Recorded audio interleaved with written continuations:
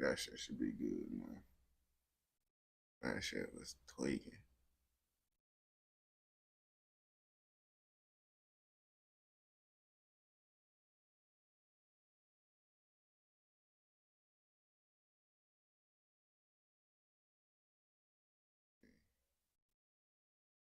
Testing, testing, 3 2 3. All right.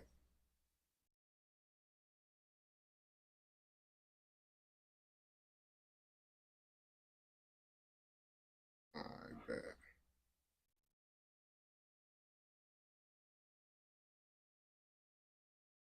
I don't know why the fuck that shit is tweaking at first.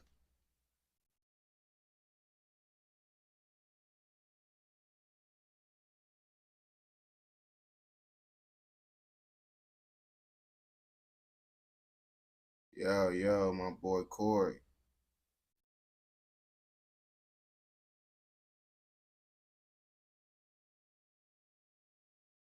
I'm always on live late. Let me see why this shit.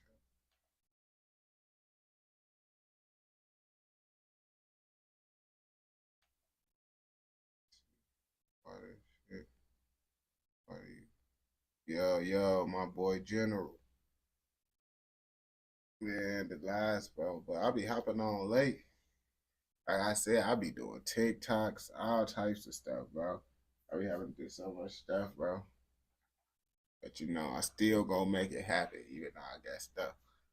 Other people, they be bapping, they be having stuff to do that they make excuses why they can't do it. What? I still get it done. This live stream, I'm gonna do 20 reaction videos, you feel me? I'm gonna do 20 reaction videos. I'm gonna get 20 videos done before I hop off live. That's what I said I was gonna do last time. I do what the fuck I say I'm gonna do.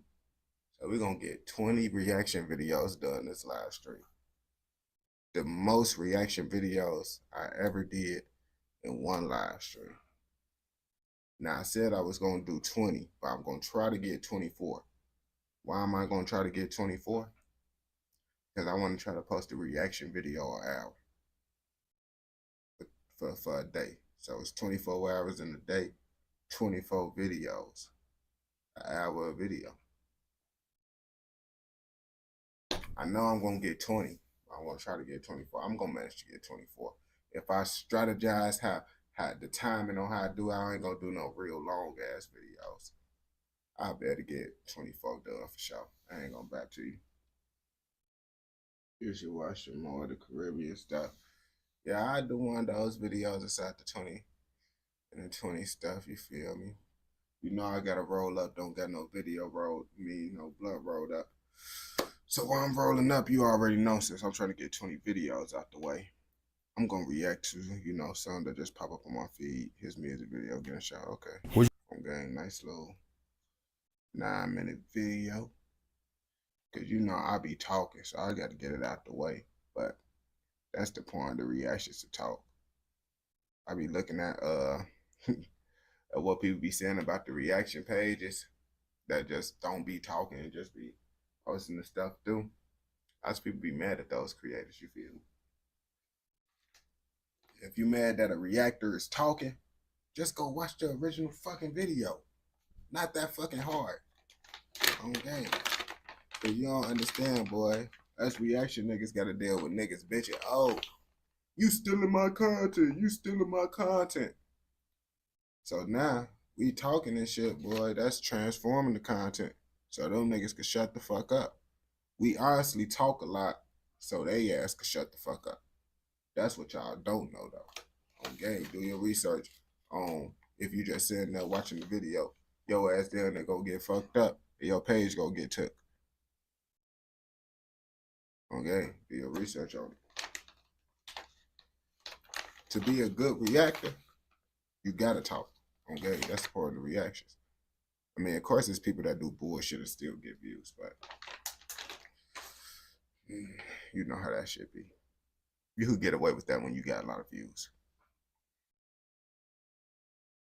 No one ain't know about Scrolly G until that music video shooting. I'm pretty sure that's the first time you heard about Scrolly G, when you seen that little shootout happen while he was shooting a little music video and stuff.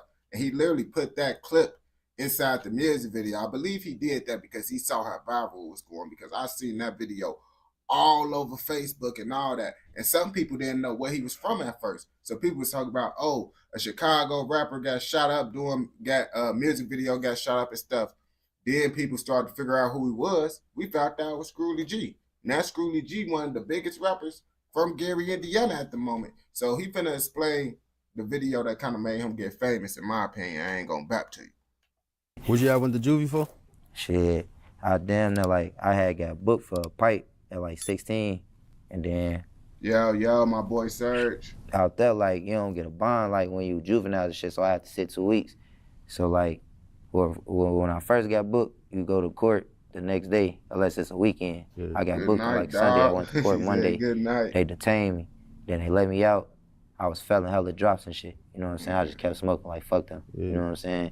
Then I just kept going back. Yeah, it sucks. You see lots of people, bro. Nowadays, bro, where I'm at in Illinois, you could be on probation and you could smoke.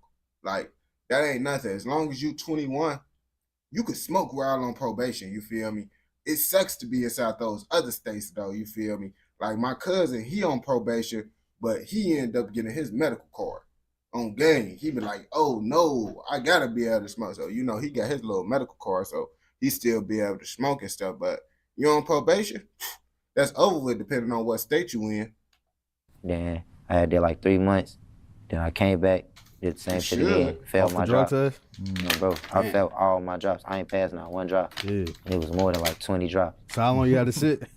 Shit, like, it was a misdemeanor. Like, it wasn't real. I wasn't a bad kid. Like, you know what I'm saying? Like, I was getting kicked out of school for like behavior shit, not because I couldn't do the work.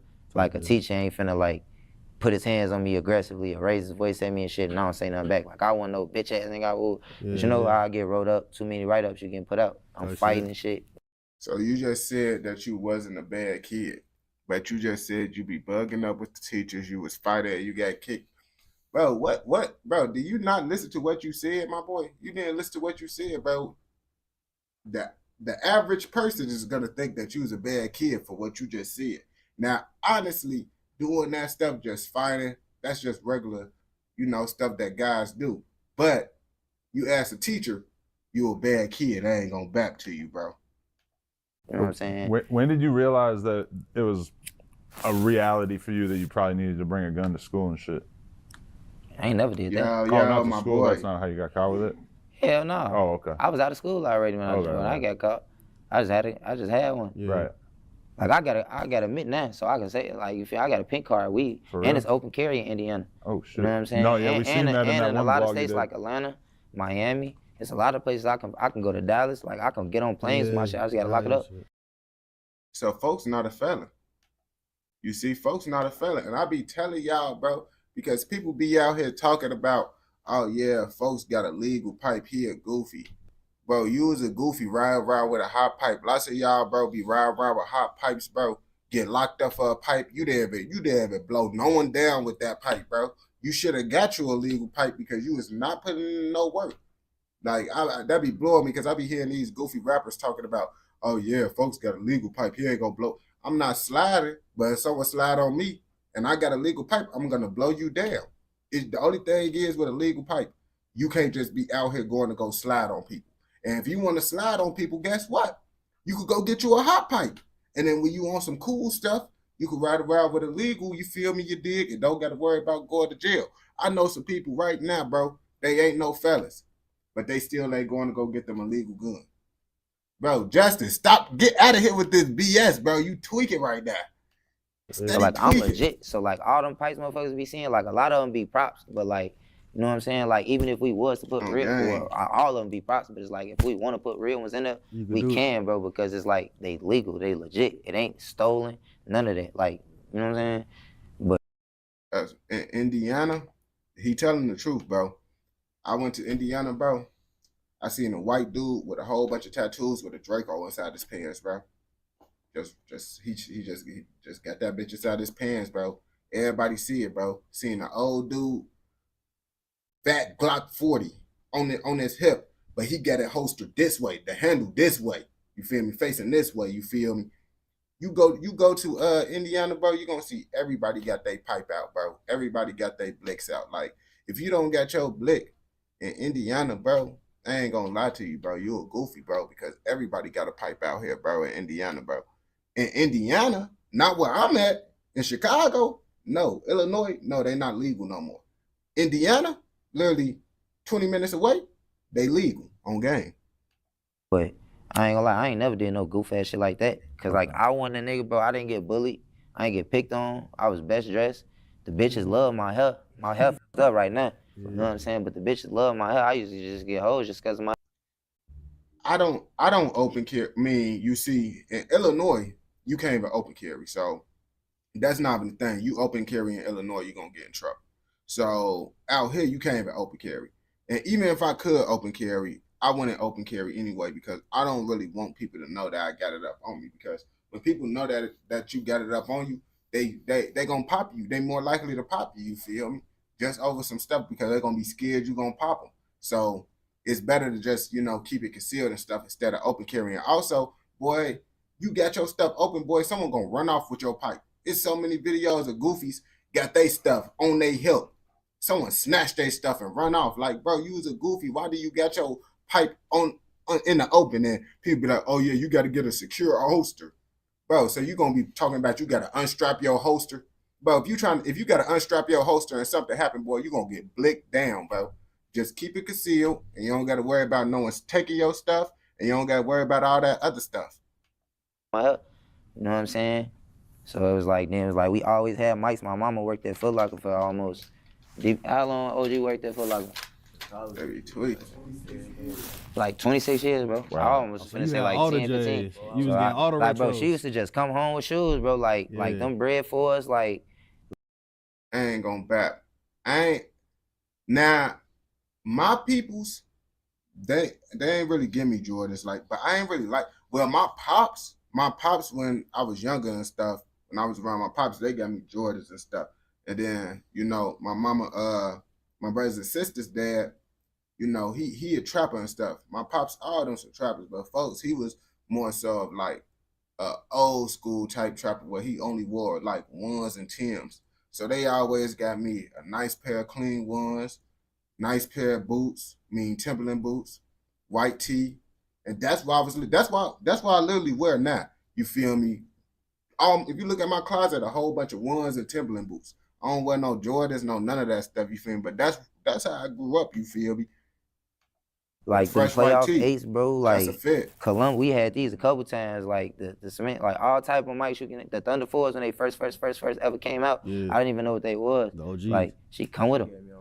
You know what I'm saying, bro? That's how like we knew him. Like, you know what I'm saying? He used to come with that with my grandma. He said your mama and his grandma, bro. Like that's what I'm saying. You was getting J's from his mama. But it was like he really was originally like locked in with like my little cousins and shit. Like, you know what I'm saying? So it's like bond. Always like my mama, you know how mamas tell sons business, like she'll tell my mama his business. Bro. Tell just got Spanish for school. Like we always heard about each other type shit. So it's like this ain't no rap shit with that. So that make a lot of sense, cause like even on the song where it made me mad, where at the end of the song, I ain't gonna back to you, bro.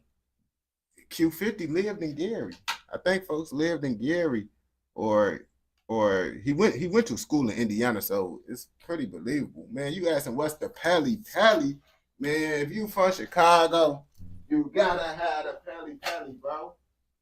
You gotta have the Pally gang. This is the Pally gang. You don't got no Pally, bro. You're not from out here. You're not from out here, gang.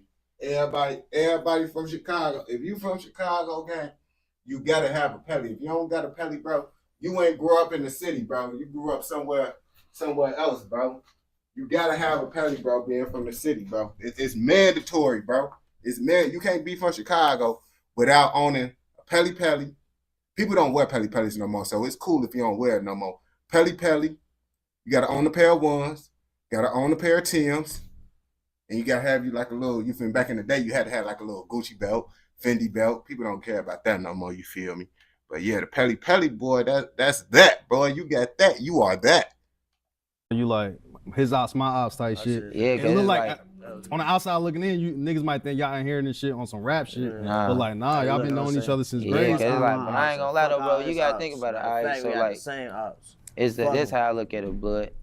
You can go to jail, right? Yeah. And probably do 2-3 months, be one of the realest niggas in that bitch.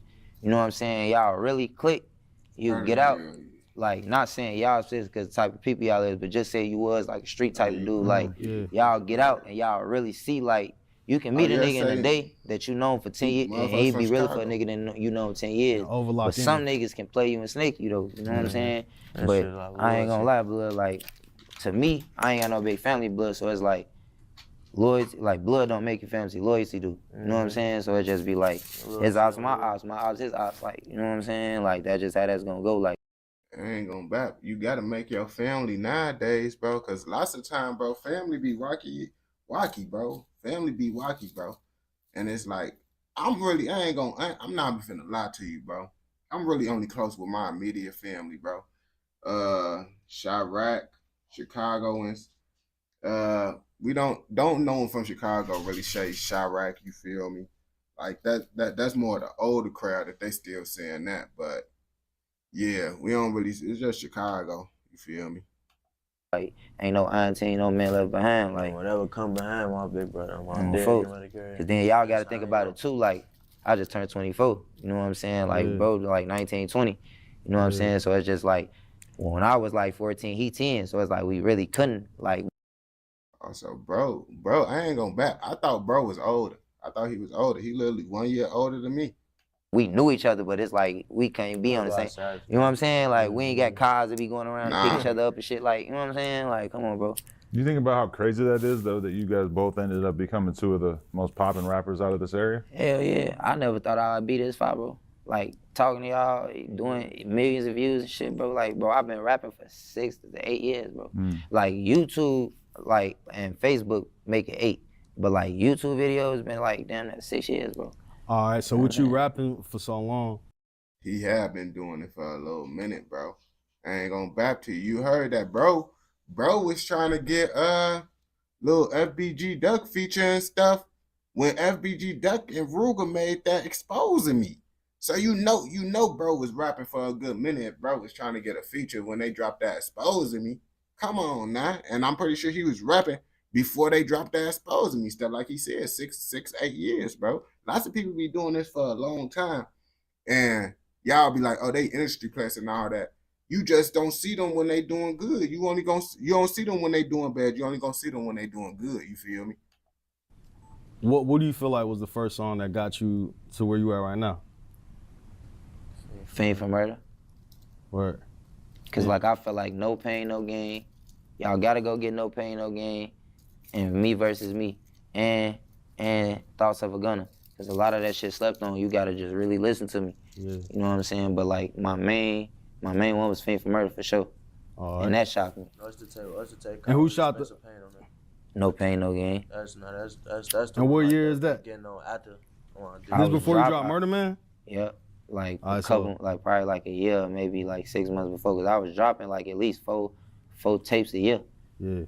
So Murder Man, you consider the album? Yeah, that's the album. All right, so that was all right. So like, I lost my train of thought on it. I mean, to me, bad. I know I'm probably talking a lot. Nah, I had a question. It was cause I was saying cause you said you've been rapping for 9 years or whatever, but it seemed like I ain't even gonna lie, you got on my radar after the music video got shot up, and I'm like that too. That's when I'm like, what the fuck going on out here? Cause I thought it was a Chicago video shoot, but then when I seen the video, that shit went viral. Everybody was talking about that shit. Like I don't want to get too much into it, like, cause I ain't do, you know what I'm saying? Like I ain't do shit. But at the end of the day, real motherfuckers know, like, bye and the big ass pause. Even if some jam, like you gon', you know what I'm saying, get back right. If it's 5, 6, 7 niggas, it's gonna ba. That's rapid firing game. That bitch said ba. Niggas was able to.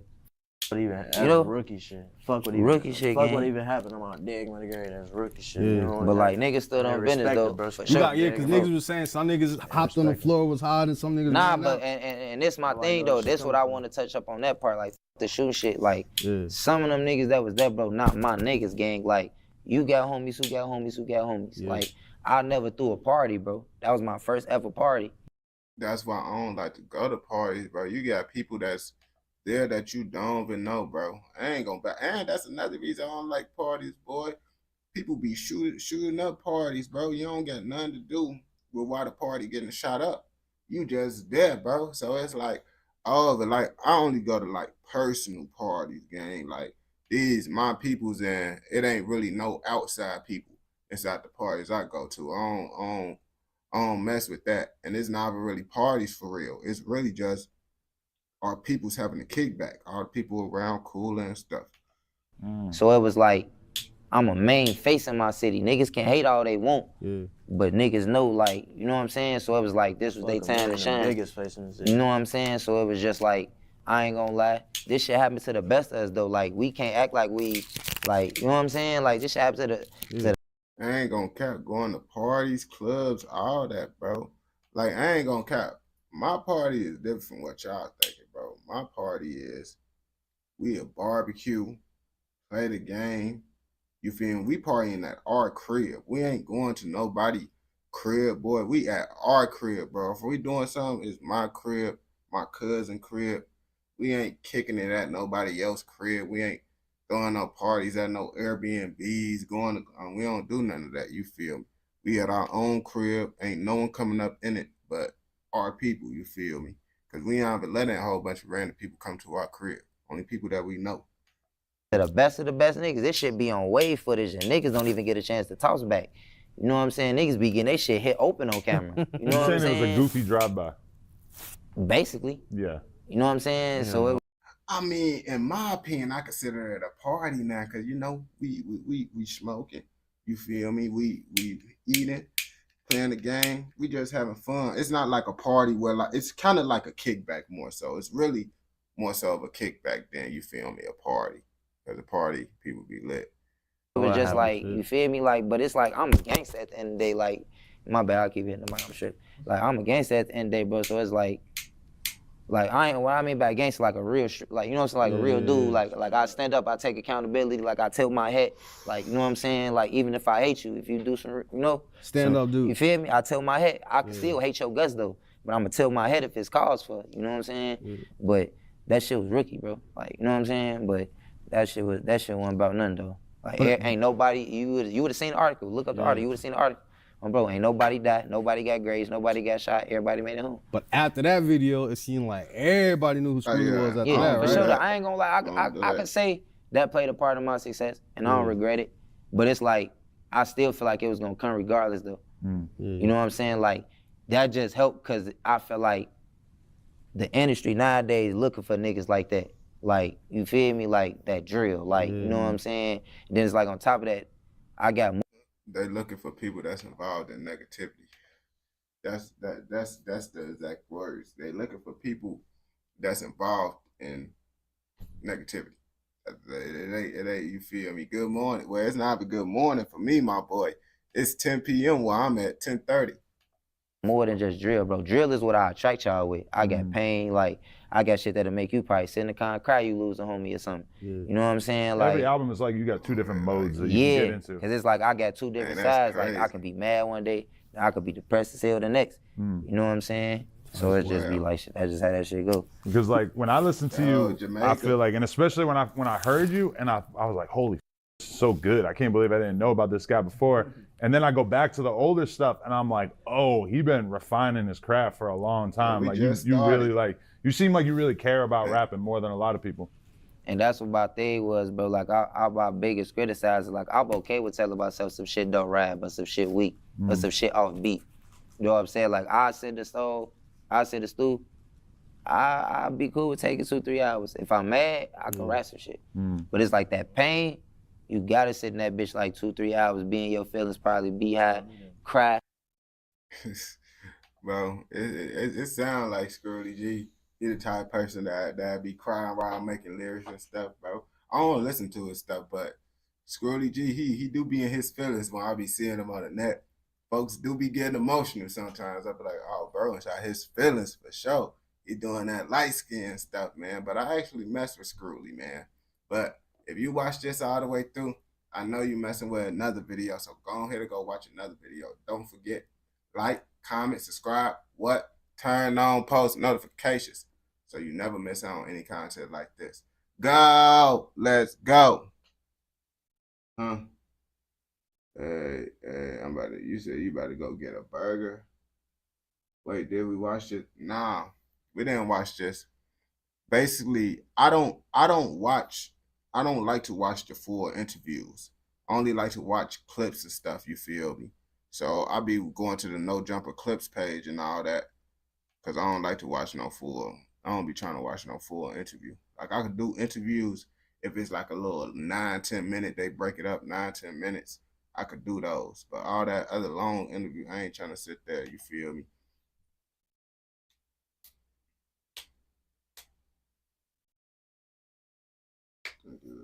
Yeah, it was a Q50 interview that we did. It wasn't even on Schooly G. You said, how long is that video? Who made the thing? You said, Wayne Silk.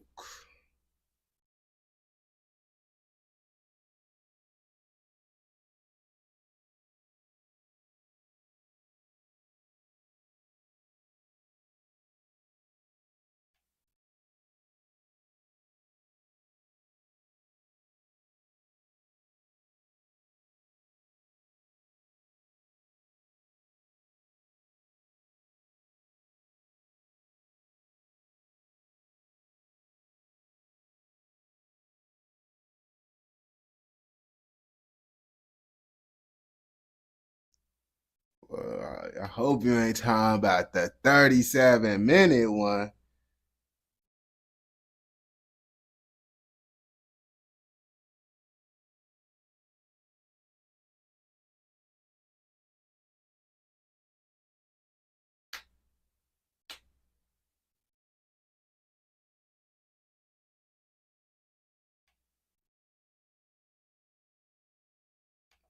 Let's see.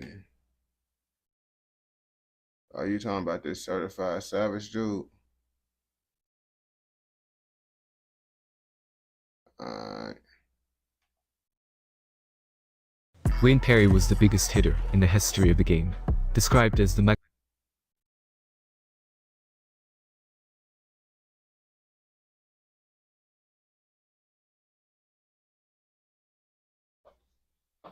Justin, you be bapping, bro. Why you be bapping so much?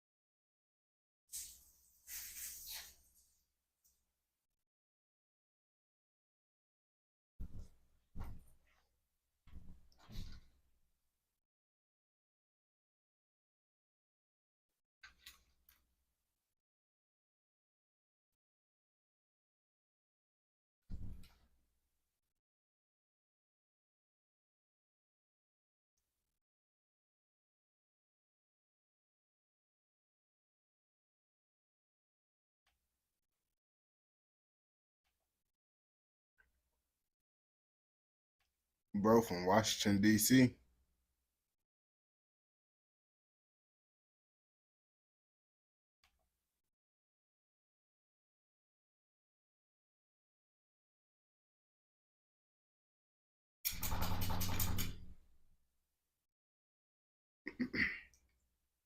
Yeah, Adam in North Island.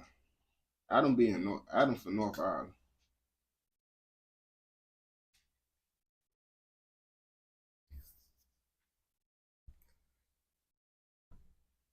they be tweaking in Washington, D.C. Like, lots of people don't know that Washington, D.C. be getting wild because they be thinking about the president because the White House in Washington, D.C.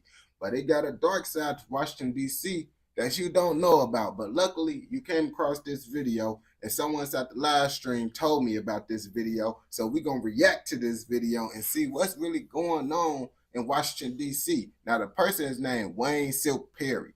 They said he the Michael Jordan of catching bodies. Now, that means he really catching bodies, you feel me, if he the Michael Jordan of catching bodies. So let's see what he really got. And he kind of looked like Michael Jordan, too. You look at it, he looked like he could be a distant relative of Michael Jordan now that I'm looking at him. Wayne Perry was the biggest hitter in the history of the game. Described as the Michael Jordan of the murder game, Wayne had the entire city of DC in complete fear. DC was the original Chirac in the 1980s as America's murder capital and ground zero for the crack epidemic. In a city of cocaine. It's crazy how everything kind of like be comparing it to Chicago, bro. Because I remember when someone said Philly the new Chicago. I be like, man, Philly is Philly, Chicago, Chicago, DC, DC. Let's just leave it at that. Kingpins and cutthroat killers, Wayne Perry stood out as an apex predator, the absolute top of the food chain. Imagine Omar from The Wire and Lamar from BMF all rolled into one. That was Wayne Perry. Police believed Wayne was responsible for 50+ murders, but when they put that number to him, Wayne looked at them and said it was in the triple digits. Now, everyone's seen the classic Hood movie, Paid in Full. But not everyone knows that the movie is missing a huge part of the true story. That part is the DC part. After killing Rich Porter, Alpo would run to DC, where he linked up with Wayne. Alpo and Wayne would then preside over a reign of terror in DC, dropping dozens of bodies across the city, and going to war with some of the most legendary hustlers, including Demencio Benson and Michael Frey Salters. You see, bro, I would honestly think like Washington, D.C. is like a very, safe place. But then you do research on D.C. and you be like, D.C. is not a safe place, you feel me? I'm going to talk to y'all while I get this lighter real fast. But D.C., they really be getting wild out there, bro. But you got to know about D.C. to know that they be getting wild out there, bro. If you don't do your research on D.C., only thing you're going to know about is the White House because you don't really hear nothing bad about D.C. I don't hear nothing bad about D.C. If I do hear something bad about D.C., that's because I'm watching a YouTube video of them telling me some bad stuff about D.C. But just everyday life on the news, you ain't gonna hear nothing about DC for real, unless the president stuff. I promise you, this is one video you have to watch. So let's get straight into the story of Wayne Perry, a certified savage. Wayne Anthony Perry was born on November 14, 1962. He grew up on L Street, in an area of Southwest DC, known as 203. Wayne excelled at sports from an early age, especially baseball. He was naturally athletic, and would eventually grow to be around 6'3". Wayne would spend his early summers visiting relatives, down in Georgia. He said he'd often get into fights out there, because racism was still a big problem in the South. Racist Southerners would often call him boy, but Wayne wasn't having that, and would fight back. You see, that's crazy, bro. That's disrespectful, bro. Someone be like, hey boy, come over here. But it's crazy.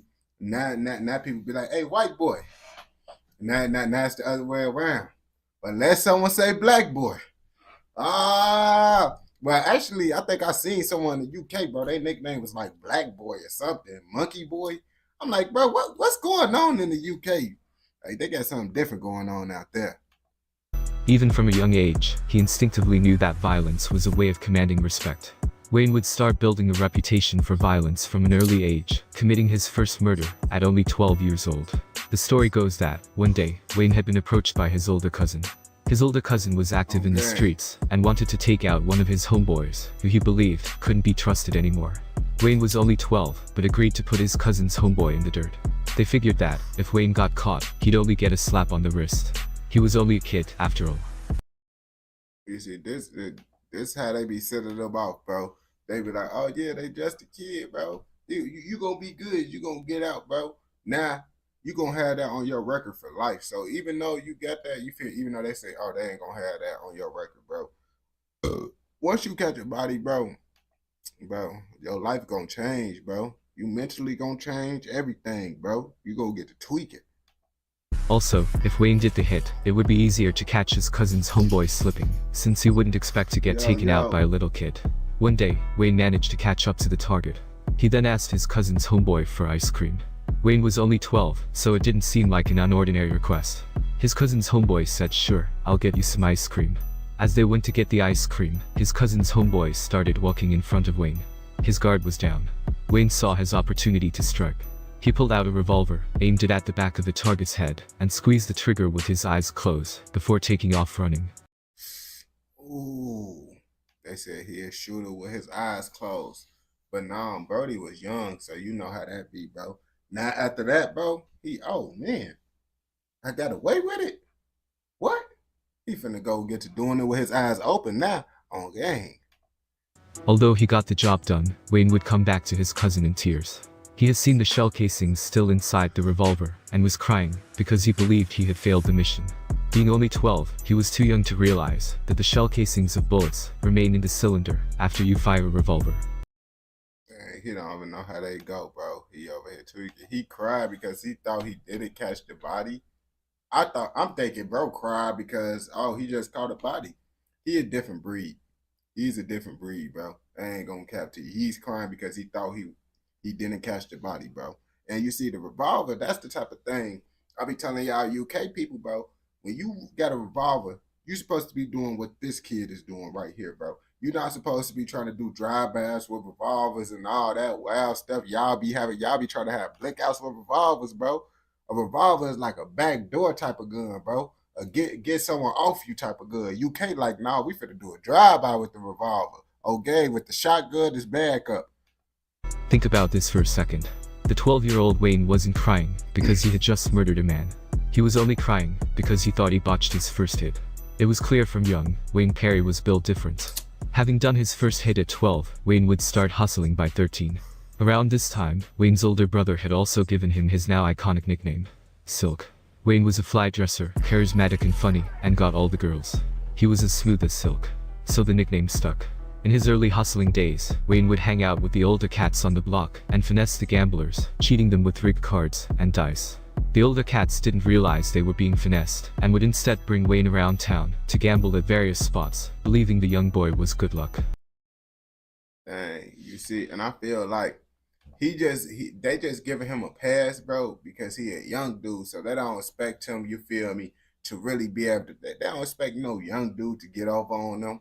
Like, if you sitting down expecting a young dude to be able to get over on you, boy, you probably think of yourself as a goofy. But man, he can't get over. He raw. He raw with it. But no, bro is advanced. He finessing y'all. You just don't know. He using that kid stuff to his advantage. Around this time, Wayne would also start attending Wilson High School. However, it was already clear that school was the least of his priorities. Wayne had 10 toes in the streets, and school and sports no longer mattered. By 16, he had already started going along with the older cats on bank robberies. Legend has it, they would take the bullets out of Wayne's gun because the older cats believed the young Wayne was too trigger happy. Bank robberies could get sticky, and Wayne's younger brother would even be killed by police. Dang, bro, you know Birdie is a savage, bro. It's like, I mean, they already knew Birdie was like that when he was crying because he thought he ain't catch a body.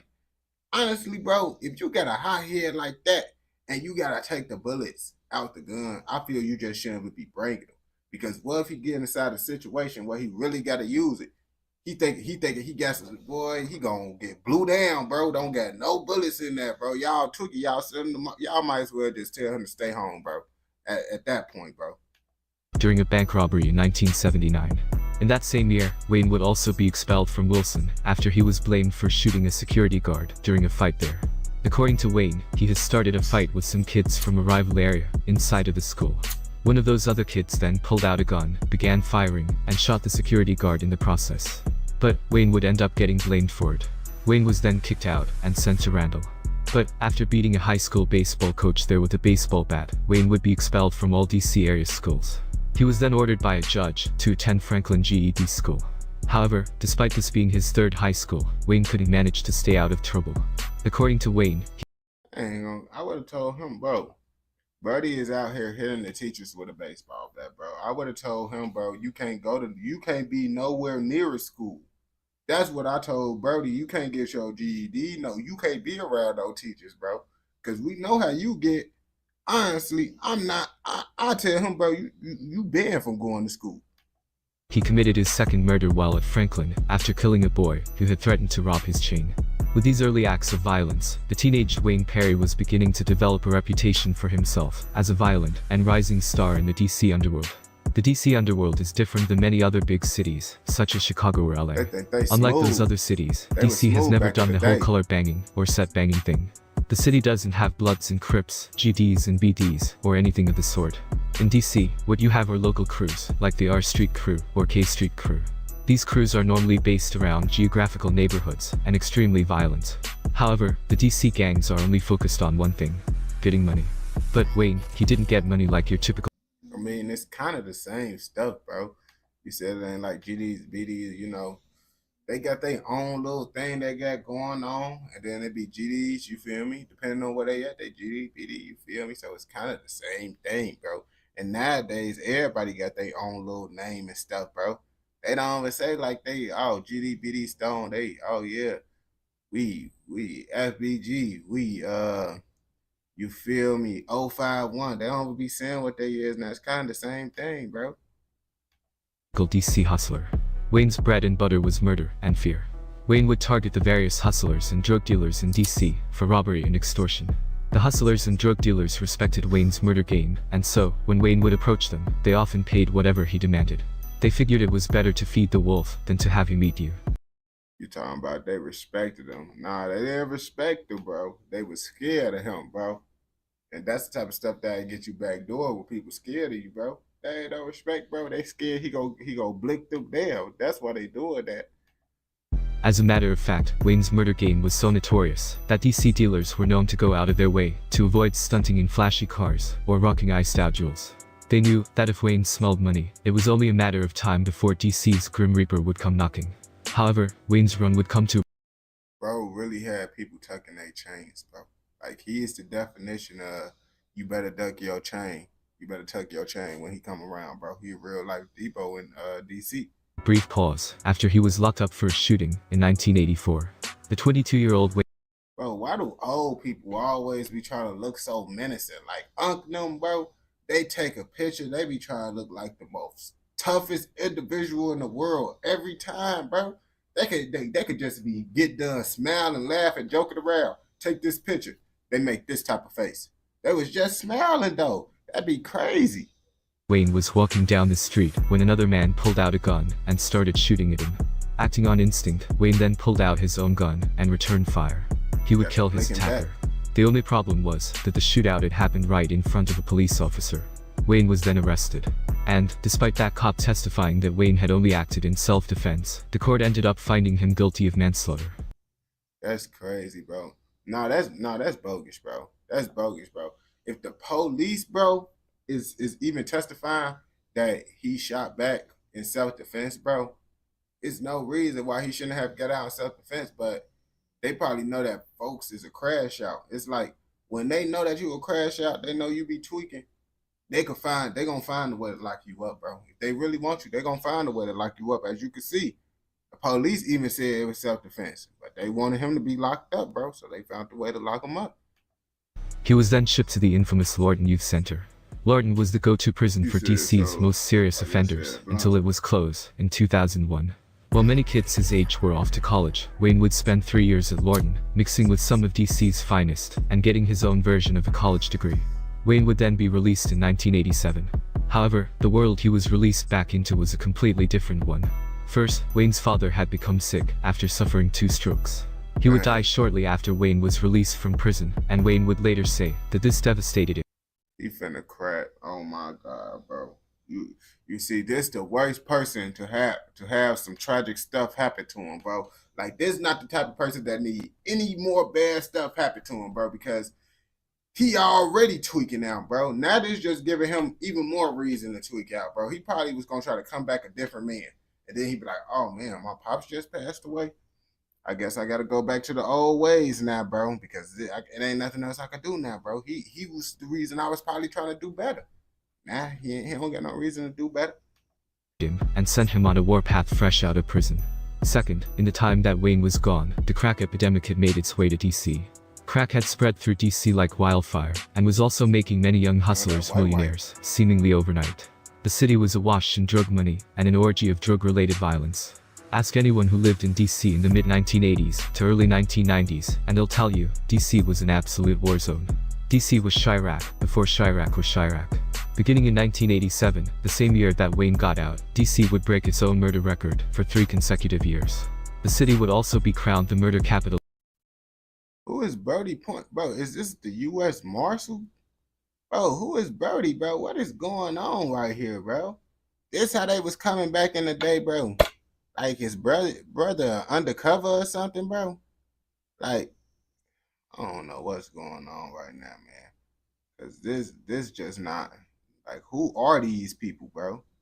Oh yeah, U.S. Marshal, bro. They some bogus undercovers, bro. They look like, even back then, they still look like an undercover, bro. That's crazy. But they look bogus. Of America in 1988. To most people, this all was horrifying. But to someone like Wayne Perry, a man built to thrive in violence and chaos, it was a perfect storm. Wayne was an apex predator, and if crack now turned DC into a jungle, he was ready to prove that he was king. After his release in 1987, it was back to business for Wayne. However, it wouldn't be long before he made a major connection with one of the most notorious hustlers in the history of the game. A connection that would not only change his life, but many would say, would destroy DC in certain ways. That connection was with Alpo Martinez, the notorious hustler from New York, whose story of murdering his friend, Rich Porter, was portrayed in the classic HUD movie, Paid in Full. Paid in Full may be considered a classic, but it doesn't tell the whole story. There's a major DC part of the story that was completely left out. The DC part of the story was only briefly alluded to in the movie, during the scene when Cameron, who played Alpo, was under interrogation, and said, quote, "I ain't snitching on nobody from Harlem, man. I'll give you a couple of cats down in DC, doing they thing out of town." So you telling me, bro, that bro is part of movies? They had to leave him out because he too menacing. They were like, yeah, we can't bro too menacing, gang. We already talking about 1 minute. Now we gonna have to talk. They're gonna probably want to know about him too. They're like, man, we get to talking about him a little bit. They're gonna have to make a whole nother movie now. So, let's now look at what really happened down in DC after Alpo linked up with Wayne. Now, around the time that Wayne was released from prison, Alpo had gone on the run. Alpo had been named in a federal drug indictment out in Virginia, one of the places he had been hustling at. Rich Porter's own cousin, a man named Nathaniel Peanut Watkins, was also named in that indictment. He would tell the FBI that he saw Alpo give a man $300,000 during a drug deal at a Virginia motel. Watkins and the third co-defendant would eventually get life, but Alpo ended up going on the run for the case. He was also wanted for questioning in New York in relation to several murders out there. Since New York was too hot, Alpo decided to move to DC and set up shop there. Now, it's important to understand. Brother said, oh yeah, he part of the reason why New York is hot. Let me go to another place because it's too hot. You go to another place, you make that place hot. Bro, you just over there just burning up everywhere you go, my boy. Something. DC is its own city with its own politics. Part of what makes DC hustlers, is their shared hatred for out-of-towners, especially New Yorkers like Alpo, who think they can just come into town and set up shop. However, this isn't always the case. For example, some out-of-towners, like Demencio Benson, another legendary New York hustler who set up shop in DC, were actually respected by the locals because of the way they carried themselves. Alpo, on the other hand, came with a reputation as a slimy dude. So, when he arrived in DC and tried to set up shop, Alpo was met with instant smoke. Yeah, I ain't gonna, back in the day, bro, they ain't really honor all that snake stuff, bro. They ain't with that honoring snakes, bro. Nowadays, oh yeah, bro, it's cool to backdoor. That's the trend, boy. Back in the day, they have morals. That's why gangbang, even though it was wild back in the day, bro, they have morals and stuff. Nowadays, bro, these people don't got no morals or nothing. They just crashing out, bro, and hanging with backdoor people. They'd be surprised they get backdoored. Local gangsters would rob and extort him, and, according to a well-known FBI agent, Alpo was then shot by a crew affiliated to notorious DC gangster, Clef Cobb. Michael Frey Salters, another legendary DC gangster, would also develop a deep hatred for Alpo, and reportedly rob him for multiple bricks. That's just how it was in DC. It didn't matter if you were from New York, California, or even a yardie from Jamaica, it was well known that DC gangsters were giving smoke to a lot of towners. Even in federal prisons, DC gangsters have a reputation as being the most violent and often most hated inmates in the entire system. During the 1980s, the DC Blacks, a prison gang made up of DC gangsters, even went to war with the notorious Aryan Brotherhood in the federal prison system. So, here's Alpo, trying to work his way into DC, and fill in the void that was left behind by Ray Full Edmond, who was DC's biggest cocaine supplier, until he got knocked in 1990. He's getting robbed, extorted, and shot because nobody respects him. This is where Wayne Perry comes into the picture. Alpo knew that he needed someone from the home team on his side. So, he started recruiting. First, he managed to get close to a young gangster, a 15-year-old stick-up kid named Sheldon Watkins. Watkins, also known as Shorty Pop, was notorious in DC.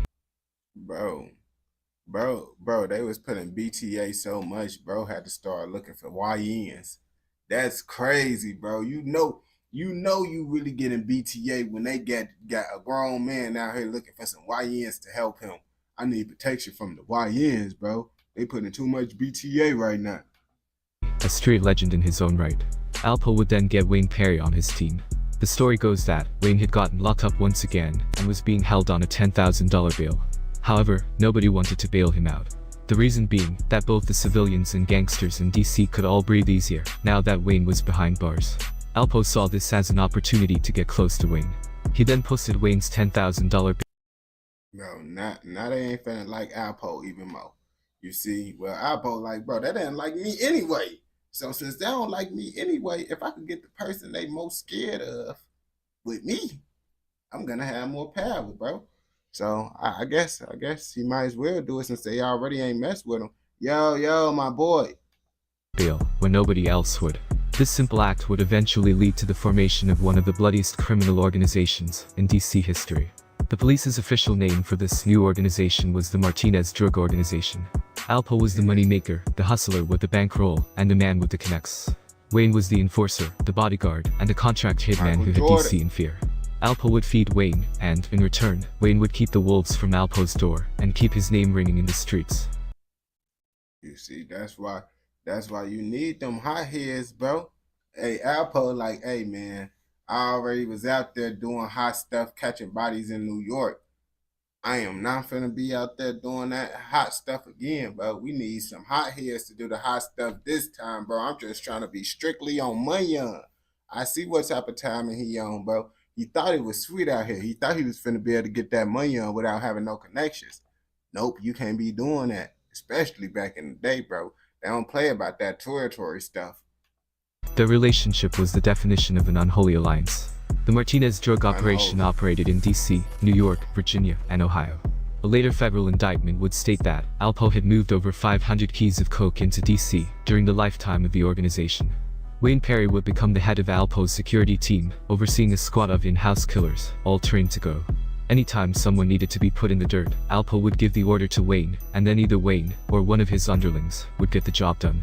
Wayne's approach to contract killing has become the topic of local legend. But his strategy was simple. First, Wayne did his homework. If Alpo put someone... Well, this the face he make when he catch the body? Yes, we got another one. He must have been watching the news and heard that one of his victims passed away. That's why he making this face right now. On the hit list, Wayne would find out who they were, where they stayed at, their routine, and everything else a killer needed to know in order to get the job done quickly and professionally. He did this so well that people would say Wayne literally stalked his victims. Rumors would go as far as saying that, if Wayne wanted you, he would sleep in your front yard, just waiting for you. Wayne's dedication to the murder... Oh yeah, bro. He the ultimate unemployed dude, bro. Brody said he's sleeping in your yard for a body, bro. Is it that serious? He's like, bro, this is what I love to do, bro. This is my passion, bro. Is you gonna fall asleep for your passion? I'm doing the same thing. I gotta respect it if it's your passion, brother. Game was unparalleled. After Wayne had done his homework and clocked you, he would strike in a way that even the most paranoid and cautious hustlers couldn't have ever seen coming. Some even described him like a ghost. You could never pinpoint exactly where Wayne was. He would just pop up out of nowhere and surprise the hell out of you. Even the police admitted that they didn't know Wayne's address until months after they arrested him for the final time. Wayne would switch up addresses and locations, often staying at random hotels or motels for the night. Wayne also wasn't loud. He wouldn't argue with you, give you a chance to put your guard up and strike first. Bro is acting like Batman, bro. Y'all talking about Michael Jordan. Bro, it's Batman that turned evil, bro. Talking about, yeah, he like a ghost. He don't say nothing. He just pop up and get you. That sounds like Batman that turned evil to me. He was calm and collected. You would never see it coming. Wayne would do his homework on you, catch you slipping, and then straight rock you to sleep. Wayne and his crew of enforcers would commit dozens of— Bro, talking about he sit down, do homework on you. Is this not what Batman do? Don't Batman do homework on you before he beat you like that? Like, bro, do you so dirty? It is crazy, bro. Batman do them dirty and they still go commit crimes, bro. Batman do me dirty, bro. I'm done, bro. I'm leaving Gotham. Of murders between the period of 1987 and 1992. Police pegged Wayne's personal body count at 50+ bodies. However, they would put this number to Wayne during a later police interview, asking him to confirm whether it was true. Wayne looked at them and then said it was more like 100+ bodies. This might sound like exaggeration, but as we'll see, Wayne was dropping bodies left and right like it wasn't a thing. The level of savage— I mean, honestly, I can believe it, bro. You see, nowadays, I wouldn't be able to believe it. Why? It's cameras everywhere, bro. With so many cameras everywhere, bro, it's like, yeah, nah, bro. That's over with, bro. You is not getting away with that, bro, unless you got superpowers. Nah, back in the day, it ain't no cameras. It ain't really all that other stuff for real, bro. I feel like, because we talk what? The 1980s, early 1990s? Yeah, it ain't no cameras and stuff around like that, bro. Could really be a ghost, bro. It ain't no stuff out there for real, bro. Savagery was almost unbelievable, and often sounded like a scene out of a Hollywood movie. Let's now take a look at exactly what happened after Wayne and Alpo linked up, and the absolute bloodbath that followed in DC. So there were 3 reasons why Wayne would kill. First was business. If Alpo needed to take out a competitor, or give an overdue notice to a late customer, Wayne would get them gone. The second reason was to protect the crew from— Oh, that's the type of credit company you is not trying to mess with, bro. You see, imagine your credit company say, all right, you overdue. We finna send those people to come to your door and blow you down. I bet you everybody go stay on top of their credit deal. Ain't nobody gonna miss no credit payment deal. They found out those people hopping up and blowing you down for a late payment. From the police. This meant killing anyone Wayne thought was snitching. The thing was, though, that Wayne really didn't need any sort of confirmation that someone was a snitch. No paperwork or nothing. To Wayne, just the mere suspicion that someone was snitching meant they needed to be put in the dirt. Yeah, bro. It's like, bro, and I tell y'all about this snitching stuff, bro. You don't want to snitch, bro, because you trying to be a super civilian and stuff, and now you're gonna be a super ghost on gang. That's what happened, bro, when you try to be a super civilian, bro. So mind your business, bro. You see someone get blew down, go the other way, bro. Someone asks you, did you see it, bro? You didn't see nothing, bro. Just tell your mama that you seen some traumatizing things when the news ain't around, bro. Make sure your mama don't snitch, because they might try to get your mama for snitching too, bro. So you probably might not want to tell your mama, bro. Just keep it to yourself and say traumatized by yourself. And it wouldn't take much to trigger that suspicion. If you so much as asked too many questions, you could be snitching. And the last reason Wayne would kill was if it was personal. If you were on Wayne's good side and did what he expected of you, you could breathe a little easy. But if you did anything to make Wayne feel like you double-crossed him or didn't live up to his expectations, he would take it personal and show you no mercy. One of the first known persons who Wayne killed for Alpo was a man named David Short. Short went by the nickname Duke and was murdered in Maryland in 1989. Alpo believed that he was planning to rip him off for drugs and coke, and even possibly try to kill him. So Alpo put Wayne on him. Wayne and Shorty Pop then took him out. Next, Alpo ordered the murder of a man named James Hinson. Hinson, also known as Froggy, was killed by Wayne in 1990 for simply failing to pay a drug debt. His murder was also witnessed by a female friend of his, named Alveda Hopkins. Hopkins would also herself be later murdered by Wayne and his hitters, in order to tie up so-called loose ends. You see, bro? You see? I ain't gonna bap to you. Y'all females be messing with them dudes, bro. You want to hang around your boyfriend 24/7, 24/7. You better hope them people ain't looking for your boyfriend, because you being around him 24/7, you most definitely gonna be with him 24/7. Then I ain't gonna lie to you, bro. After Hinson, Alpo would order one of the most infamous murders when he told Wayne to take out the legendary New York hustler, Demencio Benson. Let's take a second to consider what happened. Bro, These glasses look like bro be on that. Bro, why them glasses so big, bro? He got the extra large glasses, bro. Them the big bifocals. So, Demencio is considered a legend in New York. He was a close friend of legends like Mike Tyson and Rich Porter. Till this very day, he continues to be talked about as a man of respect who is well loved and sorely missed. Demencio was one of many New York hustlers who moved into DC in the 1980s. He would set up shop in one of DC's most notorious housing projects, known as Montana Terrace, even being given the nickname Montana as a result. Now, to a hustler, Montana Terrace was considered prime real estate, like the Trump Tower of the dope game. It was also home to another DC legend, the feared hitman, known as Teflon Sean. Teflon Sean would say in an interview that Montana Terrace was such good real estate that it was capable of pumping 1 kilo of coke per day. This is all to say that Demencio was making big money out in DC, and Alpo likely knew about it and wasn't too happy. However, Demencio had developed clear tensions with Alpo over a woman, that woman being Alpo's wife. Demencio had some sort of relationship with her, his son later saying that she was only a friend. Oh shit, I didn't even look at it I'm looking at it from the little screen over here, bro. Dang, bro. I really thought you said relatable, just a quick glance. I'm like, oh, damn. He might be relatable, bro. His father's.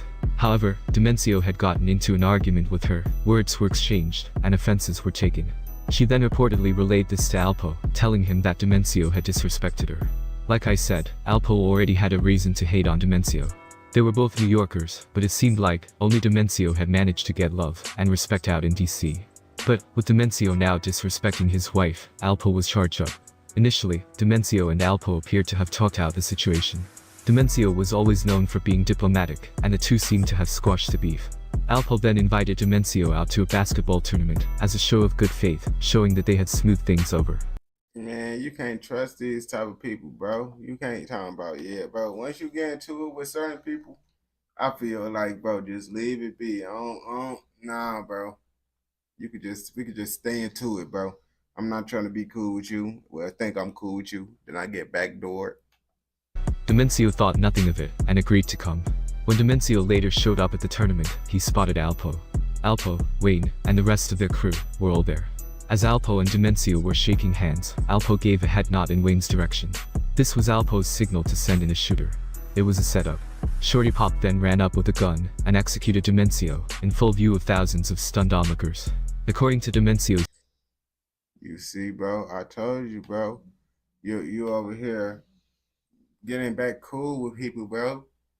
This is why you is not supposed to be cool with people, bro. I told you, bro. Just stay into it with them, bro. Just stay into it, bro. Because, yeah, bro. That's how you get to trust the people, bro. And now you backdoor, bro. You probably would have still been alive if you would have stayed into it with them, bro. Because you wouldn't have trusted them and got backdoor. His son, Alpo, would even send a bouquet of flowers to their family after the shooting. He did this in order to throw off any suspicion that it was him who was behind the murder. Alpo was the real definition of a slime, a real-life bishop from Juice. He already double-crossed Rich Porter, and now he did the same to Demencio. Despite thousands of people being in attendance at the tournament, police couldn't find a single person who was willing to talk. Everyone knew who did it, but Wayne's reputation had already put the fear of God into them. After killing Demencio, Alpo and Wayne would take out another street legend, this time from the DC side.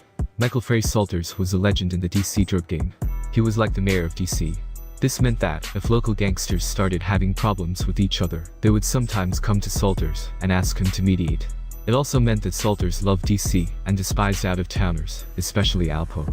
Alpo knew this and was afraid that Salters was going to take him out. At the same time, it's reported that Salters also had a contract out on Wayne. Salters figured if he took out Wayne, it would lead. Also both higher. Let's see who got the best hit, man.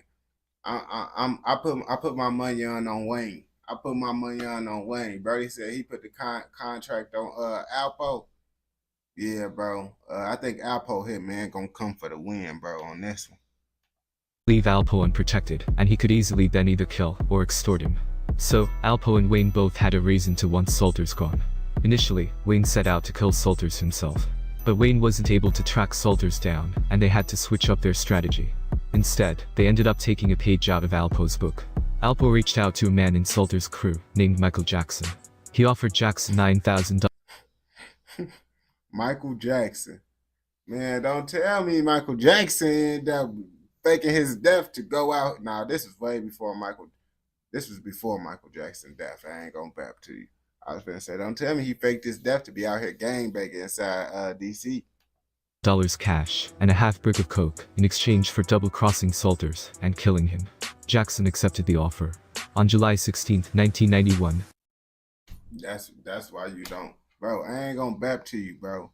If everybody around you ain't making the same type of money on as you, bro, they'll probably backdoor you, bro. Because lots of people be envious. You don't even know it. You don't know it. So you be out here making that money on that motion. You think they mess with you, bro. Then someone be like, hey, yeah, bro, I can give you some money so you can have motion like him if you smoke them. They be so jealous. They're like, yeah, bro. He ain't giving me no motion anyway, bro. So I'm finna smoke him for that motion on gang. Michael Frey Salters was driving through Northwest DC when his car was sprayed with gunfire. Salters was hit 6 times and would later be pronounced dead at the Washington Hospital Center only hours later. In separate interviews, both Alpo and Wayne would later. You see, I would have won a bet. I would have won a bet because I bet that Alpo was going, Hitman was going to win. He win, executed the mission perfectly, I guess. Admit that Michael Jackson was the shooter. But Wayne, he wouldn't only kill people in the game. The next murder attributed to him would actually be the murder of a young woman named Evelyn Carter. The story of what happened is almost unbelievable. The story goes that after Michael Frey Salters was killed, Evelyn Carter had attended his funeral and was telling people there that Wayne and Alpo were responsible. Wayne thought she was snitching and therefore wanted her gone. However, according to a well-known FBI agent, there was a different reason why Wayne wanted her dead. Carter was reportedly accustomed to life in the fast lane and would date various hustlers and drug dealers across DC. Wayne tried to mess with her, but she reportedly rejected him. He one of those, bro. He one of those, bro. You can't even reject. He on that with any and everybody, bro. This the dude that the females be scared of. When females be like, oh man, it's so dangerous. If I reject them, this the guy that they talking about. And they try to be acting like, oh man, be like that, bro. No, they talking about Wayne Perry. That's what they talking about. Where they be like, oh yeah, if I reject him and don't give him my number, he might do something. This the guy that they talking about. I ain't gonna bap to you. That made Wayne angry and was reportedly the real reason he wanted to put her in the dirt. But it's unclear which of these two stories was the true motive. Either way, Wayne wanted Carter gone. I think the one. I think probably the one, because he looked like the type, bro. All the stuff that he's doing, he seemed like the type, bro. He don't like no one to tell him anything that he don't want to hear. You tell him something that he don't want to hear, he's just going to take your life, so he don't never got to hear you again. Rather than do it himself, he ordered one of his soldiers to carry out the hit. Thomas Dozier had done time with Wayne back in Lorton, but Wayne had since developed worries about Dozier. So Wayne told Dozier to do the hit as a way of testing him. One day, Carter went to see a Keith Sweat concert at Constitution Hall, 2 blocks away from the White House. After the show rounded up and she was leaving, Dozier shot her. Bro, that's crazy, bro. That's crazy, bro. Bro, really just did a hit because another man got rejected. You catching the body because folks got rejected by a female, bro. You down bad for that, bro. This is why I ain't gonna catch you. Some of that street stuff be goofy. Like, you finna listen to a man go catch a body for a dude for some goofy stuff. Like, they be wanting people to catch a body over the most goofiest reasons. And you gonna do it just because he, the gang leader? Well, he gonna smoke me too if I don't do it. Well, I guess that could be a good reason why you do it too. You feel me? But outside of that, bro, that's some goofy stuff to be doing. If you ain't out here catching a body for yourself, I feel you shouldn't catch a body. I ain't catching nobody for no money. I ain't gonna bat to you. If I'm catching a body, it gotta be for something that I want to do, bro. Twice in the chest. Carter fell to the floor and started bleeding out. Dozier lingered around for a bit before an ambulance came and scared him off. Carter was rushed to a local hospital where she died shortly after. Dozier then reported back to Wayne and told him the job was done. That's the face he was making right there. He told him the job was done. Yes! On gang, he overly excited, bro. He ecstatic, bro. He like, party time on gang. But when he told Wayne the details of what happened, Wayne flipped out. What do you mean, you killed her?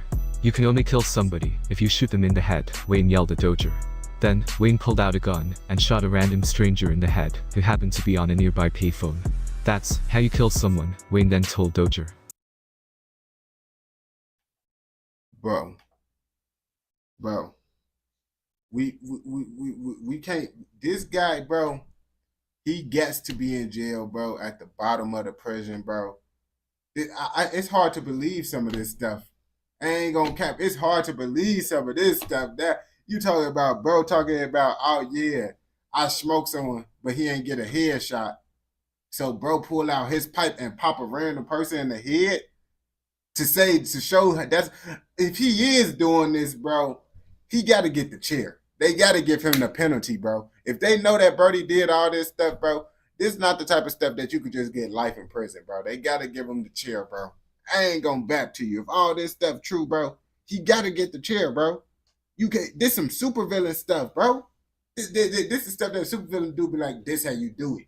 Bah, you gonna be next if you don't get the job done the right way. Like, bro, what? He really think he the Joker or something? This story may sound unbelievable, but it was confirmed to be true by a well-known FBI agent who worked the case and who also knew Wayne Perry. It's all documented. So this man really the evil, bro. We need to, bro. Why they ain't put him inside Gotham City, bro? He could be a Batman villain for sure. This the type of, bro, Batman been having the same villains for a good minute. Throw Wayne Perry up in there, bro, and Batman gonna have a little challenge up in there, bro. He'll fit good up in Gotham City. It just goes to show how easy it was for Wayne to kill. The next victim would also be a woman who would similarly be killed for no reason. A woman named Yolanda Burley had met Wayne somewhere. They got to talking, having a conversation, as people normally do. However, Burley then began asking Wayne about who he was and what he did for a living. Again, nothing unusual. Yeah, but the feds got to get up on him, bro. This ain't nothing that, at this point, bro, he a federal level threat at this point, bro. If the feds don't get on that with him, bro, like, I ain't gonna cap to you right now, bro. He over state level threat right now, bro. The feds got to get on that with him, bro. The police probably scared. The police probably scared to lock him up, bro. They're like, man, I lock him up, man. You know what's going to happen if he get out of jail. They be scared because they be like, man, they probably want to lock him up. But then it's like, you remember what happened last time? They tried to keep him locked up, and then someone bonded him out. And then if you be the person that locked him up and he get bonded out, you already know. Hey, you over with. But Burley had unknowingly raised Wayne's suspicions. Why was she asking so many questions? She must have been a snitch. Wayne, Thomas Dozier, and another associate then later stabbed and shot her to death. But the killing wouldn't stop there. Remember, you see, he's crazy, bro. This is what I mean by crazy, bro. When I tell y'all, bro, really only crazy people be stabbing people in America, bro. That's the type of person that's out here stabbing people, bro. People ain't out here stabbing people in America. Unless you Wayne Perry.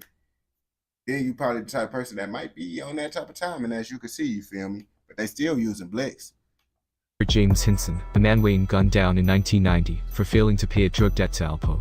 Hinson's friend, Alveda Hopkins, had witnessed the murder and decided to cooperate with police to lock up her friend's killer. When Wayne found out, he knew she had to go. Wayne then got one of his underlings to kidnap her. They caught her walking down the street, knocked her unconscious, and threw her in a van. When she woke up, she realized she was in a vehicle with the DC Grim Reaper. She was paralyzed with fear. According to Alpo, Wayne then threw in a tape, bumping the NWA song, A Bitch is a Bitch, with the song blaring in the background. Oh, he's a villain for sure. You get to playing music for your crimes, bro. On game, get to, yeah, this is song, this for you, right here. You know, that's a real life crazy person. That's a real life, you know, all the events, they get to play the song, they might get to dancing and stuff, dancing around, get to point the blick at you. Ooh, okay, you know how they get to do it, get to dance and spin it around with the gun. They might pop you while they on beat. As soon as the beat drop, bang! Like, bro, is real life one of those. Wayne then proceeded to stab Hopkins numerous times before eventually shooting her to death. The group then dumped her body on Interstate 295. Oh, I think he just got tired of popping people. Honestly, I just think he got tired of popping people, bro, because you see, the whole video, he was bang, bang, bang, bang, bang. And then it's like, I guess he'd be like, man, we've been popping people too much, bro. It's like, we gotta switch it up. This starting to get a little bit boring now. Cause now he getting to poking people, bro. He tweaking now, bro. Wayne and Alpo were personally responsible for contributing to DC's skyrocketing murder rate in the 1980s and 90s. But they didn't stick to just killing outsiders. They also internally cleansed members of their own organization. Gary Terrell, aka Big Head Gary, was one of Alpo's close friends in DC and a member of the Martinez drug organization. Gary was also a killer. He was reportedly the man responsible for murdering both Rich Porter and legendary DC gangster Andre Tank Johnson. Johnson, who was commonly referred to as Dre, had regularly done business with Alpo. A later federal indictment would even say that Alpo had supplied Dre with up to 250 bricks of coke. It's crazy, bro. Like, thinking about it, bro, Alpo really just became the most dangerous man because he bonded out a savage. Like, and that's why I never understood about the evil villain movies. Like, the evil villains, bro, they'd be having these big, buff, strong villains and all that stuff, scared. Like, why, boy, smoke this dude for talking crazy to you. Like, what is going on right now, bro? But I don't know how they be doing it, bro. That's the power of a true leader, I guess. Because it's like, bro is really only savage because he got Brody. He was just getting punked. He was getting robbed and stuff. In the beginning of the video, bro was just getting robbed and stuff. Trying to link up with young people just so he wouldn't get messed up. Brody literally changed his life in the streets, bro. I ain't gonna bap to you. However, Dre had begun having an affair with Big Head Gary's baby mama. It caused tensions, which then led to a meeting, with Dre giving his word that the affair would stop. But after Dre started ignoring Gary's baby mama, she became jealous and put out a lie that she was pregnant by him. This infuriated Gary, who wrongly believed that Dre didn't honor his word that he would. I ain't gonna bap to you, bro. First of all, she bogus. She grimy for doing that, knowing the type of person she messed with. But females will get you smoked over that type of stuff. But what I was gonna say, boy, that's some goofy stuff to do. You know your female is cheated, and you tell her stop messing around with him. Bro, if you don't kick her to the curb, bro, it's over with. It ain't no, oh yeah, stop talking to her. And I'm going to smoke you if you keep messing. No, I'm done with her. It's over with, bro. All that, bro. I don't even want her if she over here doing that type of activity, bro. I ain't going back to you, bro. Would stop messing with Gary's baby mama. So, the next time Dre went to re-up from Alpo, he ended up getting robbed and shot dead. Alpo would blame Gary for Dre's murder. However, Dre's loyal friend and right-hand man, legendary gangster, Evers the Christ, said he believed Alpo was really behind it. Evers the Christ would develop a lifelong hatred for Alpo and spend many years trying to track him down because of this. However, you talking about track him? This real life, bro. A superhero, well, evil villain story, bro. Talking about, yeah, he got to track him down, bro. He looking for him, bro. Just like Rich Porter, Alpo would end up turning on his very close friend Gary as well. Alpo had come to believe that Gary was going to branch off and start working with another connect. Alpo had been supplying Gary for a while, a federal indictment pegging the amount at nearly 350 bricks. Alpo also worried that Gary may rip him off before switching plugs. He told Wayne that Gary had to go. And, once again, they took a page out of Alpo's book and set Gary up for a double cross. So, one day they called Gary. They told him that they were sliding on and up and to come. Gary agreed because, like I said, he wasn't a stranger to the gunplay. Oh, bro, you know, bro, is a crash out, bro. Crash out to the fullest extent. That's how they able to backdoor you. Hey, yo, we finna go catch a body. Oh, you finna go catch a body? Oh, yeah, I'm finna come right now. You the body. Yeah, they is finna catch a body. You is the body, though. That's crazy. I ain't gonna bap to you, bro. But that's why I say, bro, once a snake, always a snake, bro.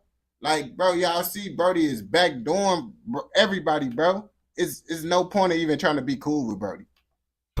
They then picked him up in a van, the same MPV van that they had earlier murdered Alveda Hopkins in. Alpo was driving, and Wayne was in the back seat, sitting next to Gary. After driving for some distance, Wayne shot Gary in the torso and head, killing him. They then stripped him and dumped his naked body in Rock Creek Park. The reason they stripped him naked was to make it look like a sex crime in order to throw off detectives. They then tried to clean up the van. I mean, that was kind of smart, bro.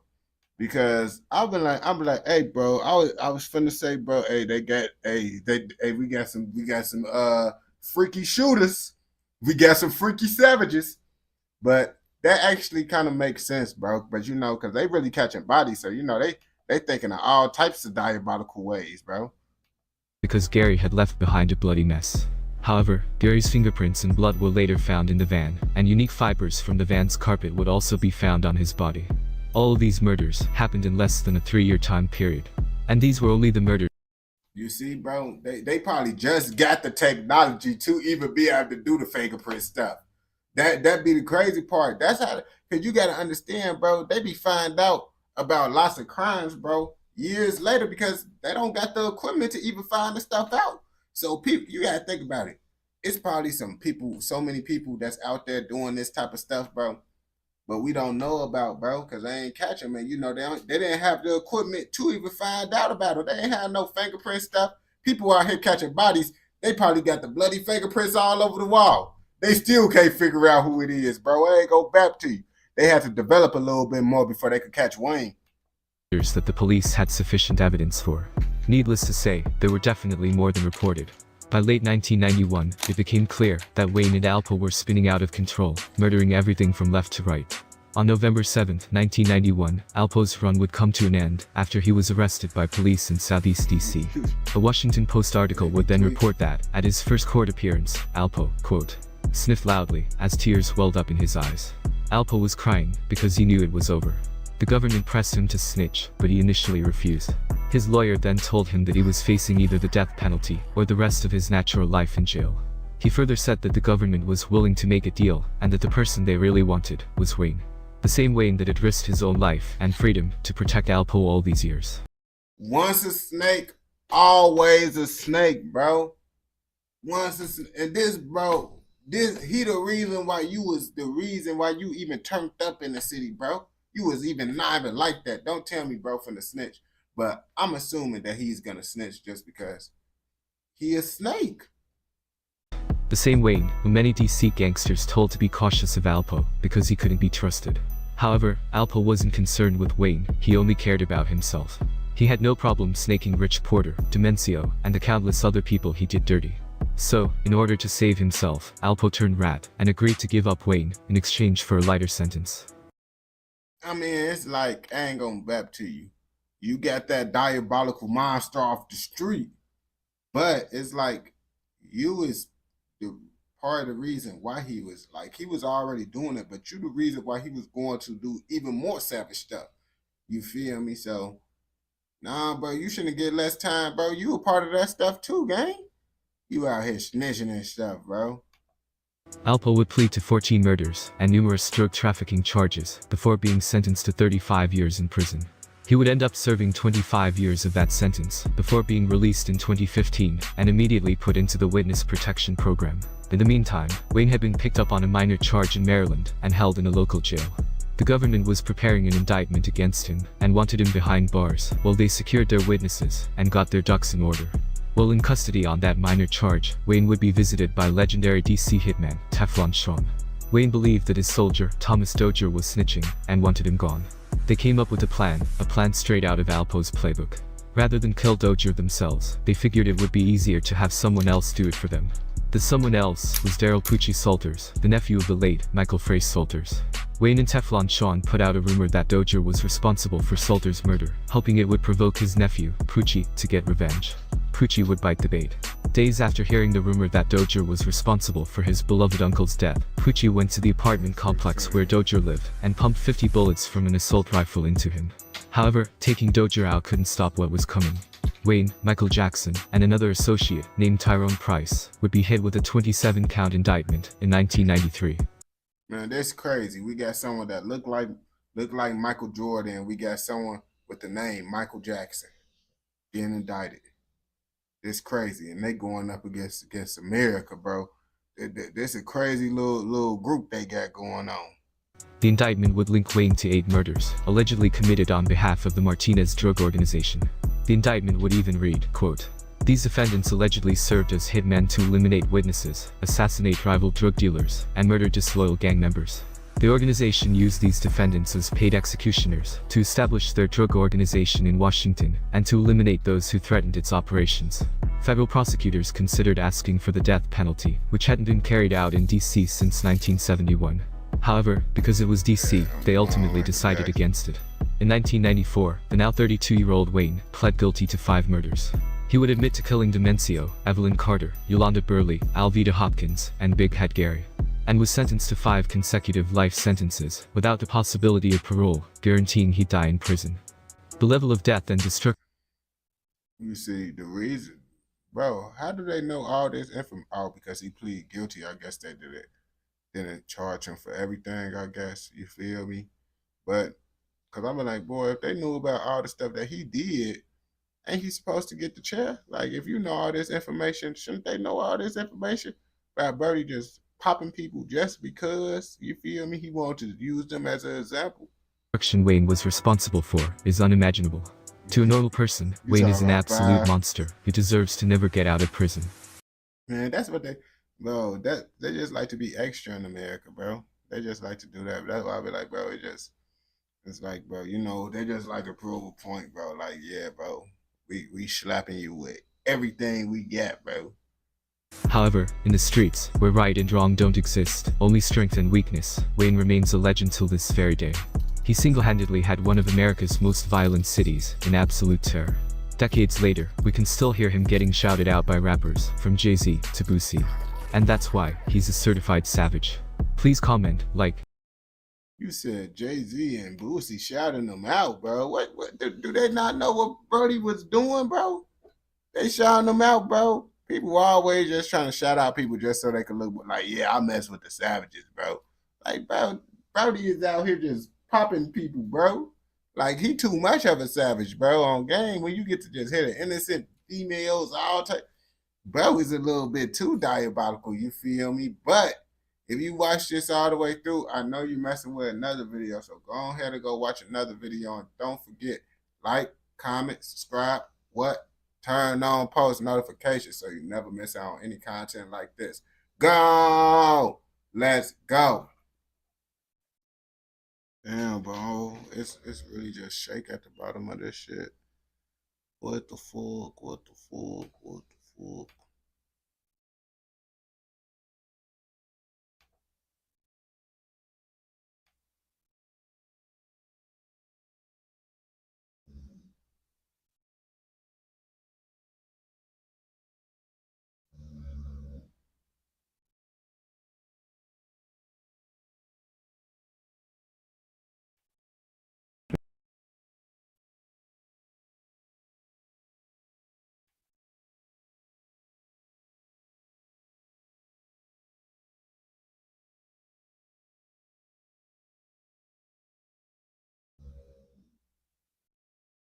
I got something that just popped up already, because I'm gonna react to this. It's 9 minutes.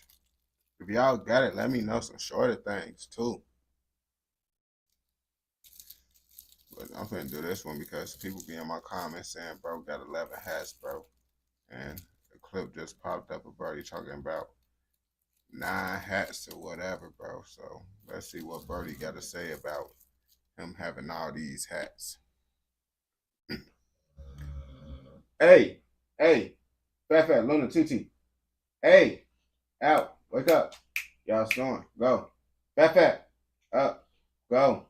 Out, Luna, dinner, wake up, out. Luna, you too.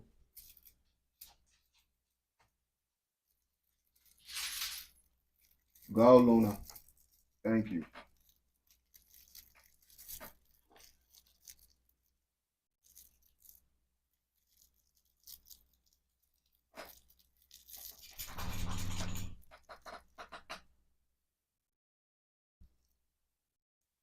You talking about 3 days of proper day.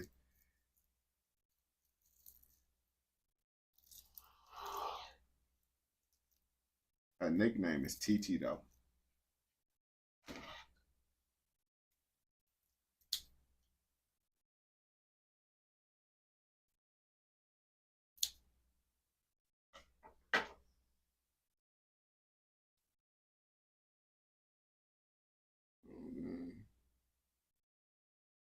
better than game. I don't show the videos. People watch them to the end.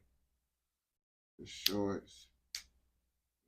Oh yeah, this video about Q50. Cause you know I'll be reacting to the clips and they end up be posting little clips of the things and all that. So I'm gonna hear it from him because I only really hearing it from what's it called, the little pages or whatever. So we're gonna hear it from him, see what he got. So Q50 got 11 hats. Everybody be like, he missed the 11 hats. He like that. He catching a whole bunch of bodies. He's really John Wick himself.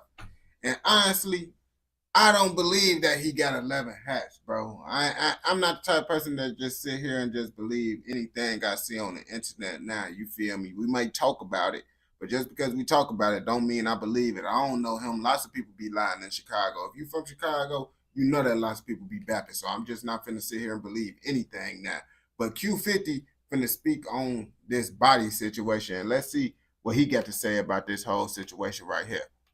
You got a whole roster? No, sir. No, sir. Oh, I just be typing it up. Really? You're a one woman kind of guy? If you guy? join the Discord, I can check in the Discord too. We're a dying breed. Tell me about it. Tell me about it. Glorilla? You dating her? Huh? He said Glorilla. Nah, I ain't dating him. Nah, that's what I'm looking at right now. Oh, you trying to get with Glorilla? Yeah, big bro trying to give a sexy red. Oh shit. Bro, what? Bro, Glorilla, she not that bad, but Sexy Red not really ugly. I ain't gonna bap to you, but it's like, out of all the females, Glorilla and Sexy Red, bro, that's what y'all get. You get famous, and that's what you trying to get. Like, bro, come on, man. When I get my name up, bro, I'm not finna be like, oh yeah, I'm trying to get that Sexy Red and Glorilla. Like, I ain't gonna back to you. I most definitely nail Glorilla, but that's not finna be my option, bro, when I get the fame, bro. Like, that's diabolical. Talk about, yeah, big bro wants Sexy Red. All right, bro. My big brother tell you, sexy. I don't even want Nicki no more. Her BBL looks soggy, but I still nail her just because I always want to nail Nicki Minaj. Like, you feel me? Back in the day, you feel me? Bro, I ain't gonna back to you, bro.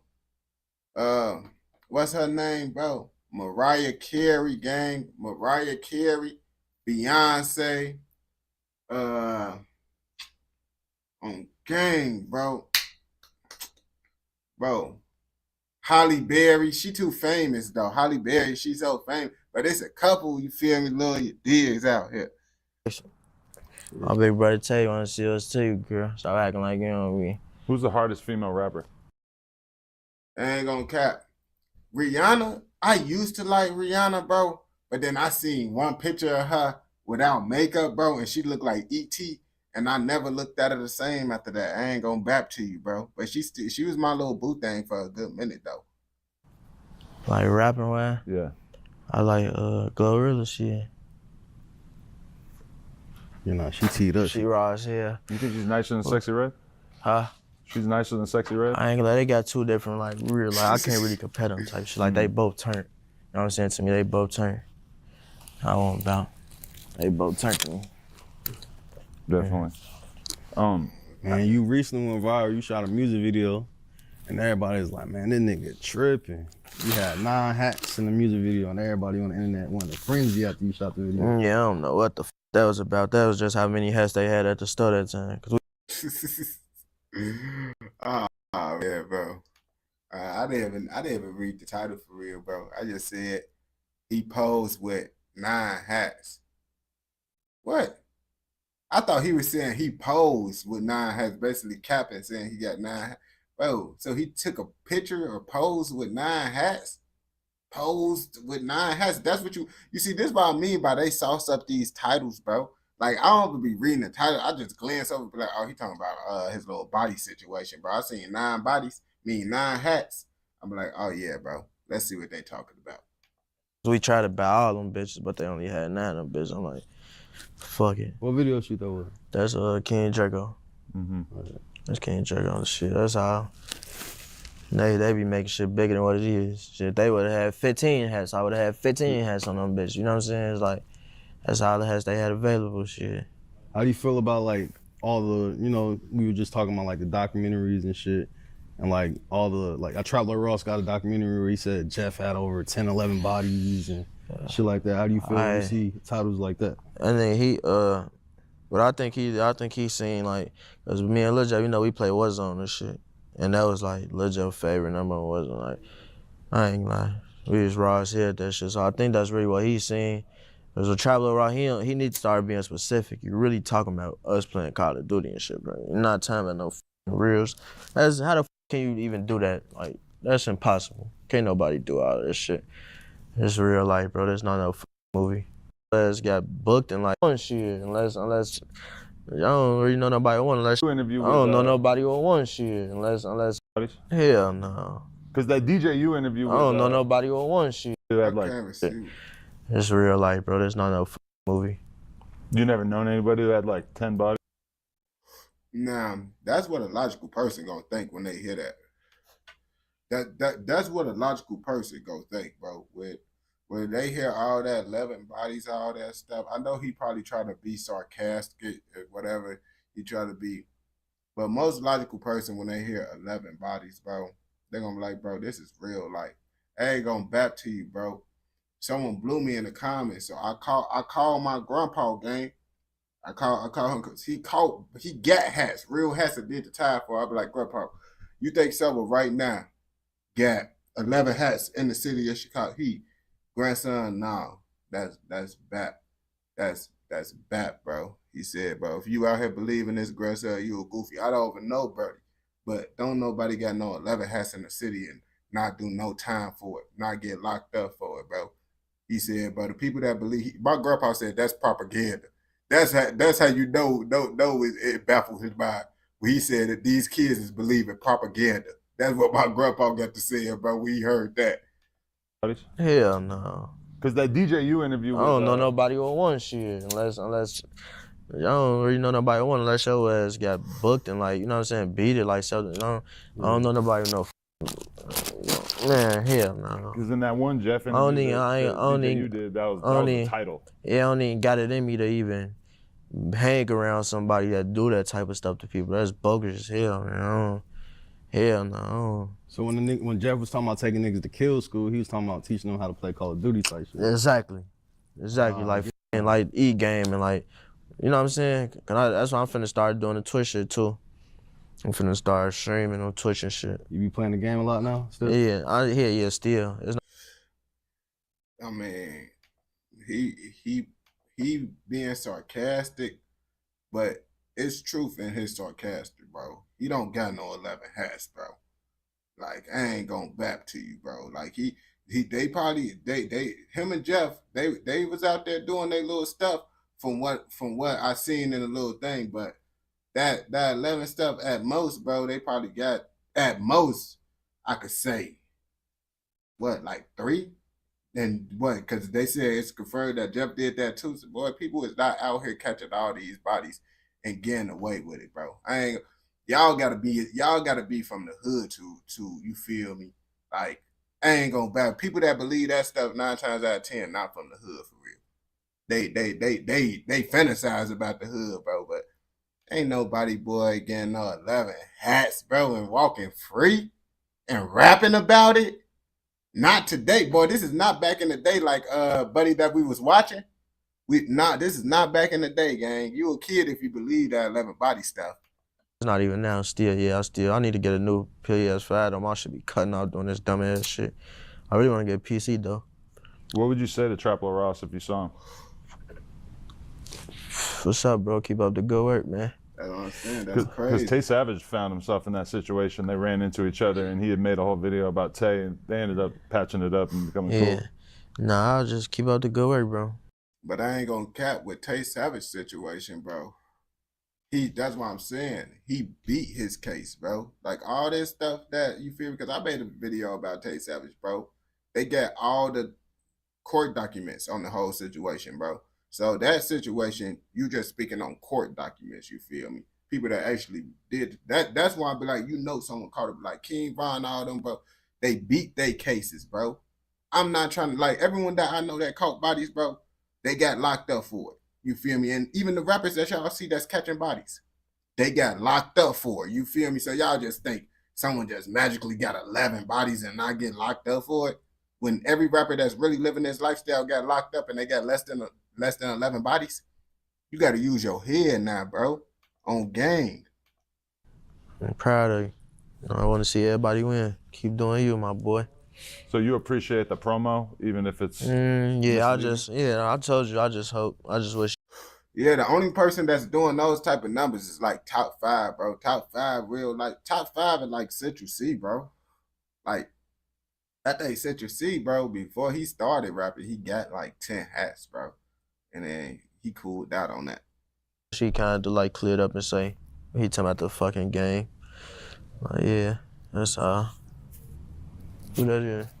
For sure. But do you watch that kind of content? Is that like interesting to you? Nah, not for real. I watch real TV, Power, BML, shit like that. I don't really. Well, like YouTube as I watch like vlogs and like, you know what I'm saying? I like watching vlogs by like, you know what I'm saying? I like motivation, you know what I'm saying? I like shit like that.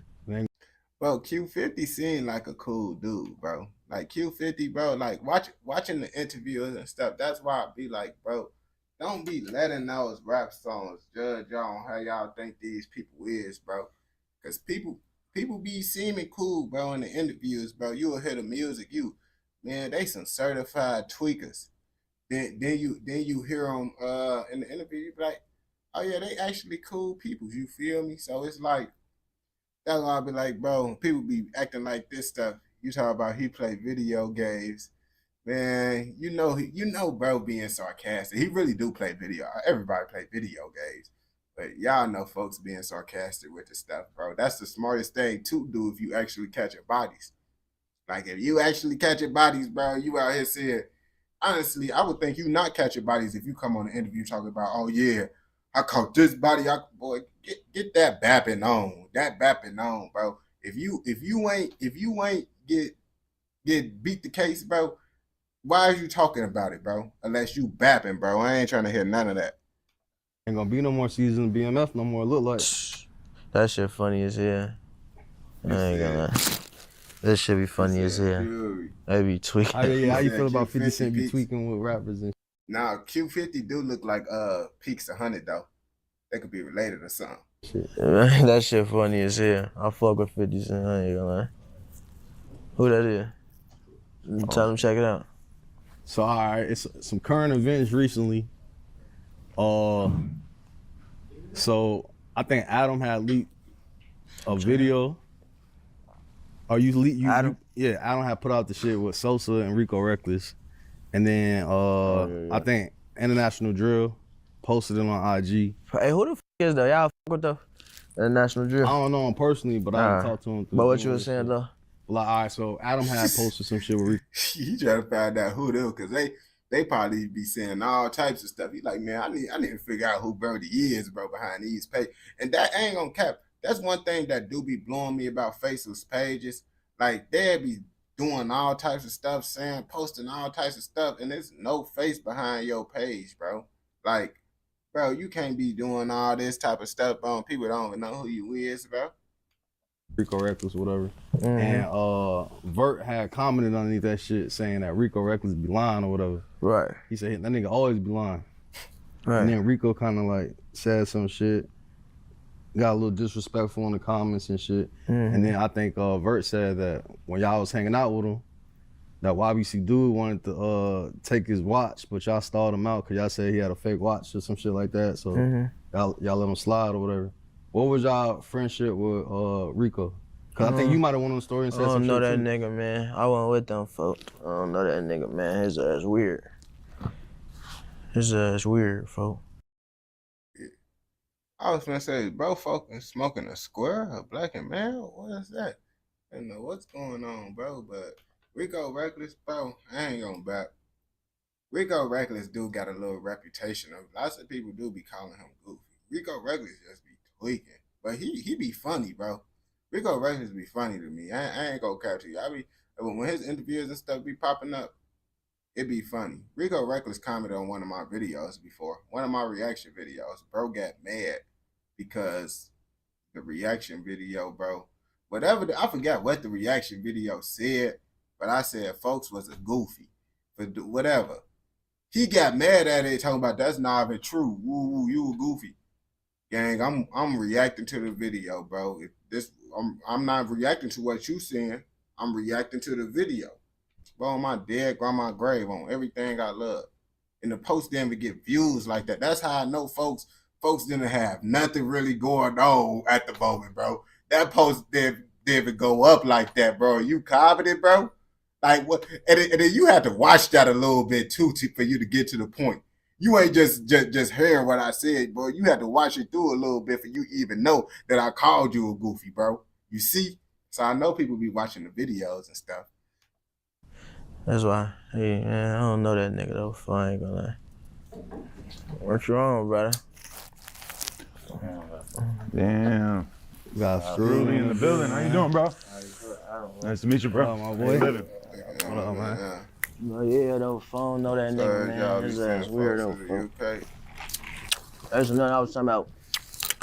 When I said that shit, I mean, all this Warzone homies. It's like, you know, everybody got their different Warzone crew. Yeah. Fuck all your Warzone homies. I'm better than them niggas, man. That's really what I meant. You know, like I told you, for this. Now he overselling the sauce, bro. You see?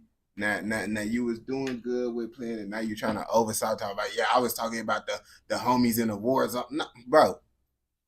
We know who you be talking about when you be dissing, bro. You be saying, man, stop all that. Now people gonna be like, oh, you just bapping now. You see, you was going, it was good with it, bro. Now it's like you forcing the Call of Duty Warzone stuff, bro. You can't be forcing the Call of Duty Warzone. You force it. He talking about Schooly G, his Warzone homie, bro. I don't get into all that violent shit, folks. Yeah. You know what I'm saying? That shit, I don't got it in me to be violent. Like, that shit just, I don't know, for that shit with me. I think it's almost kind of racist that they assume that you're being literal with your lyrics and shit. Racist? Yeah. What the assume because you're a young black rapper that you must not be talking about. Bro, it ain't really nothing, you feel me? What he doing in this stuff is like, bro, I ain't saying like, you feel me, the police, you feel me, he goofy and all that. I'm just saying, bro, he overdoing it with the Warzone stuff, and then people gonna be like, oh yeah, you bapping, bro. Like, you know, when people get to, you know, when someone do a joke and then everybody laugh at the joke, but then they try to come in with another joke, like, bro, come on, bro. You tweaking, bro. Move around with all that, bro. You had us with the first joke, and now you trying to come back in for the second joke. And now, bro, you cook, bro. Like, we ain't trying to hear no jokes no more.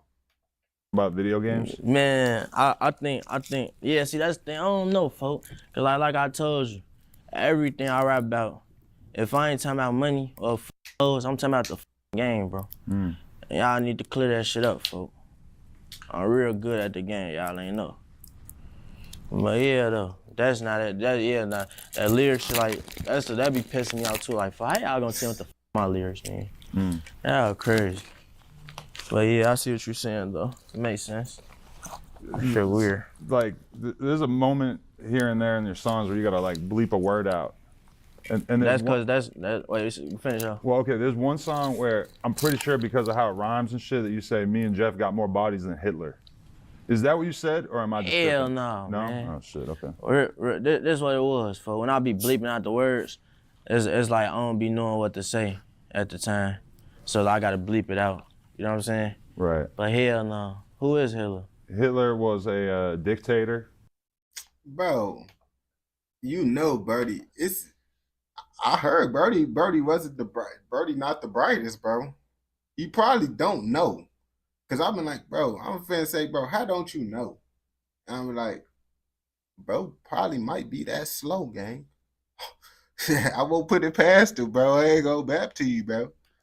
Who ruled Germany and most of Europe for a period of time. He allegedly killed 6 million. Yeah, he graduated high school. Damn. I know, 6 million's out of control. You niggas worry about me and Lil Joe. What the fuck? Well, that was like 70 years ago. Shit, I don't get no fuck. That shit was yesterday. Folks, girl, what the fuck? Nah, that's crazy. Hell nah, fuck. I ain't gonna lie. He raw as hell at the game.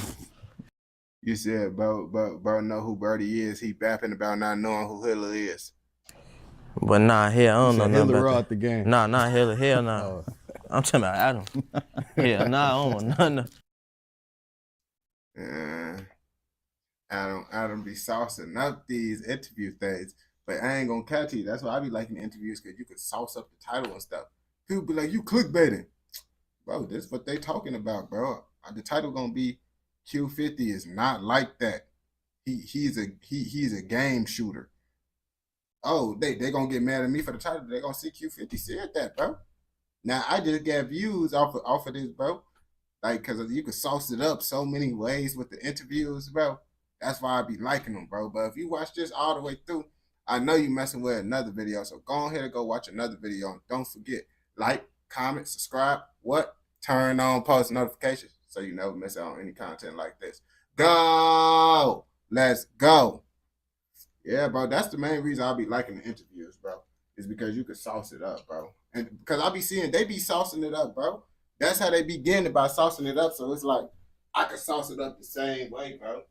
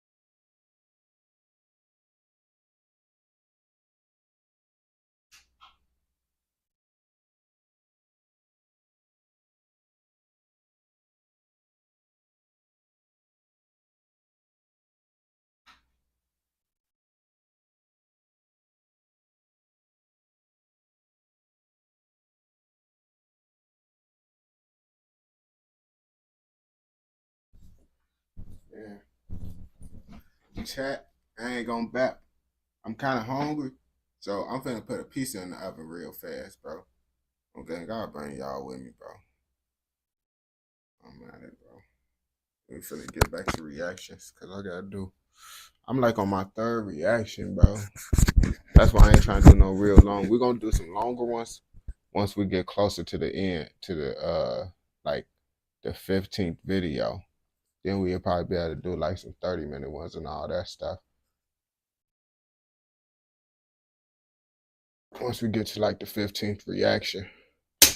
So like, I'm gonna try to do like 15 at the most, bro. 15 like 15 minutes at the most. That's what I want to really try to do. And then once we get closer to, I gotta bring my other phone. And then once we get to like the 15th video, then do some longer ones, bro. Because if I be doing longer ones now, it's gonna take me a minute to get through it. Oh man, y'all gonna feel it. I'm just finna, you know, just slap this in the oven real fast, bro. Oh shit. Fuck it. I don't ever feel like getting my stand, bro. I had some chicken, bro. Some leftover chicken, bro. I'm like, yeah. Where my piece at? What I set the piece? Oh, I set it back here. I was gonna say, dang. Where I put it at, bro?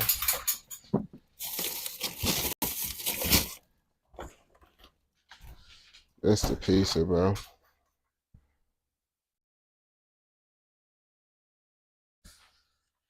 Home run and pizza, bro. This pizza is nice, bro. Okay. I don't know if y'all got that home run and pizza, boy. Where my pizza tray at?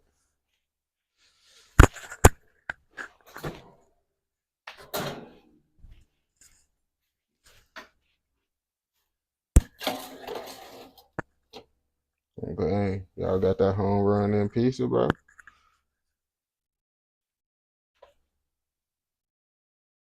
Oh, you couldn't see it? Bro. What you got? Y'all be having this? Y'all be having this pizza? Or y'all don't be having that pizza?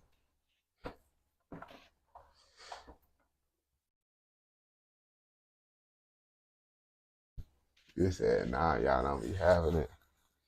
That's crazy.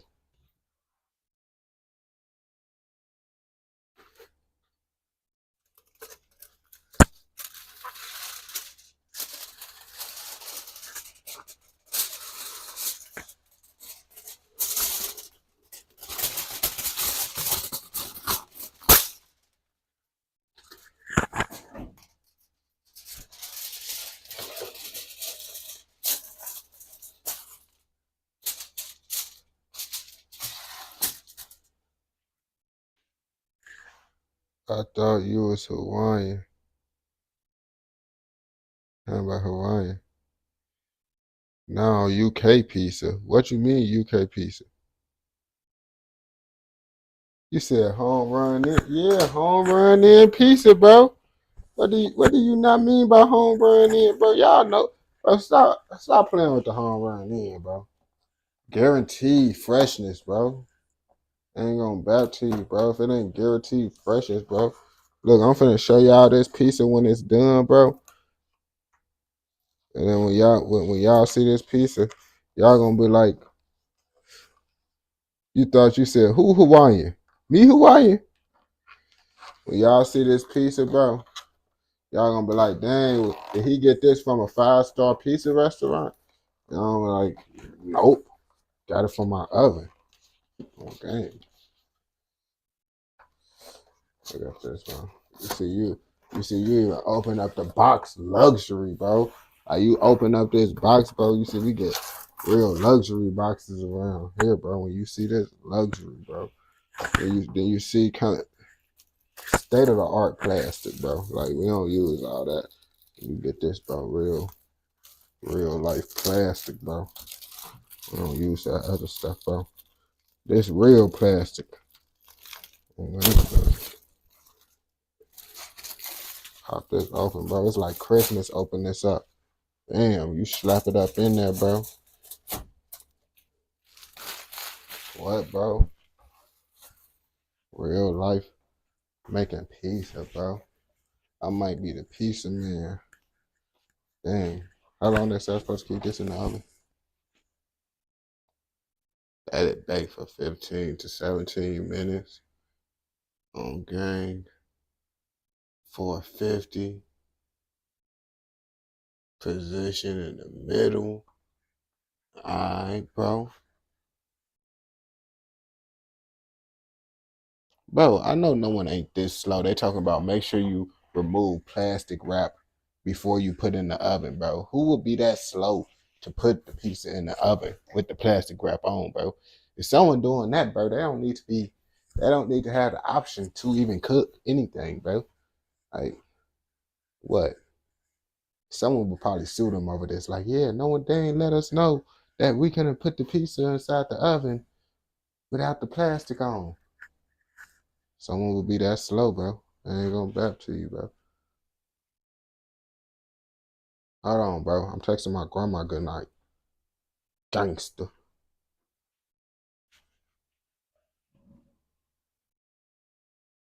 Hold on.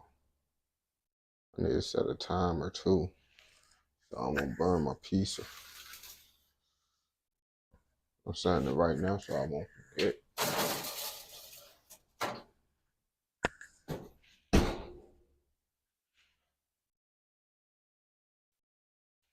Damn. Got my pizza. We going on a trip in our favorite rocket ship, zooming through the skies.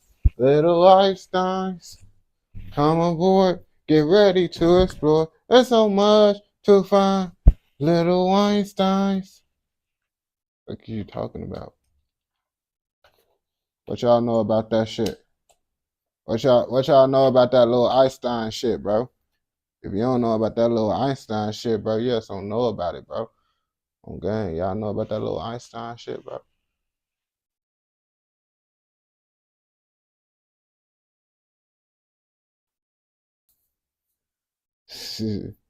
You talking about that? I remember that shit. The trap remix from that shit. That was actually kind of going through my head, the trap remix, when I was humming inside my head.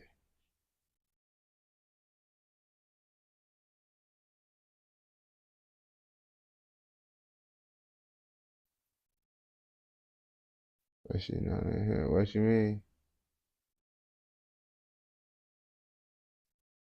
That's too long.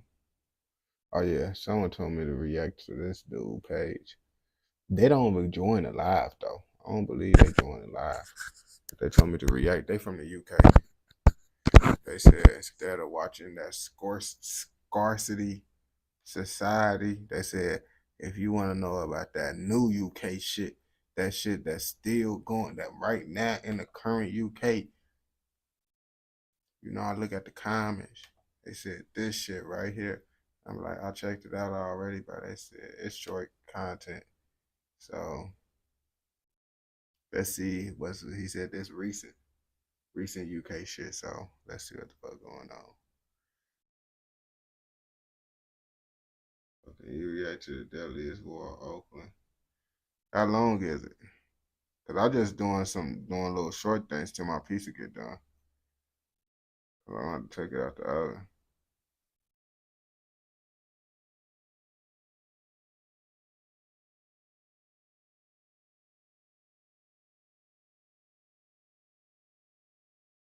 Gangland shooter so ruthless, murder man at doorstep.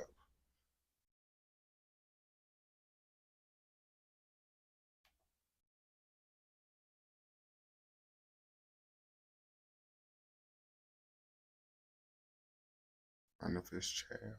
Okay, that's pretty wild.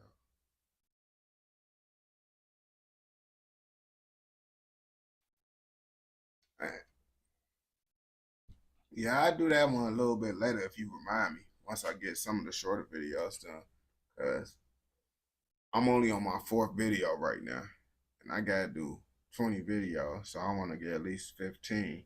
Cause I'm really making 24 videos, but I said 20. I'm gonna make 24, so I need to do some shorter ones to get it up, and then when I get on like the 15th, I'm gonna start doing a little bit longer ones. But really, if you got like 15 minutes or less, that'd be the perfect. You feel me? Cause you know, with me talking, it's gonna turn into like a 30 minutes. You feel me? Yeah, I got an alarm on my phone. I set the alarm on my phone for it, so it's gonna go off.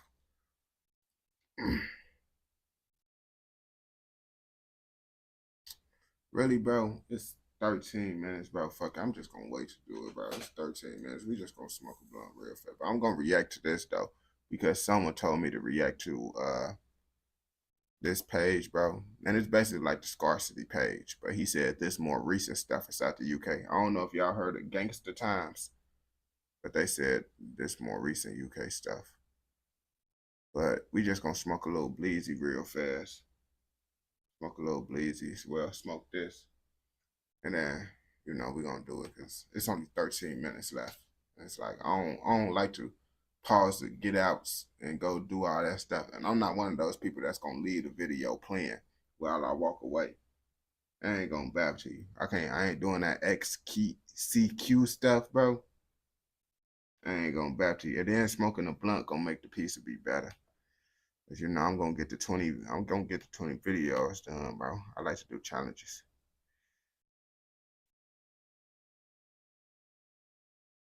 And then I'm gonna do the other one. I'm gonna react to my video up. That YouTube music, boy. Y'all gotta get that YouTube. Once again, I'm locked in with TP. We finna make a hit. I just crossed another nigga over. Tell him guard up. Double tap the button up on the key. The car gon' start up. I lost some members at the early age. It let me start up. Chopper gang, the bandit sticks and drums when we march up. I just crossed another nigga over. Tell him guard up. Double tap the button up on the key. The car gon' start up. I lost some members at the early age. It let me start up. Chopper gang, the bandit sticks and drums when we march up. Keep clutching my 5 stick, we checking nigga channel, yo. You won't see me leave outside the house without my helmet. And my little niggas banging shots, the gang in Alabama. Hey, they let me squeeze a bust his cherry clip, hold a banana. Shit, I still can't wait to pull up on the block, Ryan found him. And I'm sliding like a sled. I thought I was gonna do a reaction, and then I thought about it. An 8-minute video for me still gonna be like a 20-minute video. I ain't go back to you, so it's like that's gonna be that's gonna be too much time, bro. So I'm like, fuck it, might as well just take a little smoke break, bro. I don't like to bogus do the videos, bro. I ain't gonna back to you, bro. I did bogus reactions when I had my bogus computer. I said when I upgrade my computer and get higher quality equipment, I ain't gonna do no half-ass shit. I'm a thug, nigga, I came in influence. And I'm spreading it to the influence, nigga. But look here, I'ma pop your police top. Put me over, I was swerving, smoking dope. Knew I was finna go, I was clutching on a dirty pole. And shorty be on fleek, cut down to her toes. All them bitches froze when I jumped from out that rose. Let's go. Baby, call me late, I ain't got no time. This picture gonna look good as hell, right now. Pull up, let that drink on, bust it everybody. My young and suicidal trying to catch a bite. Best 17-minute piece you ever seen. Get us in and pop it. I got money in my pocket. I got 30 in this ragging nigga. Make me pop it. Running from these hoes and they cap. My life on froze. Can't be on the road. But you know that real niggas capitalize off anything. I'm trying to take it slow. We catch them, we blow. All that talking out the top is why I'm gon' bust his brain. Feeling on my body like, if I'm in here doing too much, then baby, you tell me to stop. Got 2 2 3s and Glock 9s and I got 8. It ain't no flash, it ain't no cap. I got 3 straps up in this bitch right now. Plus a fucking 40 Glock. Put her up and bust your ass, nigga slime. I just put about 50 racks on top that last nigga mine. Big Rolls Royce on me back every time I'm sliding, nigga bye. I got 9 up in this Glock, but I'ma hit your ass with 5. I'm like, bitch, don't waste my time, no. Everybody shine. I got bitches on a 4K trail, they banging for big slime. Green flag hanging on my waist, right on side that thigh. Like fuck it, boy, I zip his ass and I go sit my ass and try. Problems. I had a whole city screaming murder she wrote. I don't just want one, I want all of them. I'ma kill him, that's my main focus. And after that, I'ma zip the mother neck. Jumped out my sleep and grabbed my Glock from off my bed. They just asked me, man, what's wrong? I say I'm paranoid, I'm scared. She said that I was shaking while I was asleep. That's probably why I'm jumping like that. I had a dream, they got the drop, start busting and I shot back. Kiss me, do my dance, did it, bopping, I'm a wiping. Ooh, choppers popping, bodies dropping, pussy niggas know. Play out pocket, knock, police can't stop it, I'ma let you know. You can hide all you want, won't be long until you gone. Murder, I'm spinning in circle, and nigga, I won't stop until I get them all gone. The bitches hit a nigga 9 times with that chrome. Everybody got their time, I still scream, it ain't long. Just leave me alone, I don't wanna hurt nobody. I been riding with that chrome. Police and niggas still won't stop. I'm still having dreams, the devil ride me. They always leave me today, see what's inside me. But I won't show up that side. I just drove that Porsche inside some New Balance, yeah. I just took a beam and give me 8 status, yeah. I just put a 8 on 808, let the speakers boom. Nigga, I don't pick and choose, hoes inside of it. Police pulled me over, I was swerving, smoking dope. Knew I was finna go, I was clutching on a dirty pole. And shorty be on fleek, cut down to her toes. All them bitches froze when I jumped from out that rose. Let's go. Baby, call me late, I ain't got no time. I been chasing money right now. Pull up, let that Draco bust it everybody. My young and suicidal trying to catch a body. Hey, 4K trading outside 38. Ain't nobody safe, we put guns to the face. Bitch ass nigga who gon' try today. Yeah, I'm still on that same shit, who gon' die today. Nigga, free my brother out that can. Yeah, I'm still doing the murder man dance, nigga. Yeah. I ain't gonna every time I knock one of you bitches every off. road trip I go to, I listen to NBA Young. I listen to a couple NBA Youngboy albums. But every road trip, people be mad at me when they go on road trips. But people be knowing, bro. People be so mad, bro. I'm the type of person, bro. When they come to music, bro, I don't be listening to nobody music. My cousin be so mad. He come down here for Florida, bro. I'm like, boy, I don't want to hear that stuff, boy. People be like, bro, you don't never listen to nobody else's music. I'm like, sometimes. But some of his songs be decent, bro. It end up growing on me eventually, bro. Yeah, folks be mad when I be playing NBA YoungBoy. I be like, bro, it don't even matter, bro.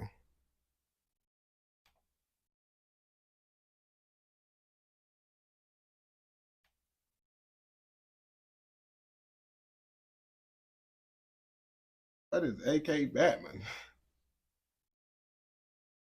No,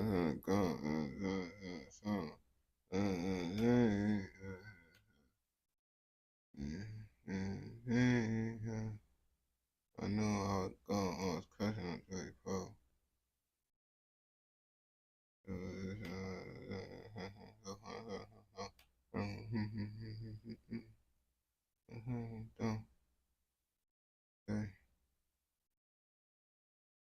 I got some things I need to change by myself. I'm so sorry for the blame on myself. Smoking fucking joke. He sound like he's not from America. Okay. I was the one who had kept it 100 when all of these niggas was stunning. I don't wanna talk about nothing. Yeah, nigga, let's talk about money. Plays ain't rap on my own. I ain't throwing rocks at nothing. Except for Baby Money. I listen to Baby Money, T Grizzly. I don't really be listening to Detroit rappers like that. I'll check them out. I don't really listen to Detroit rappers like that. I ain't gonna bap to you,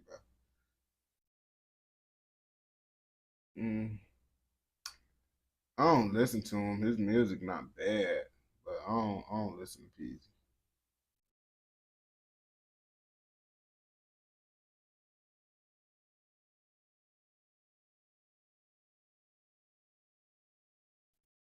Yeah, I don't listen to the Rio Young, whatever it is. I don't listen to him. I don't listen to none of those.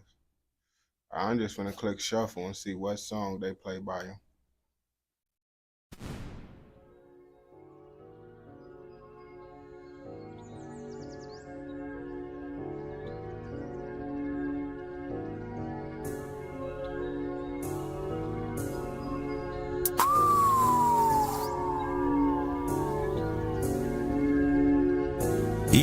You got dirt tied to your name, so you got Lil Weight. This a brand new SRT without a rental plate. Bro, thug a heart, they got him on the yard, he eating prison plate. Can't let him starve, you ain't even gotta say thank you about them little payments. I know it's hard every time you call my phone, I tried to innovate. These niggas talk like killers and turn foxes when the bullets spraying. I got two thoughts in my head, I'm finna pull a Brady.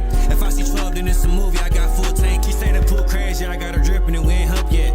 We just talking blowing up cookie, watch the sunset. We beast and I'm still. It's like, I can mess with it. But at the same time, I don't be liking Detroit flows. Like, I ain't gonna back to you. Like, that'd be a big part. I don't really be messing with that type of flow for real. But some people be messing with Detroit flow, though.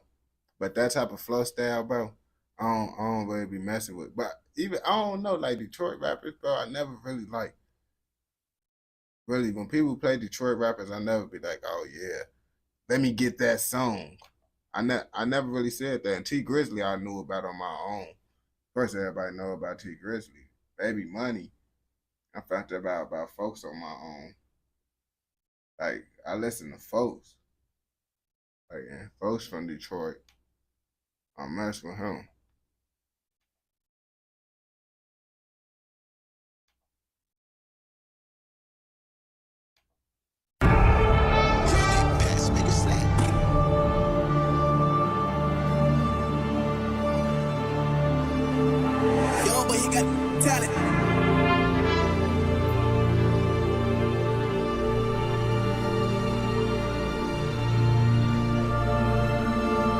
Took a minute before I did it, ain't think I could move weed. Then I seen you spend 1,000, you can make like 3 G's. Now I'm that nigga you see. All the plugs knew me, he was just serving QPs. I get with QC, and you probably couldn't get in these Amiris. I just sat down in the trenches and sat down in the prison, and I always dodge attention. Cause when they see you tripping, when them bitches come and get you, I seen plenty niggas did it. Cause my uncle was rich back in the wild 80s. Passed on the gift, now I'm backing in the 580. My mama rent due, my judge still trying to slave me. Stepped through it all, and I just found out I had a baby. I pray to God when they caught us, you ain't had no statement. Cooperation mean your life getting confiscated. They hit you with the RICO and it's an operation. Money and hoes ain't gonna make it for that time you facing. If it's trapper of the year, I bet I'm nominated. A real hustler out of done turned a million pounds to shake. You try to play, you gonna be mourning by the time you wait. Dropped out of school, but I'm always trying to find some paper. I get real money. All I ask is loyalty and you don't steal from me. He asking for a quarter key and he gon' kill something. I make the call, he shoot his shot like he Bill Russell. I lost the closest people to me, I don't feel nothing. I shot dice since I was 5, paid rent since I was 8. Had a job when I was 9, I got fired, I was late. Ask my mama if I'm lying, I can die the next day. The NBA took too long, I had to find the next way. Girls called before he died, he be fucking with my brain. 10 minutes before it happened, I couldn't tell what he was saying. So how the fuck I stay sane? Nigga popping all these painkillers, shit is not the same, nigga. Shit is and they told me it get worse before it get better. I wish I had my nigga here so we can get cheddar. The snow falls in the city, we gon' switch weathers. 2 niggas with a pistol, we some big steppers. Tryna make it out the M like we Chris Webber. Tryna walk inside the bank with a big letter. She tryna fuck the whole game, boy, this bitch desperate. You wanna get your Clio up, you gotta get testers. 100 bolts to TSA, the risk determine what you make. Let the real determine fake. I'm tryna fill my heart with drink. 3 perks in my body, I ain't been feeling all the pain. We all. Hold on. Cause my alarm was finna go off. Let me see. It say 8 seconds.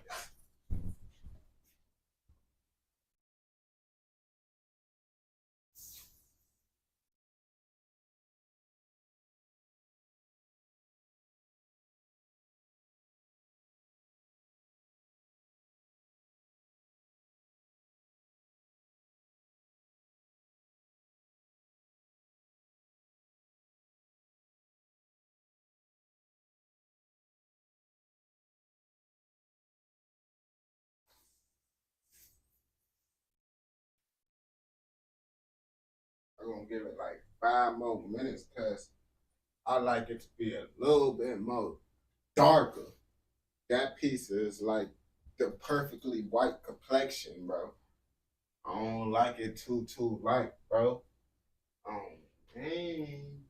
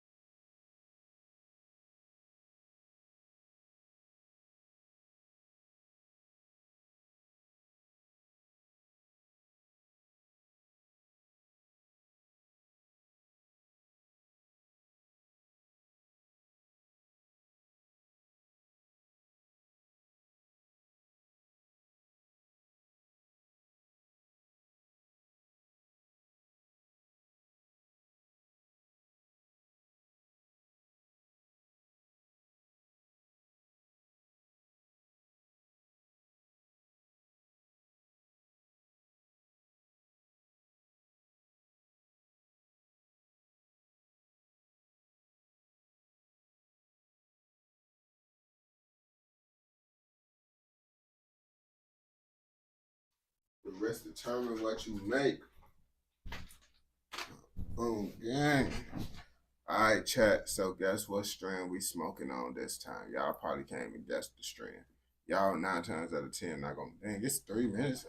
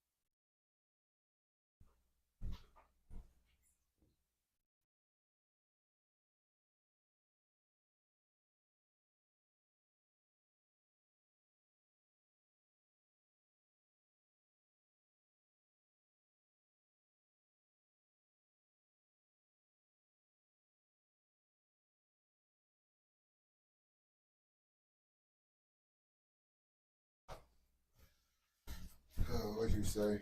You said what strand? Nah, I ain't doing the. I actually smoked the gelati Oreo. I actually smoked up all the gelati Oreos.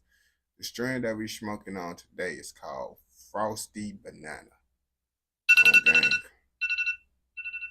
I'm finna go get it. Because it wasn't that dark when I checked.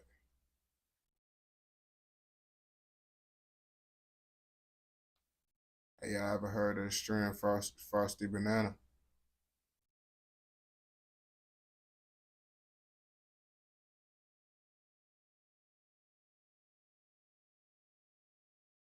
Yeah, I mess with Blue Dream. It's decent.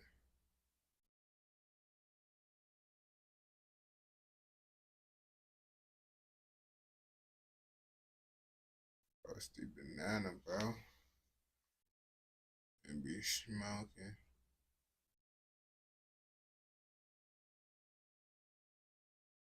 But they say it's like a 70% indica though.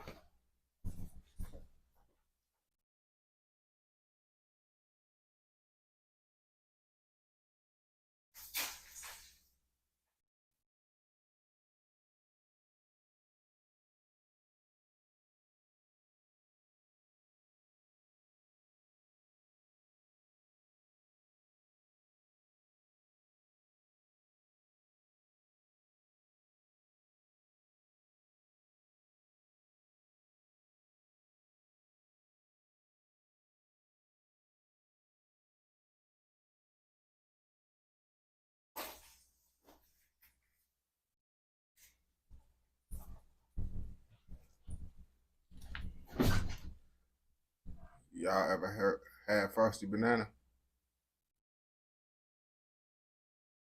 No. No, it's not. It's an actual strand. You can look it up. It's a strand. It's a there. You can even see the growing facts and all. I get all my stuff from the dispensary. I ain't gonna bab to you.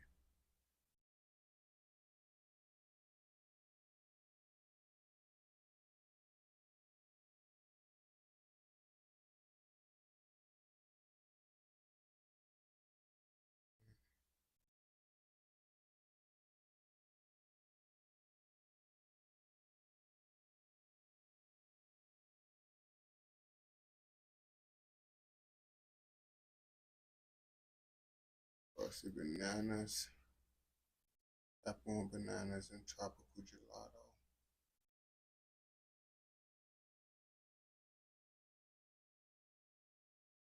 Now, how the fuck they get the name Tropical Frosty Bananas from apple and bananas and mixed with tropical gelato? I guess I kind of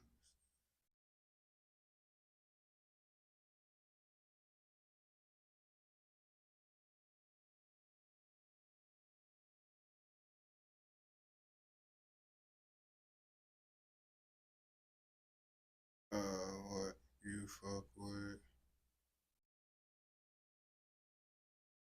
This is I mean, it costs more than the other strands I was smoking on. The other strands I was smoking on was a little bit more cheaper. You fuck with blueberry.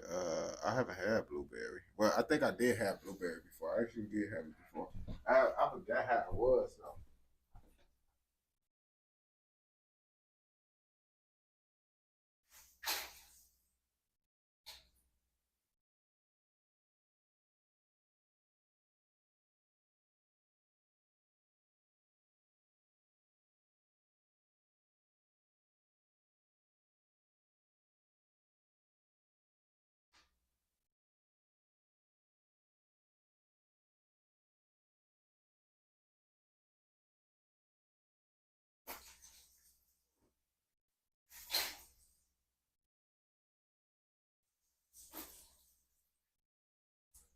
All right, chat.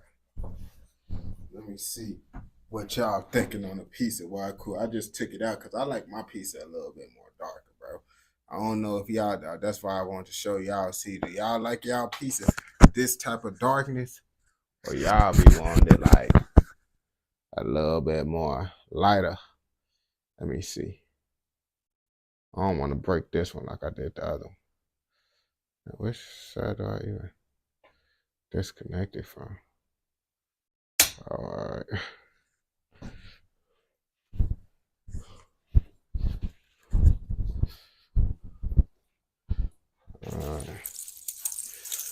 You should try marshmallow OG.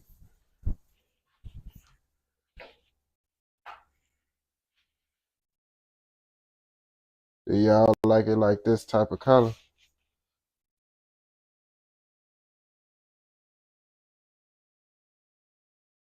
Do y'all like it like this, or y'all like it a little bit more lighter? Yeah, this how y'all be messing with it too. Yeah, I be liking it a little bit more darker, a little bit. But I don't like it like burnt though. You feel me? Show the bottom.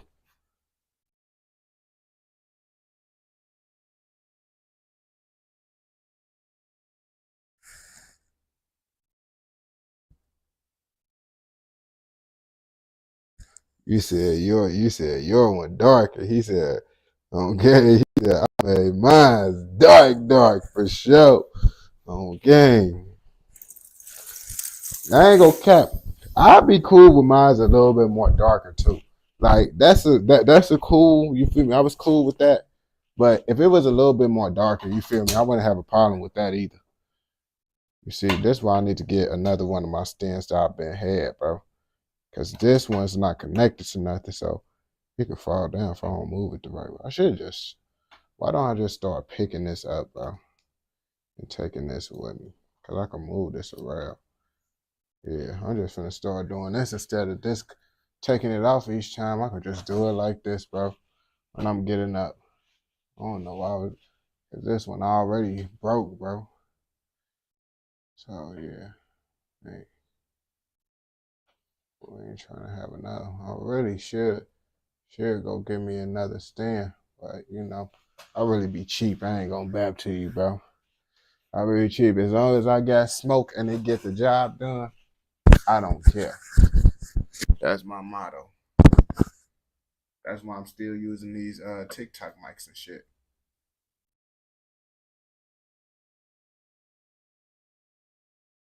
Okay, as long as it's not burnt, we finna.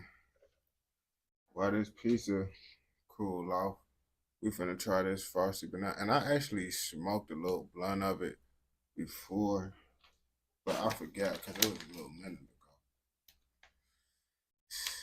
This summer, let me see how it's looking, bro.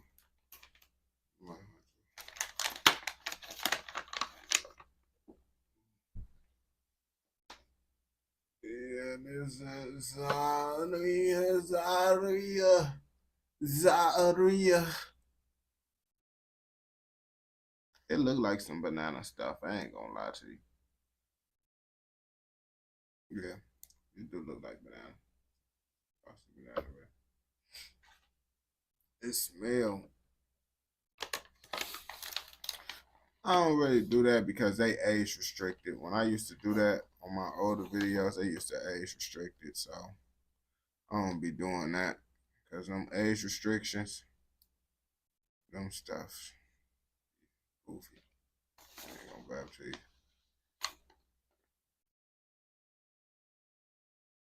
I don't know why YouTube. That's the whole reason I stopped doing the little reviews and stuff. Y'all see, I be liking to do little reviews when I try the different streams. It's just YouTube.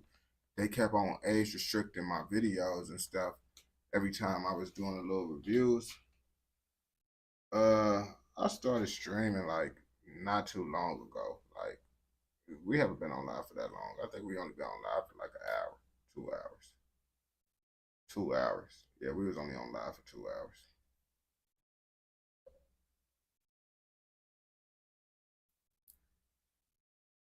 Yeah, I used to do reviews on weed, but that shit didn't get views, bro, because they just kept age restricting the shit.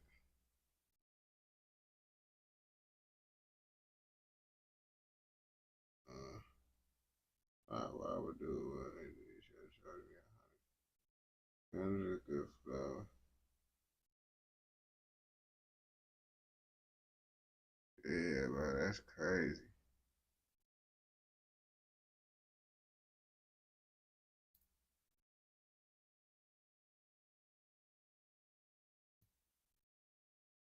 Oh, when did I start streaming regularly? Wait.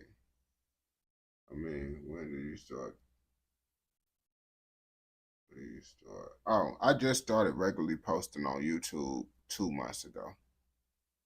That's when I got my new laptop, because my last laptop was really bogus, yeah. It wasn't really, you feel me? I was posting with it, but it wasn't like the quality. No, it was in November. No, it was like around December, because it was finna be December. I started posting consistently like in December. So really like 3 months ago now, I think. About 3 months ago, because it's February now. No, I ain't get a PC because I honestly didn't want to build it, and getting a preset PC costed more than a laptop. I ain't gonna back to you. In my situation, for what I needed, the PC, the pre-built one, because I just went to Best Buy and stuff. I wanted to get, like, I'm the type of person when I decide to like get it, I want to get it like same day. So I just went to Best Buy. Best Buy had this. It was on sale. And I tried to see on the website, on the official website for this stuff, it's still at $1,000. Like, this, Best Buy put it back at $1,000. At first I thought they was lying about the deal. Like, oh yeah, bro, that stuff. That he said yippity yap yap. I got the Yoga 7. I didn't pay PC. I didn't pay that. I didn't pay 1,000 for it. I paid 600 for this when I got it on sale. It's $1,000 right now because I tried to tell my homie to get it, and it was back at $1,000. Well, no, it was like at 900 something. So he didn't get it, but I got it on sale for like 600 something. It got the AMD Ryzen 7 chip.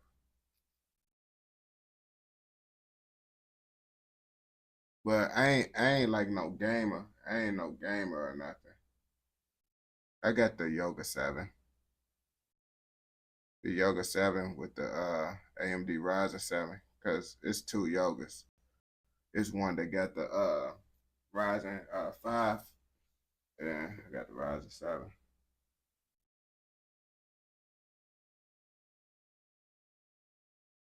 $600. Yeah, it's about that.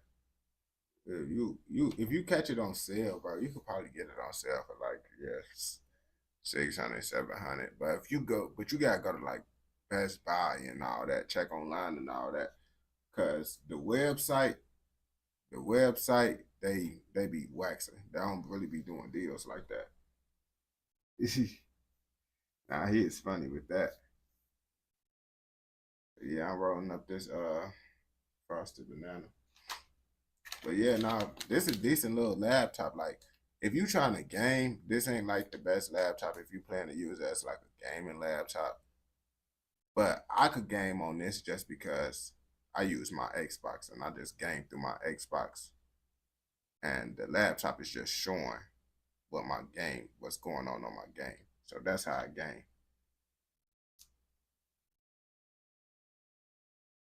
You see, yeah, I wasn't trying to pay all that.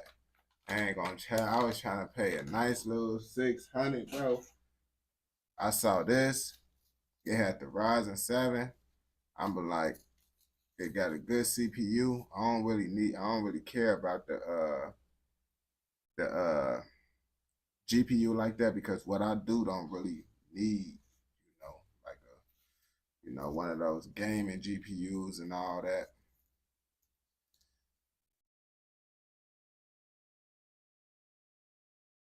Like 700. Also, that was 700 USD. Like right now with me doing it, if I check like the processor and stuff, like the performance on that stuff is good. Cause you see, the problem is with my other laptop, I can use a better camera because I'm using my iPhone right now. This is just a little app. An app that's connected my laptop to my phone through Wi-Fi. And the other computer wasn't even strong enough to like run all that stuff, so I had to use the laptop camera, and my quality was like bad and stuff.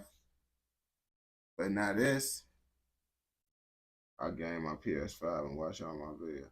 Oh yeah. I just connected. Like when I'm doing my live stream, I just connected so the live stream showing my Xbox, so I don't got to do it. Like right now with all this stuff running through my stuff, my CPU is only using 18%, and the GPU is at 31% and all that.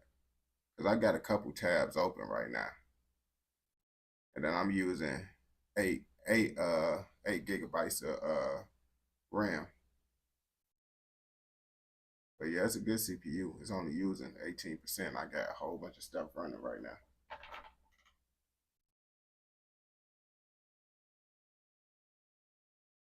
Like I could run all my streaming stuff on eco mode. Like I only gotta put it on the power mode to be able to do everything I need to do. I just put it on the power mode.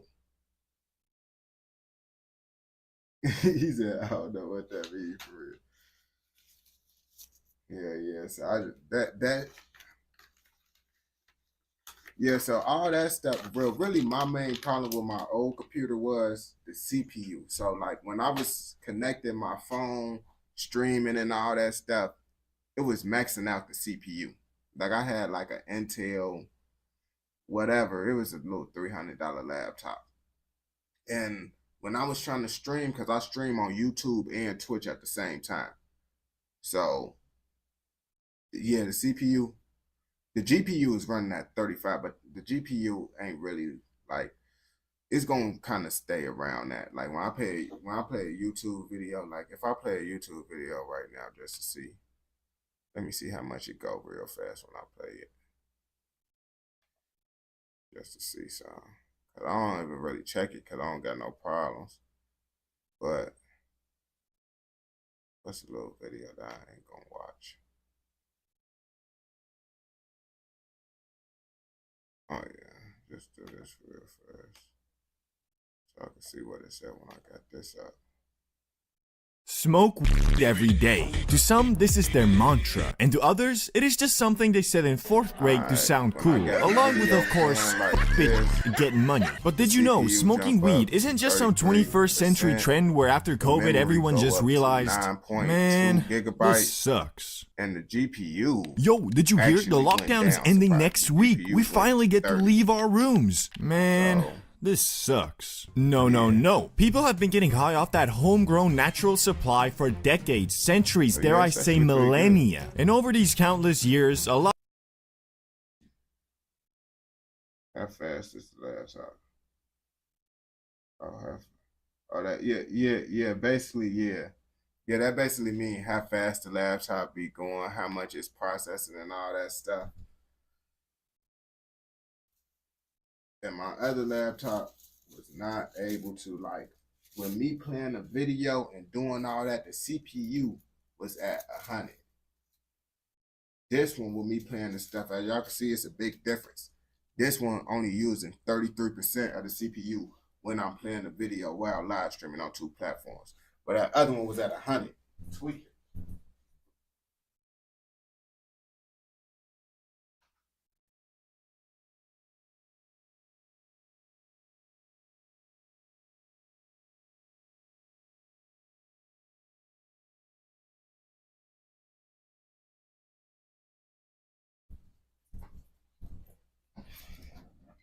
So yeah, that other laptop, bro. I thought, cause I was trying to do it the cheap way. I ain't gonna lie to you, bro. I still got it kind of cheap, cause my homie told me I need at least 1,000 to be able to stream good. You know, he do good. He mainstream with it. Like y'all, I want to say like Kosh to that mainstream, but my homie folks, he up there for sure. Abdul folks up there for sure.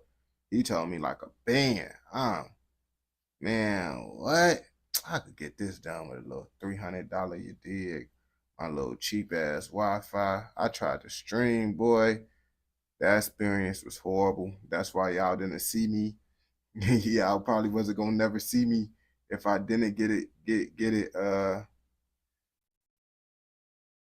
up. You feel me? Yeah, he do reaction videos. Abdul up next. Literally, that's who I contacted, bro. My videos was kept on getting yellow marked recently. Like this a recent situation. So I contact Dooley. Yeah, that's my boy. On game, that's my boy. I'm like, bro, they keep on yellow marking my stuff. And ever since he told me what I had to do, and I haven't got a yellow mark since. That's why you gotta have like connections, like people that be knowing certain things. Because people be knowing certain things, and it's like that helped me out so much because I ain't gonna cap, my money dropped. I was making $1,500 a month, then my stuff dropped because I was getting yellow mark, and I didn't know what was going on. So I just asked Dooley. And he always, and every time, you feel me, he a real one, bro.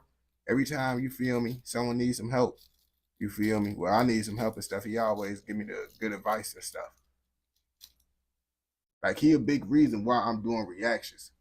I ain't gonna lie to you. Like, Dooley, like, he the reason why I'm actually doing reactions. Because people be saying, oh, yeah. They said something about Mac Mullah. I did, you feel me? My cousin watch him, but Mac Mullah is not the reason why I started doing reactions. They might think we kind of got the same style because we both from Chicago and, you know, we smoke. But yeah, Dooley is actually the reason that you know, why I do reactions. He actually was my motivation to do it. Like I tell people, like Dooley, folks inspired me to do this stuff because he really got it out the mud. Like folks, his TikTok got banned, all types of stuff. And then he got it, his TikTok got banned. He went over to YouTube and ran it up even more. Like you gotta respect someone like that, you feel me? But he got his TikTok back eventually. But by then, you know, he ran it up, bro. It's like, fuck TikTok, okay. But folks ain't never give up. But most people would have gave up. Dooley ain't never give up.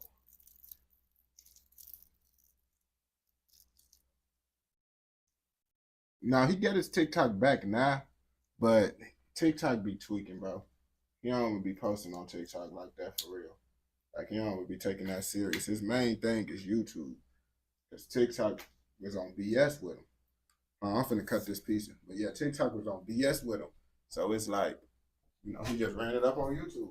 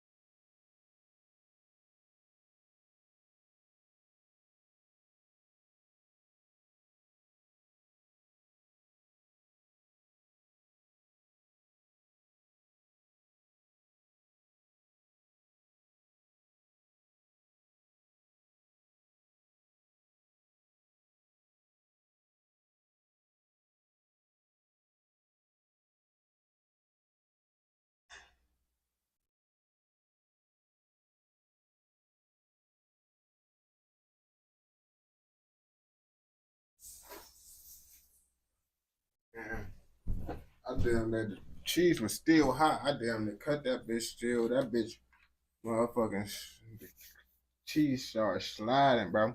I want to let that bitch cool off a little bit more. But I had me a motherfucking blunt anyway, so, you know, I wanted to try this shit out. 3. That's the video we're going to react to.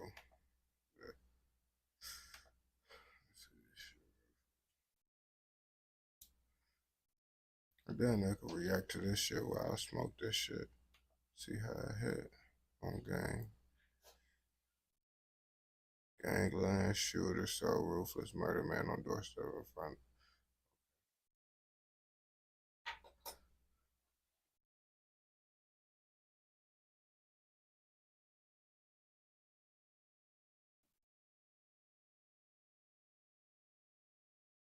You talking about conspiracies?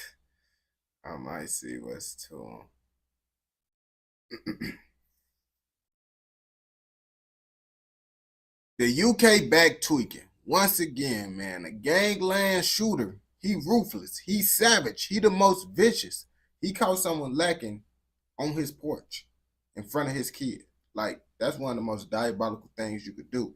And honestly, I don't know what will make him do this, but we finna watch this video so we could get a little bit more information on this situation outside of this vague title. Well, it's not really a vague title. It's actually pretty descriptive, you feel me? 3 men were jailed for life after shooting Ricky Berry dead.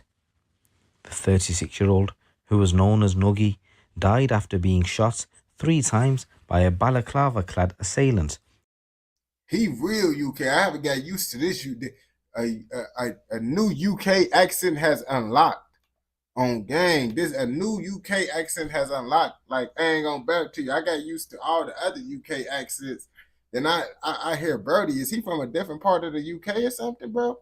Because I ain't gonna cap. He sound a little bit different from the other UK people that we reacted to. On an electric bike outside his girlfriend's house in Kirkby on July the 17th last year. Michael Smith, Adam Williams and Connor Walsh were unanimously convicted of his murder last week following a trial at Liverpool Crown Court. They were also found guilty of a further count of possession of a firearm with intent to endanger life by a jury of 8 men and 4 women and returned to the same court to be sentenced.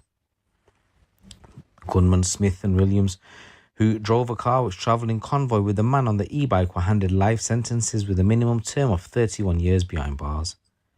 Walsh, whose DNA was recovered on a bullet casing recovered from the... Bro, gang, it's 2 of them on this little putt dirt bike, bro. What do they got going on? They look like some GTA San Andreas characters, bro. When you was able to do 2-player, I don't know if y'all know about that 2-player San Andreas. That's what he looked like right now. Scene and was carried in the back of a vehicle, received a life imprisonment with a minimum of 30 years. None of them showed any reaction as they learned their fate. Sentencing, the honorary recorder of Liverpool Judge Andrew Menery KC said, "Man, what he doing? You have each been convicted by..." Who is Brody, bro? He look kind of nervous, bro. Is this the victim, or is this the prey? Like, victim or the person that's getting locked up, bro? Because he look kind of nervous. By a jury on clear evidence of the murder of Ricky Berry.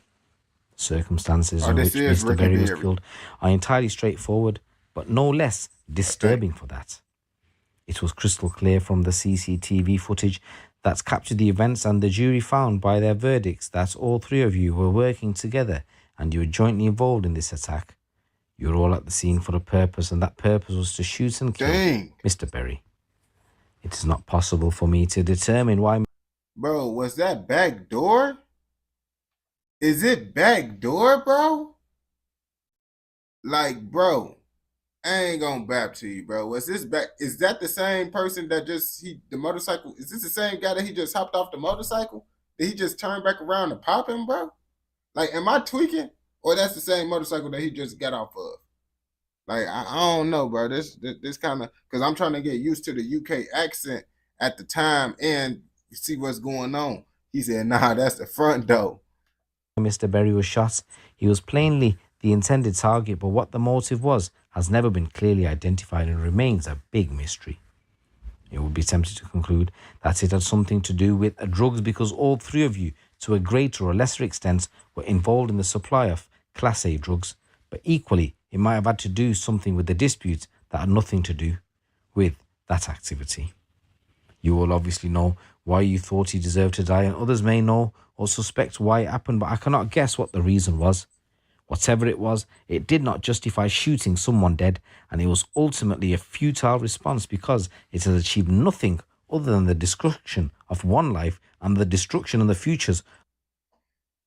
I ain't gonna rap to you, bro. Folks, I gotta get used to it. We gotta watch a couple more of his videos, not right now.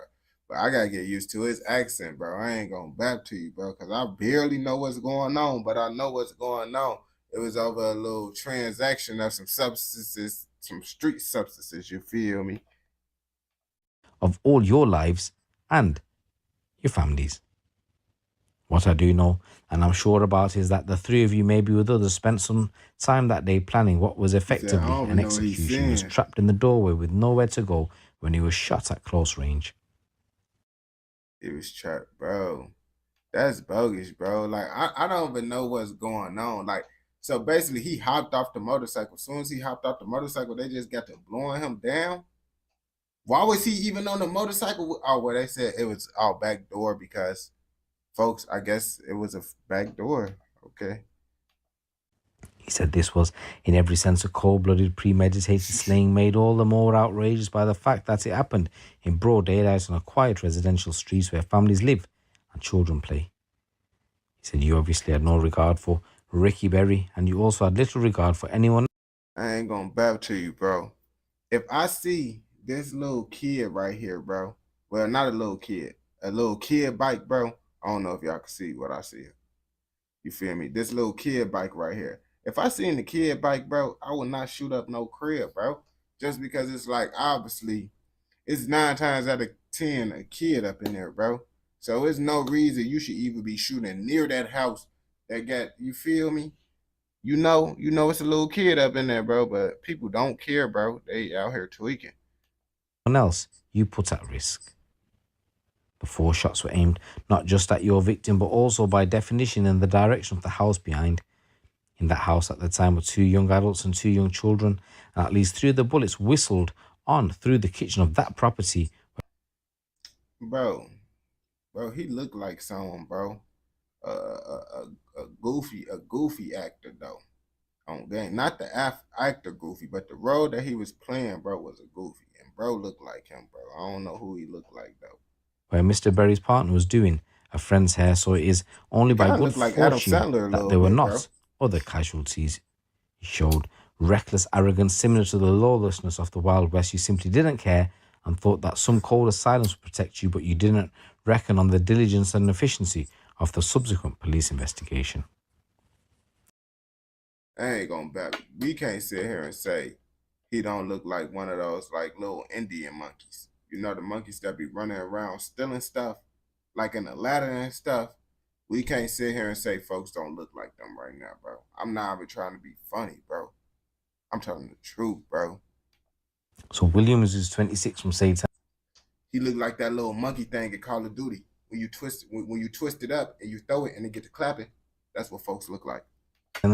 Admitted to being the driver of a black SUV which travelled in convoy alongside the gunman Smith at the time of the drive-by attack. He came minutes after the 2 men, and Walsh, who was present in the back of the car at the time of the shooting, had performed a reconnaissance mission on the address where their victim was working in the front yard. Both Williams and Walsh, who were 26, denied acting in tandem with the shooter and claimed to have had no knowledge of any planned execution. Bro, he looked like the unathletic version of Josh Allen. Josh Allen that never achieved anything in life. That's what Birdie looked like. I ain't gonna bap to you. The man behind the wheel maintained that he had stopped his vehicle outside Mr. Berry's home moments before the e-bike rider appeared and shot him dead after another of his passengers allegedly reported that the dad had shouted in their direction. Walsh's DNA was also found on one of the bullet casings recovered from the scene and the magazine of the firearm. Later, the same evening, the 26-year-old Walsh took the bike ride back to the scene of the crime alongside his 7-year-old son and 13-year-old nephew.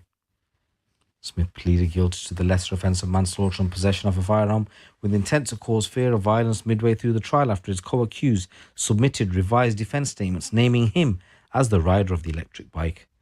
Why he say him so hard? Him as the electric bike rider. Like, bro, I ain't gonna cap. Bro gotta be a different part of England, bro. I ain't gonna bap to you a different part of the UK. The 25-year-old then denied to give evidence to the jury, although his counsel submitted that his intention could have been to frighten Mr. Berry rather than harm him during his closing speech. His counsel, Michael Brady Casey, told the court today that his client has a long-term partner and 2 young children and is still a relatively young man. The defence for Walsh said this is a unique case for him in that he has no previous convictions at all and he is still somewhat young. It is unusual that the... Bro, why do bro sound like he's like a UK teacher reading us a history lesson, bro? He don't sound like he talking about some diabolical stuff right now. It sounds like I'm listening to a teacher read me a story in class about some history. I ain't gonna bap to you. The first conviction will lead to a life sentence in any defendant's case. However, the outcome is, as we've heard at the start of this video, that these 3 men... He most definitely read it. He lost his place. He read it like this. That's why I went quiet. He trying to find his place where he was reading at. ...have been jailed for life after shooting Ricky Berry dead. Just want to say rest in peace, Ricky, and my condolences go out to you. Ricky. And guys, in this next news story, 2 men have been convicted of murder as detectives appeal to the public for... Why folks look like he making that therm face, bro? Folks doing that therm face, bro. ...help to locate an outstanding suspect. David Walcott, who's 35, of Norbury, and Ramon Marley, who's 33, of Croydon, were found guilty. Bro look like he just ate some sour candy, bro. And he trying to act like he ain't just eat the sour candy, though. He snuck and ate some sour candy. Of the murder of Ricard Siafe on Wednesday the 26th of February at the Old Bailey following a 5-week trial. Walcott was also found guilty of possession of an offensive weapon. A murder investigation was launched after police were called to reports of a man stabbed in Croydon on Friday, 12th of April 2024. Dang. A number of members of the public... Dang, they tweaking, bro. You see, this is kind of recent, even though that's last year recent, but you know, we'll be hearing about the burger bar from the 1900s. I'm like, bro, the burger bar from the 1900s, bro? Where the recent stuff at, bro? They talking about the Tottenham shotters from the early 2000s and stuff. Public attempted to provide first aid before police, London Ambulance Service and London's Air Ambulance arrived at the scene. Sadly, despite their efforts, Rijkaard died at the scene only 30 minutes later. In court, Walcott and Marley claimed that they were present but not the ones that had stabbed Rijkaard. However, they were unanimously found guilty of murder by the jury. Detective Chief Inspector Samantha Townsend from the Met Specialist Crime Command said, "Our thoughts very much remain with Rijkaard's family and friends who've had to relive the last traumatic moments of his young life during the trial after the defendants failed to take responsibility for their actions." The defendants acted together as a team. They had been looking for Rijkaard during the afternoon of Friday the 12th of April, and when they found him, they viciously attacked him. Oh, so what did Rijkaard do, bro? Rijkaard, he smiling in the picture. He look innocent. It don't look like no one would want to hurt folks. But you see, they be using the innocent pictures. They be smiling, looking nice. Come to find out, bro, he done caught 3 bodies, bro. So it's like, oh, he did something? Oh, folks did something? You see, I ain't gonna back to you. I don't know if he even said that in the video because I'm trying to comprehend what's going on. But it's like I'm listening to a whole nother foreign language. I ain't gonna back to you. He didn't stand a chance. Oh. The court heard that on the day of the murder, Rijkaard had been at a friend's flat before leaving to meet his partner. Only a few minutes later, after leaving the flat, Rijkaard had been stabbed 13 times, and after the attack, Walcott and Marley immediately fled the scene. Man, how they know he was there? How they know he was leaving? Like, I ain't gonna bap to you, bro. Is there some backdoor activity going on, bro? Because it's like you just how they even know where he was at unless he was one of those people that like to post his location and all that stuff. They then went to a pub where they ordered 3 pints of beer and started swigging it. Sound like a UK celebration to me, man. That's how they celebrate when they catch their bodies. Yeah, let's go get us a nice cold ice beer on gang. I see how y'all coming after y'all catch y'all bodies, bro. As part of the investigation, officers viewed more than 100 hours of CCTV and were subsequently able to identify both Walcott and Marley. They were behind the murder of Rijkaard. A fast-paced manhunt was launched, and a few days later, officers were able to track Walcott to an address, and he was arrested, and Marley fled the country. He was arrested at Gatwick Airport upon his return and charged the following day, and they're due to be sentenced.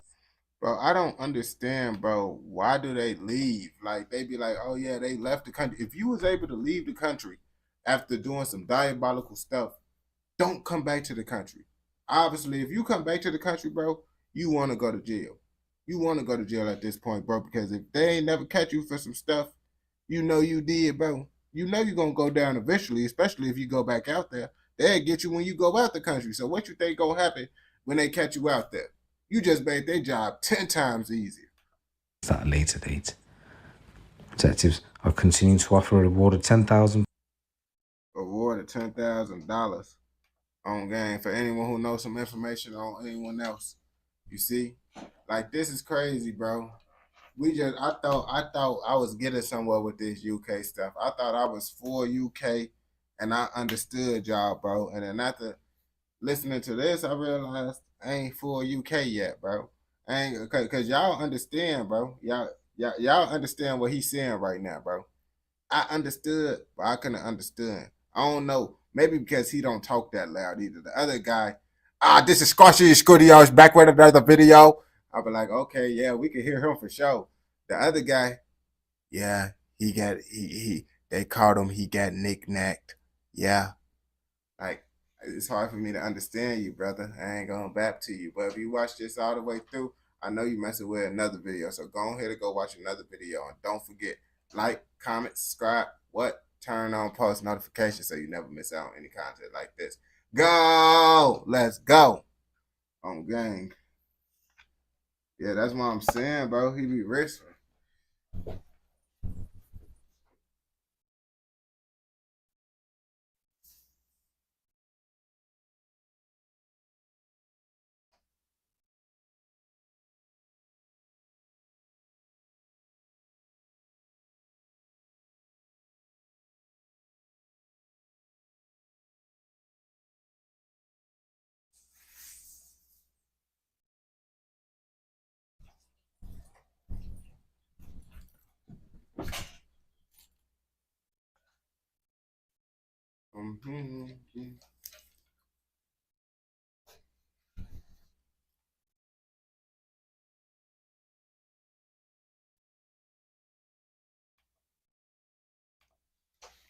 No, bro.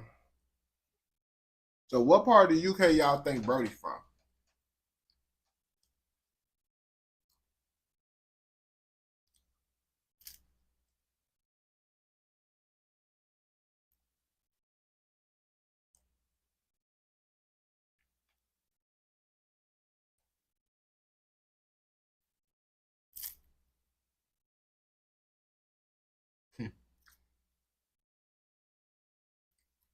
But I thought y'all know off his accent.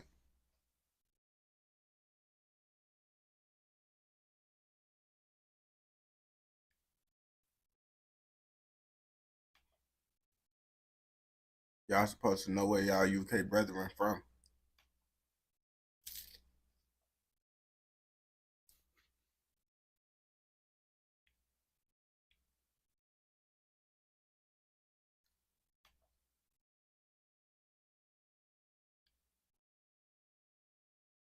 You said it's hella UK accents? Man.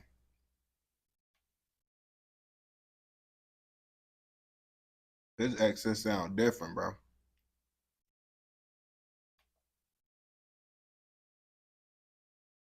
We finna do this trench tails guy. As someone said, dude. The Trinidad. I forget who said dude the Trinidad was.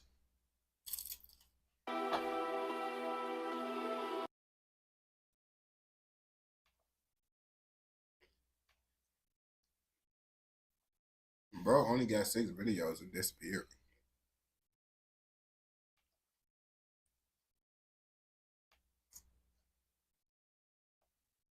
He must have been like, yeah, this is not for me.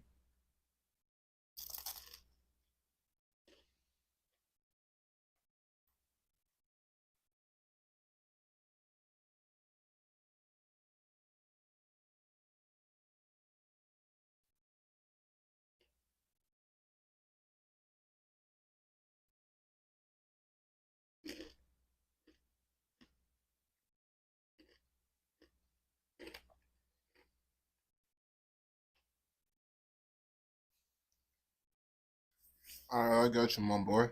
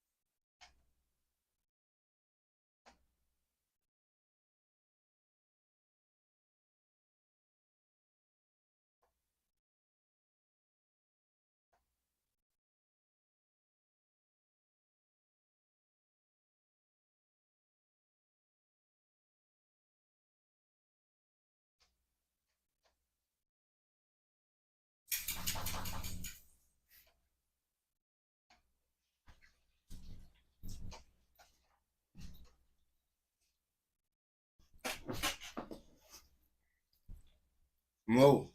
Pepe, out.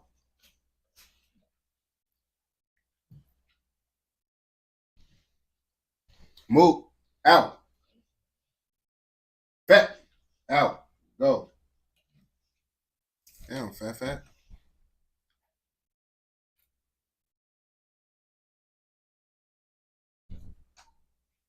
Yo, my boy. Yeah, fat want everything.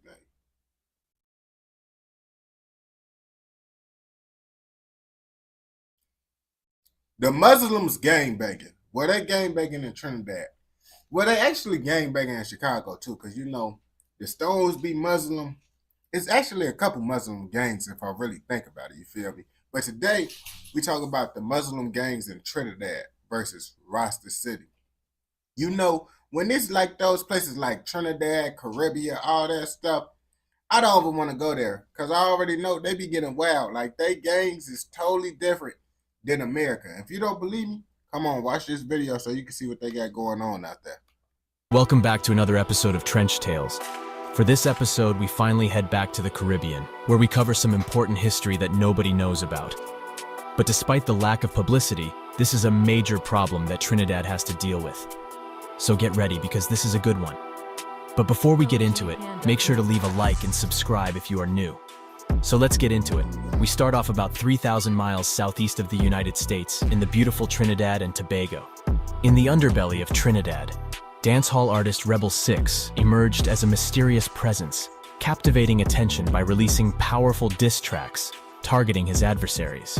Allegedly, one of his targets was Prince Swanee, reportedly once affiliated with the Rasta City crew, who has since embarked on his own venture called Z-Tech. Another individual in Rebel Six's crosshairs was Toppy Boss, who was allegedly linked to the Muslim. Hey, Toppy Boss? Like, come on, bro. Out of all the names, bro, Toppy Boss? You diabolical, bro. Muslim crew.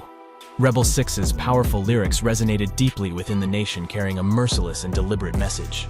The clashing artists produced an entirely new wave of music that swept the island like an unstoppable storm, more specifically categorized as Trinidad dancehall. Once soothing beats of reggae and dancehall transformed into a dark symphony of murder music, becoming a weapon wielded by the rival crews. Another bloody night has plagued the Port of Spain division with 3 murders and a spate of shootings in the Laventille area. Reports are that in St. Barb's around 9:30 on Wednesday evening, Dexter Polskin Joseph, an alleged leader of the St. Barb's arm of Rasta City gang, was killed. The consequences were devastating as the infectious musical epidemic gripped the nation, plunging it into a never-ending nightmare. Trinidad's murder rates skyrocketed, gunshots blazing in the streets, a chilling testament to the power of this unholy marriage between music and violence. The results, ranking the country. Who would want to go to any of these places? Everybody be like, oh, it's propaganda. We know these places is bad, bro. Like, I ain't trying to hear none of that. Oh, it's like Brazil. I know Brazil is a nice place, but no, Puerto Rico, I know ain't going to none of these places. I ain't gonna bap to you. Just below Afghanistan on the crime index. In the midst of this chaos, Rebel Six became a target of a sinister plan. He was ambushed by his rivals, driven by betrayal and jealousy. Before we dive deep into the wicked and wild world of Armageddon, let's rewind the clock and unravel how this war between cliques actually started. Trinidad and Tobago, once colonized by the British Crown, racial lines. In 1962, it gained independence from Great Britain and became a sovereign nation, eventually. Dang, bro. You see? This is what I mean, bro. Britain, UK, they really was America at one point. What I mean by that is everything that everybody's saying about America, we taking over this, we trying to control the world. Do y'all not forget what Great Britain was doing at one point and what they still do to certain areas? Y'all still be on the same type of timing. Y'all just don't get as much power as y'all used to. So y'all can't do what America doing right now because y'all lost. Hey, every player lose their time. You feel me? You got your time, and then it's time for the next player eventually. Declaring itself a republic in 1976. Since gaining independence, Trinidad and Tobago has been marked by a divide between 2 major gangs. First, you have the Rasta City gang. Rasta City mainly has been championed by the Rastafarian culture. Afro-Trinidadians who attempted to reject the influence of European colonialism, who strive to reconnect with their African heritage and culture. The earliest Rasta City gang as being led by the notorious King brothers, Aldwin and Derek, who were both Rastafarians. Bo, these look like Bob Marley relatives. Is Bob Marley from here?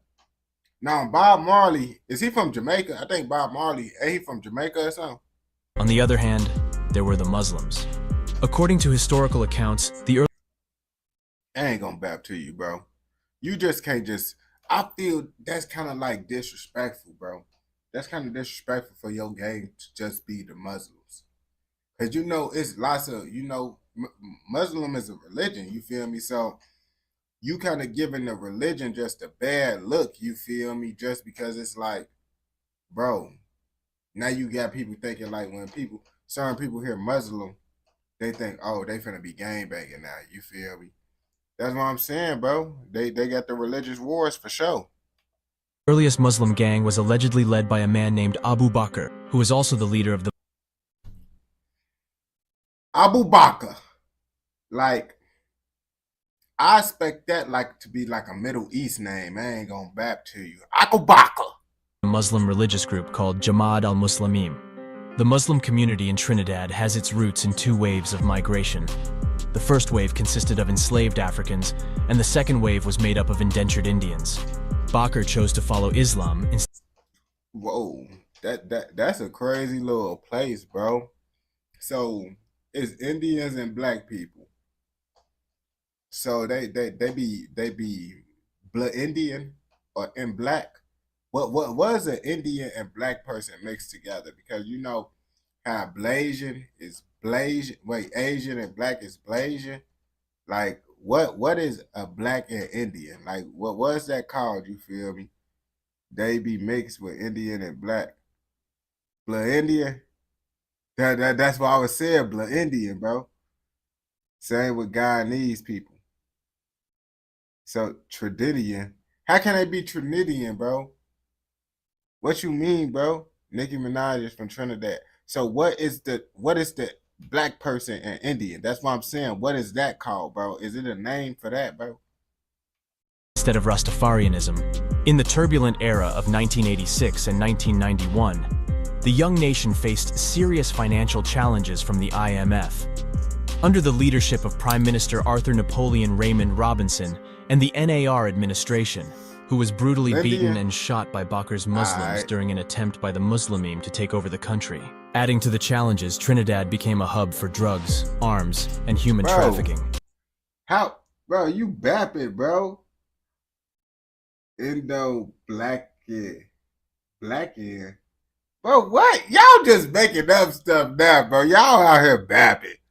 Its strategic location, just 7 miles north of Venezuela, with its open border to Colombia, made it an attractive transit point for drug shipments to the Americas. Speedboats from drug cartels were often used to transport drugs into Trinidad. Once docked, these illegal substances were smuggled out of the island using various methods, including container ships, private yachts, and planes, turning crime into a multi-billion-dollar industry. Yeah, I was finna say, how much money do they got, bro? Because it ain't no low-level thug finna be moving, working yachts. Yachts? No, you gotta be on some El Chapo type of time. I ain't gonna bap to you. Unlike in most places, gangs in Trinidad are deeply rooted and divided. Neighborhoods align themselves with either the Muslims or Rasta City, creating bitter rivalries. Even neighboring streets become enemies if they support different gangs. So if one neighborhood is Muslims, and across the street is Rasta City, they have to be bitter rivals. This holds a... So with this whole little thing, right? So it's crazy, gang. So if you just a person that's Muslim, you got Islamic beliefs, and you be like, yeah, I believe I'm Muslim. You got to say you believe in Allah. You can't be out there saying you Muslim out there. You Muslim? Hey, folks, Muslim. Hey, we finna get on that before. You better say I believe in Allah, bro. It ain't no I'm Muslim out there, boy. You gonna get blinked down saying you Muslim. Especially true in the capital city of Port of Spain, where things have spiraled out of control. Since the 1960s, it has become one of the most dangerous cities worldwide, largely because of intents for being used as a drug smuggling port. But in recent times, the rise of Trinidad dancehall murder music has added to the chaos. Artists from different camps diss each other, and citizens have normalized these chaos. They look like gang-banging Harriet Tubmans. Like, what is going on right now? Like that's how the black women back during slave time and all that used to wear their bandanas and stuff. What do they got going on right now? Artists from different camps diss each other, and citizens have normalized these violent messages, using them as fuel for their own violent activities. Initially, children had the liberty to choose their own gang affiliation, but over time, it shifted to being determined by the neighborhood they grew up in. So, first the kids got to decide which gang they want. First of all, the kids shouldn't be deciding what gang they want to choose. Like you talk about, yeah, they used to decide that first. That's just like, they shouldn't even had no option to decide. Let's start there. They be like, yeah, now they don't got an option to decide. Yeah, I guess you're right. Now they just got to be whatever y'all want them to be. So if you hailed from a Rasta City neighborhood, you were expected to align with them. The influence even infiltrated into the school system. This toxic situation brings us to the heart of it all. Welcome to Port of Spain, unquestionably one of the worst places in Trinidad. You see, I ain't gonna bap to you. You see, I'll be knowing places. You see, if you would have told me, oh yeah, let's go to the Port of Spain, I would have thought we was going, I would have thought that we going to Spain. I would have been blue. You tell me we go to Port of Spain, then I see this. I'm like, bro, this is not no Spain, bro. You bapping. The region itself is divided into two closely neighboring sections. First, you have Laventil, an area where the Muslims set up a stronghold, a breeding ground for the mobilization efforts of an Islamic organization once led by a 6-foot man by the name. So is they with that Akalabak stuff? So that, because it's like, I ain't go back. I know the Akalabaks, they do be having Islamic beliefs and all that. So his name is Abu Bakr. I think they might be the Akalabaks. I don't know. Name of Abu Bakr, who in 1990 made a controversially bloody attempt to seize and temporarily overthrow the country's democratically elected government. On an ordinary afternoon in Trinidad and Tobago, families gather for a local Sesame Street show when the TV screen flickers, revealing the imposing figure of Abu Bakr. Standing tall at 6'4", dressed in a flowing white robe, his face radiates a menacing intensity. Abu Bakr, how they get Abu Bakr taking over the TV? You see, this what's going on with them countries, bro. They probably don't got no real TV service station for real. It's probably they got some random person doing that out their basement doing a TV service. They be like, hey folks, let me broadcast something real fast. You gotta give me some money on. Man, if you don't get your goof, man, come on, bro. You got to record that stuff. Abu Bakr makes a shocking announcement. At 6 p.m. this afternoon, the government of Trinidad and Tobago was overthrown. The Prime Minister and members of the cabinet are under arrest. Gunshots ring out, interrupting the chaos. Panic erupts as an armed figure in camouflage fatigue storms in the country's parliament. For 6 days and 5 nights, they a different breed. I told y'all in the beginning that they is different from American and all that stuff, bro. They literally put the police in jail, the government in jail. Like that's a different type of, you feel me, savage right there. Trinidad is held captive by Abu Bakr and his 115 devoted followers under the banner of Jamaat al-Muslimin. This audacious coup marks the only militant Islamic uprising in the Western Hemisphere, claiming 24 lives and leaving a lasting impact on Trinidad. And you know what? Despite attempting to arrest his own country's prime minister, Bakr never faced conviction. Bakr believed that when his Muslimin stopped policing the streets after the coup, the government lost control. Yeah, because I was been like, oh, they don't got no power no more. They don't got no power, bro, because it ain't no way Brody just go on live telling y'all, yeah, I'm arrested the government, broke into y'all little White House or whatever it is, and he not in jail, bro. That's why I don't want to go to those type of countries, because it's like, bro, it ain't no one protecting you out there. You go out there at your own risk, bro. The gang members run those countries, bro. So think, oh yeah, you safe. All right, bro. The gang members letting you be safe.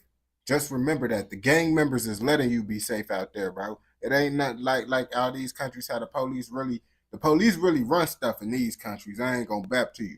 The police don't run nothing out there. Let me know if you agree down in the comments. In the aftermath, the country takes a dark turn. Annual murders escalate from under 100 to a staggering 600 as deadly gang warfare engulfs the nation. And for this reason, the residents of the community across the street were far from being supporters, to put it mildly. This would be Beetham, home to the formidable Rasta City gang. Many Afro-Trinidadians felt neglected by the government fueling their alliance with Rasta City. The gang emerged as a resistance against the control exerted by the Muslim alliance with Rasta City. Yeah, they need Superman, Superdog. Well, who Superman is this, gang? I never seen this Superman before.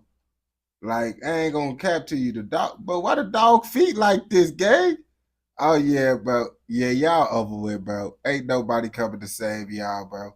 Superdog feet messed up, bro. Do y'all not see Superdog feet? Do y'all not see Superdog feet, bro? Like, I don't know what's going on to this day, bro.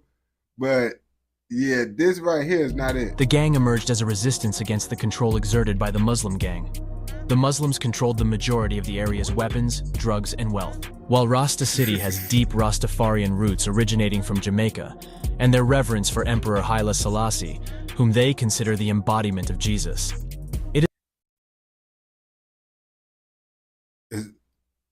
I'm trying to figure out, bro. So, is they doing this? Is they doing this inside the name of Jesus? Like, is they gangbanging in the name of Jesus? Like, what's going on right now? It is ironic that the current crew deviates from the religion's pacifist and non-materialistic beliefs, often showcasing their long, lavish gold chains of the highest carats. Remember this guy? So they gangbanging in Allah name. No, that's what I'm saying. They gangbanging in the name of Jesus. That's what I'm seeing right now, bro. And I didn't know Jesus liked this type of behavior. I didn't know God liked this type of behavior, but maybe I learned about the wrong religion. Maybe I just didn't hear the right stuff, I guess. Fast forward to the 21st century, and Trinidad's landscape has drastically changed. Two dominant gangs, the Nines Muslims and the Sevens Rasta City, have transformed into umbrella organizations, sheltering 42 offspring gangs comprising both Rasta City and Muslim units. This conflict was not limited to physical confrontations. It also extended into the realm of lyrical warfare. Amidst the vibrant music scene in Trinidad, two names stood out, captivating the nation with their exceptional talent.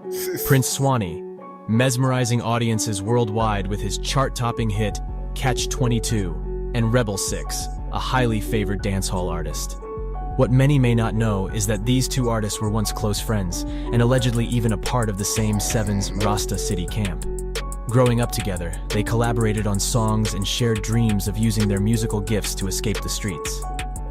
However, tragedy struck when Rebel Six became disenchanted with the way the Seven camp was being led by its authorities. This discord reportedly caused a rift between Prince Swanee and Rebel Six, turning once loyal friends into bitter enemies. The falling out was fueled by corruption and negative. Brody kind of looked like faux extra. Because I was saying, merchant folks don't kind of look like faux extra a little bit. If that's probably might be faux extra relative or something, bro. Vibes infecting the Rasta City camp. As a result, Rebel Six decided to part ways and eventually joined the Six crew, reportedly led by the infamous dancehall entertainer Squash. His move to a dancehall entertainer Squash, bro. Like that sound like y'all is performing around the world doing Michael Jackson dance moves. I'm not gonna bap to you, bro. I would not expect y'all to be out here gang banging with bandanas and stuff with that type of name, but that's why you shouldn't judge a book by its cover now, you see? Align with the renowned Six camp, originating from Jamaica, sent shockwaves across Trinidad as he introduced the Six movement to the island. The transformation from friends to foes was a result of the deep-seated issues within the Rasta City camp, and their divergent paths led them to opposing factions. The clash between Prince Swanee and Rebel Six, now representing different camps, added a new layer of intensity to Trinidad's music scene, making headlines and sparking intrigue among their fans and followers. As the crew started to shift amidst the turmoil within Rasta City, a brutal tribal war erupted, plunging the Seven Gang, Six Gang, and Muslims Gang into a deadly cycle of violence. Night and day, they ruthlessly attempted to assassinate each other. And that's how quick they get you, just like that. You see how they just popped up, put them in the truck? That's how they get you, bro. You see, because I be to everybody be like, oh, why don't you get your passport? Why don't you get your passport? Because I ain't trying to be put inside the trunk. That's why. I feel like the passport is honestly saving me. Me not getting a passport is for protection. I ain't gonna cap to you. Get a passport at your own risk. That's what you need to tell people. If you ain't going to the UK, Canada, or like Australia, bro, I ain't gonna bap to you, gang. You might get hibachied and put inside a trunk. I ain't gonna bap to you, bro. That's why I ain't really too worried about getting my passport, bro. Making the streets as hot as ever. Realizing that things had spiraled out of control, the top artists from each group decided to initiate a peace meeting on July Oh yeah, hold on. I know y'all finna say, oh yeah, you know it's so many other good countries, yeah, I just got to thinking about it. Like Japan. Yeah, I was finna say Japan. That's what I was finna say, bro. But you feel me? They say South Korea cool too, bro. But yeah, like the Asian places, I ain't going to no China though. Like China, nah, that's over with, bro. But it's a couple good places out there. But I ain't gonna bap to you. Any Hispanic place, any Caribbean place, all those, bro.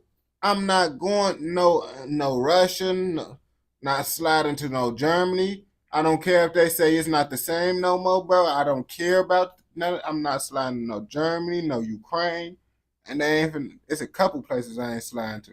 Spain, that sound cool, but I don't know, bro. I watched that video about that person went missing in Spain. 4th, 2020. The Sixes. Bro, this why they be hitting everybody but they target. Do you not see how these people shooting? They doing this. Look at how Birdie shoot. Hold on. Caught him at 4K. Each group decided to initiate a peace meeting on July 4th, 2020. The Sixes, Rasta. He should have just stayed in the car.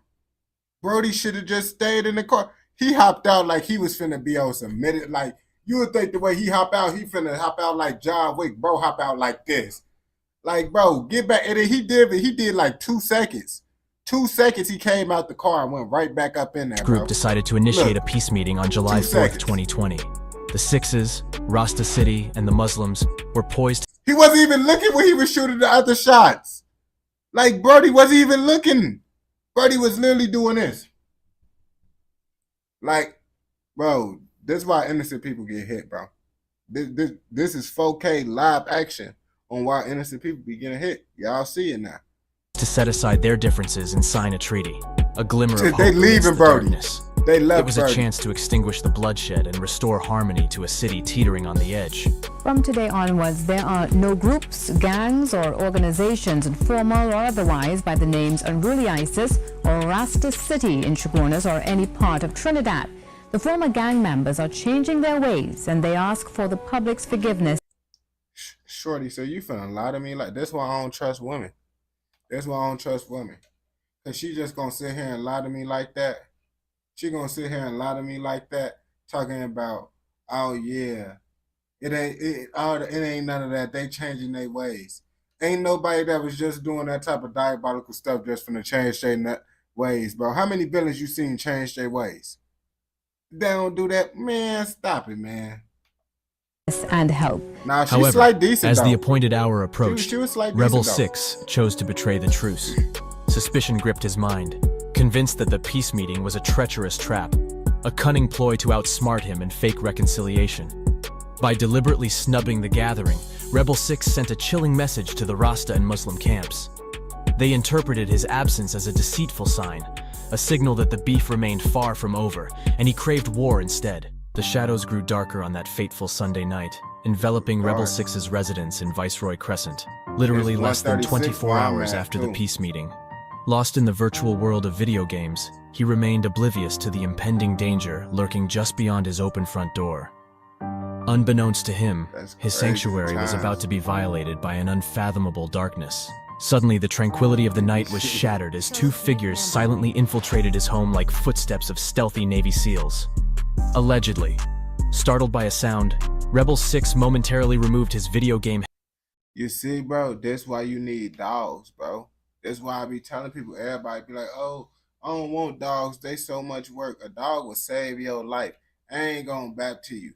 Like, if someone got blick, bro, and someone breaking into your crib, 9 times out of 10, they probably going to pop your dog. So if you don't got no blick, I mean, hopefully the dog just going to alert you to what's going on. You feel me? I feel like the perfect combo is you having the blick with, you feel me? You gotta have the blick with the dogs. That's the combo right there.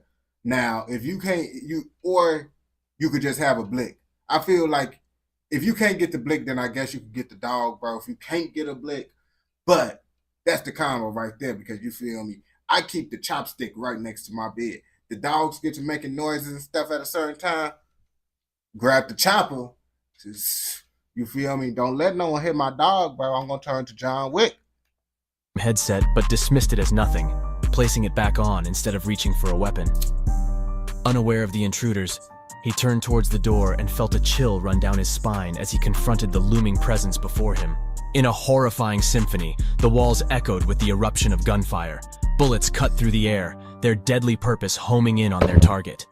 The assailants unleashed a relentless storm of bullets, approximately 20 finding their mark on. You see, I already thought about situations like this, you feel me? So it's like, you feel me? That's why I've been like, bro, I was thinking about, like, I need to get money, bro, for a security dog. Because I ain't trying to get my dogs to get blicked down, bro.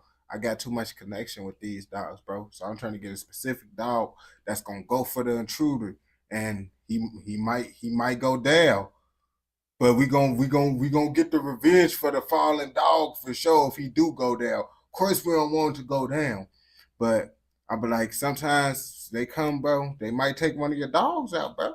So you gotta make sure you gotta have the dog that's prepared to do it, bro. I can't have my little babies right here, bro. Maybe if we could get a robo mechanic dog in the future, bro. But yeah, I ain't trying to have my dogs, you feel me, get popped. But if I get popped, my dogs ain't gonna be alive. So we gotta be realistic now. And I love my dogs, but I ain't gonna try to let no one pop my dog. Someone pop my dog, bro, I'm gonna pop you. But yeah. On Rebel 6. Amidst the chaos, a relative stood frozen in terror, silently witnessing the nightmarish scene. Miraculously, fate spared them, leaving them unscathed as the assassins swiftly escaped the premises.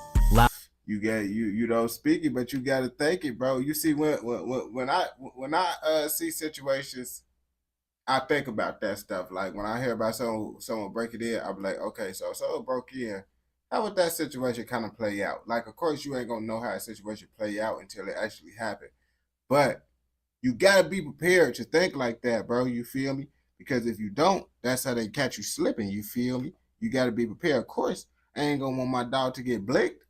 That's why I'm gonna be on it. You feel me? When my dogs get to pocket, I'm gonna get my blick. The only way that really happens is if someone just instantly get into your crib and get to blowing, bro. But if your dogs get to barking at them, you gonna get your blick, see what's going on, and then you feel me, it's probably gonna be a different story. It just depends on how everything play out in those situations. But my mind is a what if mind. I got lots of what ifs going through my head all the time, you feel me? Loud sirens screamed through the dark night while the cops raced like lightning. They scooped up the injured Rebel 6 in a hurry, zooming him off to Arima Hospital. Hi, my boy, but fate, being heartless, had already made its move. As they raced ahead, Rebel 6's life slipped away, stolen by the merciless hands of his assailants. In the aftermath of the harrowing attack, silence descended upon Viceroy Crescent. A heavy shroud of mourning and... Who is Brody? Who is Brody right here, bro? Whoever uncle is this, bro, they gotta talk to Brody. They gotta tell folks, like, you can't be popping out like this, bro. I know he a uncle, bro. This how the Haitians and stuff. The Haitian uncles and dads, they be popping out to go pick up their kid. They got the flip-flops on and this type of outfit. I be like, man, that's crazy. And devastation. Like, the night once filled with hopes and dreams now carried the weight of tragedy. A vibrant voice in the music world silenced forever. The grim announcement came from the lips of the authorities. This was no random act of violence. Gang warfare had stained the streets with blood once more. As the city grappled with grief, an insidious question lurked in the shadows. Who orchestrated this sinister plot? The investigation for answers began as the puzzle of motives and perpetrators unraveled. Departing from the Sevens, Rebel 6 inadvertently painted a target on his back, igniting the flames of vengeance in the hearts of those left behind. Amidst the tangled threads of their shared past, a haunting question by fans lingered. Could Swanee, possibly once a trusted companion, be driven by jealousy that festered like a venomous serpent? However, I doubt this was the case. In the backdrop of this risky dance between rival crews, the Muslims, a mere adversary on the surface reportedly held secrets of their own. Whispers of Rebel 6's desire to break free from the Sixth group to join the Muslims circulated, casting shadows of suspicion that it could have allegedly been members of his own Sixth group who placed the hit. Oh no, that's some backdoor stuff. I ain't gonna back to you, bro. Like, and this why I didn't see your thing. It didn't pop up search, but I don't know if you sent a question mark to them. This why I tell y'all, bro. If the person was the ops and he trying to hang with y'all now, and not, bro, don't trust nobody. Once a op, always a op, bro. Anyone that's over here trying to switch gangs and hang with someone else, it don't matter if you fall out with your gang, bro. If you fall out with your gang, don't go hang with the ops, bro. Go try to find a gang that you wasn't into it with if you really want to join a new gang so bad. But never go to the ops, bro. That's just bad, bro. As the truth remained a puzzle lost amidst the murky depths of the underbelly, one thing was certain.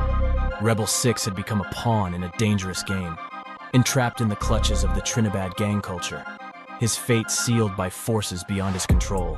In the midst of this tale, the truth still waits in the shadows, awaiting for its moment to be unveiled. Until then, let us know what you think down in the comments section below, and we'll see you guys. Man, you know, folks kind of look like Charleston White. He kind of looked like Charleston White a little bit, bro. Slight Charleston White mixed up with Mike Tyson. I ain't gonna bap to you. Charleston White mixed up with Mike Tyson, in my opinion.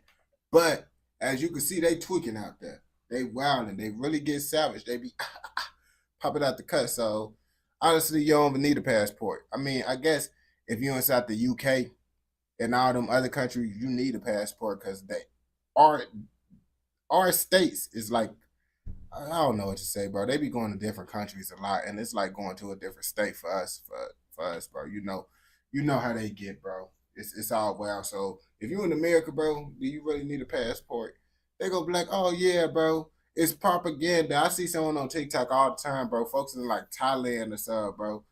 It's propaganda. America is just tricking you all. The chicken is real out here. I only pay $10 a month for this and that. Okay, bro. Okay, bro. That's cool for you, bro. That's all I'm gonna say, bro. I'm cool with paying a whole bunch of money a month and dealing with junkies running around and switches, bro. At least I'm not getting chopped up. They're gonna be like, bro, it's not that bad, bro. You over gassing it, bro. It's propaganda, bro. Maybe it is propaganda. Maybe America got me, bro. That's all I can say at this point, because if they did get me, they did a good job. Because I'm scared to leave America, and I ain't gonna lie to you. If you watch this all the way through, I know you messing with another video. So go ahead and go watch another video. And don't forget, like, comment, subscribe, turn on post notifications so you never miss out on any content like this. Go! Let's go. You feel me? No, that's crazy, bro. That's crazy. Leaving them other countries, bro. That's wild. They be having people scared, bro. Bro, that Minute Maid, bro, that be bussing. That be bussing, bro.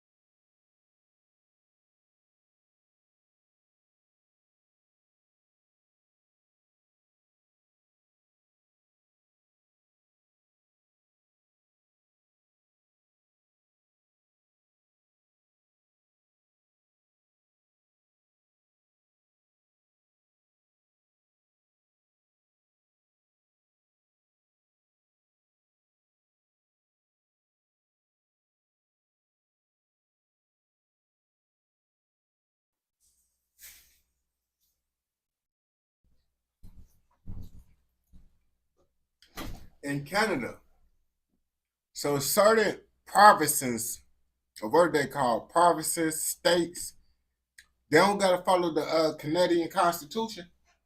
Some states. That's what I heard. I don't know if it's true.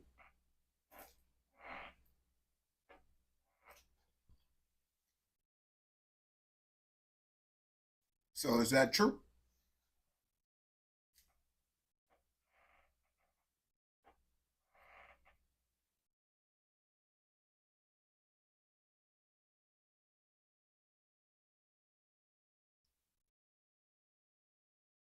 Perfect.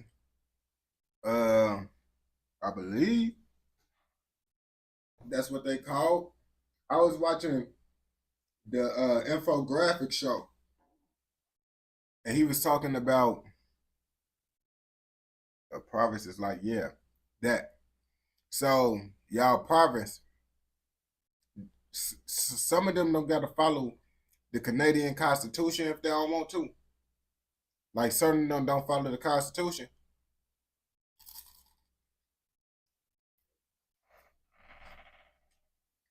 In Canada, I'm talking about in Canada.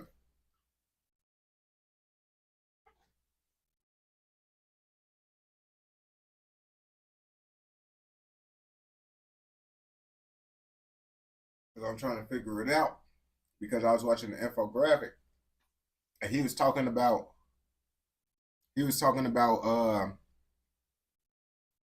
why Canada being the 51st state. Well, how would it play out with Canada being the 51st state? And he was talking about, well, one of the things is how every state don't follow the Canadian Constitution. And that wouldn't work in America because every state still followed this whatever, you feel me? And he said he was talking about all types of shit. He brought up the free medical insurance, like how that shit wouldn't really work out either because they're gonna have to get rid of it if they become the 51st state, because that means lots of other people will be coming to Canada just to get free healthcare and stuff. If it was an American state that had free healthcare like that. And then he brought up the fact that Canada wouldn't want to do that because they got lots of natural resources and stuff, and that would, become America. They don't want that. Also, when the economy of America doing bad, the economy of Canada gonna be doing bad as well.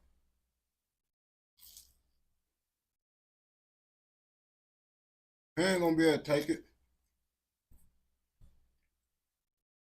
And I didn't know that Canada was bigger than America. I didn't know that Canada was that big. That's crazy.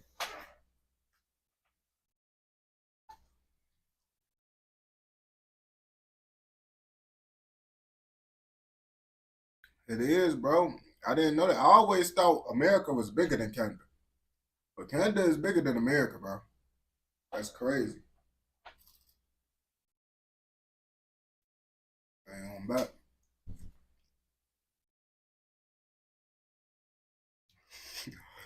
He talking about, of course. Don't be saying it like that, bro.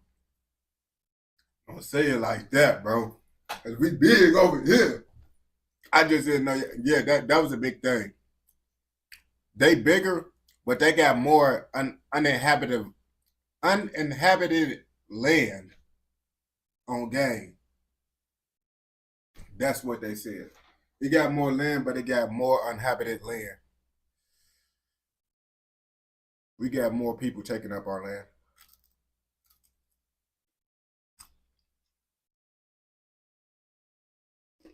On game. They said if we combine together, we'll be the biggest. On game. We'll be big. If we combine with Canada, we'll be big. We'll be a super big country.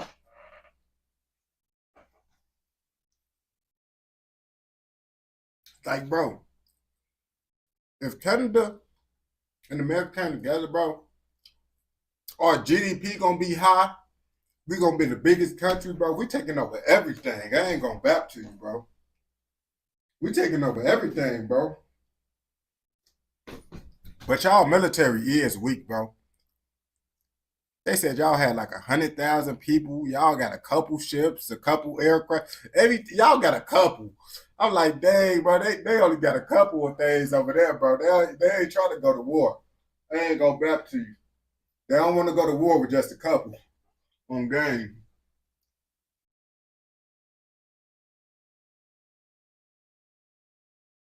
True out. Yeah, it'd still be smaller than Russia still, but it'd be behind it. Cause I think they said Russia is big. Yeah, America got the best military. And then China is after. China and America really, when it comes to military power, really China and America run the world. America ain't worried about Russia. I ain't gonna back to you. America is worried about China. That's what America is scared of. America ain't scared of no other country but China. I ain't gonna back to you. From how they be acting, they be worried. Cause China be outdoing us in so much stuff. Like they don't be liking that how China could just outdo us in everything. The only thing that China don't, we still got a better military than them, but China military is still up there. Yeah, Russia is dangerous with their outdated military equipment. Why you think they can't take up, bro? We giving them we using, I ain't gonna cap to you. We using Ukraine to test out military equipment on Russia. On game, we tried out let Ukraine try out dual equipment on Russia. Okay, let's start there. They can't even beat Ukraine using a little bit of our equipment. A little bit of our equipment, bro. Bro. They got outdated equipment. They could beef with people out there. Russia can't beef with no China for sure. Russia can't beef with no China. Russia can't beef with no America. Really, Russia only got power to those little places.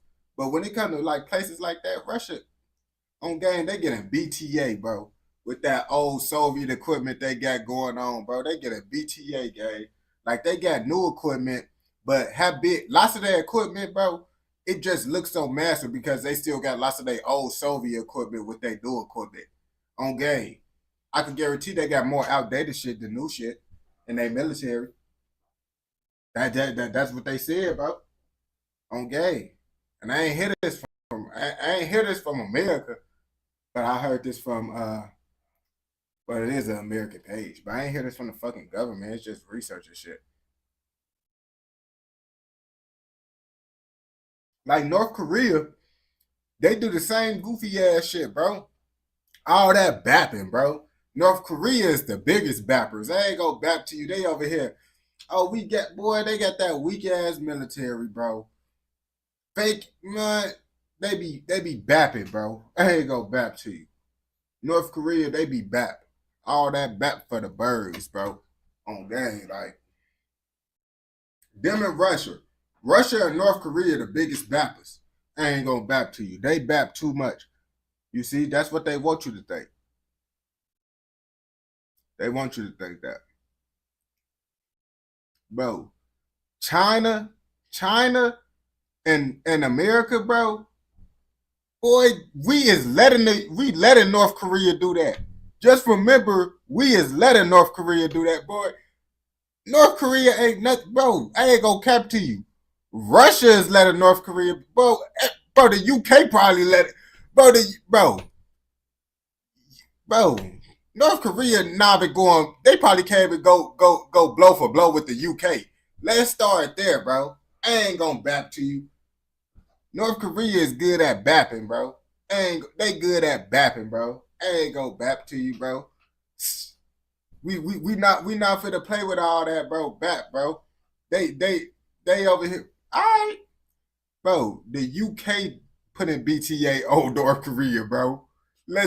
Hey, I honestly wouldn't put it past Canada putting BTA on North Korea, bro. They is bappers, bro. North Korea is one of those gangster dudes that talk more than they really about that life, bro. That's what North Korea is, bro. Bro, you think about it, bro. North Korea never been no major figure. When have they ever been a major figure in the world, gang? Never. They never been bro, they never played, bro. Even if you look back inside the world wars and all that, bro, they never played a major part, bro.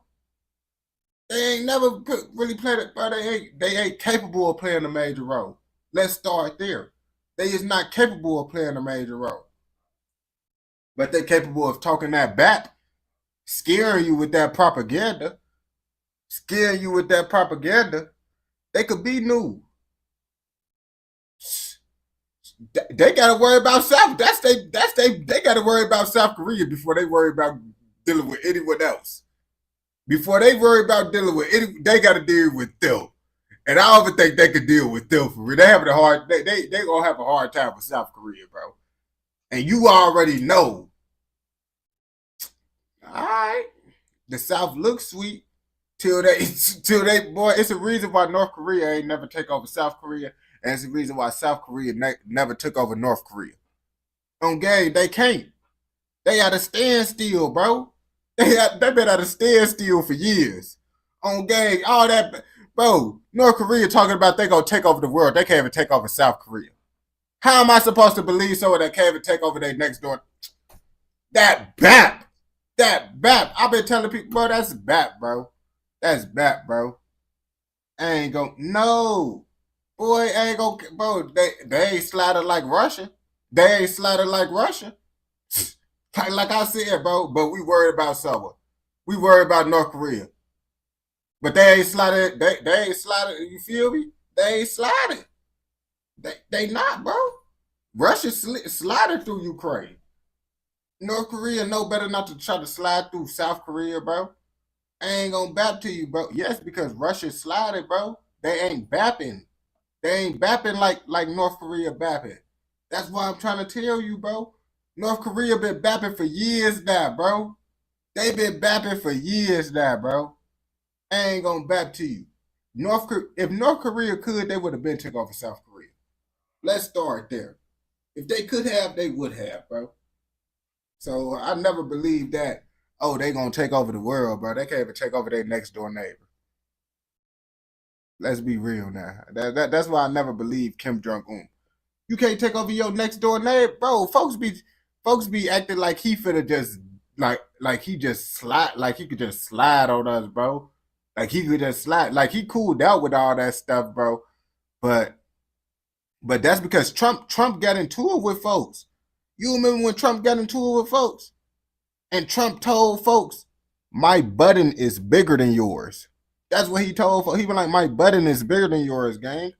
Cool out with all that hot stuff, gang, because you know who button bigger over here. You know who got the bigger button, bro. Okay, that's folks cooled out after that. Folks, why you think Trump was the first president to go over and be cool with North Korea, bro? And Trump be talking. Trump said some things about North Korea, and they ain't do, and they still let him come through, bro. On game, bro. He a basketball player, bro. He a basketball player. Trump treated folks.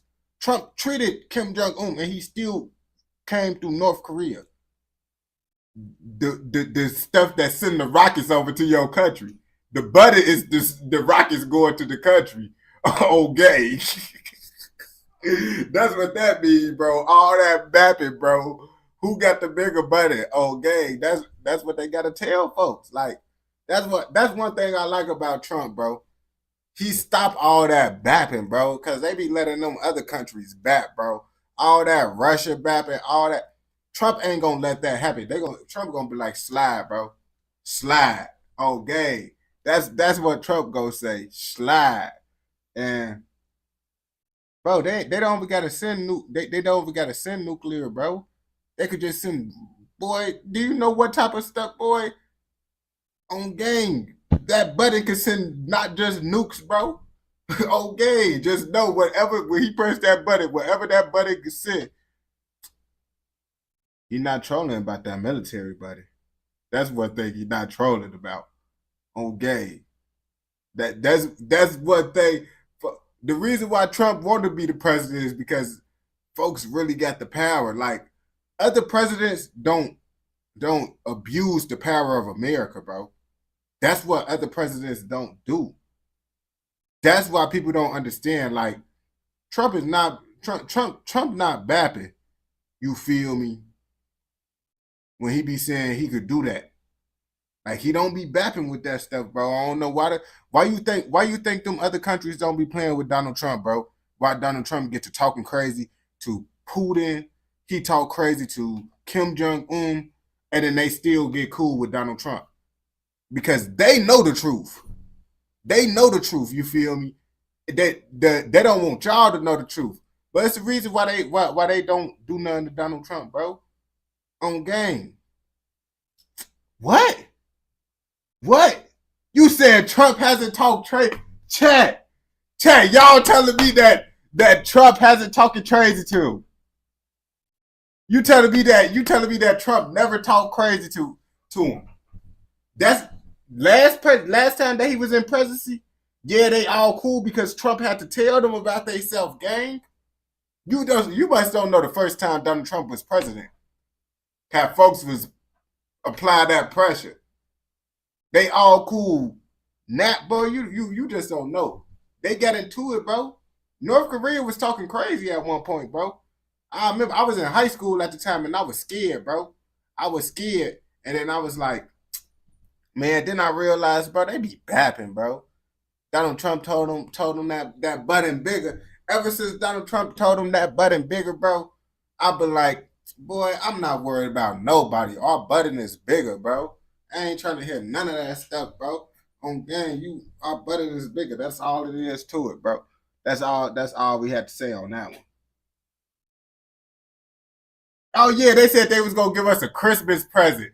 Oh yeah, I remember that, bro. They was tweaking, bro. They said all types of stuff, bro. They was tweaking. Everyone got a button, right? That's why he said the big button. We got the stuff that's like, all right, bro. But why you think America is the one that's giving other countries protection, and we not getting protection from no other countries? We protecting other countries, gang. Obviously, we got that big boy stuff. If you were able to protect other countries, bro, I ain't gonna back to you, bro. No, it won't. We got, bro. You. It don't gotta be a nuclear bomb, bro. It don't gotta be it, bro. It don't gotta be a nuclear bomb, bro. Trump the tanker don't gotta do that, bro. Bro. It ain't none of that nuclear. When we say that button stuff, bro, most people that send that stuff, bro, they ain't even sending no nukes, bro. They not sending no, bro. They first of all, bro, it's a little treaty. We not even supposed to be using nukes. They try to get all nukes taken away, but every country is not trying to agree with getting the nukes taken away. So you feel me? That's how that go. Countries ain't gonna do it, but it's a button. That button don't gotta be a nuke. Bro, do you know how many times they you feel me? They made that call, bro. Buttons get pressed. Countries get to acting right. I ain't gonna back to you, bro. That's how it go, bro. Make the calls. Countries get to acting right, bro. Buttons get pressed. But yeah, bro. But maybe it's all. But maybe that's just American pride, bro. That's just the American pride that Donald Trump gave us and everything, bro. You feel me? I heard about that shit on the infographic. Good morning, my boy. Man, some stuff that we got that y'all don't want to see.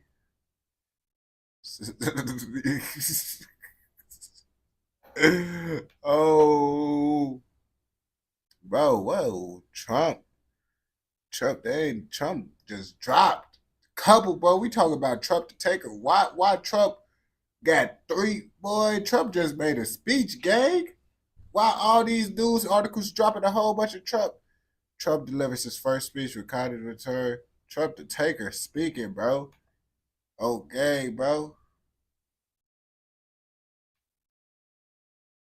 Triple T on game.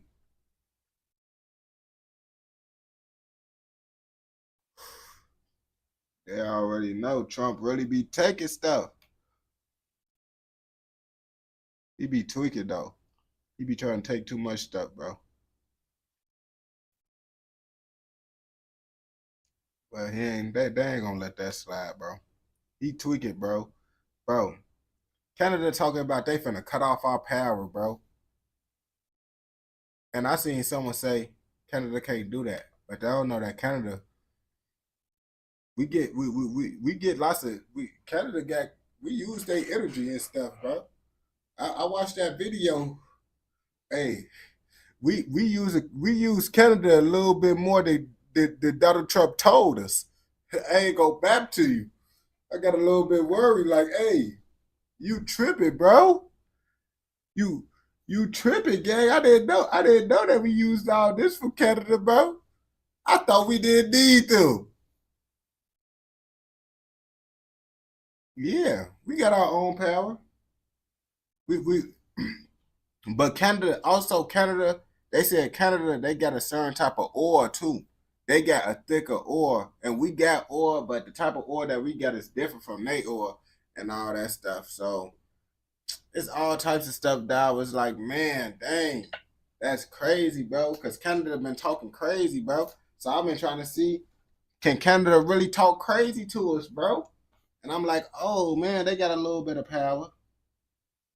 Trump's still better than the Lord Obama, bro. When Obama got into office, bro, the black people had a celebration, bro. We was in the streets, bro, on gang, Don Julio in the air. Donald, bro, when Barack Obama became president, bro, fried chicken, watermelon, Don Julio outside on the block, bro, doing hood rat stuff, bro. We turned up with Donald when Obama got into office. I ain't going back to you, bro. All that stuff, bro, we turned up, bro. I ain't gonna lie to you, bro. You gotta understand when Obama got into office, it was big. They put that on Boondocks. Cause that's how we really was, bro. Barack Obama, every black person decided to vote. You never seen black people that never voted a day in their life decide to vote when Barack Obama got it. When Barack Obama came up, boy, you better do your research. Barack Obama ain't doing too much for the black community, but we still treat him like a god. Do your research on that. What are you talking about?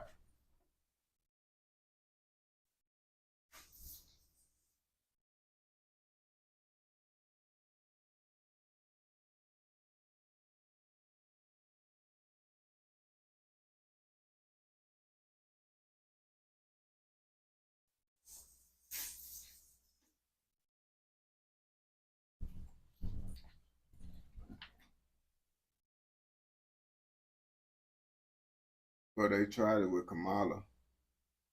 My auntie was making Obama family shirts. I still have it. Yeah, bro. Obama, bro, I told you, bro. Obama, man. Family was tweaking, bro. Obama was a big thing, bro. If you was 18 at the time, bro, and Obama you was forced to go vote, bro. You ain't have no option on game. Family members pestering people, bro. Go vote on game. They falling out with family members if they ain't voted for Barack Obama. It got serious out here.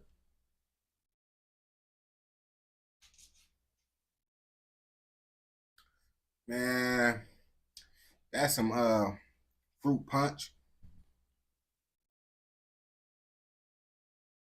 Yeah, I ain't gonna bap to you.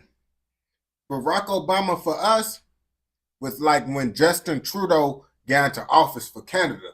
Because when Justin Trudeau got into office for Canada, bro, they turned up, bro. I ain't gonna bap to you, boy. You never seen no one turned up as much. That's how they turned up for Justin Trudeau, gang. I ain't gonna bap to you, bro. They love that man, bro. They ain't go bap to you.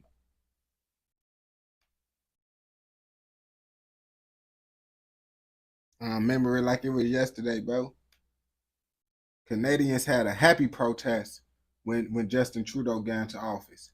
A happy protest. On game, what you know about a happy protest? That's what they did for Justin Trudeau when he got into office.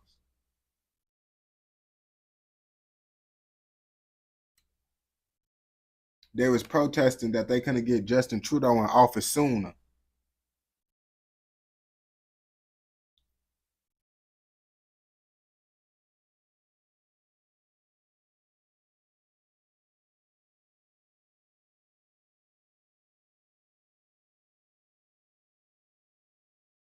Is there more than black and rice in America? What? Oh, you didn't know, bro. We got everything in America, bro. We got everything. Black, white, Hispanic, Asian. Everything, bro. I ain't gonna cap to you, bro. My ex in middle school was Blasian, bro.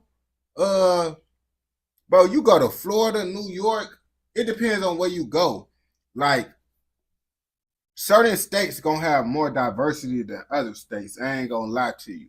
Like, you go to like them coastal states, like the states like Cali, Florida, New York, all those coastal states, it's gonna have a whole bunch of different types of people out there. Like, when I go to those states, I be like, bro, I didn't even know you existed. Like, that's crazy. That's why everyone running with the switches and Draco, because y'all got everything. They ain't gonna cap to you, bro. The switches and Dracos really be the Chicago people, bro. And they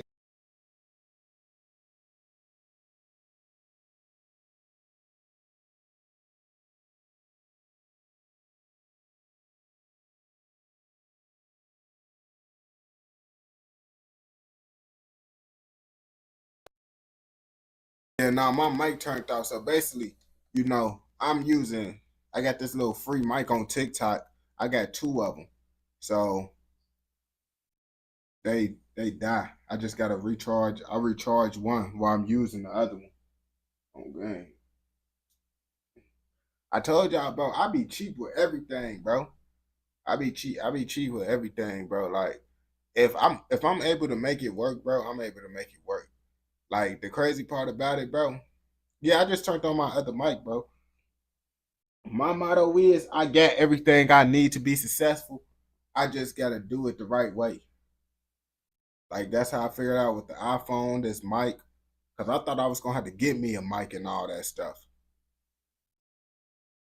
What? Does work.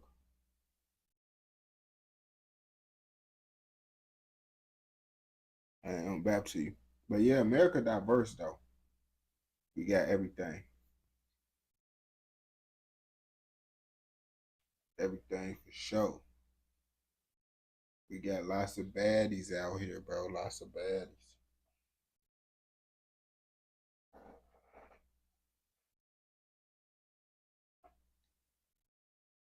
Like, I ain't gonna back to you.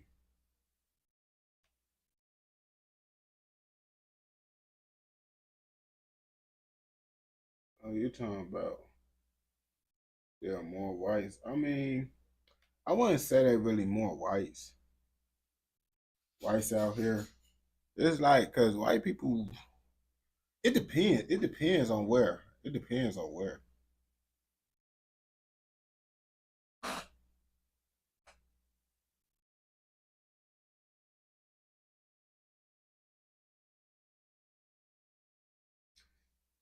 I mean, I ain't gonna back to you. Prop. Overall, bro, it shouldn't be more whites, bro.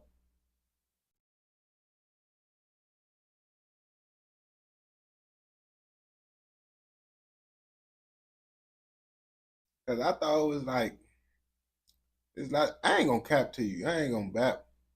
Well, it depends, bro.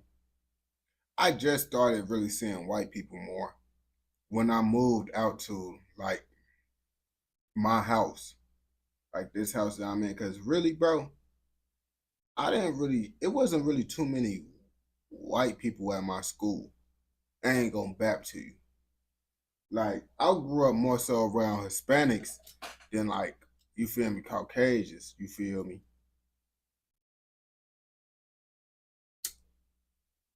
Like, it wasn't like I could really remember most of the Caucasian kids at my school because it wasn't too many of them. So like if it was one, it was like kind of weird.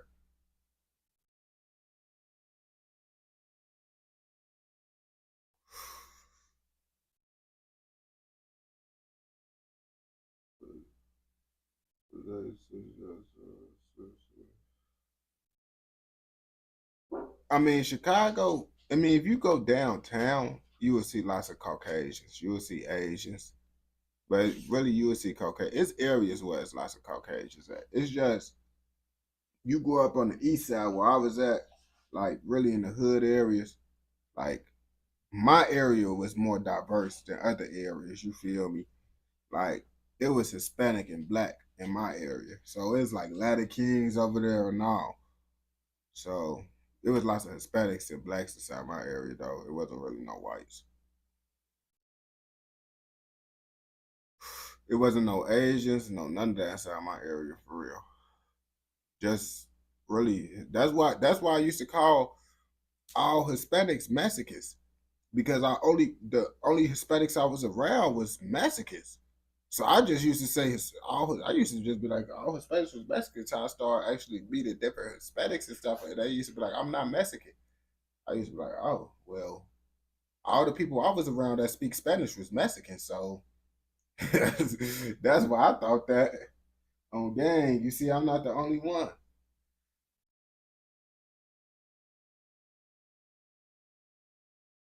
You fuck with the edible ones. I don't really eat edibles like that. Yeah, I didn't know none of that stuff, bro.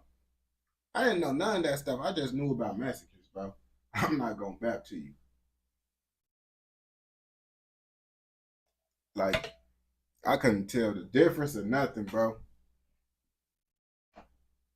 I saw a black Hispanic, I instantly be like, oh, he mixed with black. No. Me full Mexicano.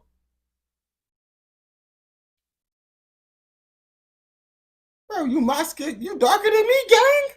Hey, how you Mexicano and you darker than me? That'd be crazy, bro. That was blowing my mind when I was saying dark Hispanics and all that, bro. They be luring me, bro. Yeah, bro, that was crazy, bro. I ain't gonna back to you, bro. I be like, bro, because that be blowing me. I be like, man, I be thinking they be mixed or something. They, no. It was something over the apartment complex of our city. Oh yeah, I remember they said the Venezuelan slid through Chicago and stuff, bro.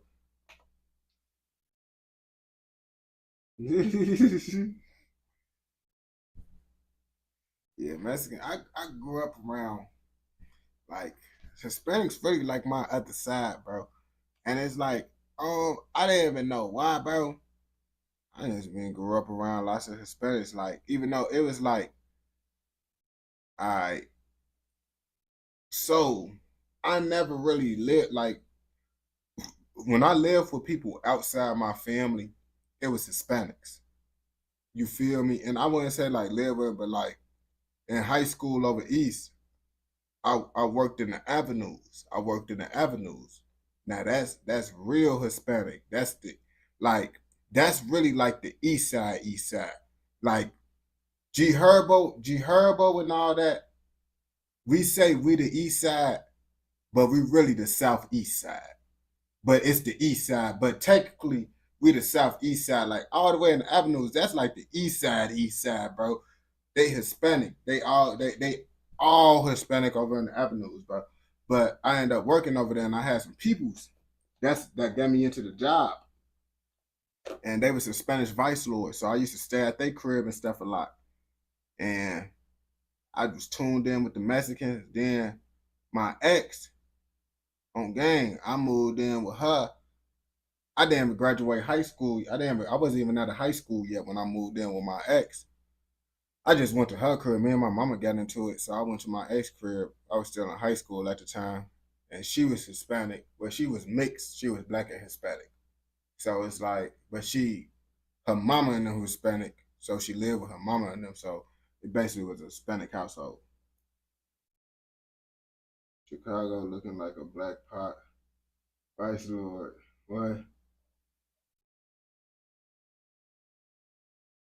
That messed up. The rap game got heavily heated. So you looking like a black pop. What's a Vice Lord flex? Wow. That's crazy. But nah, bro. Hispanics and stuff.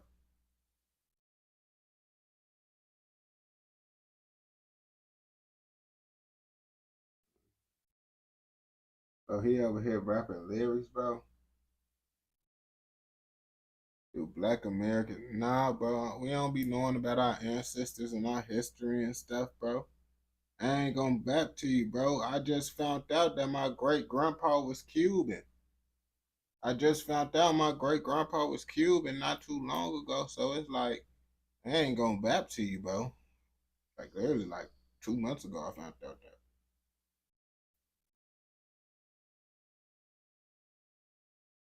So I'll be like, nah, I don't think. I look Cuban. My great grandpa, he was an immigrant. They said he was an immigrant. So yeah. My great grandpa on my dad's side.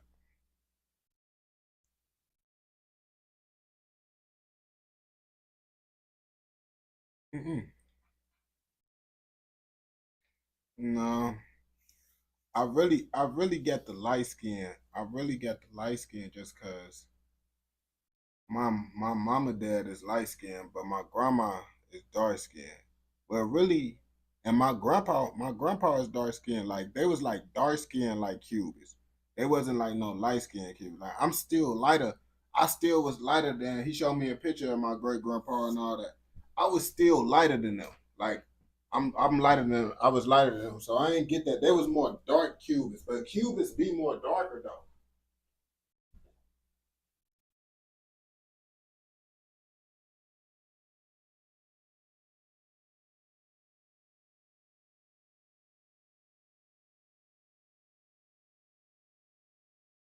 I ain't gonna back.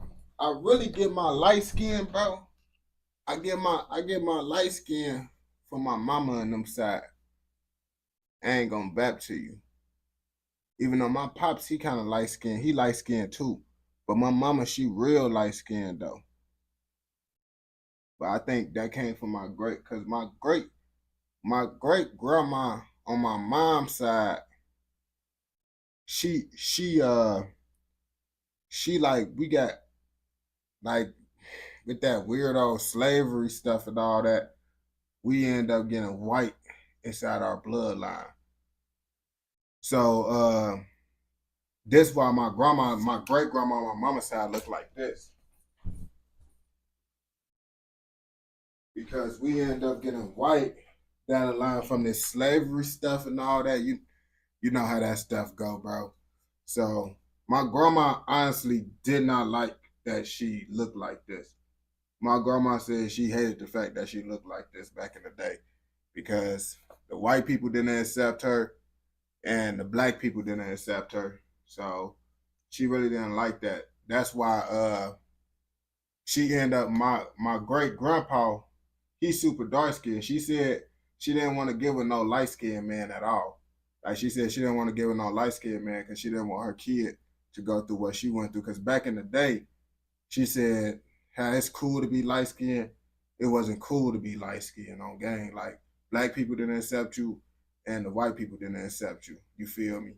So it was just like, because the white people felt you wasn't, you feel me, you were still black, and the black people felt the white people kind of, you still kind of like white. So it's like, yeah, she wanted to be with a dark skin. So my grandma, she actually dark skin because my great grandpa, he black. Like folks like a shadow. So it's like my grandma like kind of like a light brown type of color. But my grandma, she's still considered like a dark skin.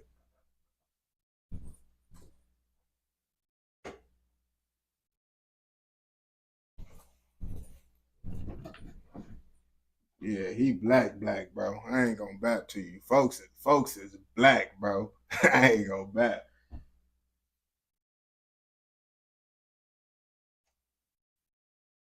Yeah, that was crazy. All the light skinned family members, bro, they didn't like it. Like I got my uncle that live out west.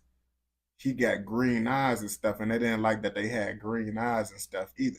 Cause my grandma, she got green eyes as well, and they didn't like that they had green eyes and none of that stuff. They didn't like none of those light skin features, because people would treat them differently because of that, especially back in the day. But now, it's cool to be light skinned, you feel me? Like, I guess you feel me? But back in the day, you want to get you a black queen. You didn't want to get none of that mixed stuff, you feel me? And the white people want to just stay with the white people. You know how that be.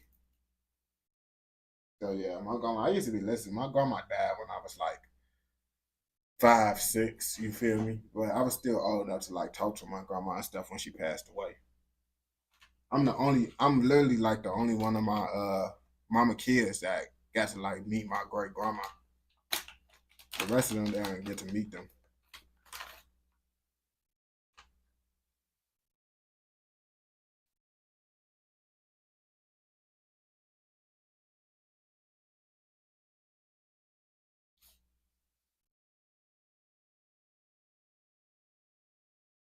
Native American. Man, my pops be saying that, but my grandpa said he don't know where he's saying that from. He said Cuban. That's what my grandpa said. His dad was Cuban, so that's Cuban for sure. But he don't know what my dad was talking about. Cause my dad, folks, is like I showed y'all folks before. His phone says.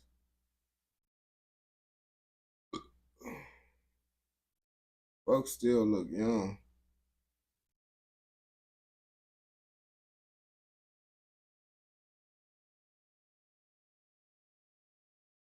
Damn, boy.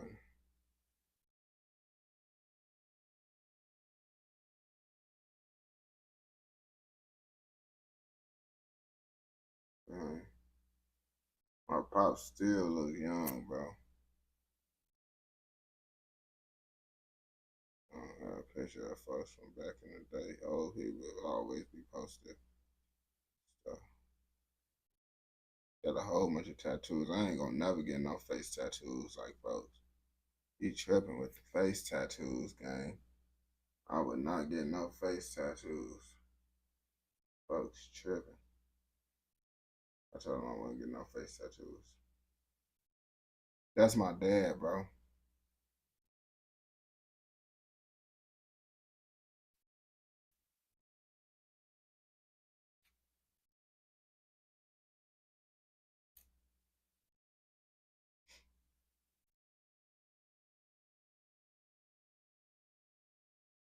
Yeah. Yeah, my pops like folks like he like inside his late 30s now. But yeah, my people's not that much older than me. Like they older, but not that much.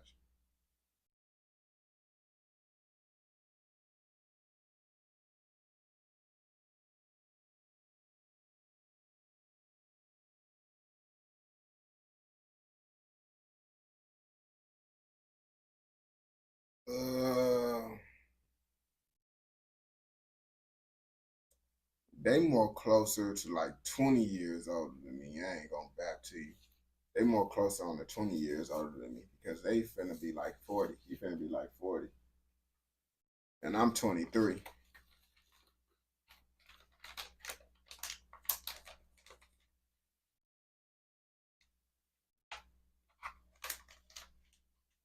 Like, yeah. Folks, he really looked like me when I really looked like folks when he was my age though. Like we both didn't have no facial hair, none of that. I'm like, that's crazy. Cause he the one that told me my facial hair gonna start growing in around this age. Cause he said he didn't start getting facial hair till around like 20, 23 and stuff too. So I'm like, yeah. This folks at like night. Now he was like 20. I think he was. No, he was probably like 19 at the time. 19 or something like that.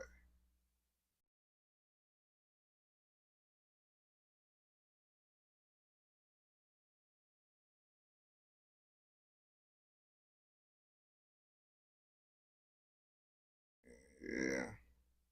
Everybody say I look like folks.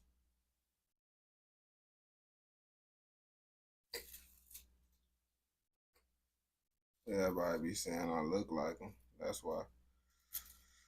why everybody say I'm gonna look just like him when I get his age, because we look the same when we was the same age. We kind of looked like, even the baby pictures, we look like each other when we was babies too.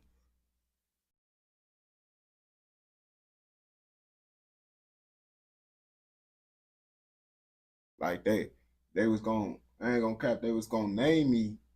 I think they was gonna name me after him. But my grandma, she said she wanted to give me more of a white name. But I got my dad's last name though. Cause she cool with the last name. But she said she wanted me to have a more Caucasian name. Just so I could be able to get a job and stuff. I'm like, yeah, that's what they told me. My grandma was having arguments about that stuff. Cause she always was talking about how she wanted to make sure I could get a job and all that.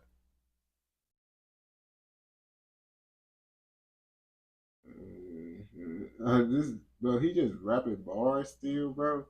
I don't know what he doing, bro. We're gonna put him on timeout.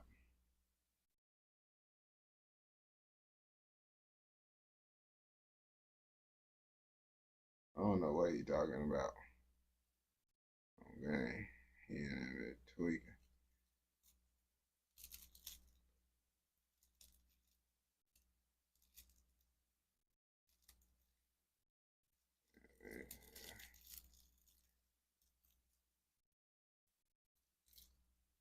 He is tweaking. He is tweaking. But it's crazy.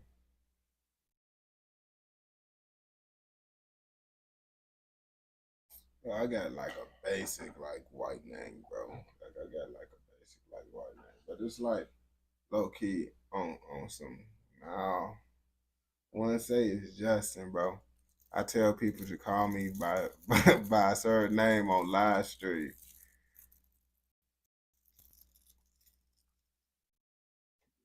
Jason. Man, if you look at, you ain't gonna be able to find the last name though. But yeah. If you find my book, I ain't gonna tell y'all that, but y'all ain't gonna be able to find my Facebook. But my Facebook got my name with Jason. Yeah. On gang.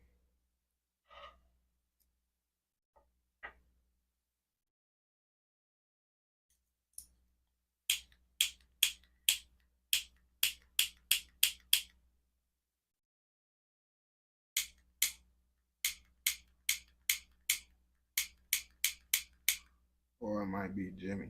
But I told them not to say my real name on live stream, bro. Cause I'll be worried about, not right now, but when people be getting bigger, people be swatting. I don't be messing with that.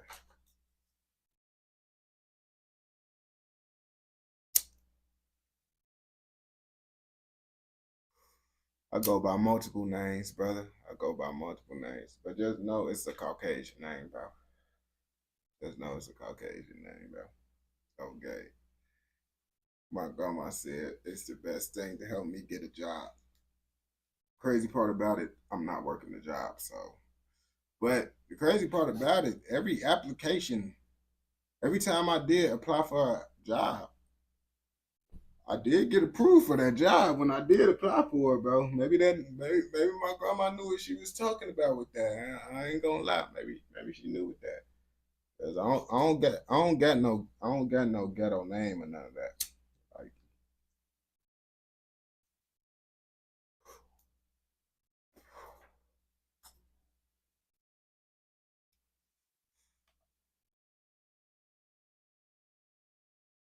mm.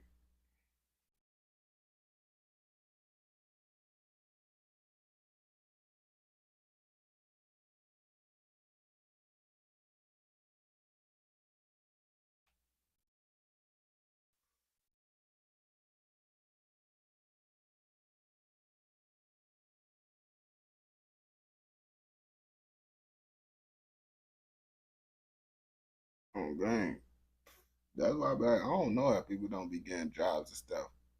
I'm like, when I went to go do it, I got a job. the whole thing with me with a job and stuff, when I was trying to work it, something just bad always happened. Like my car break down, I miss orientation because like my car, I got caught by a train one time. My car broke down another time. Then the other time I got like COVID, around COVID. And I just been like, oh yeah, I'm done. I'm like, maybe that's my sign that I just don't need to be doing this, bro. Because every time I do it and I get it, and it just end up happening. Like I took a break after my car broke down because I went, and the next day, bro, I made it to the first day. The second day, my car broke down. I had like a little Chevy Malibu, bro. A little boop boop. A little, boy, that car was bogus, bro.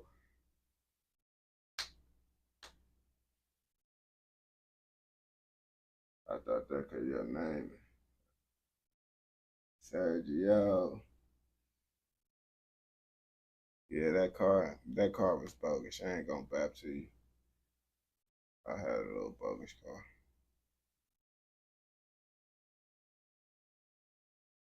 Avarice, because avarice is basically me, you want it all. Avarice is just basically another word for you want it all. Also, want it all. Basically, kind of what it means in a way. But instead of saying that, avarice is a lot more better. You feel me? What about also? Also, really, it's two things that I heard also from. Also the agent. Also the agent. Yeah. Also the agent. I used to actually watch that. And also from Also Arrogant. But you feel me? It's been like also mean like you also a lot of that. You feel me? And that sound better, like saying a lot. Saying you instead of saying a lot of something. Also you big, you also, you feel me? It's kind of hard to explain, but also avarice.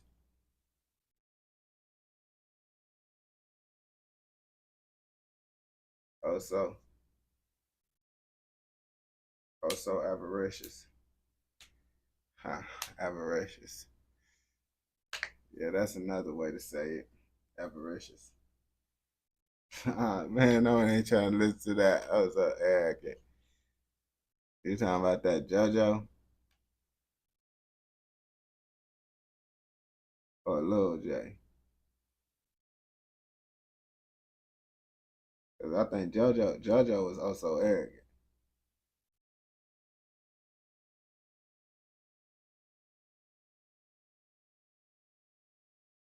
Yeah, Lil J, y'all know what folks be on. He with that freaky stuff. I ain't gonna catch you.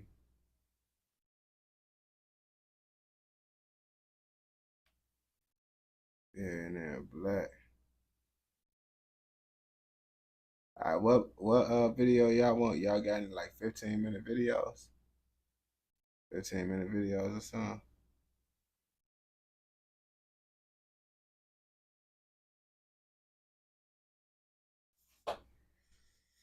15 minutes or less.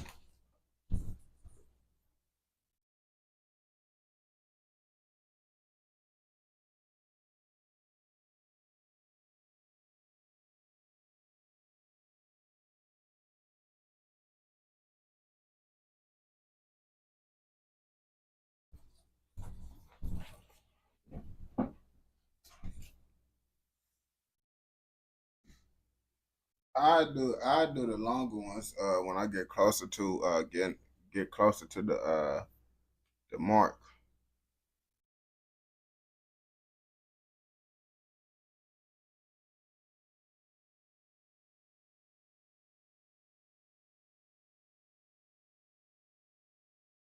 You talking about a 40-minute conspiracy?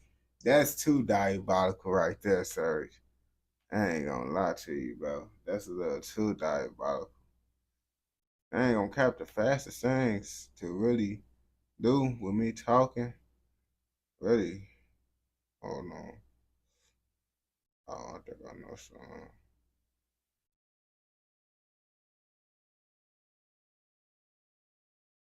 I ain't gonna cut. I don't really know no short different stuff. Cause that other guy, I had to get used to his stuff.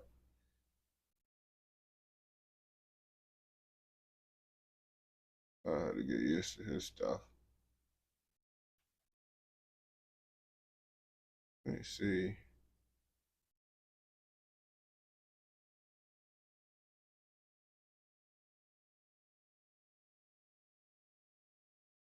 How long is that video?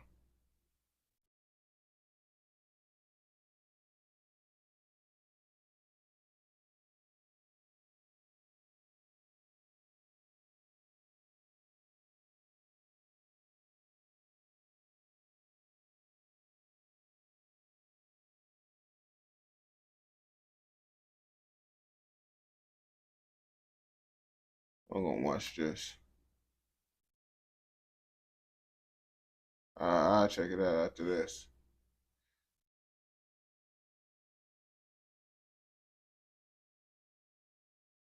I forgot about this page. I'll be react, so I actually like this page.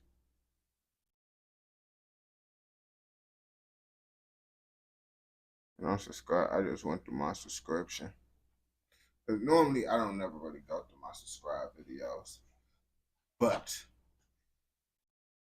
I want to watch some. Might as well watch some that I actually will watch.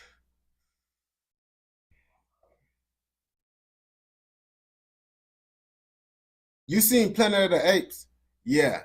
The chimpanzees is actually very dangerous. Like in the movie, they dangerous, but they very dangerous in real life too. And if you come across a chimpanzee and they want to attack you, it's going to be very bad for you. So hopefully you got that blick if you ever come across a chimpanzee. Because if you don't, you is going to be cooked. And if you don't believe me, come look at this video right here and you're going to see what happened to the last guy that came across a chimpanzee.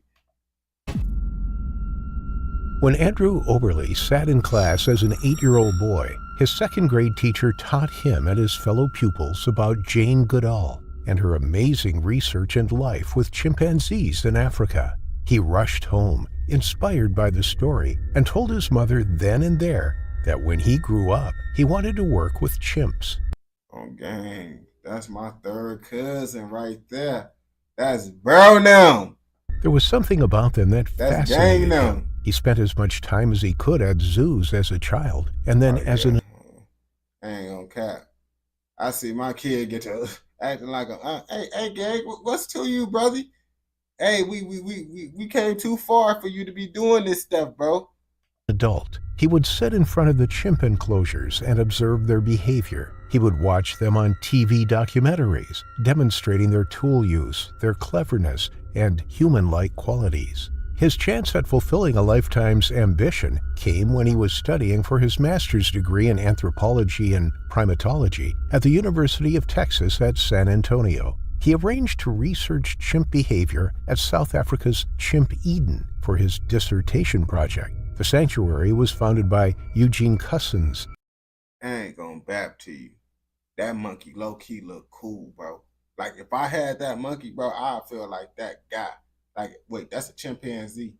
Because monkeys is smaller. Yeah, monkeys is smaller than chimpanzees. Monkeys is actually pretty dangerous, too. Like, them monkeys, man, them little monkeys, man, they eat your face on game. You don't want to mess with no little monkey either. They look all nice and sweet, bro. They would do you dirty, too.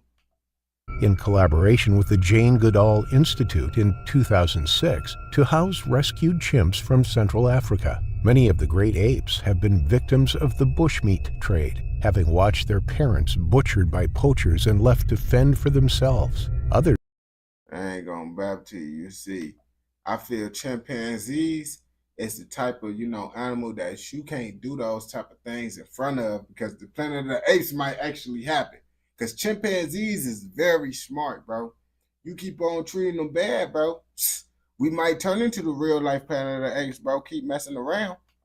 Others were used as entertainment and forced to perform tricks or subjected to unspeakable cruelty and left in solitary cages all their lives until they were rescued.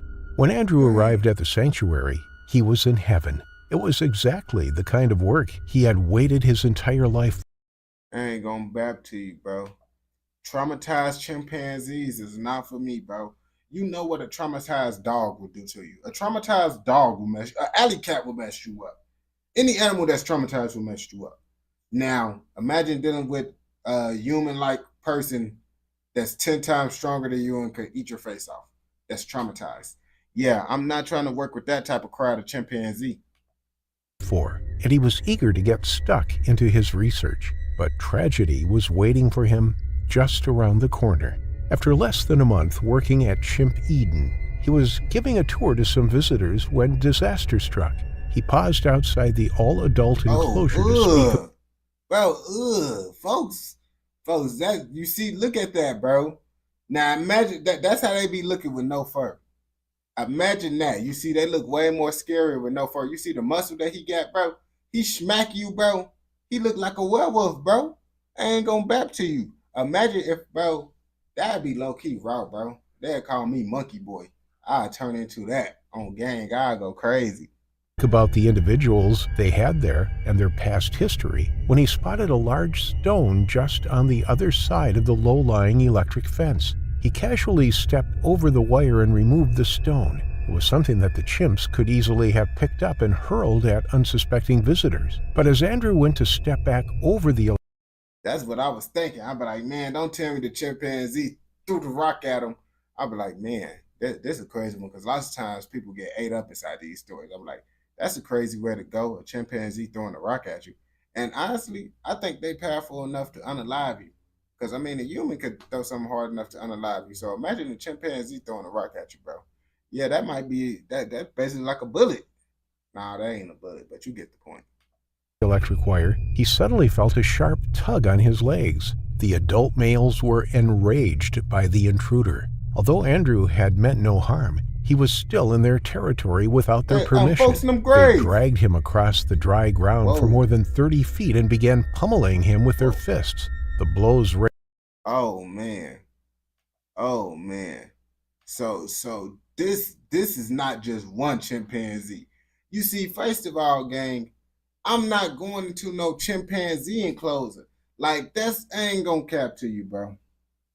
Like, that's just pretty crazy just to do. Like, and that's why I feel like lots of black people ain't gonna be doing these type of activities. I ain't gonna back to you, bro, because we scary, bro. I feel black people are some of the most scariest people in the world, bro. We scared of lots of things. I ain't gonna back to you. Rained down on the young student as he tried to protect himself. A keeper who saw the attack unfolding honked the horn of his vehicle and leant out the window and fired a warning shot from his gun. But the crack... Brother, he's scared. Brother's scared. If he had that little pew-pew revolver that he shot himself, I understand why he ain't trying to go help. But I'm like, bro, you blowing your horn and shooting is not gonna stop them, bro. You gotta go in there with that blick, get the pop, pop, pop, pop, pop. But Birdie knew he was gonna get cooked too. He already knew Birdie was over with. That's why he just shot a warning shot, bro. Let's see what he finna do after. From the firing gun did nothing to deter the chimps. They savaged Andrew, their sharp teeth cutting into his flesh, ripping at his skin and muscle, tearing it. Even with adrenaline pumping through his body, the pain was indescribable. At first, Andrew begged with the chimps to stop. He knew them individually. No. Bro, I ain't gonna bap to you, bro. I feel like once a chimp get to the point of their attack with any animal, like if your dog that you know your whole life get to just attacking you, I don't think you could, no, please, you remember me. I just fed you. No, if they attacking you, it's over with. All that you was once my friend is out the window. I'm not gonna bap to you, bro. You ain't reasoning with them. That's what added to the pain of the trauma, the fact that he had worked with these animals and to some degree believed that he had gained some kind of trust or mutual understanding with them. Nicky. Back door. Yeah, this a chimp. This back door, I ain't gonna bap to you because it's like, bro, you chimpanzees, they smart, bro. They know what they be doing, bro. It's like, bro, they back door, Brody. But these are traumatized chimpanzees, bro. if you a traumatized chimpanzee, what you think they gonna do, bro? They was stuck in a cage their whole life. They was mistreated, and now you coming in their territory trying to get a rock. Man, they don't appreciate that type of behavior, bro. Especially when you traumatized like them. Amadeus, stop it. Please don't, he cried. But it didn't work. They continued their brutal attack. Amadeus lifted Andrew's hand up to his mouth and bit his fingers off one by one. It was like a form of cruel torture. Andrew could only watch as the chimp looked him directly in the eyes while it bit off his fingers one at a time. Andrew was horrified. Then he felt the warm, moist breath of Nicky on his face. He stood on Andrew's chest, pinning him down, and brought his hairy face within an inch of Andrew's. He could smell his breath. He could feel wisps of... He like that breath, kick it. That breath on 130,000%. But I'm assuming that's his guy. That's the guy. That's what I was finna say. So I'm assuming that he survived, and the guy that got his nose missing, I ain't gonna cap to you, bro. For what's happening to him, if that is him, he actually don't look that bad. No diddy, you feel me? Because for what's going on right now, I thought folks would be looking way worse if that is him. Of the chimpanzee's facial fur on his cheek, and then, quick as a flash, Nicky the chimp lunged forwards and bit Andrew's nose clean off. As the attack continued, Andrew didn't think it would ever stop. He could feel the damage the chimps were doing, and nothing he tried would stop them. He had tried to talk to them calmly, trying to make them understand that he was no threat. Then he begged them to stop, and finally he tried to fight back. But with each fully grown male having the strength of 5 men, he didn't stand a chance. Another chimp launched itself. You talking about why the chimp eat him? Because they chimps, Serge. They wild animals. They ain't gonna cap to you. They was traumatized chimpanzees. These was like rescues that was mistreated or whatever. So it's like, you already know how they get, bro. At the keeper's vehicle as he tried to stop the attack. It smashed the windscreen and dented the hood, threatening to break into the vehicle and attack him. Instead, he raised his gun and fired through the glass, injuring the chimp, which ran off into the enclosure, closely followed by the others. The chimps had torn Andrew's skeleton. Oh, bro came through. I ain't gonna back to you, bro. Bro was thinking if he wanted to save him or not. Because it said he sent the warning shot, blew the horn, and bro was still getting messed up. So why did it take you so long to actually go do something, my boy? Bro was trying to debate, should I be a hit? I ain't gonna cap. That's low-key a hard decision to kind of make, bro. Like, I mean, I'll probably try to shoot through the gate, but it's like, you shoot through the gate, you might hit the person too. So it's like, I don't know. What y'all would have did in that situation? I ain't gonna bap to you. Would y'all would have hopped in the enclosure? Would y'all would have shot through the gate? Or y'all just would have called 911 and hope 911 come fast enough? What y'all would have did in that situation if you would have saw someone, getting messed up by the chimpanzees? Peeling the skin back over his skull. They had bitten off both of his ears, half of his right foot, and all the toes from his left foot. The powerful blows that came crashing down on his torso collapsed his lung, and he was left gasping for air by the time the attack was over. He was rushed to the nearest emergency medical clinic. It was a small doctor's surgery, but the staff there saved his life. They used 25 units of blood just to keep him alive whilst they dressed his wounds. He was then transferred to hospital in Johannesburg. No, the person still saved him, though. I ain't gonna back to you. If that person then decided to, shoot his little pew-pew, he would have been cooked. Because if that would have lasted 2 minutes longer, he would have been over with for sure. I ain't gonna lie to you. Where he underwent emergency surgery. He was placed in an induced coma and given an emergency tracheotomy. His parents, who were in the United States, were called and received the devastating news. Andrew was in terrible shape. Dang, he got the I ain't gonna back to you, bro. They actually fixed up his face and stuff pretty well. Like, you could tell something happened, but you see some other people, like I seen a person with a bear attack. Yeah, bro, you ain't here. You wasn't in here. They bit off his fingers one by one. They bit off his fingers and all that, bro.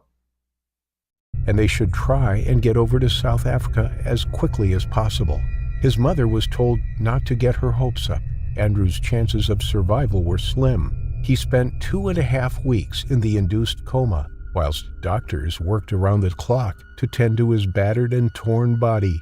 When he woke up, he saw his parents smiling down at him. He remembered the attack, but couldn't work out where he was. He tried to speak, but nothing came out. Then he tried to move his head, but every inch of his body was sore. When he did manage to look down at his body, all he could see were bloodied bandages from head to toe. He couldn't believe the mess he was in. He couldn't believe the damage that had been done.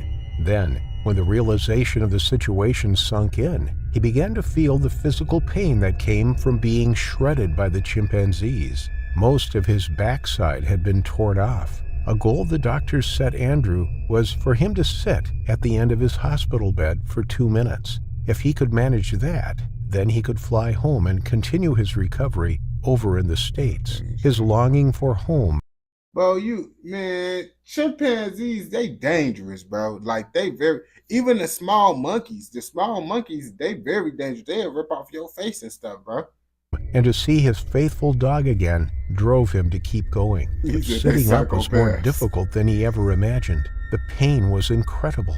Even when the doctors conducted bandage changes, he was pumped full of painkillers. His mother would place a towel over his head and some headphones over his ears so that he could try and escape the pain of it all. But gradually, day by day, he managed to move a little bit more, until one day, 5 weeks after waking from his coma, Andrew finally managed to sit up for the full 2 minutes. He was on the plane to America in a matter of days. I ain't gonna bap to you, bro. Brother got a second chance. I hope we don't hear this story and then they say, yeah, he made a full recovery just to go work with some more chimpanzees. I'm gonna be like, oh my God, bro. Man, I hope this ain't one of those stories.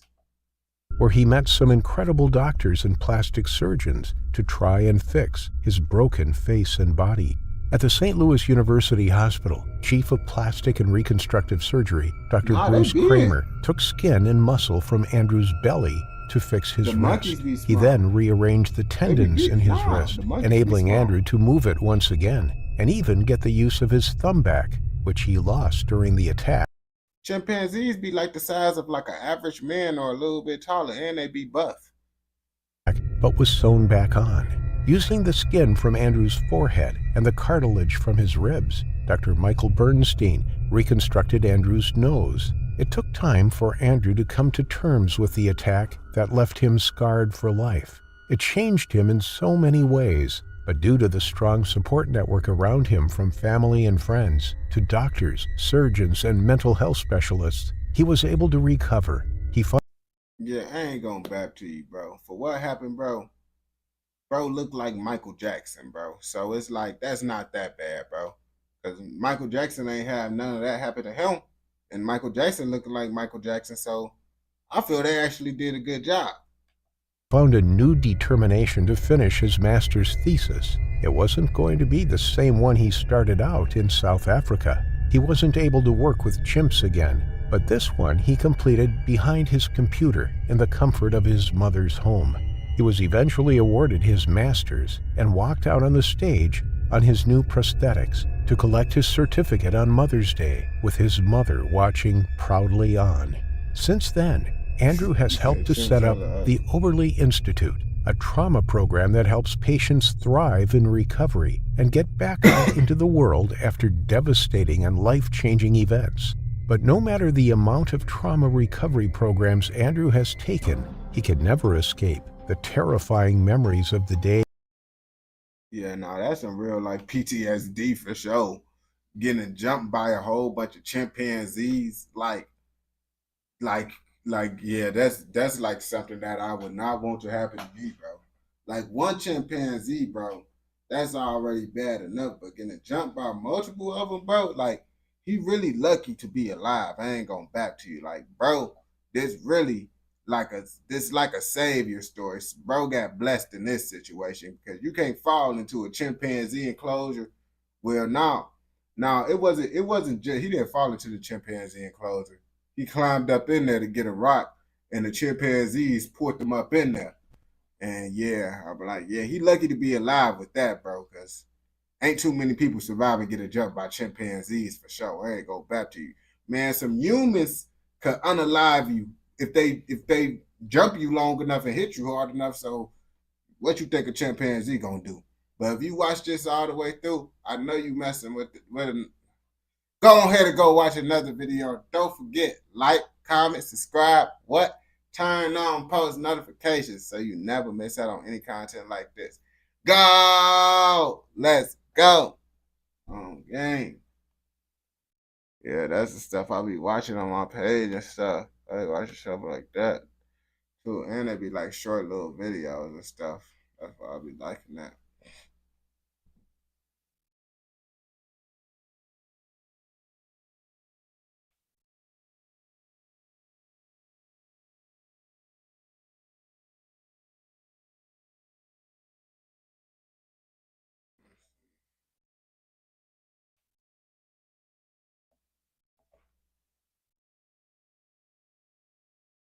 Let me see what you talking about.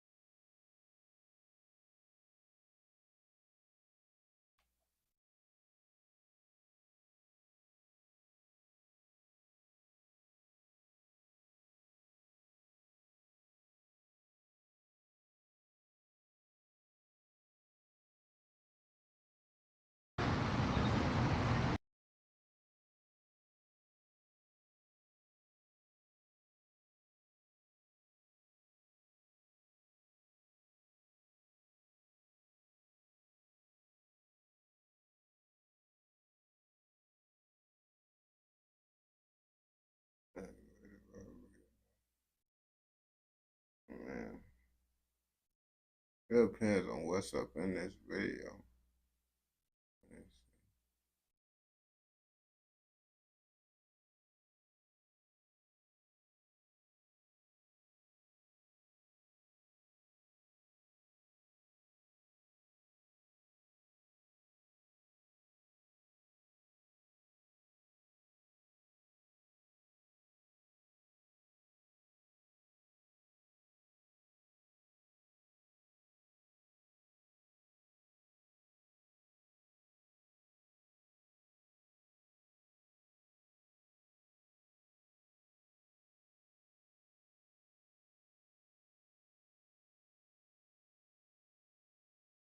I don't know. Let's see. What else has come over? Oh, it look cool.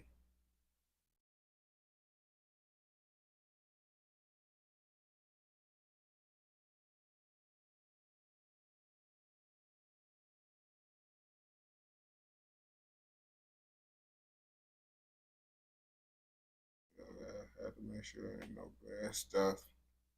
Because live stream rules is different. And I can't edit out the videos. Like other YouTubers, when it's bad, they edit out stuff. So that's why I don't be reacting to certain things. If I think it's going to be bad, I don't do stuff like that. That's why I really react to the same pages too.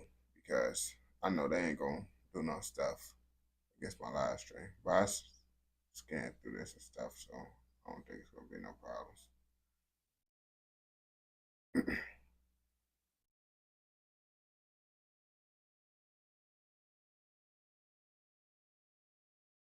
They be tweaking at Memphis. Well, rephrase that.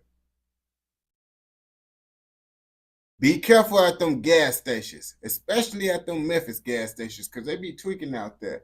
You know, well, really anywhere. If you go to a gas station in the hood, you should kind of want to go in and out. Be there and then leave. You feel me? Because anything could pop off at any moment at a gas station. Because I don't know why. The YNs, they love to chill at the gas station, especially in those southern spaces. Like those the kickback spot inside the South.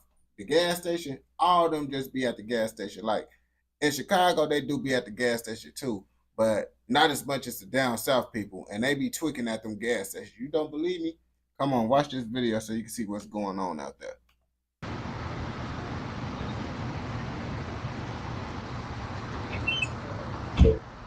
Because I don't work like that.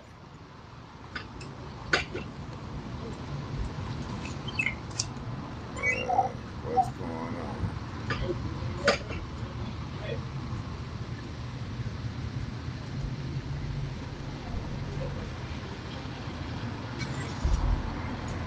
You see, first off the rip, I'm not even gonna go to this gas station. Like if this me, I don't know this gas station, I wouldn't go to this gas station just because how many cars is outside. When I see too many cars at a gas station, I just be like, I'm not gonna, I'm just not gonna go. I'm just gonna go to a different gas station, you feel me? Especially if it's in the hood. Like if it's an area that I know and the gas station is packed, okay, if it's a free pumps, I go through. But if it's an area I don't know, I'm never going to no packed gas station. That's an easy way to just get caught lacking. Brody looked like he on some BS. I don't know. He finna pull off. Why he park all the way over there, bro? I'm trying to figure out why would he park all the way over there, bro? Like, I ain't gonna back to you, bro. Like, that just throwing me off right there. Like, normally ain't nobody finna park that far away when you gotta go to the gas station unless they own some. But I don't know. Maybe he ain't on nothing.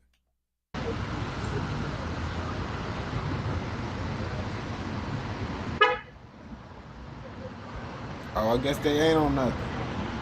He leaving out. Maybe he parked that way. Maybe he parked in the corner, bro, because he knew it was some BS and he just trying to get out easy. I don't know. He don't want to get blocked in. This might be the guy. I think this might be the guy. I don't know, bro. He got a ski mask on, bro. I don't know, bro. When I see someone with a ski mask, I just assume, you feel me, it's that's them. You feel me? They the tweakers. But let's see. Oh yeah, that's him. That's him for sure. Yeah, you could tell. You could tell the way he started walking. He got to doing that walk. That's how you know someone on BS right there, bro. You already knew it was him.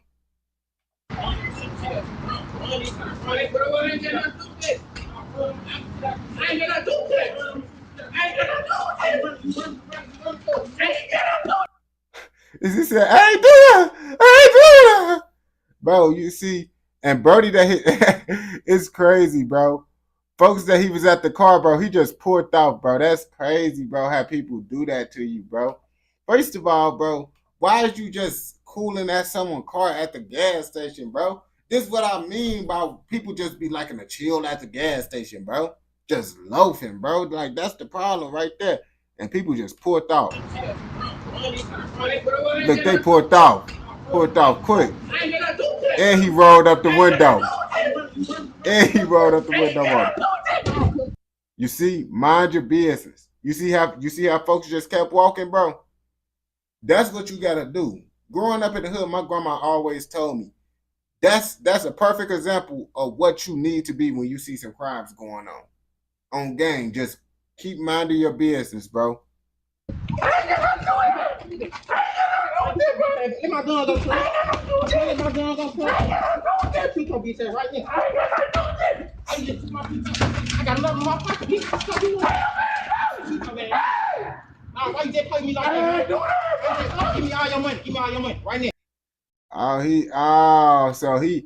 So he someone that was playing with someone with money.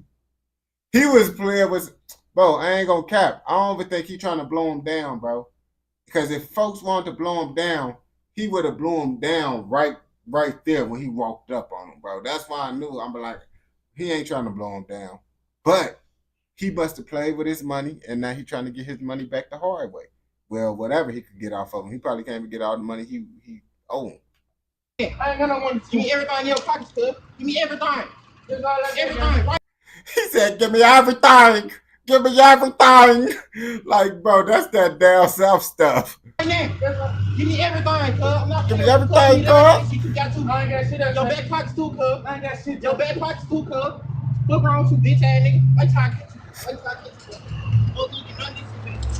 Fuck wrong with you. He said, "Whoa." Bitch ass little boy. Don't let me catch you walking to their house. Go to their house. He said, don't let me catch you walking to the house.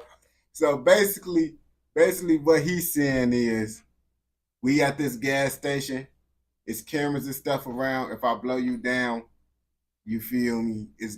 Come on now. But if I catch you at that house where ain't no cameras at, you most definitely could. I ain't going back to you. It's still kind of slow to, rob someone on camera, but he was ski mask up. He came all the way from out the cut. Like, we didn't know where he came from, and when we did see him, he had the ski mask on. So obviously, he prepared in this situation. I ain't going back to you. What? This sauce back. This sauce me. No, this sauce me.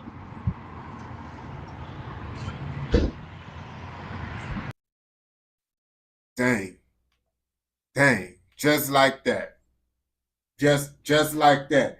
Just talking at the gas station, car, chilling at the gas station. Now you screaming, begging for your life. That's why I tell you, get in and out. Guess what? If Brody would have been in and out, you feel me? Like the other people, how everybody else was in and out, he probably wouldn't have even got robbed. But he want to be up in there lollygagging, having fun and stuff, loafing, whatever y'all want to call it. And that's why that happened to him. Like, if you owe someone money, you playing with people money, you should be out there just loafing, especially in the hood at the gas station. Like, that's crazy, man. Lollygagging, that's what they say inside the UK, bro. Lollygagging, bro. I heard that's what y'all be saying inside the UK. Like, I don't want to catch, if I catch one of them ops lollygagging, I'm going to shank them. I know how y'all be getting the UK. I'm using that UK lingo, you feel me? But if you watch this all the way through, I know you're messing with another video, so go ahead and go watch another video, and don't forget, like, comment, subscribe, what? Turn on post notifications so you never miss out on any content like this. Go! Let's go. Oh, you never heard about that lollygagging? Yeah, bro, I think that's the UK stuff. That's the UK stuff for sure.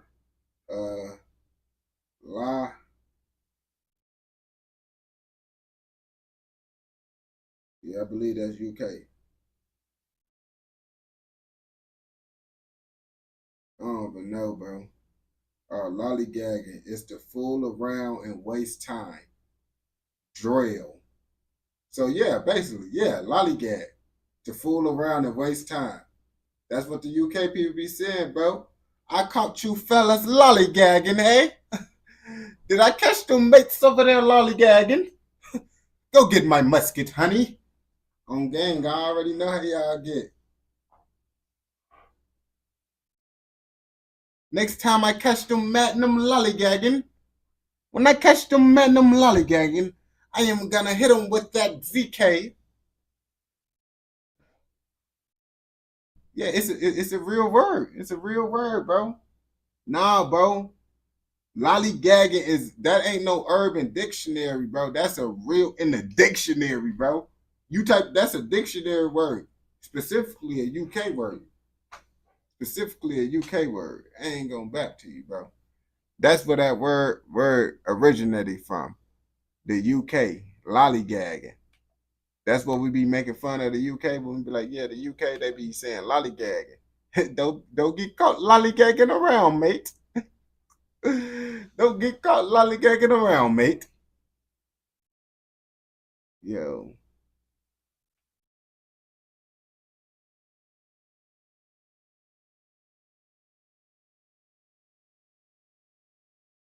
I never used that word a day in my life.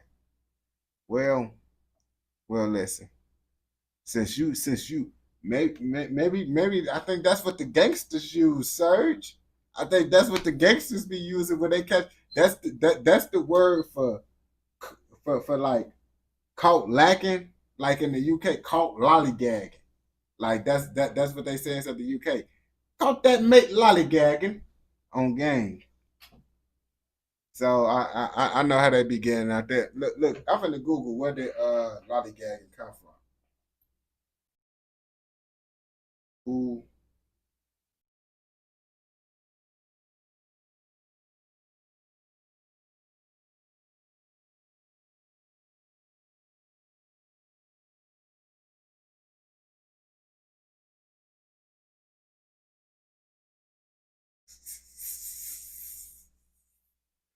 Never mind, bro. Never mind. Just forget I ever told y'all that it came from the UK. I ain't gonna tell y'all where the word came from now. I'm not gonna tell you where the word came from.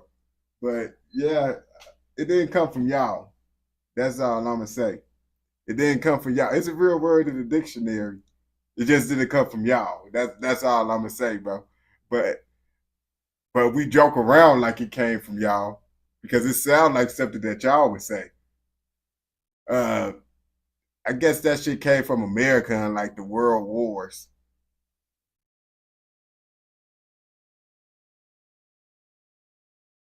Like stuff that's not blurred. Really, they gotta like blur out the stuff. Like they be having to blur out the stuff. Nah, bro, they said America made that. The American sold, I guess in World War, boy, they was like lollygag. They made that, boy. America made this diabolical word, bro. I'm making fun of the UK thinking that's a UK word. Cause I thought it sounded like the UK, bro, but it's an old American word, bro. It's an old American word, bro.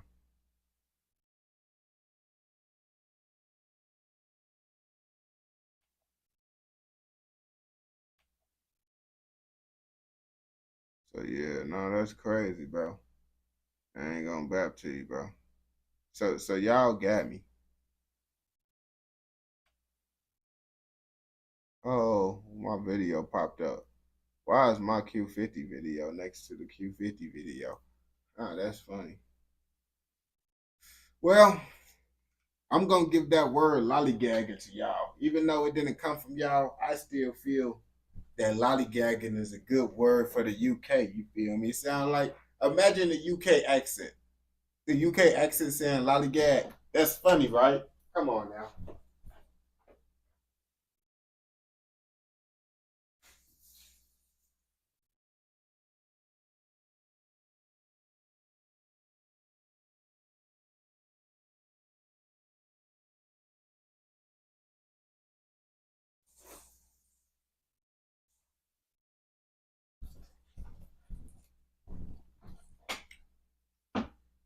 Should improve your titles.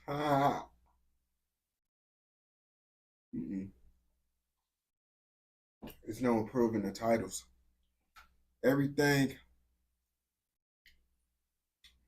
you gotta make your titles. You gotta understand, bro. What? No. It only get views if I get UK. You gotta understand, bro. Don't nobody give a fuck about the UK Canada stuff. Don't nobody in America do. So for me to get people to make it overall, make people care, because for me to like the reason why I don't put no UK rapper name, don't nobody know no UK. You see, the only rappers I put is Digga D and Central C inside my titles when I do make a title. Because ain't nobody in America gonna click that video because don't nobody know these people in America. Don't nobody care about the UK gags. No one ain't going out their way to go type in the specific UK gag or what's going on out there. So I make the titles vague so everyone could want to watch it, not just some UK people be like, oh, I know about this because I'm from the UK. I wanted to where everyone would click on it. You feel me? And putting that, doing all that, you're supposed to make it vague. Because now people don't know what it's about for real. Like you feel me? Everybody know the UK. Everybody know Canada. I don't put Vancouver. Don't nobody know what the fuck Vancouver is. Don't nobody know what the fuck Liverpool is. Don't nobody know what the fuck those places is. So to say UK, Canada, gangs, universal, everybody know that. People is more likely to click on it. If I say Liverpool gang, not no American gonna give a fuck about no Liverpool gang. I say UK gang, people gonna give a fuck about it. If I say Canada gang, they're gonna give a fuck about it. If I say Vancouver gang, because I know for a fact I'm not gonna click on nothing that say Vancouver. Before I start doing this reaction stuff, I'm not clicking on shit that say Vancouver, no Liverpool, no fucking whatever the fuck the UK rappers. I'm not clicking on that shit. So I'm doing this to make it universal. I'm not trying to make it just appeal to UK people or Canadian people. You feel me? That was never the point, because I can do it into that, but I want American people to watch it and I want UK people to watch it. And I know Americans ain't just gonna click on, they don't know about this stuff. If they find out about it, they first time, lots of my supporters on TikTok, this they first time finding out about UK stuff from when they see me doing the reactions. So me putting a UK rapper name or all that stuff, actually, that's not actually, you feel me? It actually not. It's more so about, that's how I'm getting new people. That's how I'm getting lots of new people into my life. Because I've been doing this for a minute, and how to get people is you got to make it vague.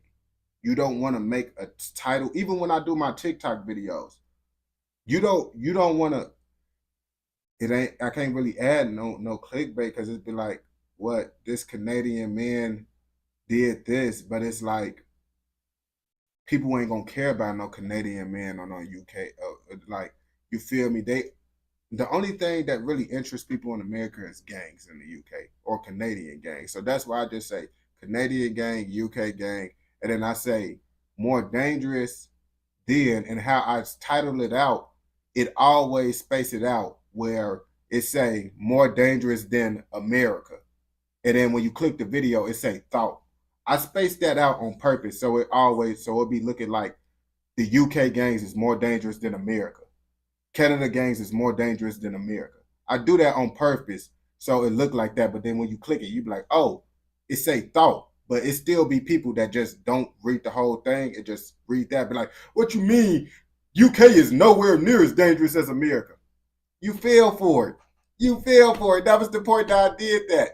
And I make it so you can't see thought, and it just look like it's more dangerous than America. And that's what's going to get people mad. No, I don't got to put a question mark and all that, bro.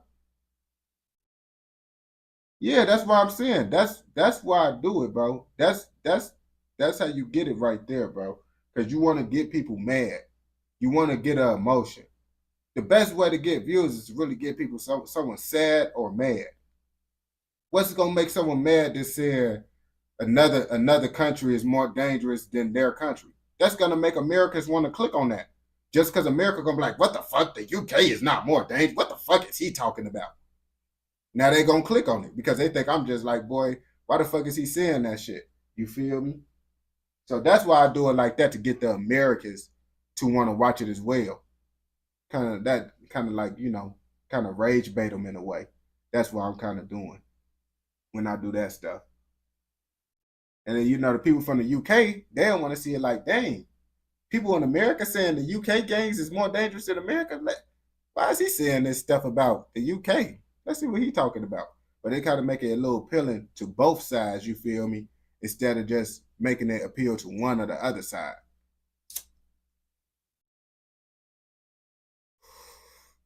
And that's why all my titles kind of be the same. And then at the end of the video, I put in parentheses like the actual title and stuff. Yeah, because the Netherlands peoples, they want to see that stuff, bro. Because they be like, man, why he said the Netherlands gang more dangerous? And then also what I do too is I say, like, depending on, I look at the virality of the rapper. Like, I go to vidIQ and see the virality. If the rapper is actually kind of viral, I might put his name and say, like, he the most dangerous rapper in that country, well, from that city, if I want to get the people in that country mad, because that always get them heated. Like, bro, you don't know who the most, you don't know anything about what's going on if you think he the most dangerous. I don't know. But I know that's gonna get you to want to know why I think he's the most dangerous. That's why I do know. That's gonna get y'all to think, why is he even saying this guy's the most dangerous when I know 30 other UK people that's way more dangerous than this guy. So it just depends on who I want to, kind of make angry. You feel me? It all depends.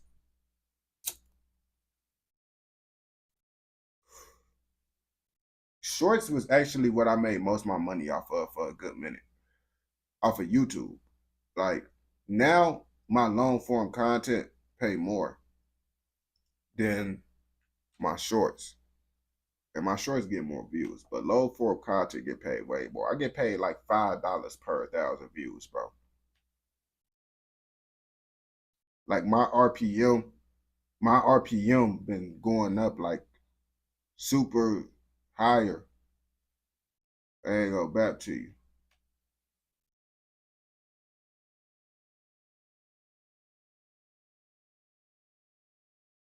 Yeah, that's what I'm saying. And I still made more money off of my long form content. That's crazy. That's why I'm trying to tell people. That's the whole point I'm trying to tell people. My most popular videos is my shorts. And I just started long form content. And I literally just made more than what I made off of all my YouTube shorts within these 3 months of me just doing long form. And you see that my views is nowhere near high on my long form content. And I made more than my shorts. That's why I be telling people, if you're doing shorts, you really got to be posting that a lot. Like, you got to be posting them a lot because they don't pay like that. I ain't go back to you. Like, they pay, but you got to be posted. Or you got to get like 1 million plus, because 1 million ain't going to get you that much. You feel me? Probably like, what, 1,000? Probably a little bit less than that. Yeah, no, 1 million probably going to give you less. I can check right now how much 1 million actually give you from shorts. Because I know 1 million pay less than that, because TikTok paid 1,000 for 1 million views. I can actually tell y'all how much 1 million. 1 million pay from shorts. So y'all can see the BS that's going on. I gotta make sure it's monetized. Okay, so this one, this some BS on game. There's some BS right here. This is 3.5 million. Look. 3.5 million. Green mark. 3.5 million. Green mark. $16.48.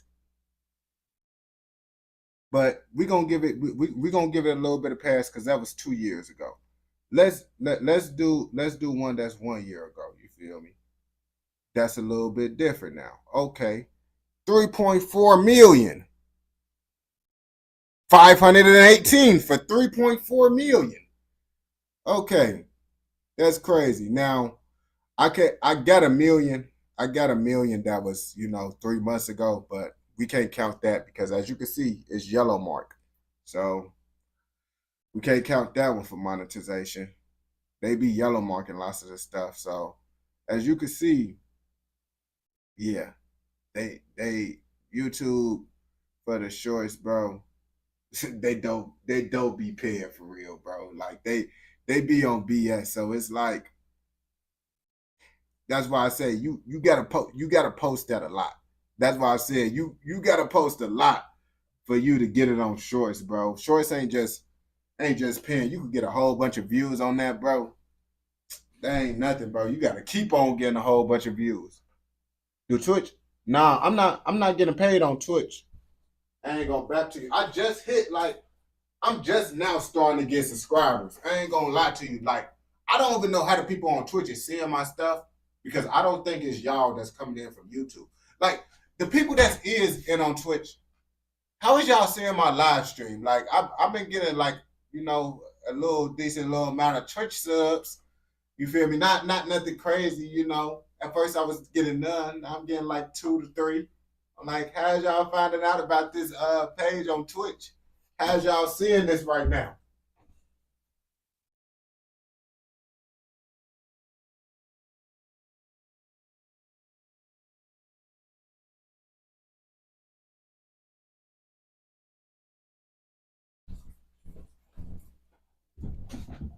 dang. Cause I don't even be knowing how y'all be finding out about it on Twitch.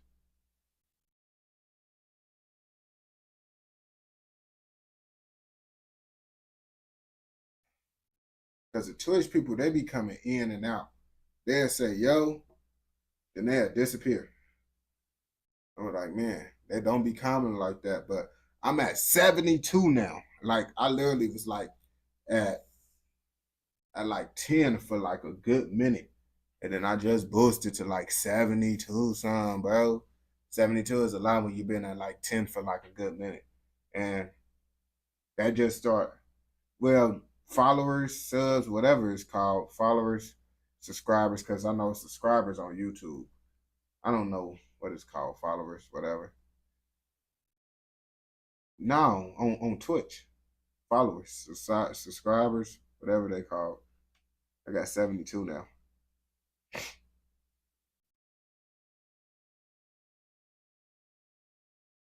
Yeah.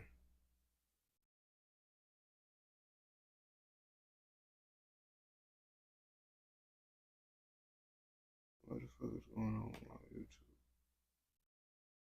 Oh yeah, YouTube isn't performing right. Yeah, that's what I'm finna be like, what on YouTube? I'm finna go to Google.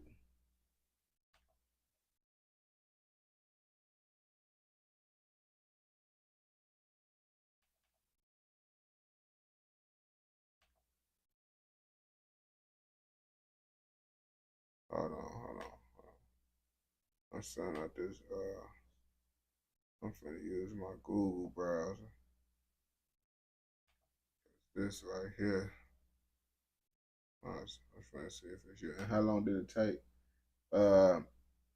Honestly, bro, I started TikTok in 2020 and got my first 100,000 followers within 2020. Online advertising.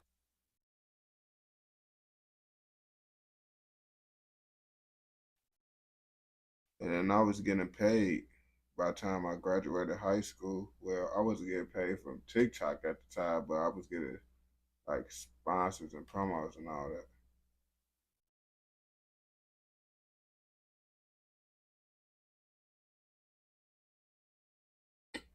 Man, how do I make this browser dark though?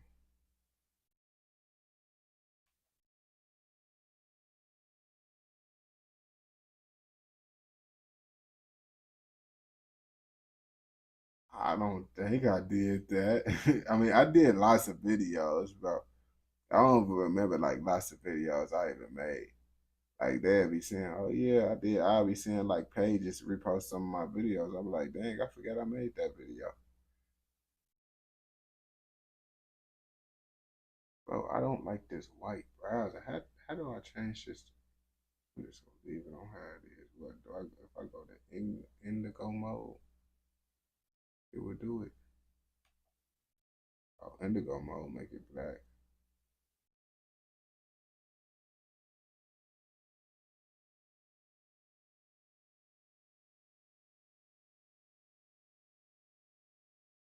Okay, this cool. I'll just leave it on the white.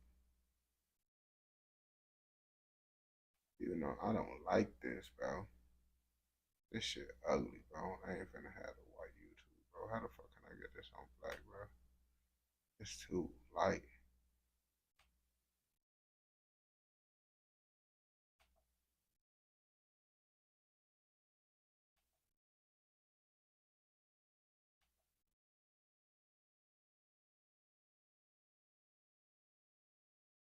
Now, how do you turn it on dark mode on Google Chrome, bro? Because the other browser was tweaking, but this is like super bright, bro.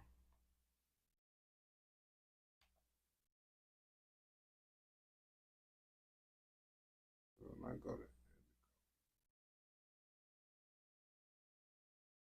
incognito. Incognito. Shit.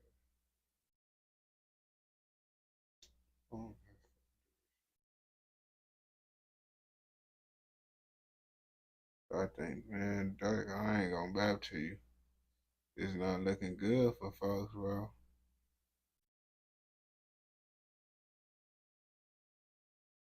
Not looking good for him. I don't know. I ain't gonna bap to you. Maybe YouTube finna work it. Wow, it's tweaking.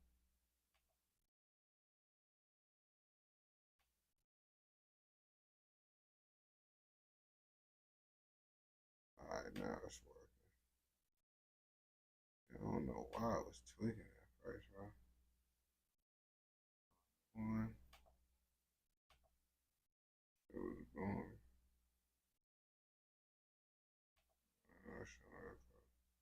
Yeah, I just went back to my other browser.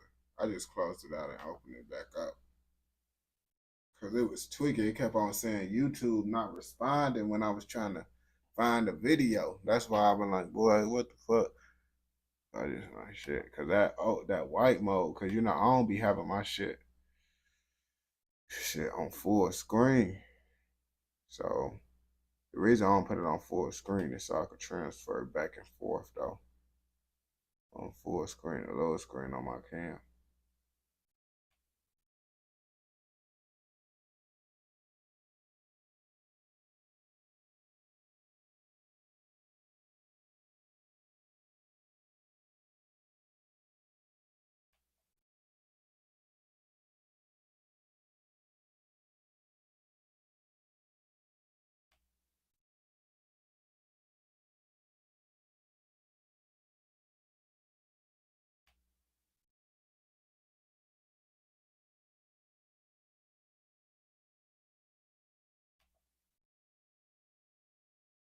Yeah, it be hurting my eyes too. That's why I don't be liking that.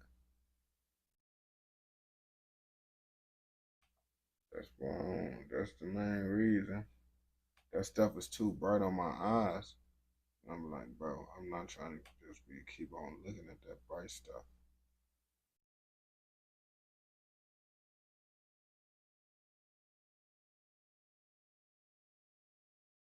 Damn, Trap Blue Raw back snitching again, bro. Yeah, let's see what he talking about. He made a whole. We ain't you know how we gonna do. We gonna have to do it in parts. I'm gonna do like this part only gonna be like probably like 15 minutes, bro. You feel me? Yeah, that Young Thug video. How you know I was talking about that, bro? Is he snitching up in it for real, bro? If you want to watch the extended version of this video with everything I can't show you on YouTube and Spotify, head on. I saw it on my recommendations on Gang. I didn't even know he made this. I just like, I was just gonna react because I couldn't think of nothing to react to. And then I've been like, let me just break up a Trap Blue Raw video. I was gonna do like a Bloodhound or the Lil Durk video, No Limit, but I've been like, I saw this. I'm like, all right. Over to patreon.com/TrapLawRoss. Young. All right. Had to let that little thing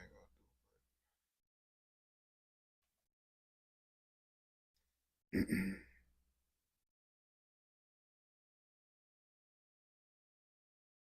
Trap Blue Raw on Gang, that'd be crazy.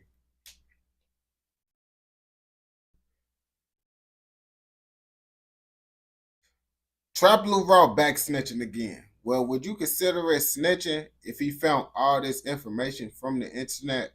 Well, basically, he said Young Thug got away with murder.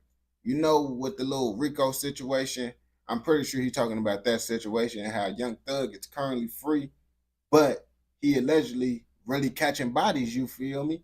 How is this possible? We gonna ask Trap Blue Raw, and he gonna let us know how that Young Thug get away with catching bodies, you feel me? Thug is one of the most creative and stylish rappers to ever emerge from Atlanta. Atlanta is the city that gave us trap music legends like T.I., Gucci Mane, and the Migos, and has become a mecca for modern-day rap music. Whether it's the uber-creative and conscious raps of Outkast to the drugged-out auto-tune ballads of Future, in Atlanta, there's something for everyone. But there's very few people that have been able to successfully combine such a deep level of creativity with hardcore gangster rap. But Young Thug is perhaps the most peculiar and interesting rapper. Bro, he popped up like someone auntie. I ain't gonna bap to you. Brother, you look like an auntie for sure. The auntie, bro, he the auntie that you don't want to mess with on gang. That's the auntie you messing around in public. Auntie give you that look, you know you cooked. I ain't gonna bap to you. And the crazy part about it, people be saying Young Thug, bro, is so cold and he's so raw. I never really liked Young Thug music. I be trying to listen to Young Thug music to see why people like his music, and every time I check it out, I'll be like, yeah, bro, I don't understand why people really mess with Young Thug music. But can y'all tell me why y'all mess with Young Thug music? To ever emerge from the city, as this gender-bending, gun-toting genius went against every... He said gender-bending, gun-toting genius. That sums him up quite about white. I ain't gonna lie to you. ...rule in the rap game. From painting his nails and infamously wearing a dress on his Jeffrey album cover, Thug single-handedly changed the definition of gangster. But don't be fooled, because behind this dress is allegedly a violent gang leader who won't hesitate to take you out if you cross him. Because on May the 9th, 2020... Oh, no. He really went out his... So, did he type in Young Thug dress? Did he really just Google Young Thug dress and just got the costume of it? Bro, that looked like the Party City version. I know Party City wasn't selling this. He had to get this off of Amazon or something. Violent gang leader who won't hesitate to take you out if you cross him. Because on May the 9th, 2022, Atlanta rapper Young Thug was arrested along with 27 other people associated with his YSL collective. In a 56-count Georgia State RICO indictment, Thug was accused of being the ringleader of a dangerous gang, YSL, which he was alleged to...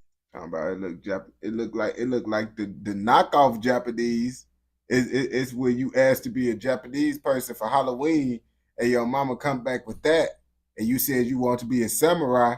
That's what it looked like. ...be running under the guise of a record label and musical collective. But according to the prosecutors, Thug was actually the head honcho of this dangerous criminal organization that was responsible for a litany of murder, assault, robbery, carjacking, firearm, and drug offenses. And over the course of the trial, salacious details of Young Thug's beef in the streets were dragged out in the courtroom, including apparently true lyrics about having had one of his enemy's mother's house shot up. These charges were extremely serious, and Thug was potentially looking at spending decades or perhaps the rest of his life behind bars.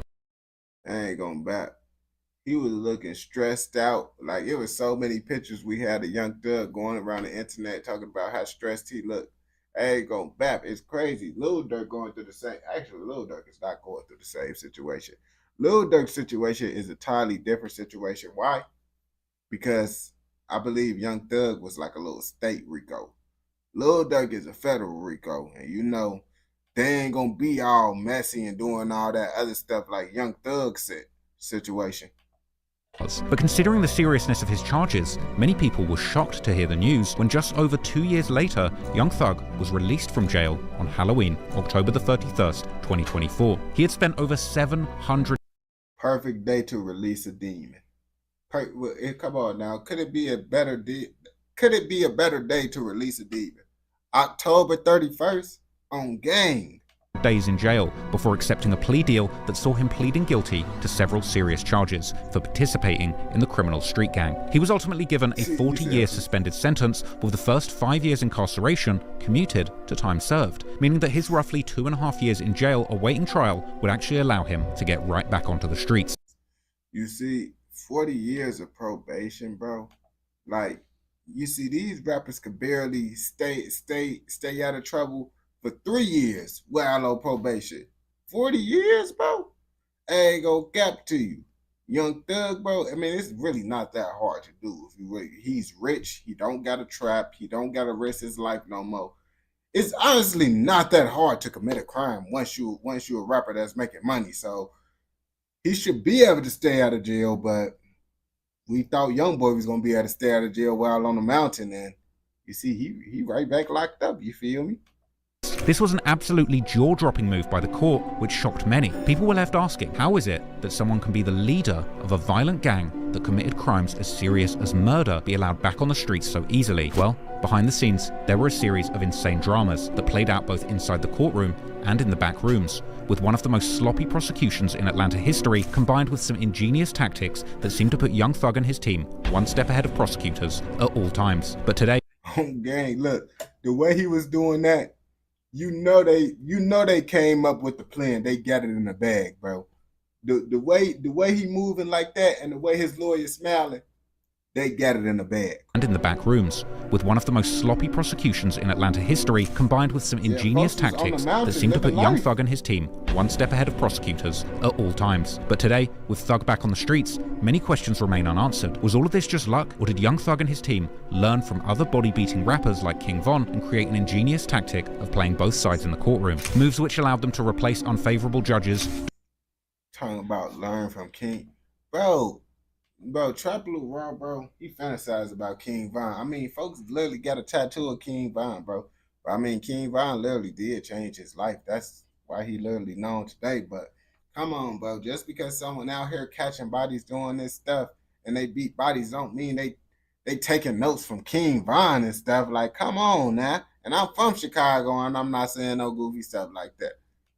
Destroy the credibility of key witnesses and corner the prosecution in such a way that in the end there was no way of knowing what was truth and what was a lie. For years, I and many others have wondered exactly what was going on behind the scenes and what was the true motive behind the alleged murder that nearly took Young Thug off the streets for good. Well, today we're going to be blowing that case wide open and answering once and for all why Young Thug wanted certain people dead in his city, how him and YSL operated as a criminal organization, and how him and his team were essentially able to get away with murder in the courtroom, absolutely demolishing one of America's most high-profile district attorneys and completely robbing the family of a murdered rival of the justice that they so desperately seeked. This is the story of Young Thug, the demon in a dress. Demon in a dress. Jonesboro South. Atlanta is on schedule to become the first major city to tear down all of its project housing. Atlanta police is investigating a shooting. And that's why all them different gangs inside the suburbs, because I went to Atlanta and I was inside an area that I thought was nice. It looked nice. And they be like, nah, bro, they be gang banging. They be tweaking out there, bro. Oh, man, that's crazy. And I didn't even know that they was tweaking out there for real, bro. I watched the Swamp Stories video. And Swamp Story said they was tweaking. It was like Stone Mountain or something. I'm like, oh, man. I didn't know they was tweaking out there, bro. They had nice big houses and stuff. On Cleveland Avenue. Fatal shooting on Cleveland Avenue. Shooting on Cleveland Avenue. Shot in the head off Cleveland Avenue. Police tell us that they are investigating another shooting on Cleveland Avenue. There have been multiple shootings near this stretch of Cleveland Avenue just in the past couple of months. Stole this swag, though. Hey, Jill, how you say you do it? Hold on. Let me widen. I'm Young Thug, aka Jiffy. I'm Jonesboro South. Born there, stayed there, still there. Long time ago, I've been wide around. Nobody didn't believe in me. Rock Crew, Jonesboro South. What we going on? Rock Crew. It's something like that called Rock Crew. What is that and how did that come about? I mean, it's not a crew. It's a gang. I mean, it's not a gang or a crew. It's a family. I would say it's the melody in his voice. I want to be right here. I got one of the biggest bloods in America with me, my 031. That's what I stand on. True blood. True blood. In my world, of course, it don't matter. You could be a gangster with a good dress. I would say it's the bravery. He's brave. Oh yeah, that was Young Thug back in the day. Oh yeah, and now I did know people in Atlanta. My manager, the events, lots of the events and all that stuff be in Atlanta. That's why I really came out to Atlanta and stuff, because it's a whole. But I know lots of content creators and stuff out there. Yeah, I got time. Yeah, I'm on train. Don't even time. Yeah, I got time. Yeah, I'm on train. Got a big bang. And this is what I mean. Why do people listen to Young Thug, bro? I'm on a thing. Like, bro, Young Thug sound like me when I'm trying to rap a song that I don't know how to say the lyrics to. I ain't gonna lie to you. When you acting like you know the song, but you don't know the song for real, that's what Young Thug sound like.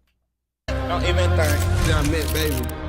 He came to one of my shows in Miami. He was like, nephew, pull up on me in the studio. I got one I want you to hear. And his face on. The rest is history. His earliest mixtapes in 2011, we've seen Young Thug transform hip-hop. Like, shout out to Jeff. What is it you want your fans to know more than anything else? I just want everybody to know that I'm a genius. Yeah, YSL. Part 6 coming out Friday, first show. New Orleans, Holly Grove. Beat me down, baby. Beat me down.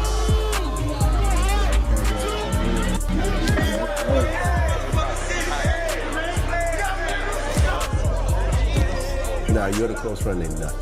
Yeah. Was that your best friend? That was one of my best friends, big brother. I was the nigga that was still with Birdman and Thug that can see on that. This was happening over here. But before I could drop it, man, you could tell Birdie got motion. You could tell he got money. The way he got this stuff up, bro. Am I watching a TV show? Am I watching a movie? Or am I watching a movie? That don't even make sense. Do it, right? The murder happened. Now the beef is on. What happened with Rich Gang? We can focus on our solo career. Like, still family there. I was the first at Nut Mama house. And she grabbed me and said, they killed my baby. Pulled me on her bed and held me like he crying that they killed her son. I saw you also was tweeting at Young Thugs.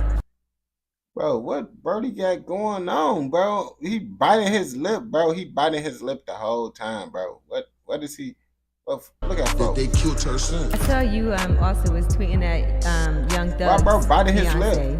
And he was saying that you were just trying to come at him because he's the hottest rapper. I don't think we can be like how we used to be. Right. He already did. He already just did. Some bull. A 15-year-old boy shot and killed this morning at a Southwest Atlanta apartment complex. They said the 15-year-old was a known gang member. The medical examiner says 23-year-old Shimel Drakes was killed near I-28 last night. She might. Young Thug is scheduled to appear in court today in Georgia on gang-related charges. He's one of more than 24 people arrested as part of a sweeping gang indictment. Mr. Williams committed no crime whatsoever. My son has been unfairly linked to a lot of things. It does not. Bro, Young Thug's dad look just like him. I ain't gonna bap to you, bro. I don't think his pops be wearing dresses. Maybe his pops is the version of Young Thug that don't wear dresses. No matter what your notoriety is, what your fame is, if you come to Fulton County, Georgia, and you commit crime, and we are going to prosecute you to the fullest extent of the law. And a rapper, Young Thug. She made herself sound so like she was really finna put in some work. Like she finna get YSL off the street and she's finna make a big change. And then guess what? Folks is out. He out. Busting. Out here riding around. Sliding and shit. He ain't sliding. I'm pretty sure Young Thug is not back out there doing that. If he is out there doing that, he's not the brightest. Is facing 7 new felony charges now. Brad, you can't make this stuff up. Another day, another incident. Take Mr. Teal into custody, please. Many of the charges related to the indictment points to Young Thug's rap lyrics as well as social media posts as evidence. You said who paid for the hotel? Yes, you said you did not pay for it. Yeah, I didn't pay for it. So who paid for it? I guess Young. Bro, Woody literally went viral for like snitching, bro. Like he was snitching and no one knew who Woody was for real. It's crazy how the world is, bro. Like at one point, bro, you would lose your whole career for being a snitch. Like you snitch, your career is over with.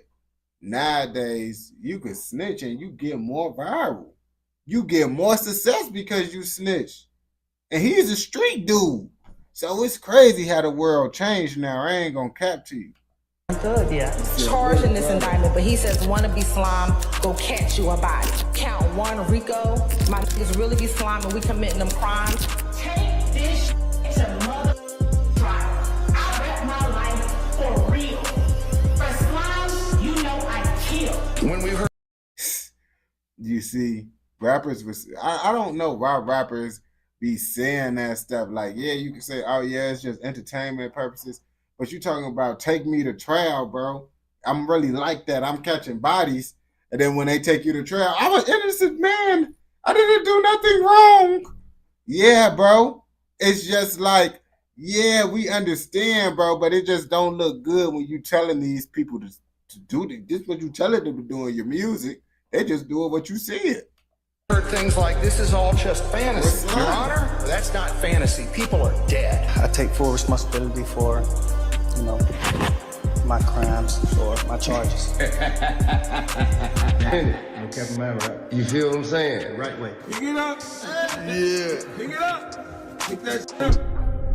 And I just want y'all to keep screaming his name. Long live nothing forever.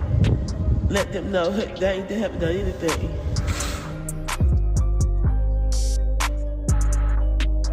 Getting away. This was just a little intro, bro. Getting away with murder. The botched trial. Oh, that was a long ass intro. To truly understand the man behind the case, we have to go all the way back to the start and take a closer look at the mean streets that made the artist that we now know as Young Thug a thug so young. Real name Jeffrey Williams, Young Thug was born on the 16th of August 1991. He was the 10th out of 11 children on his mother's side of the family, a position that undoubtedly came with it. Dang. 10th out of the 11th child, bro. His mama had a whole bunch of kids. I ain't gonna back. I know that household is packed because mom, I got 3 other siblings, and that's like, man, that's a lot. That was a lot growing up for me. I ain't gonna back to you, bro.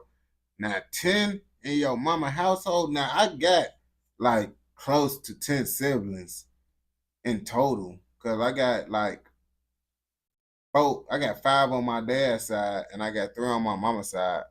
Well, that's not close to 10, but it's kind of close to 10.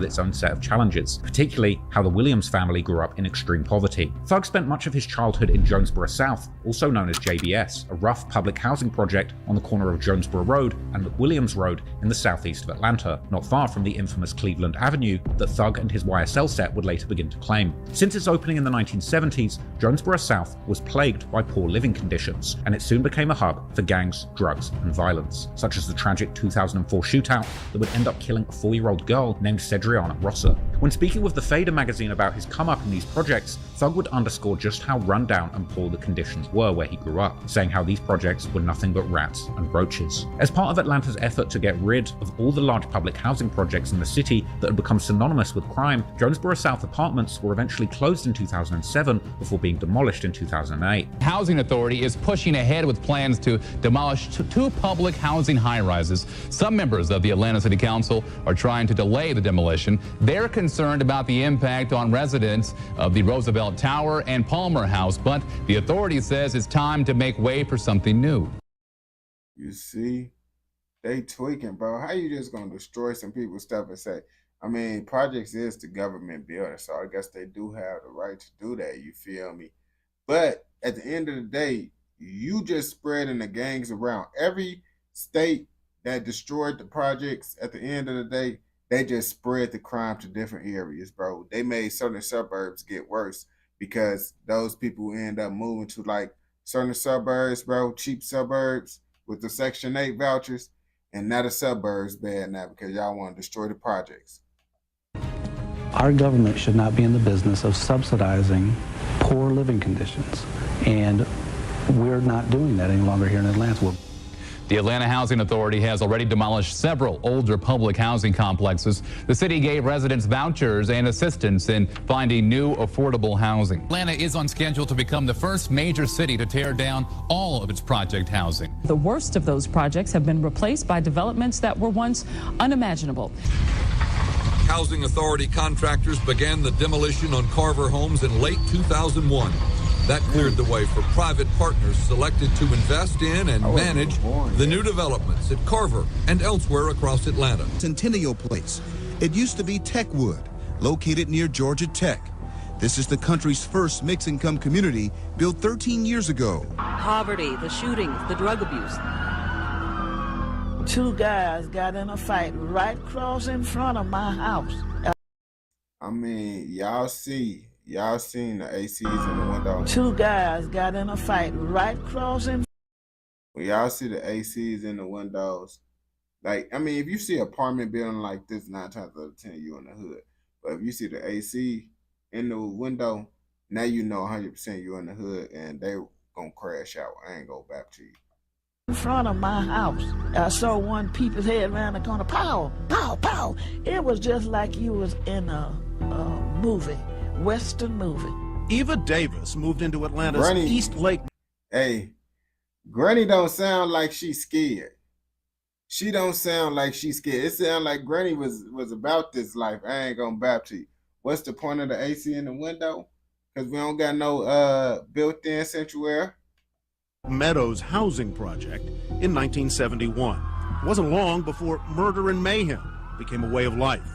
The 650-unit housing project was never great, but when drugs took over and gangs claimed turf, it went from bad to horrible in a hurry.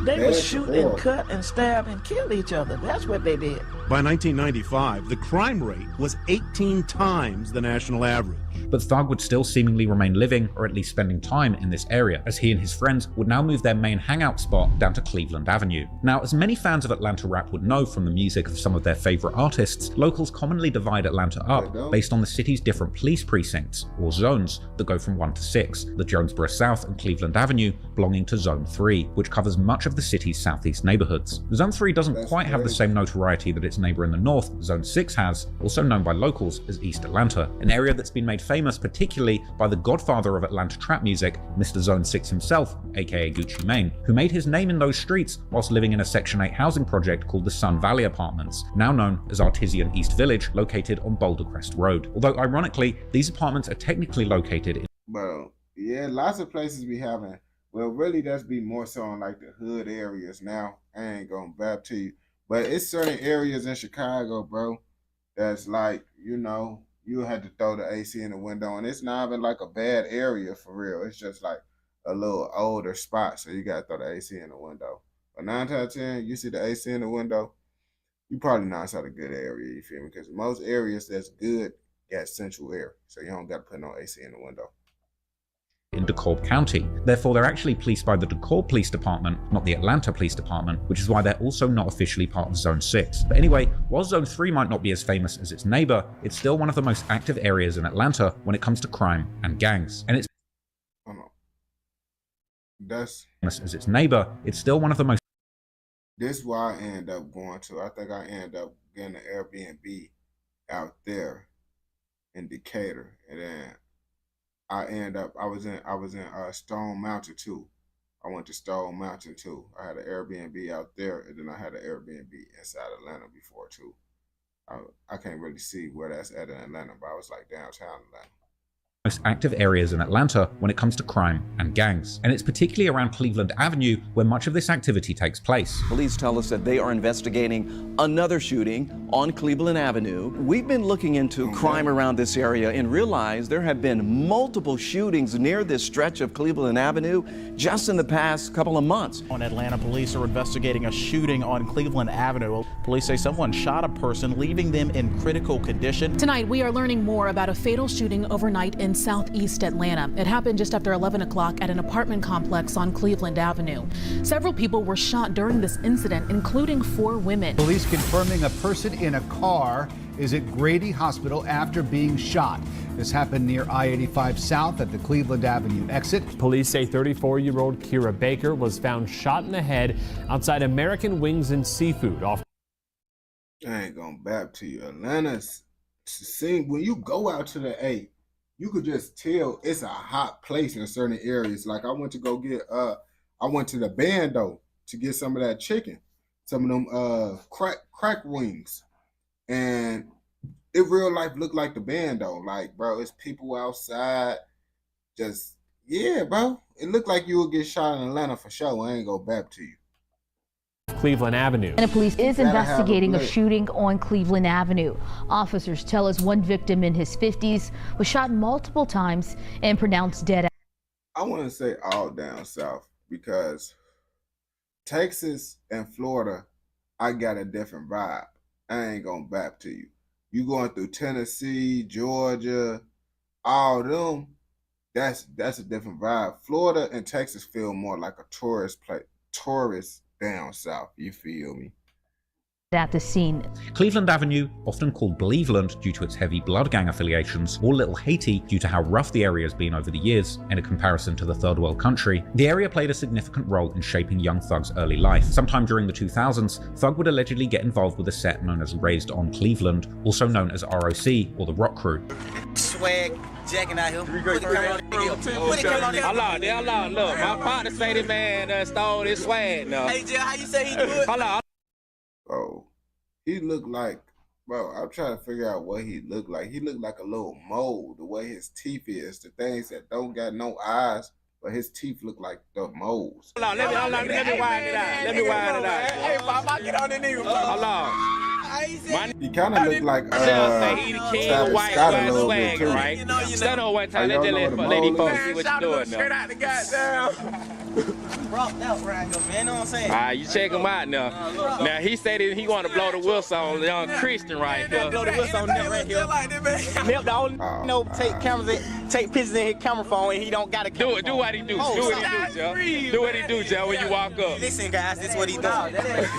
He's on his phone. He's taking pictures of people. You know what I'm saying? Man, I see this shit now. That's an expedition. Man, Rico ain't nothing like that going on. Y'all believe that? I got a bridge in Brooklyn I want to see. Yeah, we down here, they pod kicking it, man, every day. Little Monte right here, man. So rock this, man.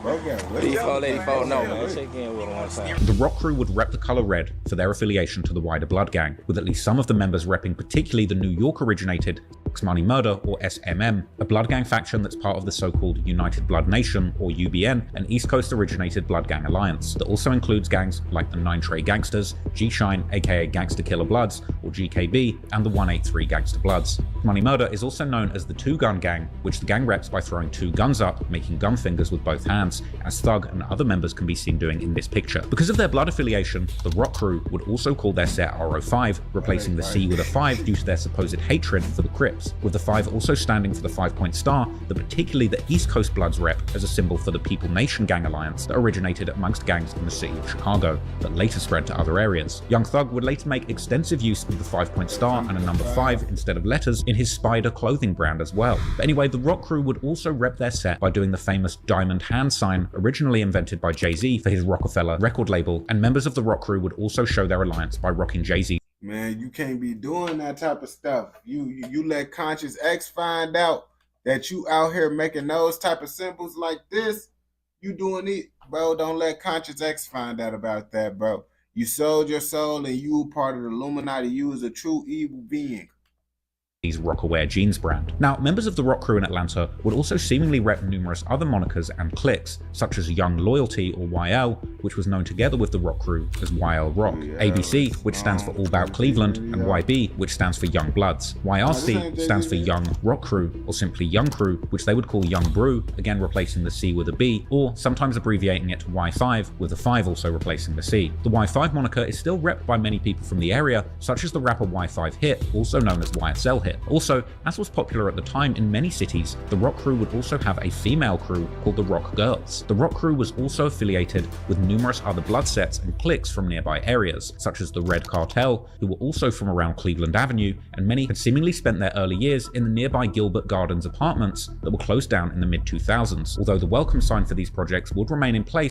I ain't gonna cap. If it got gardens up in it, any projects that got a garden, anything that got a garden, 9 times out of 10, bro, if it's called gardens, it's probably gonna be bad. I ain't gonna vouch for you.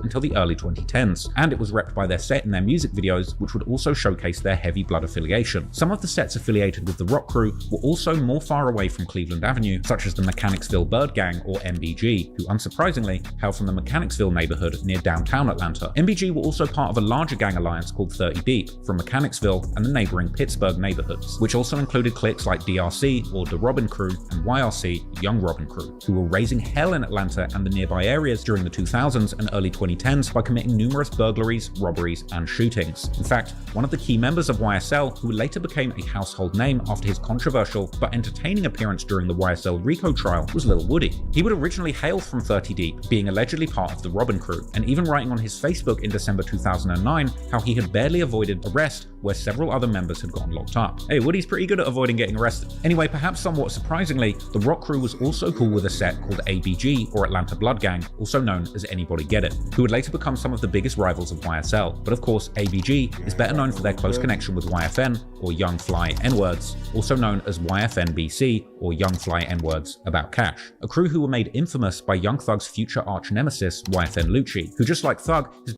It's crazy, because Lucci, they said they was trying to get Lucci to testify against Young Thug, and he didn't snitch on Young Thug. But Young Thug people, they snitched on them, bro. So sometimes, bro, your ops might be more loyal than your own people, bro, and you'll never know.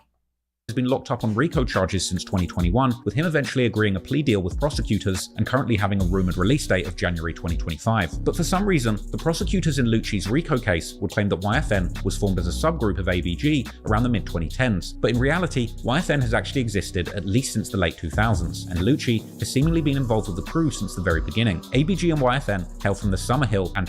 You see, this what they mean by Trap Lil Raw be snitching, bro. Because it's like, bro, you out here, the police out here think that this how long, this when the gang started, this when it started. Trap Lil Raw out here talking about, no, it actually started this time and it date back during this time, and you see Lucci go way back to right here, as you can see in this picture right here. He's repping this gang, and it's before the time that you see it. You feel me? That's like, why are you putting this information out there if the feds or police think that it didn't? You feel me? Trap Lil Raw know it all, bro. He probably worked for the police. He helping them out, bro. He probably gets special information from the police.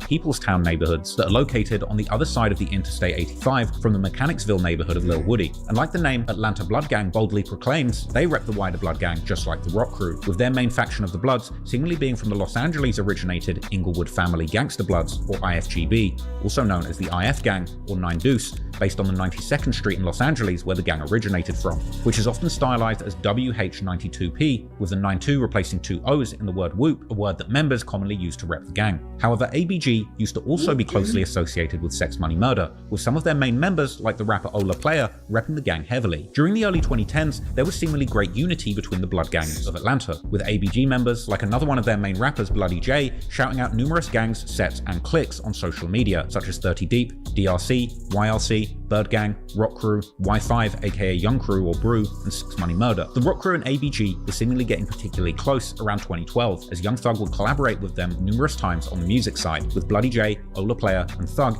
even releasing a song called Sex Money Murder, a straight up anthem for their gang, whilst also making numerous appearances with each other on video. With the Bloods relatively united, their main beefs were seemingly with other gangs, such as the Rollin' 60s Crips from the Thomasville Heights neighborhood. But in late 2012, a major change would take place in the Rock Crew, as some of the members would begin to rep a new set called the Young Slime Life, also known as YSL. The prosecutor... You see, bro? And that's what happened before they started repping the YSL. Now y'all know a little bit of the origin story, you feel me? A nice little 20 banger, you know. If you want to watch the full video of the Trap Lil Raw, you know the link will be inside the description. And if you don't want to watch the full video, bro, you could, you know, wait till part 2. You feel me? Because part 2 will be coming tomorrow and stuff, man. I'm trying to get 20 videos done, so I can't keep on reacting to no long videos. I said I was going to do 15. It's 19 minutes, bro. But if you watch this all the way through, I know you messing with another video. So go ahead and go watch another video. And don't forget, like, comment, subscribe, turn on post notifications so you never miss out on any content like this. Go! Let's go. I gotta get the 20 videos done, bro. I might have to pull out all reliable. Shit. Chat, y'all got like some 10 minutes, 15 minutes, 8 minutes. That's what I need right now to help achieve my goal. 5 injured in the warehouse knife incident. Okay, here we go. Yeah, Scarcity City is someone that's he just popped up on the thing. So, yeah. As soon as you said it, I was clicked the stuff. Folks, we have that short stuff too.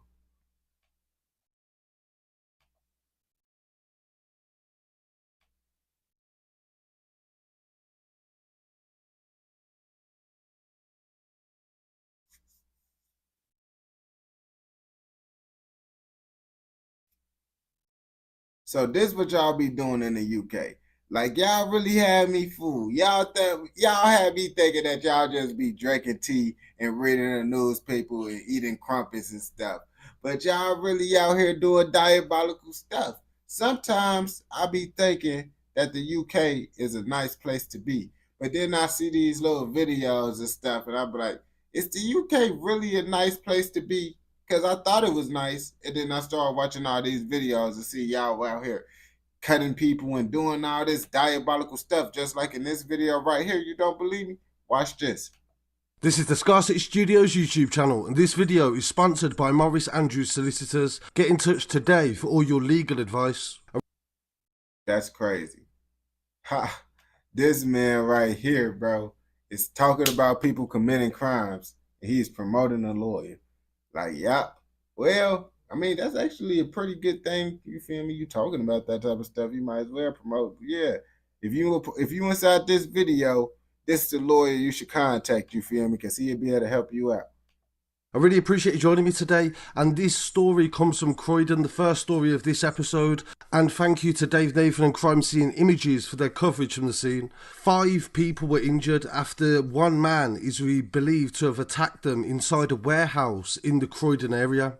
There was a large response from emergency services and several fire engines that had attended. As well, there's not actually a clear... Is these y'all undercovers? Because I saw that other little car that was driving through. I'm like, I know that can't be no undercover, bro. But then I see this right here, bro. Don't tell me, bro. Y'all got the Hyundai with the... Oh, my God, bro. This how y'all undercovers for coming for real, bro. That's crazy, bro. That's pretty crazy. I ain't gonna bap to you. Now, I guess that's a good undercover, bro, because y'all really trying to blend in. Most undercovers nowadays, bro, out here, they either inside like a Charger, a Durango, any Dodge. Oh yeah, I ain't gonna cap. Certain areas, they do be having like little pickup trucks and all that. They starting to sauce it up a little bit. I ain't gonna bap to you, especially in Indiana. Illinois, they be kind of cool with it, bro. Indiana, they be having pickup trucks. I seen all types of diabolical stuff. You feel me? So be smooth out in Indiana. Illinois, they don't really get that much money on like that, but they still kind of down bad with the police force, bro. But Indiana, they got them undercovers, bro. Understanding as to why the fire engines were there, but there was several of them. And this occurred yesterday on Thursday, the 23rd of January 2025 at 10:15 in the morning. Police arrested a man shortly after the stabbing, and they were called to reports of the attack in Marlow Way, Beddington. And 5 people, a man in his 50s was one of them, and 2 men in their 30s and 2 men in their 20s were taken to hospital with stab wounds. Their conditions were assessed as non-life-threatening, and a 30-year-old man was arrested nearby on suspicion of grievous bodily harm and possession of an offensive weapon. He was taken to hospital with injuries himself, but they were also non-life-threatening. Police responded quickly, they said, and arrested the suspects within 1 hour of the incident occurring, and they believed that everybody in the incident was known to each other, which would imply that this may be some sort of workplace disagreement that has led to several people being injured. They crashing out at work, bro. I ain't gonna cap to you. That's how them coworkers will have you, bro. Especially if you got a coworker that's snitching, bro. Coworker, bro, just always just can't mind their business, worried about you, snitching. I ain't gonna bap to you. Sometimes, bro, you be wanting to do that to your coworkers, bro, the way they be tweaking. But thankfully nobody has lost their life, and this man has been arrested very soon after. And we'll definitely keep you updated on the outcome of his trial as we'll try to follow it and keep track. In this next story, it occurred on the 20th of January in Bensham Lane in the Croydon area also. A woman was found unresponsive inside her home. She has been aged as 30 years old, and her next of kin were contacted shortly after. 2 men, both aged 21, were arrested on suspicion of murder and remained in police custody. Bro, 2 men unaliving a woman, bro. Like, bro, what type of boy, that's some goofy stuff, bro. First of all, why is y'all going to go unalive a woman? Second off, why do 2 dudes need to unalive a woman? Come on, bro. What is going on right now, bro? But You know, they haven't got charged for nothing. I don't know what's going on yet, bro. I guess you innocent until proven guilty, right?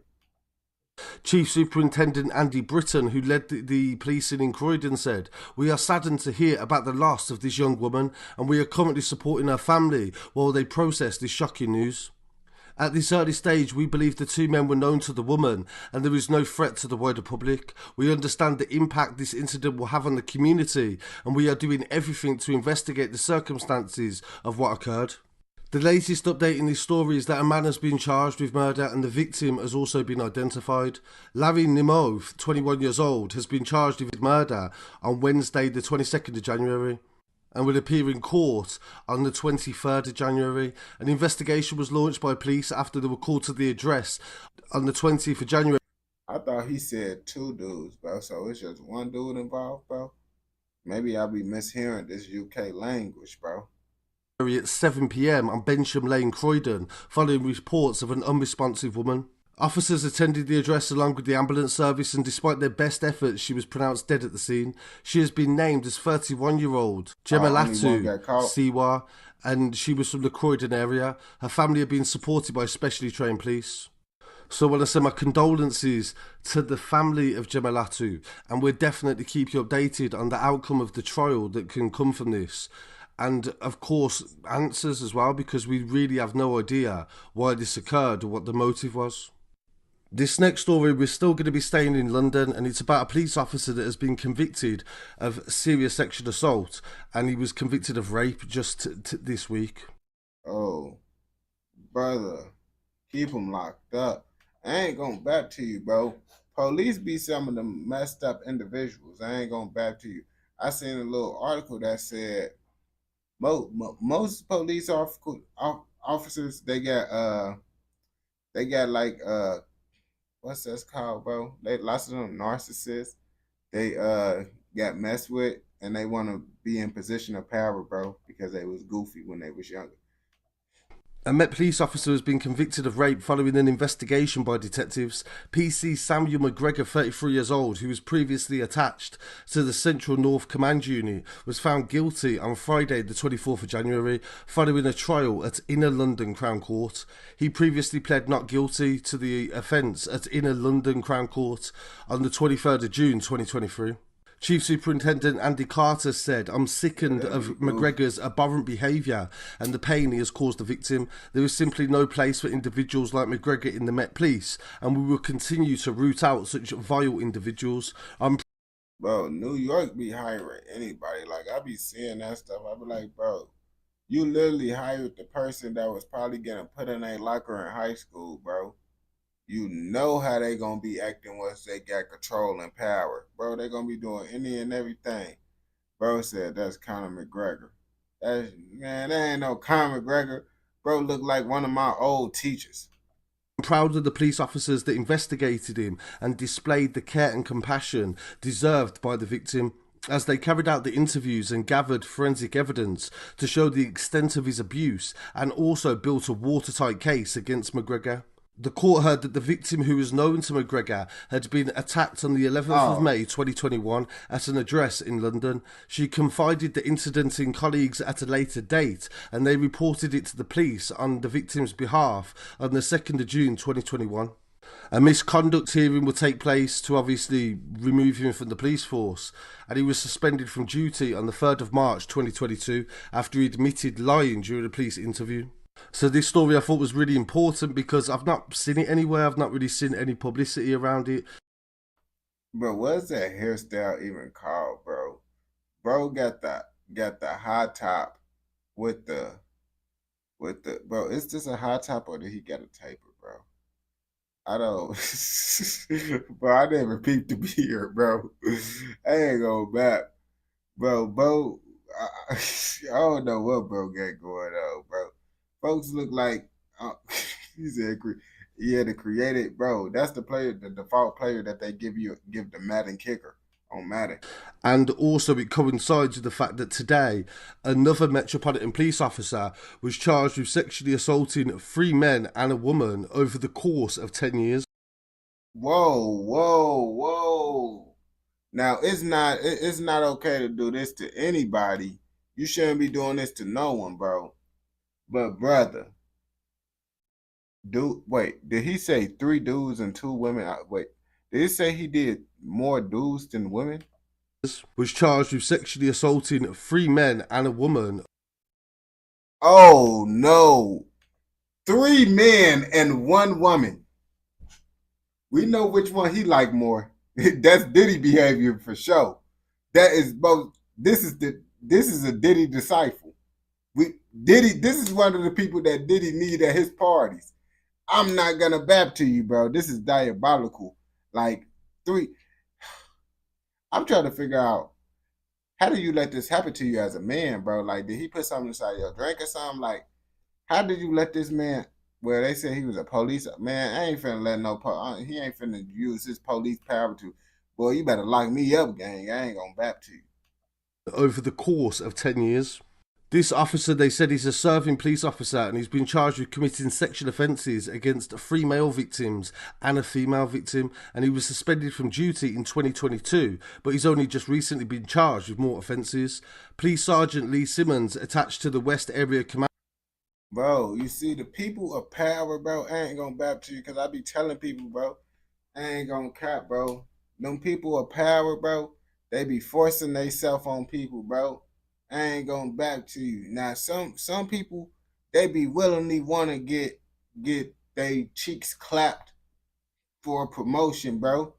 And some people, bro, get their cheeks taken, bro. I ain't gonna bap to you, bro. That's why you better watch out for them bosses, bro. Your boss being a little too nice to you. Hey, you better be careful taking them drinks. That's all I'm gonna say. Command unit will appear at Westminster Crown Court on the 27th of January, and PC Simmons was charged on the 23rd of December 2024 with assault by penetration and 5 counts of sexual assault by touching. These offences are alleged to have taken place between 2012 and 2018 against 1 victim who was male. PC Simmons was then also charged on the 23rd of December with 5 further counts of sexual assault by touching on dates from the 2009 to 2021. And 3 of them were alleged offences against another man and another woman. And it just keep going more and more. Like, bro. Okay, so obviously he like guys.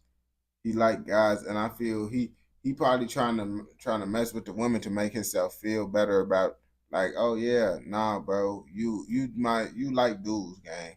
Cause it ain't no way, bro. You going for all these dudes, bro. It ain't no way, bro. Once you go for 1 dude, bro, it's over with, bro. You with that Diddy stuff. And another male victim as well in between. All of the offences are alleged to have taken place against the victims that were known to him. So no image has been released of him yet. I'm not sure if I've covered this case before or if I can find any images. I'll try to include them if possible. But at this moment in time, yeah, it's a very vague, not very publicised. I mean, he's a police officer. Let's be real. Police officers, bro, they look over certain things when there's other police officers. They don't. You got to understand, they're going to look out for their own at the end of the day. They're not trying to put his face out there because they probably trying to figure out a way to sweep all this under the rug, you feel me? So when they sweep it all under the rug, it ain't really no face to it, you feel me? So he can kind of go back to it like it was normal and stuff. Because once people get a face to it, then it's like, yeah, bro, we know you. We know you now. We is not rocking with you. But if we don't know who you is, bro, you feel me?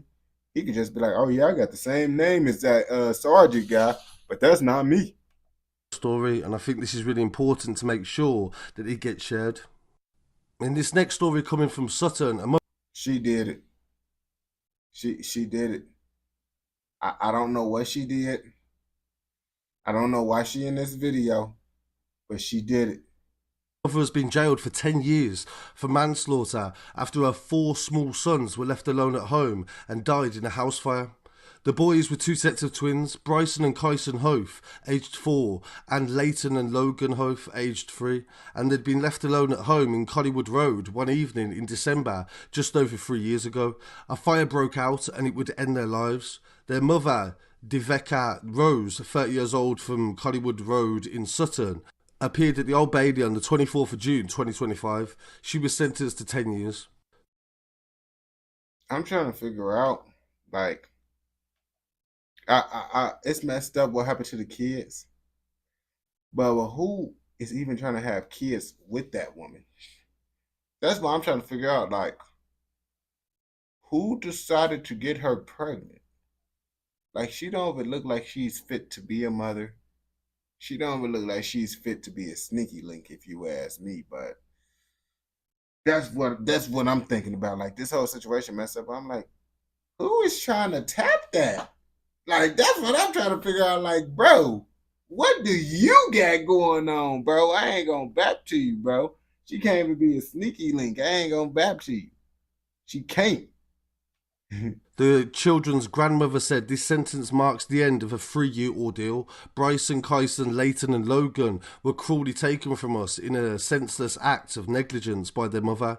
The disregard she showed towards them has echoed throughout the trial, and our family has had to endure 3 years of lies, delays and false narratives, which has been a nightmare. The toll it has taken on our family cannot be overstated, and the boys are beautiful, loving children who did not deserve to die in the way they did.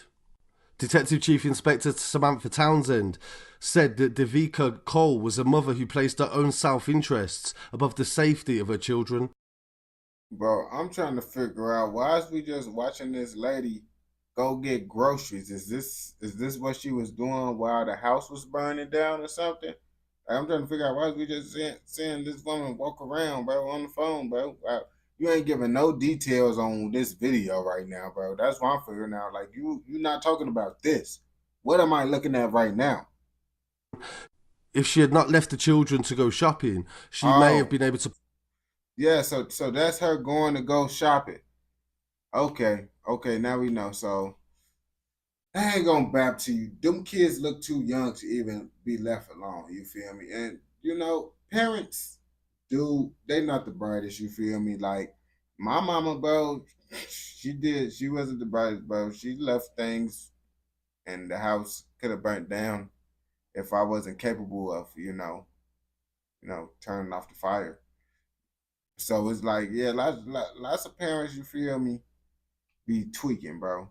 And it's like, these kids is too young to even, know what to do in that type of situation. Like, there's no reason why their kids should be left alone.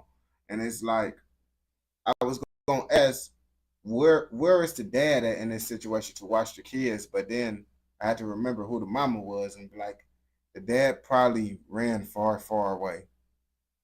Unfortunately for the kids, I ain't going back to you. Put out the fire, or at the very least got the children to safety. The court heard that shortly before 7 p.m. on the 16th of December 2021, a passerby in Collingwood Road realised the house was on fire. They alerted a neighbour who kicked in the door in an attempt to reach the children, but the fire had taken hold of the property and prevented them from entering. Bro, how did a fire even happen? Like, the thing is, if she was a responsible parent and she did what she needed to do, if she would have left out, it wouldn't have even been a fire. But she left something to where it was burning, or the kids was able to accidentally turn it on, because it's like they're kids. They don't know no better. They're going to do things, and that's why you got to be there to watch them, so they won't do nothing to unalive themselves, because kids will do things like that if you don't watch them. That's the whole point of you being a parent, so you can watch over them so nothing like that won't happen. But that's why certain people, it's crazy, because the people that's not supposed to have kids be having the most kids. And it's like, why are you having this many kids, bro? But in this situation, it's like, she got triplets and stuff. So it's like, why would God give this woman triplets and twins and stuff? Like, what was going on with God when he decided to make this decision? Like, I ain't gonna back to you, bro. I don't know what's going on. Folks was sleeping or something at the moment. Police attended the scene along with colleagues from the London Fire Brigade and also the ambulance service. Firefighters managed to bring the fire under control and recovered the 4 bodies of the boys in the upstairs bedroom. Like, it's messed up because it's like, she should have had 1 kid. I'm not saying 1 kid, deserved that, but it's like, this type of woman get 4? You never give the couples that's hoping and praying for triplets. You give the people that don't need triplets. That's just be so crazy, bro. Medics attempted to save them, but despite their best efforts, they sadly all died at the scene, and one of them died in hospital. Their mother had left the boys to go shopping and returned whilst the house was on fire. She claimed the boys had been left in the care of a woman called Jade, which prompted firefighters to go back in the house to search for the woman, but no other people were found inside. Miss Rose was arrested on suspicion of child neglect the same night, and following interview was released under police bail.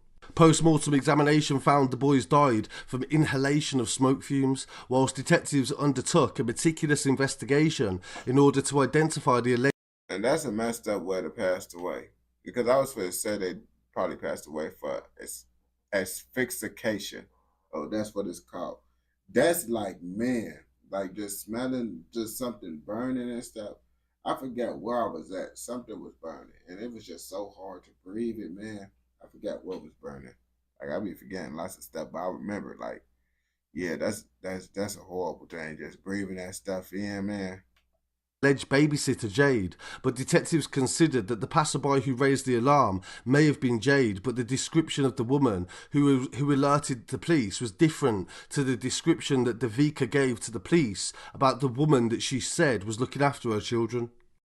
I ain't going back. Shorty looked like a dude that I know. That's crazy. She looked like a dude that I know. So this story is a dark reminder of the dangers that are posed if you don't take responsibility for your children, if you leave them in danger, and the risks and what can potentially happen. So rest in peace to all four of these boys, and I really appreciate everybody would pay respects to the comments as well, because they were far too young to have lost their lives, and they weren't responsible being as they were so young. And in this final story, a man was caught with a loaded AK-47 and he's been jailed this week for 5 years. Bro, box head. Bro, I ain't gonna back to you. That's that little Drake. That look like a little Drake. It's nice. I ain't gonna back to you. It's not as that this is like rusty. I ain't gonna back to you, bro. Like this is bad. And I got a magazine that's metal. And my stuff ain't rusted. It do fit in kind of bad. Like, it do be getting kind of bad, bro. But that's like bad, bro. That look way worse than mine. But mine don't got no rust days up on it. I ain't go back to you. You just see a little bit of silver.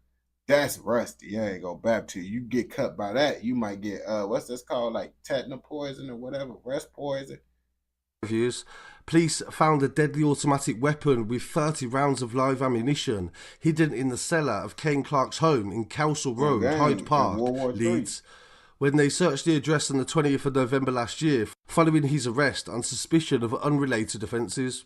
The AK-47, the police said, was a military-grade weapon originally developed in the Soviet Union and is capable of firing at a rate of 600 rounds. Well, he's trying to overgas it, but it do look like it came from the Soviet War. Most definitely. The UK, you know how the UK popping out. They trying to get all prehistoric weapons to slide with. Rounds a minute, and has an effective range of 350 metres. Clark, aged 27, gave no reply when interviewed about the weapon and was charged with possession of the weapon and also 30 rounds of ammunition. He pled guilty at Leeds Crown Court on December the 19th on his basis that he was holding the weapon for somebody else and he was not prepared to give any details. Today he was sentenced to 5 years in prison. The offences were investigated by specialist detectives from the local area. 5 years for it. It's crazy, bro. He got 5 years, but then we be hearing other cases of people literally out there stabbing people, bro. And then they don't be getting 5 years. They get less than 5 years. I'm like, oh, was that Canada? Was that Canada or the UK? I don't know which country that was. Never mind. Area to target serious and organised crime, and Detective John Graham, who led the team, said this is a military-grade weapon that is designed for the battlefield, and this is not something we should find in the hands of criminals in the United Kingdom. Yeah, bro. I mean, what? That's a 7.62, bro. That will blow you down, bro. I ain't going back to you. He do got that big stuff. He hit you with that, you will go. You feel me? You do got that stuff, bro. I ain't going back to you. He hit you with, you don't want to get hit with that. You don't want to be around Birdie with that. You feel me? But if you watch this all the way through, I know you messing with another video. So go ahead and go watch another video. And don't forget, like, comment, subscribe, turn on post notifications so you never miss out on any content like this. Go! Let's go! Ooh, I just did a dab. What's that? What's this called? I don't think that's a dab.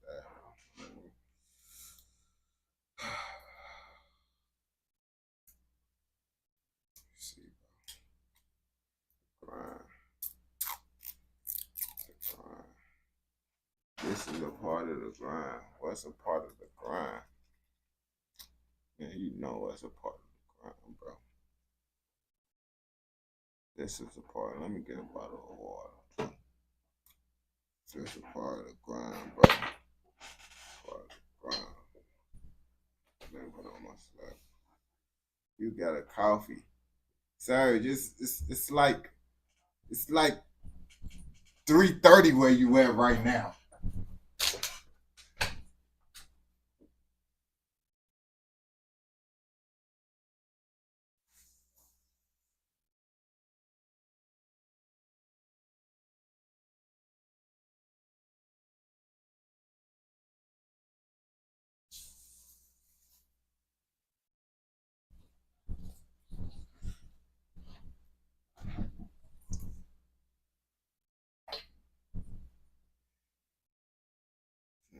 Damn, it's 10:43 a.m. That's crazy. It's 3:44. It's 4:44 where I'm at. 4:44. 4:44.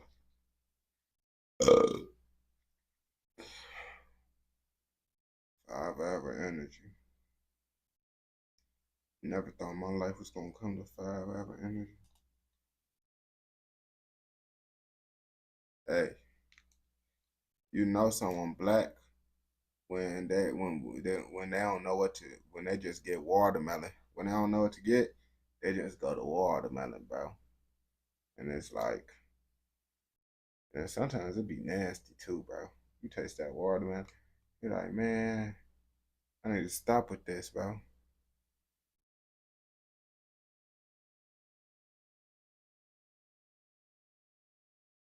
What happened?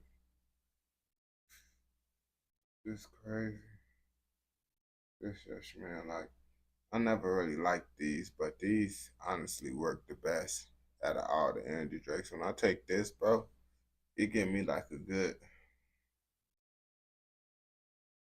it's gonna give me like a good 3 hours for sure. I ain't gonna bap to you. I plan to hop off at like 8. Go to sleep. Gonna wake up around like 12. Start the day.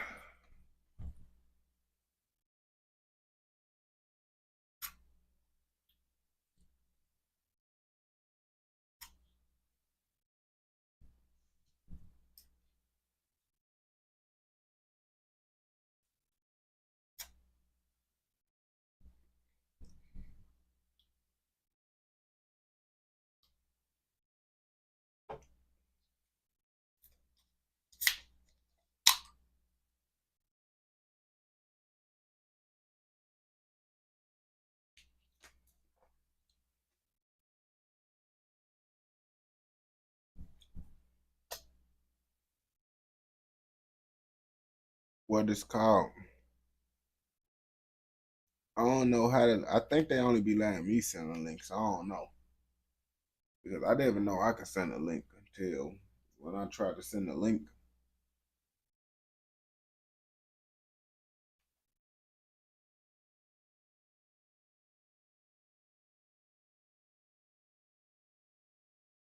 What's this called? Type in the name of it.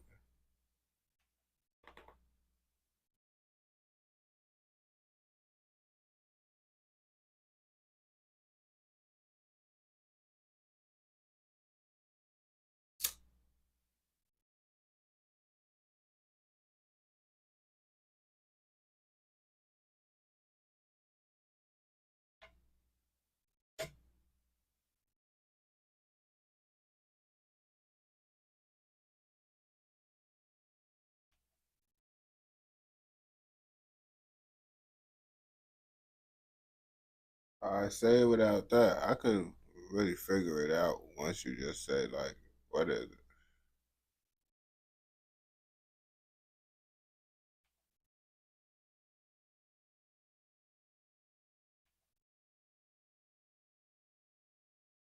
Let's see.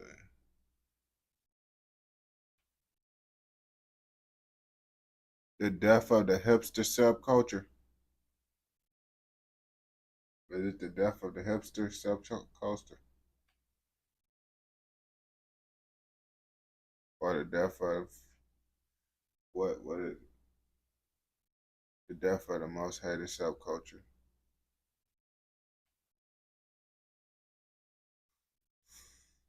That's 15 minutes and 54 seconds.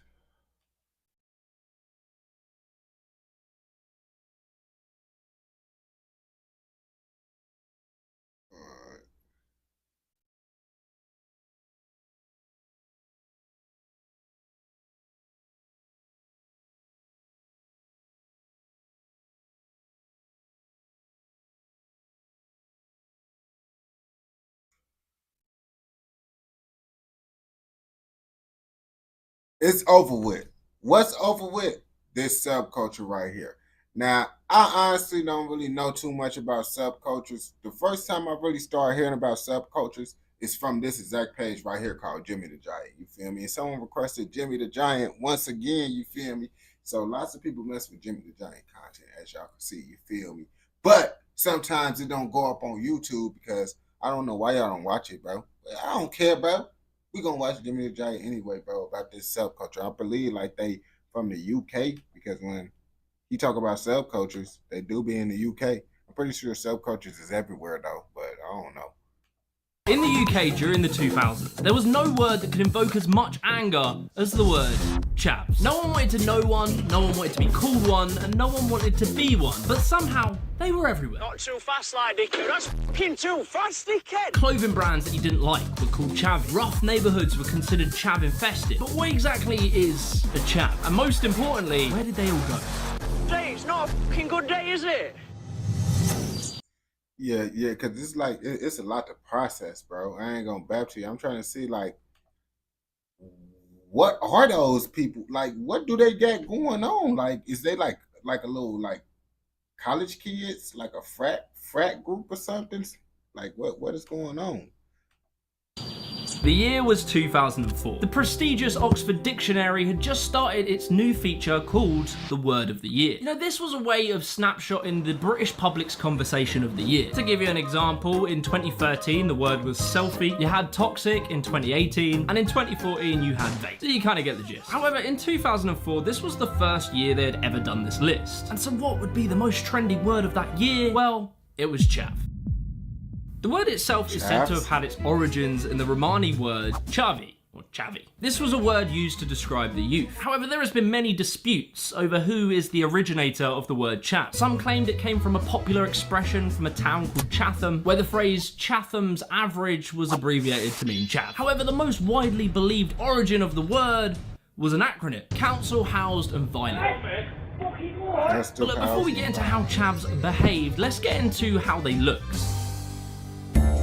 Each chav would be equipped with its own sports cap, maybe a stripy polo t-shirt, or a full sports tracksuit. They would have very bold jewellery, necklaces, and even piercings. I ain't gonna bat, bro. Like these people, I was gonna say college people, but then I'll be like, I don't know.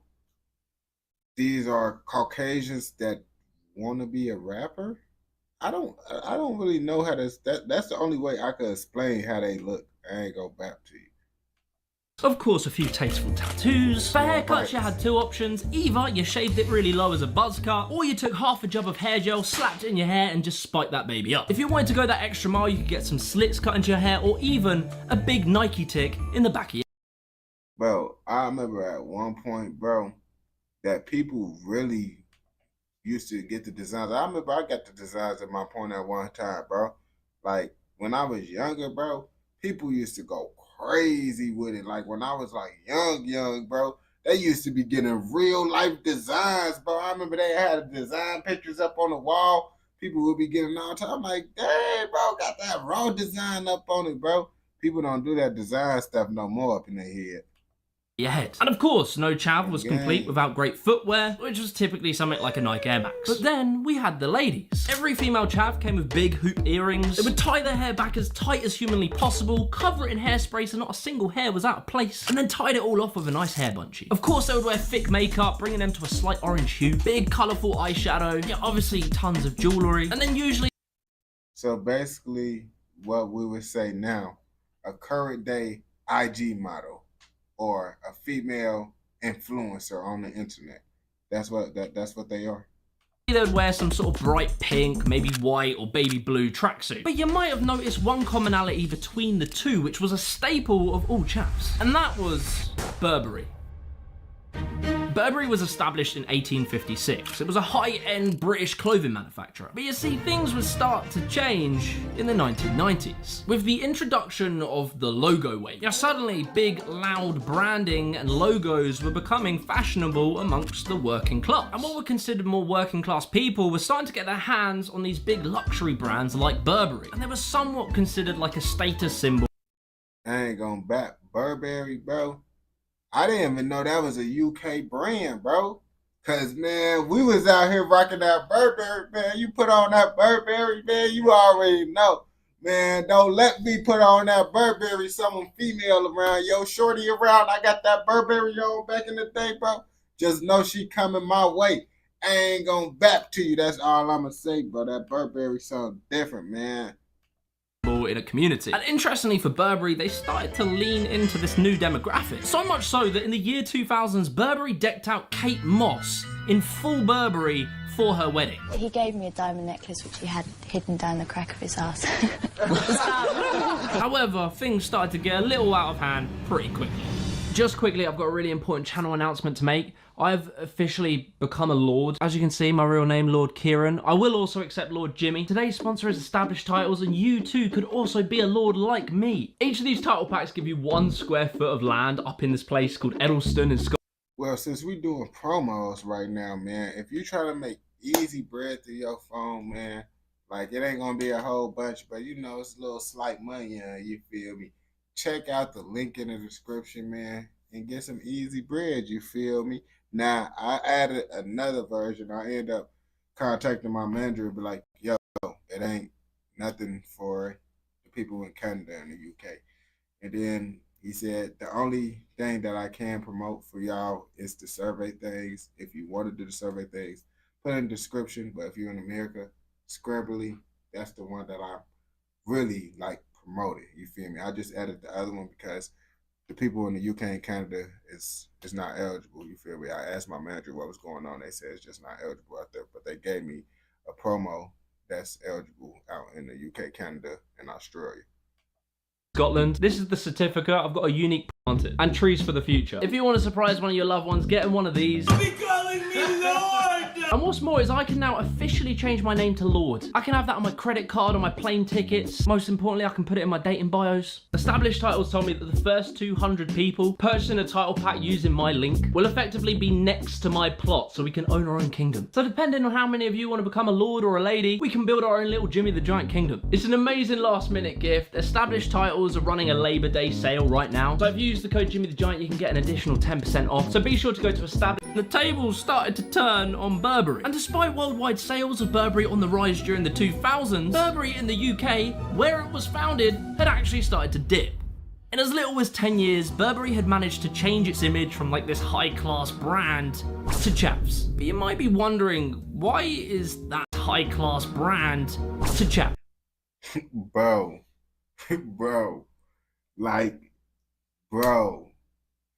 this group of people look like they the type that, you know, smash the beer on their head and then get to drinking it.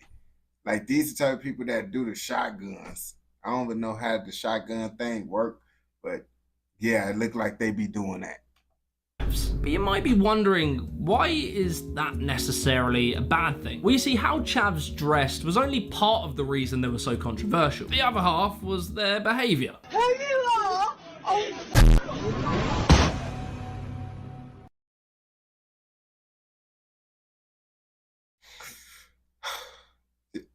I ain't gonna bap to you. That's called being like slight having a problem mentally, I think that was what that would be called. You slamming your head up against that, but I don't know. Maybe it's just a chaff thing. If you think about it, we tend to ascribe characteristics and traits to subcultures. If you think of emos, you're thinking of probably a moody, depressed teenager. Contrast that to the hippies who were chilled out and open-minded. Chavs were, well, how do I put this? Let me read what the Urban Dictionary has to say for them. Chavs, a British stereotype. Male chavs wear fake Burberry, bought from... The dictionary say fake Burberry. Oh my God, bro, that just made that picture even more funnier, bro. Because I was thinking, I'd be like, man, at least they got the real Burberry on. Folks look like this. I'm like, bro, but at least he had the real Burberry on. Now look up that. Now we find out what these people are in the dictionary, and they known for wearing fake Burberry. Come on, bro, you lose all your points that you had. The Burberry was what gave y'all the extra little booster points. Now we find out it's fake Burberry, bro. Yeah, you lost all your points. What's this generation say? You got no aura points. I ain't gonna bap to you. Sketchy market stalls, trainers, fake gold jewelry. They're seen with cigarettes, drugs, and cheap alcohol. For example, Strongbow or Tesco's Value Lager. Chavs live in council houses and will steal your bike. Make sure you don't make eye contact or they'll yell at you in your face, but you won't understand what they're saying though. Well, Muppets on Facebook thinking you're bad, mate. I'll lie if that's one of your... That's how I expected every UK person to sound when they get mad. Like, I ain't gonna bap to you. But now I'm starting to learn. After watching that other page, what's it called? Gangster Stories or whatever. It's a good page, but the way he sound compared to Scarcity, I can understand Scarcity stories, but that guy, bro, it sound like this guy. I ain't gonna bap to you. Birds up and bomb them one by one. Fucking bear right most. You see, a typical stereotype of a chav was that they were loud-mouthed and aggressive. And there was one typical location that a person might bump into a chav, and that was at the shops. You see, honestly, in the 2000s, you couldn't walk down the shops to get a loaf of bread without bumping into a chav. They would harass you for a couple of minutes, try and take your phone, your wallet, or if they really took a strong disliking to you, you might receive what was known as a happy slap. Oh yeah, someone hit me. First of all, gang, I'm not going to sleep on no public transportation. Let's start there, boy. You sleeping on public transportation, you deserve to get a happy slap. I ain't gonna bap to you because you loafing. Why is you loafing in public, bro? Why is you lacking like this, bro? You deserve a happy slap. I ain't gonna bap to you. I kid you not, happy slapping became like a national emergency. You see, it was around the same time as kids were starting to get a hold of camera phones. And so these young hoodlums would run up to a stranger, slap them, film it, and post it on the internet. You know, the thing about happy slapping that made it so egregious was that there was no real reason for it. Like, if that's what make it funny though. Like that's the whole reason that make it so funny, because it's no reason that these people would just run around smacking people. Like, I ain't gonna lie to you. That's what it's like. It's messed up, but that's what kind of make it funny to me, because it's like, why are you don't got no reason to do this, bro. You just out here doing stuff. And that's what make it funny. I ain't gonna bap to you just because they don't got no reason to be doing this. If someone robbed you, you would feel annoyed, but you would understand why they're doing it, because at least they're getting a phone and a wallet off of you. But happy slapping just made no sense. It was literally just cruel. And so this... I ain't gonna bap to you. Someone hit me with a happy slap, bro. You see, this why the UK can't have no guns, because they out there happy slapping, boy. People would have been cooked. People would have been cooked if the UK citizens could carry. I bet you they won't be doing those happy slaps then no more. I ain't gonna bap to you. Ain't gonna be no more happy slaps. This leads us to antisocial behavior. This term was like the boogeyman in the 2000s. So much so, there was even the introduction of a thing dubbed as the ASBO, the Antisocial Behavior Order. The ASBO became not only a derogatory term used towards chavs, but in fact a badge of honor to chavs themselves. You see, the ASBO, which was started in 1999, was created to clamp down on this antisocial behavior. But the highest of all ASBO honors, if you were such a problem child, would be that the government would literally strap an electronic tag around your ankle, which you could not remove, and if you tried to, the police would be at your door and So basically, they got put on a ban. They on house arrest. So they put them on house arrest without going to jail. So just because you be bad, they put you on house arrest. That's pretty crazy. Well, I mean, if it's the police putting you on house arrest, I mean, you would have been in jail if they didn't put you on house arrest. So I guess it's the same thing. Yeah. In like 5 minutes. The ASBO would put restrictions on your life. You might have like a radius of how far you could go, and if you went past it, I don't know, it's like hitting an edge of a map in a video game. Or it might mean that you can't leave the house after 10 o'clock at night. But nonetheless, these were kind of a badge of honor for the chaviest of all chavs. So as you can see, a war had started. Nah, it's sad because that's how lots of people think, especially with the gang members. Like, you get locked up, you do the time. That's a badge of honor right there. Yeah, he did 30 years, and he did all that time like a champ on game. He didn't do no appeals or nothing. He a real G. Like, this will be coming out of people's mouth for real. They ain't go back to you, bro. Started to grow between the general British public and chavs. Newspapers would continuously lament the word chav into everyday conversation. Like growing up personally in the UK, the word chav was just used all the time. If you didn't like the way someone talked or acted or the clothes they wore, you would call them a chav, and that was a pretty bad insult. Like, I kid you not, everywhere you looked in British comedy in the 2000s, you would find heavy references to chavs. You had Vicky Pollard in Little Britain. New bat. You had the Ali G show and all the films that surrounded it. The character Lee Nelson, and even the internet legend called MC Devo. Do you think he's dead? But as well, there were like serious TV shows, such as Benefits Street and Benefits Britain. These kind of showed like the middle classes of England what it was like to be a chav. These characters would also pop up in the world of real celebrities. You had Jordan, aka Katie Price, Jade Goody, N-Dubs. Comment below if you want a full video on N-Dubs. And the tabloids would follow and criticize these chavvy celebrities for the way they dressed, the way they spoke, the way they behaved, the way they breathed. You know, I think over time and like with reflection, the British attitude towards chavs could definitely be viewed as a little bit snobby. It got to a point where the Prime Minister, David Cameron, had to do a speech in defense of chavs. Hoodies are often more defensive rather than offensive. They ain't gonna bap to you. Like, it's like looking at this, bro. This is how you feel me? Like how I'm looking at this right now, bro. I'm like, yeah, it do look like they on some BS, you feel me? And then I think about how my people be doing this same type of stuff. And it's like, bro, most YNs are chavs, bro. So that's crazy, bro. I ain't gonna bap to you, bro. They're a way to stay invisible in the street. The best thing can sometimes be to keep your head down, to blend in, don't stand out. This speech was later referred to as hug a hoodie because he makes reference to the word hoodie, which become another word that was used to describe chav. It was truly a war in the public sphere. The author and journalist Owen Jones, who I have to admit I don't really agree with him on a lot, he wrote an entire book called Chavs, the demonization of the working class. The description of the book reads as follows. In modern Britain, the working class has become an object of fear and ridicule. From Little Britain's Vicky Pollard to the demonization of Jade Goody. Media and politicians alike dismiss as feckless, criminalize and ignorant of us. Underprivileged swath of society whose members have become stereotyped by one hate-filled word, chavs. So what was really going on here? Were this generation of so-called chavs becoming increasingly degenerate, more violent and criminal, or were they being unfairly ridiculed by the judgmental middle class and upper class?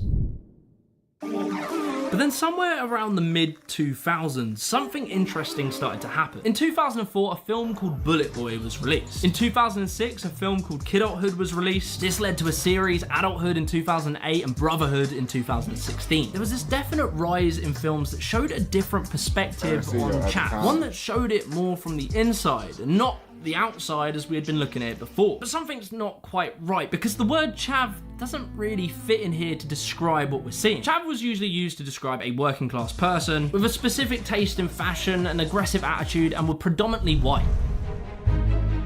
But into the 90s, the 2000s, and the 2010s, the ethnic demographic of London was changing. And London has, and always will be, the cultural capital of the UK. Trends start in London and spread out to the rest of the UK. And so as London was changing demographically, so basically, London is the Chicago of the UK at this point. I ain't gonna bap to you. London is the Chicago of the UK, and people might say, oh yeah, bro, Atlanta or Cali or New York. Nah, bro. Chicago, bro.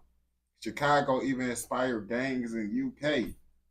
Come on now. It's African people right now saying they OTF in Africa, gang. I'm not finna sit here and bap to y'all, bro. But London is basically Chicago of the UK. And if you try to say it's not the Chicago of the UK and, oh, well, then you don't know Chicago is really the most trending place in the world, bro. On game. They gonna be like, bro, y'all washed. You washed.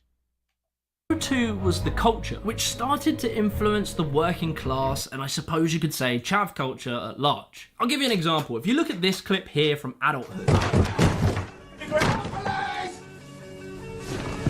it's pretty hard to say that this is the same as this. Bro, was we watching a Tubi movie? That just looked like we was just looking at a Tubi movie. I ain't gonna bap to you, bro. Been dropping music.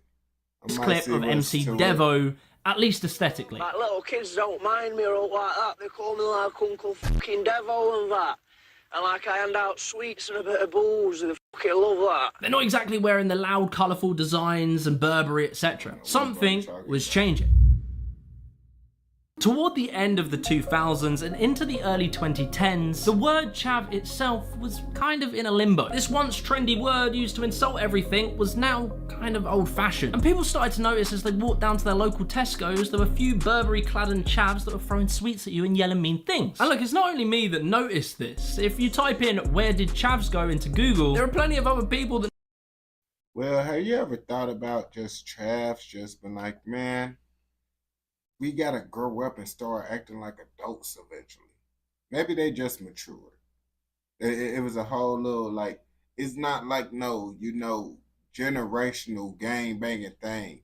It's just like, you know how certain people from the early 2000s, we got the little groups that's only gonna be around for the early 2000s, and if you wasn't born inside the early 2000s and around the early 2000s, you ain't gonna be a part of that, you feel me? I feel chavs is just one of that thing, bro, where it ain't finna be no newer generation trying to be a chav, you feel me? That's for that generation and that generation only. I ain't go back to you. That noticed it as well. Now you see, it's at this point where I wish there were minds greater than mine that could explain this social phenomenon. Owen Jones was actually asked in an interview what happened to chavs. He makes the claim that the left-wing Labour Party started to abandon the working class. And so in a bid for the right-wing Conservative Party to appeal to the working class, they stopped using the word chav to degrade them and rather tried to turn the working class against the uppity middle class who tended to look down on them on their views on things like Brexit. And it's an interesting theory, but I don't think the media is the be-all and end-all of the word chav. I don't think it ever was. This was a word that originated organically within culture. And that specific change I explained in politics only happened around 2016. The word chav was changing before then. And I can tell you my theory. Wait for it. Stormzy.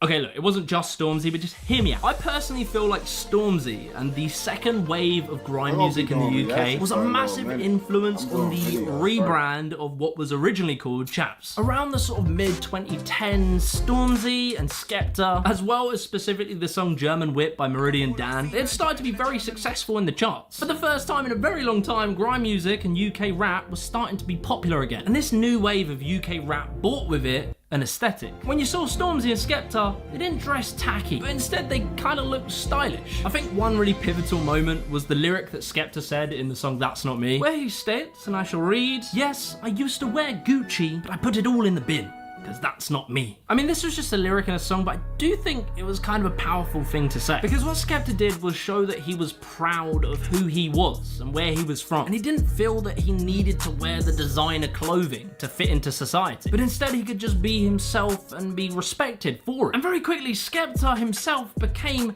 a fashion icon, popularizing what some would call the roadman. The roadman. So basically, bro, that's basically how I go with lots of things. People don't follow it, people don't like it, but then when someone famous and rich start dressing like that and doing it, then it's okay. You feel me? It's cool. You feel me? Because you gotta remember, bro. Lots of people won't like things. You could start wearing something and doing something, bro. If ain't no famous rich person doing it, people will probably criticize you, talk about it, bro. As soon as the rich famous person do it, oh man, that's so cool. Yeah, that's so nice. But you was just saying I look like a goofy wearing it before the famous people. That's like what happened with TikTok, bro. I remember when I first started TikTok, bro, people been like, boy, you on a dancing platform, gang. Especially when you come from the hood, bro.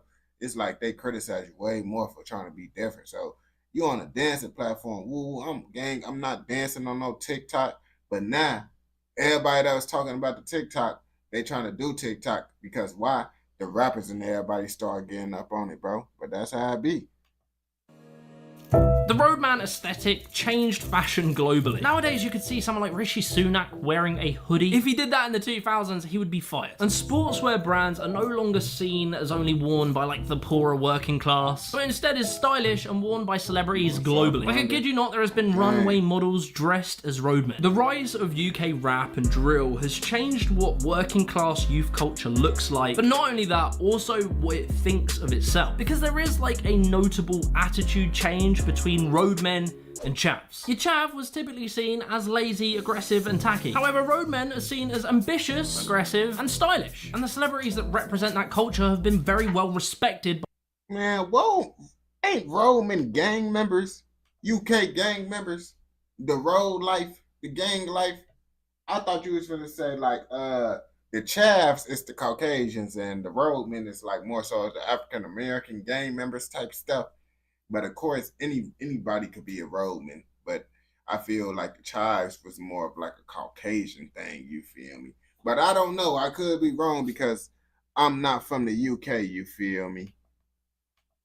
By society. Like if you contrast Stormzy's public image versus N-Dubs in the 2000s, N-Dubs were constantly looked down upon and ridiculed. No one really looks down on Stormzy and Skepta. The UK actually celebrates them. But I do just want to take a second here. I'm not trying to say that roadmen are like these aspirational role models of society. There is obviously still a plethora of problems in roadman culture. However, I'm more trying to talk about this from like an external perspective. For instance, Drake co-signed the UK rap scene. That was a massive moment. He also revived an iconic UK TV show called Top Boy. And despite the criminality, showed a ambitious, complex side to that culture. And with that, the British attitude towards chavs and roadmen, it started to change. I can point to a single moment that really stands out for me, and that was when I was with like a relative. She was a 50-year-old woman and the song Shut Up by Stormzy came on and she proceeded to sing every single word perfectly. And I realised in that moment that something had changed. I can't begin to explain how common it is now for middle and upper class people to use like street lingo. Oh well, go on Becky, you're looking bad. Yeah, that's what be the crazy part, bro. Because, bro, on gang, yes sir, appreciate the suburban people, bro. They want to be from the hood now, like they because it's just cool now, like it's cool, and that's why I do be understanding why they be saying like rappers is messing up the community, because it's like, look at how the kids gonna think about it though, bro. Because it's like, bro, you see this dude out here catching bodies, sliding on the ops, and then he gets signed to $1 million record deal. I mean, as a kid seeing that, maybe if I crash out and learn how to rap, I could get that record deal too. You feel me? And you know how that go after that. Bad, you know. They talk different, they wear streetwear now, and they listen to music that isn't just rock. But all of this does leave one single question. Are there any chavs left? I would say that considering the word is pretty much dead now, and that roadmen were kind of the evolution of the chavs, most of the chavs got swept up in that, it is very rare to find a remaining chav, but they do exist. I present you the Bad Boy Chiller crew. Yeah, I would say these guys are your classic chavs, and they've garnered a very loyal following to this music that was quintessential 2000s chav music, which is basically a northerner rapping over like a donk beat. MC Smalley, that's the name, gonna go with a flow, gonna play the game. Oh, I know that. Brother, I don't know what you're talking about, my brother. And you said what? I ain't gonna cat to you, gang. You said a don't beat. What is a don't beat? That's what threw me off. Then you get to rapping doing it. No, brother, I don't know anything about that. That whole song. On top of that, there's been a resurgence in this chav trend on TikTok. I didn't really know about that one. And on top of that, FKA Twigs dressed in full Burberry in a music video. Oh my God, Burberry. I ain't gonna cap Burberry. It was busting and out here for a good minute. Burberry, people still wear Burberry. It ain't nothing that no one ain't gonna laugh at you for wear Burberry, but no one ain't gonna care about you wearing Burberry either. Like, oh man, he got on that Burberry. It's just, oh yeah, you put that on, you put it on, bro. Like, oh yeah, he got a nice little Burberry fit. You feel me? Back in the day, you had on a Burberry, you that got. Now it's just, oh, folks slapped on a slight little Burberry fit. You feel me? You know how that be. But if you watch this all the way through, I know you messing with another video. So go ahead and go watch another video. And don't forget, like, comment, subscribe. What? Turn on post notifications so you never miss out on any content like this. Go! Let's go. Dang. I don't even know how many videos I did, bro. Yo. I think, bro, Chad, do y'all know how many videos we did, bro? It's crazy, bro. I'm trying to get at least to the 20 videos before 8. I'm trying to get to 20 videos. 6 or 8. Okay. Before scroll to Q50.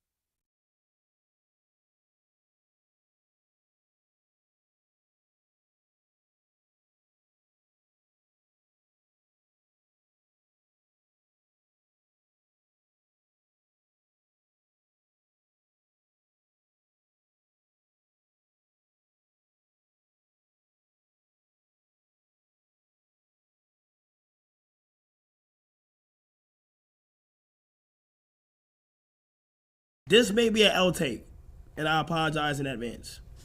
But I couldn't see how niggas got into PewDiePie.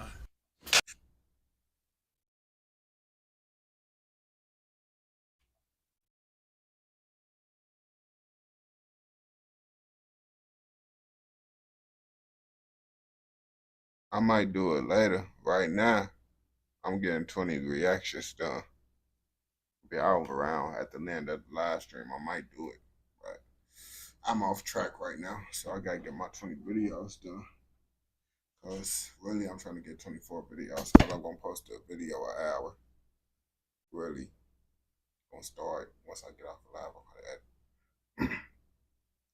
The internet is mad at Castanet. Now, you know, he say lots of things on his live streams, and honestly, when you won't live for hours, let's be real, you probably forget about what you're talking about. They said he was on live for, look at this. They say he was on live for 67 hours, bro. He probably don't remember that he made this. No, he probably remember that he made that. But you finna see why the world is mad at Castanet. This ain't the first time, and this ain't gonna be the last time they mad at him. But let's see if this reason actually justified or they just overreacting like always. This may be an L take, and I apologize in advance. But I couldn't see how niggas got into PewDiePie. Well, guys, there seems to be an epidemic. He just said he don't understand why people got into PewDiePie. And I'm going to keep it 100. I didn't really watch PewDiePie on gang. I didn't watch PewDiePie. But PewDiePie is just, everybody knew about PewDiePie. We can't sit here and lie like he not a legend, but I ain't watched PewDiePie. Honestly, what type of content did PewDiePie even make for real? I don't really can't remember for real. And as a person who has a commentary channel on YouTube, clearly I think my opinion is far more important than it actually is. So I feel like it is my duty to talk about that epidemic to you guys because, you know, I'm sure you care about what I think. Over the last year or so, I care about what you think, brother, so keep on talking.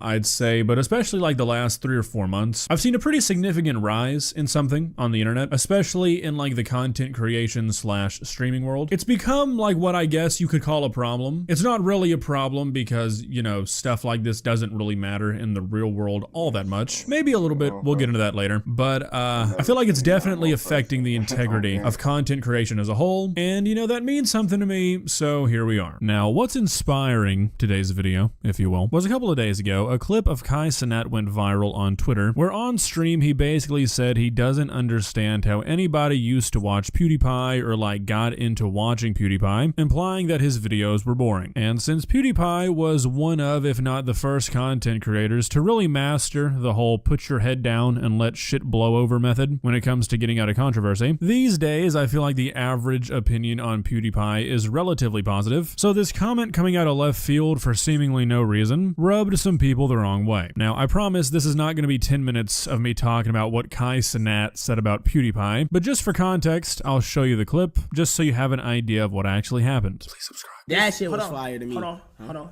This may be an L take. What you finna say? This may be an L take, and I apologize.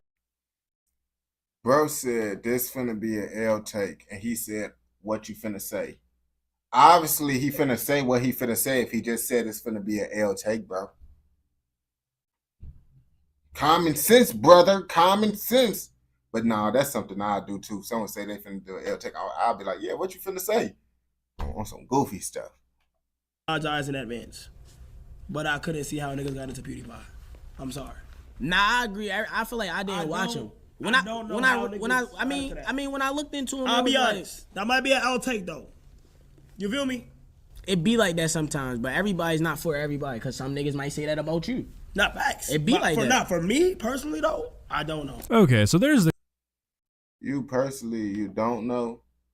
I ain't gonna back to you. I feel like that's just how it be. It's just like everyone got their own little cup of tea. Cause certain content creators, I don't really mess with. You feel me? And look, I mess with DDG, but I can't watch no DDG content. You feel me?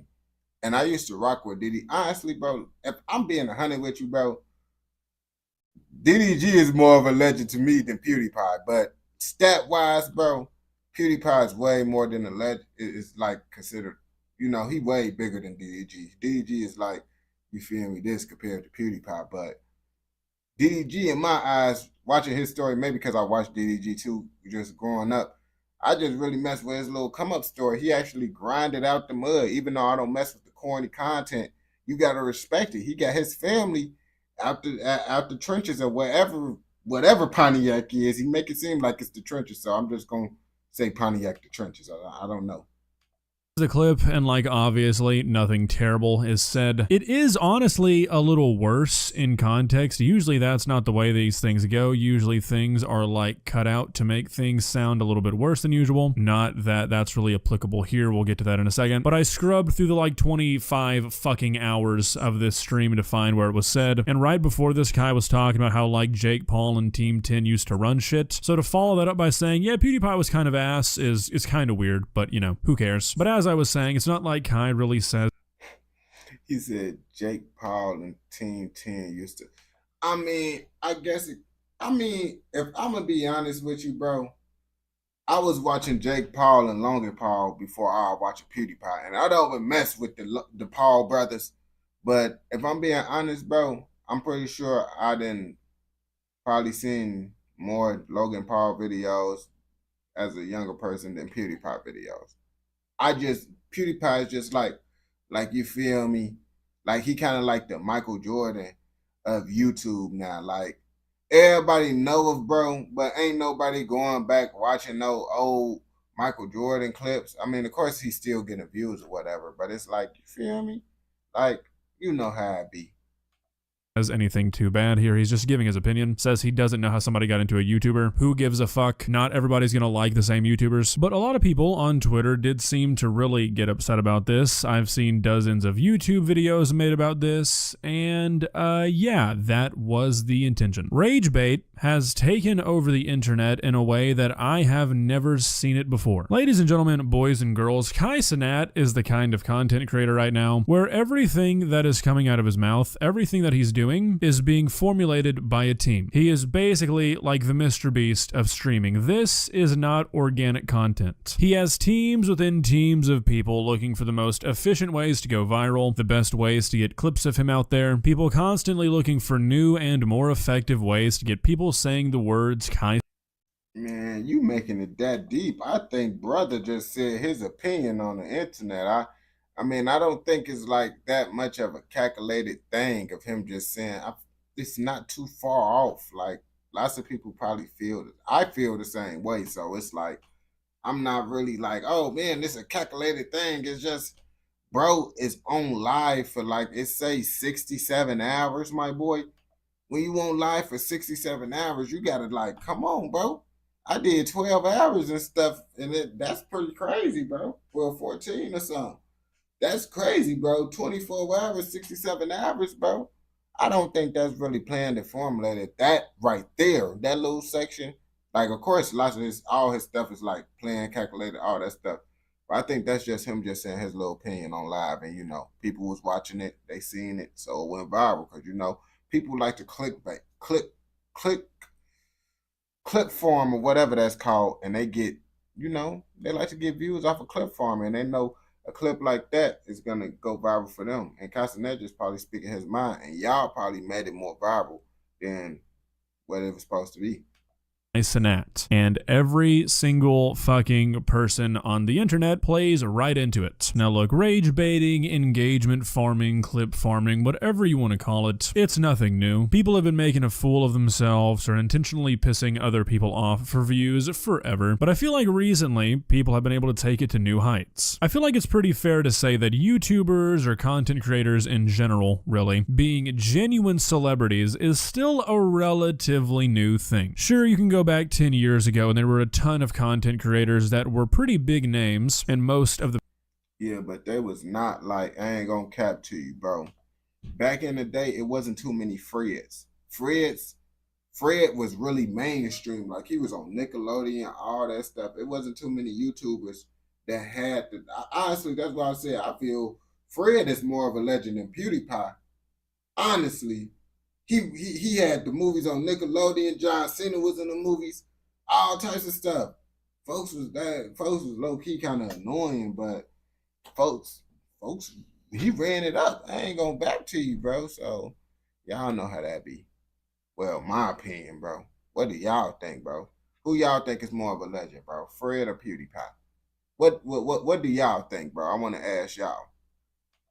The people on the internet knew them, but these days you have guys like Kai Cenat showing up in fucking T-Mobile commercials with Snoop Dogg and Patrick Mahomes. You've got gambling commercials with Sketch and Drewski. You've got Mr. Beast partnering with one of the biggest companies in the world making a game show. I mean, things are different. These guys are no longer just internet names. It's just a different level of celebrity than we're used to seeing from people who got their fame off the internet. And with that, I feel like comes a new, basically free way to get your name out there more and more every day, and it's doing shit like Kai Cenat did with this clip. He says something that and I don't like to do that though. Like with the titles, I sauce it up, but I don't really be like doing it like that. Like with my TikTok and like my platform, I got a pretty decent name.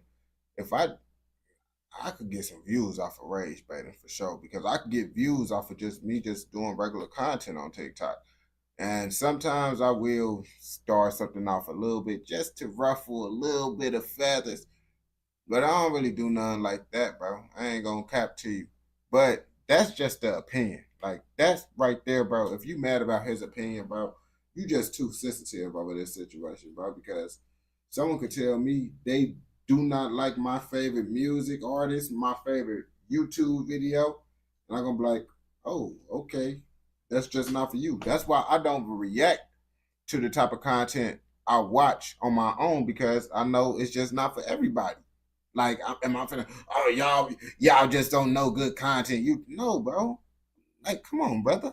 Like, you tripping. Nobody's gonna care about, nobody's gonna remember after a few days, but is just controversial enough, just outside of the box enough that it pisses some people off, and then you've got free advertising on the front page of Twitter for the next 24 hours. Now, obviously, for the average content creator, even a relatively big content creator, something like this is not really gonna work. You're gonna have to say something more outrageous. Yeah, you gotta do something. That's why I said I could say something like that. Boy, they ain't gonna care, bro. I mean, if you sauce it up the right way, like, you gotta be like, if I wanted to get people mad with like a Mr. Beast situation, I'll be like, bro, y'all call anyone a legend. And then I'm gonna have PewDiePie right there. I'm gonna be like, so y'all really gonna say PewDiePie is a legend? Like, who know who this guy is? Like, that's how you do it, because everybody know who PewDiePie is. And for you to say who know who this guy is, they're gonna be like, bro, who is you? You a goofy. You don't know. You's a nobody. I got you. You see, I got you right there. You feel me? Just more polarizing, something that produces more real emotions from people. But when you're one of the biggest content creators on the internet, every single thing you say is going to be seen by a lot of people. So anything that can be slightly polarizing is going to have this sort of effect. So when him saying something like this produces multiple tweets about him that all have millions of views, it's really no wonder that a lot of smaller content creators try and reproduce this effect by saying crazier and crazier shit. But I mean, I feel like we've talked about that kind of rage bait. Charleston Wright took it to the extreme, and it worked for him. Like, that's what I'm saying. That you see, Charleston Wright literally built his name up off of like rage baiting and click farming. Well, clip farming. Is he clip farming?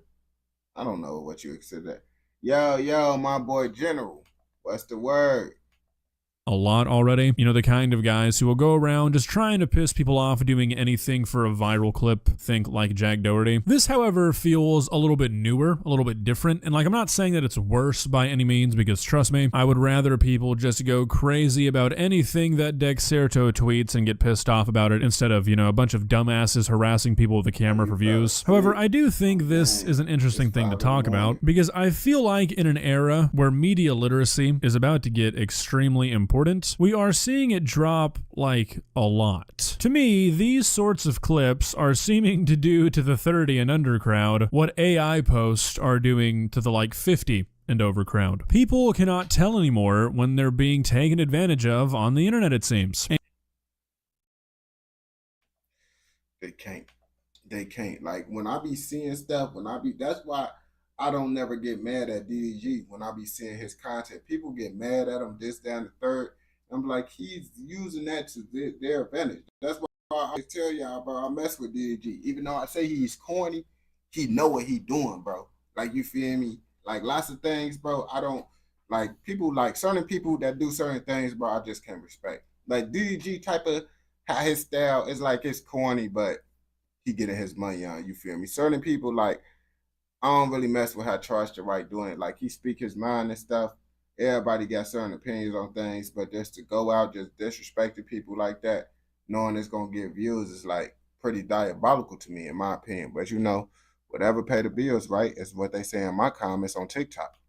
And, you know, to be honest, I don't know if I can really blame them. I feel like this is one of those things where, since I basically deal with it every single day, I sometimes start to forget that the average person does not, and I have to remember that for it to make sense that most people would not think twice about shit like this, because I feel like the average person does not really fully grasp just how monetized every single thing on every single social media is these days. If you want to know why rage bait is so popular these days, it's because you can get paid money for basically any fucking thing that happens on social media now. That's why there's so many bot accounts on Twitter. That's why there's so many people on TikTok who will shill literally anything they can find in the TikTok shop. That's why half of every single Twitter comment section is just dudes who will sit around on Twitter all day long, disagreeing with anybody who's willing to talk to them, trying to get as many conversations and as many impressions as possible.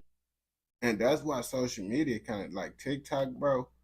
I remember at first it was like corny little dances, people shaking their hips. That was like corny stuff. then people, it started to transition into real content creation a little bit, and then it back spiraled, and people just got to just doing TikTok shop and doing corny stuff again, like little cheesy stuff for views. And it's like, it do be messing it up, because it's like, I don't know, TikTok promote the BS. And I know that's true, because it's like, I don't be trying to do BS, you feel me? But you feel me, when my hard content that I'm doing, I'm editing, doing all that stuff on TikTok, bro, making these stuff just for it to not to do views, so that I could just talk about a random Instagram post and get paid for speaking on some BS. What you think I'm gonna do? Keep on doing hard work editing, or I'm gonna talk about some low quality Instagram posts that's gonna give me a whole bunch of money? You do the math, bro. That it's not even no math, bro. You just do the thinking, bro. You knew what I'm trying to say. I was trying to sound cool. You do the math. No, I just sounded slow doing that, bro. I'm gonna sound cool next time, though. And it's why you've got guys like Kai Cenat probably paying Twitter accounts like Dexerto to take a 10-second clip out of a 25-hour-long stream to get people a little riled up. Social media is so damn lucrative these days that social media platforms will pay you for just about anything that you can do to keep other people on their platform for longer. And I mean, look, as a person who pays their bills through a form of that, I'm not necessarily complaining. However, I do think that it's gone a little far. Maybe I'm just biased because I'm a YouTuber, but I feel like there is a distinctive difference between somebody making a YouTube video and then that person splitting the ad revenue gained from that video with Google because people enjoyed watching the video, and a person sitting on Twitter all day purposefully trying to piss people off and get people into arguments because Twitter wants to reward you if you can get people addicted to Twitter and have them sit on it all day and argue with other people, continuing the cycle. Now, like, obviously, a lot of people were going to spend their days doing that anyways, but there has definitely been an increase in the amount of people willing now that you can make money off of it. Anyways, I feel like I'm kind of getting away from my original point. Basically, why I wanted to make this video is because I feel like I'm starting to see stuff like this pretty frequently, and I mean, there's nothing that can really be done about it. They're going to continue to do this stuff because it's so damn effective and it's essentially free. Once you reach the level of fame that a guy like Kai Cenat is at, all you've got to do is say something, I don't know, slightly abrasive once every 3 weeks, and then you're going to go viral on Twitter. 100 dumbasses, including myself, will make a video about you on YouTube. You'll get the easiest. You see, including himself, but is he really slow for doing this, bro? No, he's not. He's actually smart because he see that people care about the Kai Cenat situation. So he's getting paid and monetizing a situation that he was probably going to see all over the internet anyway. So since you're seeing it all over the internet, why not get paid off it too? Since you're going to see it like 30 times on the internet, why not have your video be one of those videos that someone got to see a whole bunch of times till the trend or viralness just die down of it? You feel me? That's how I look at it in those situations. Why not get a part of the cake? You feel me? The cheese.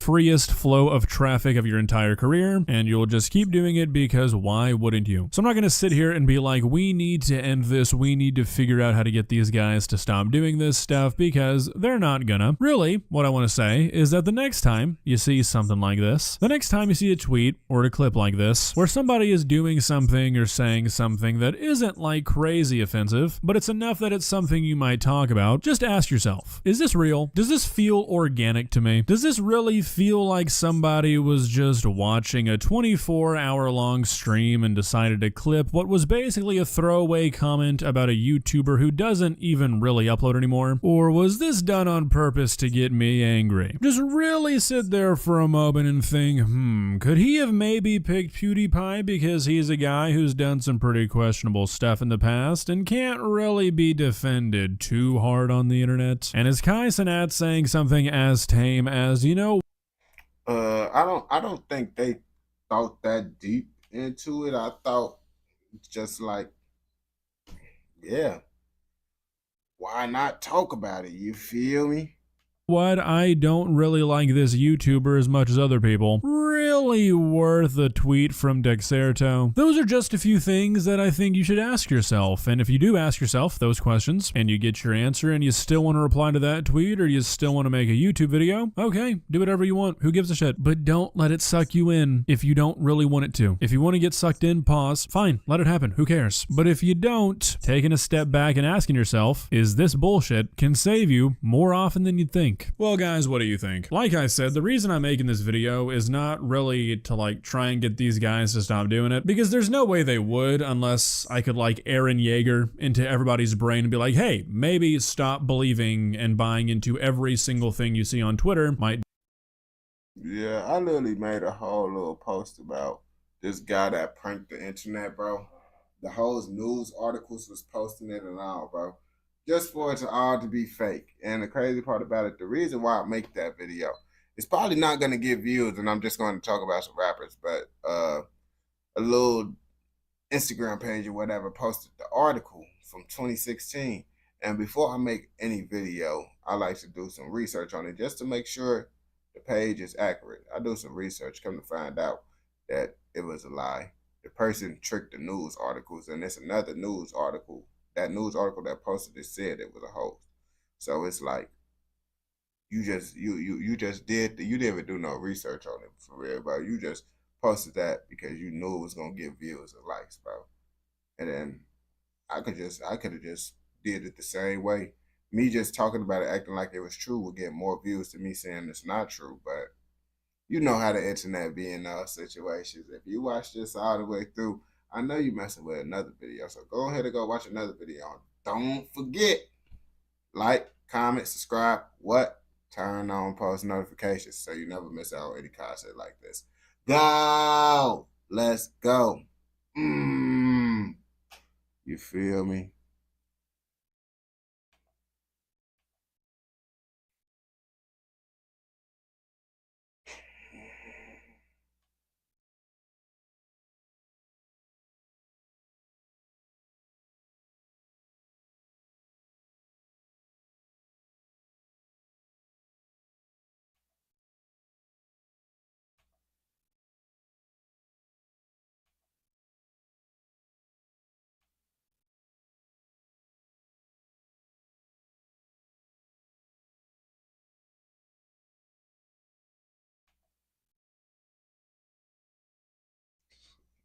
This is a short little video.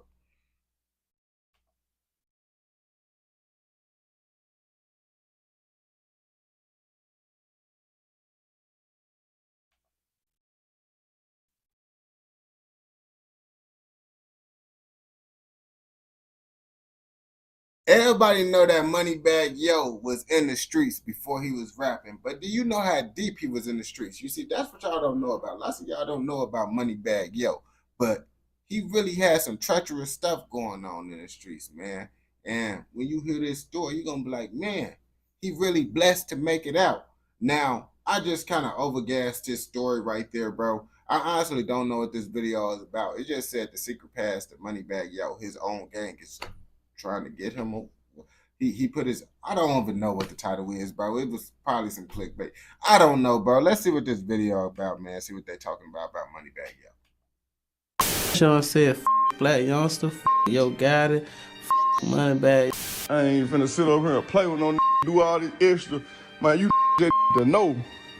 I let you do that shit. Moneybagg crossed the line, you know, he forever, he smoked for life. You know, he did a song with a dude, killed one of the homeboys.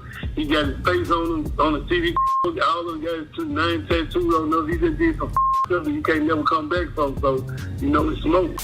If you was more loyal, if you showed me more loyalty, if you showed me more, you know what I'm saying, like, if you was with me before all that. Moneybagg Yo is known for his explicit lyrics, a lifestyle of crime that deputies say led to 28 people being locked up on Sunday after law enforcement. Who is Birdie, bro? This is kind of a weird crew. I ain't gonna bap to you. Why is Birdie smiling? It looked like he's overly excited. Like, yes, sir. Just got another mug shot inside the record. But who is Birdie? Dude, bro got a mohawk, bro? A little mohawk? Like, But why his beard look like that, bro? Folks look like he got his beard overly on point, but he don't got his lining on point. How that make sense? How you got a crisp beard with not a crisp lining, bro? You don't even make sense right now, bro. I ain't gonna bap to you, bro. Man, is that can I don't know what's going on, bro. Brody got some. Why his ears like that?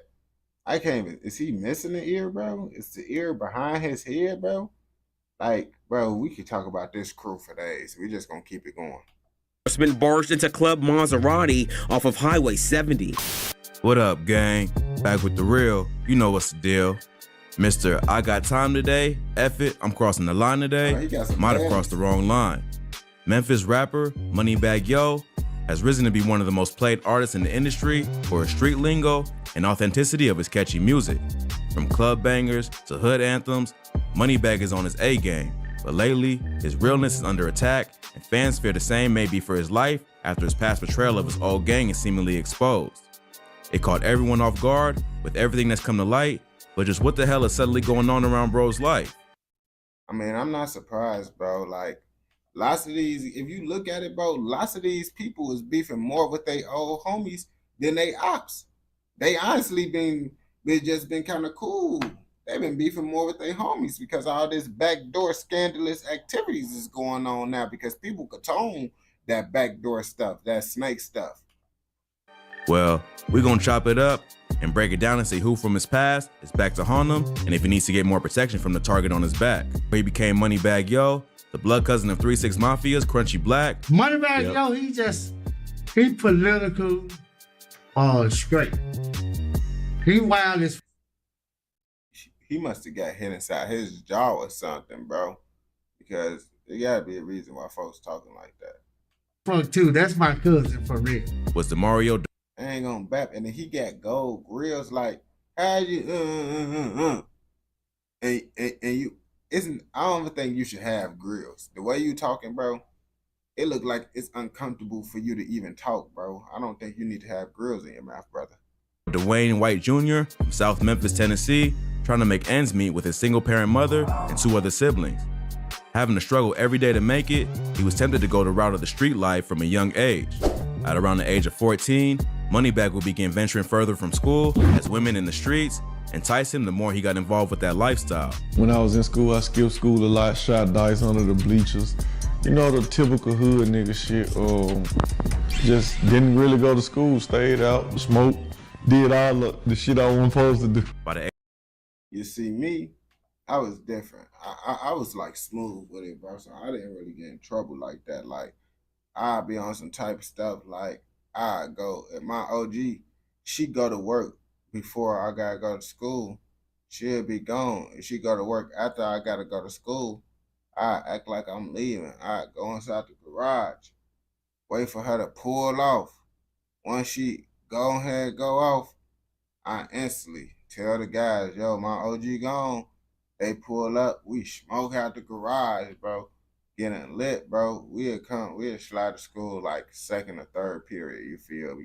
And then we'll be up in there for a little minute just to say we there. And then we'll leave around like 5th period. It's merch, we'll leave around like 5th period. Pop out, just come up in it, we'll do it. And then we'll leave out, bro. I end up going to an alternative school because really I just been like, bro, I can't keep on going. I can't go to school early.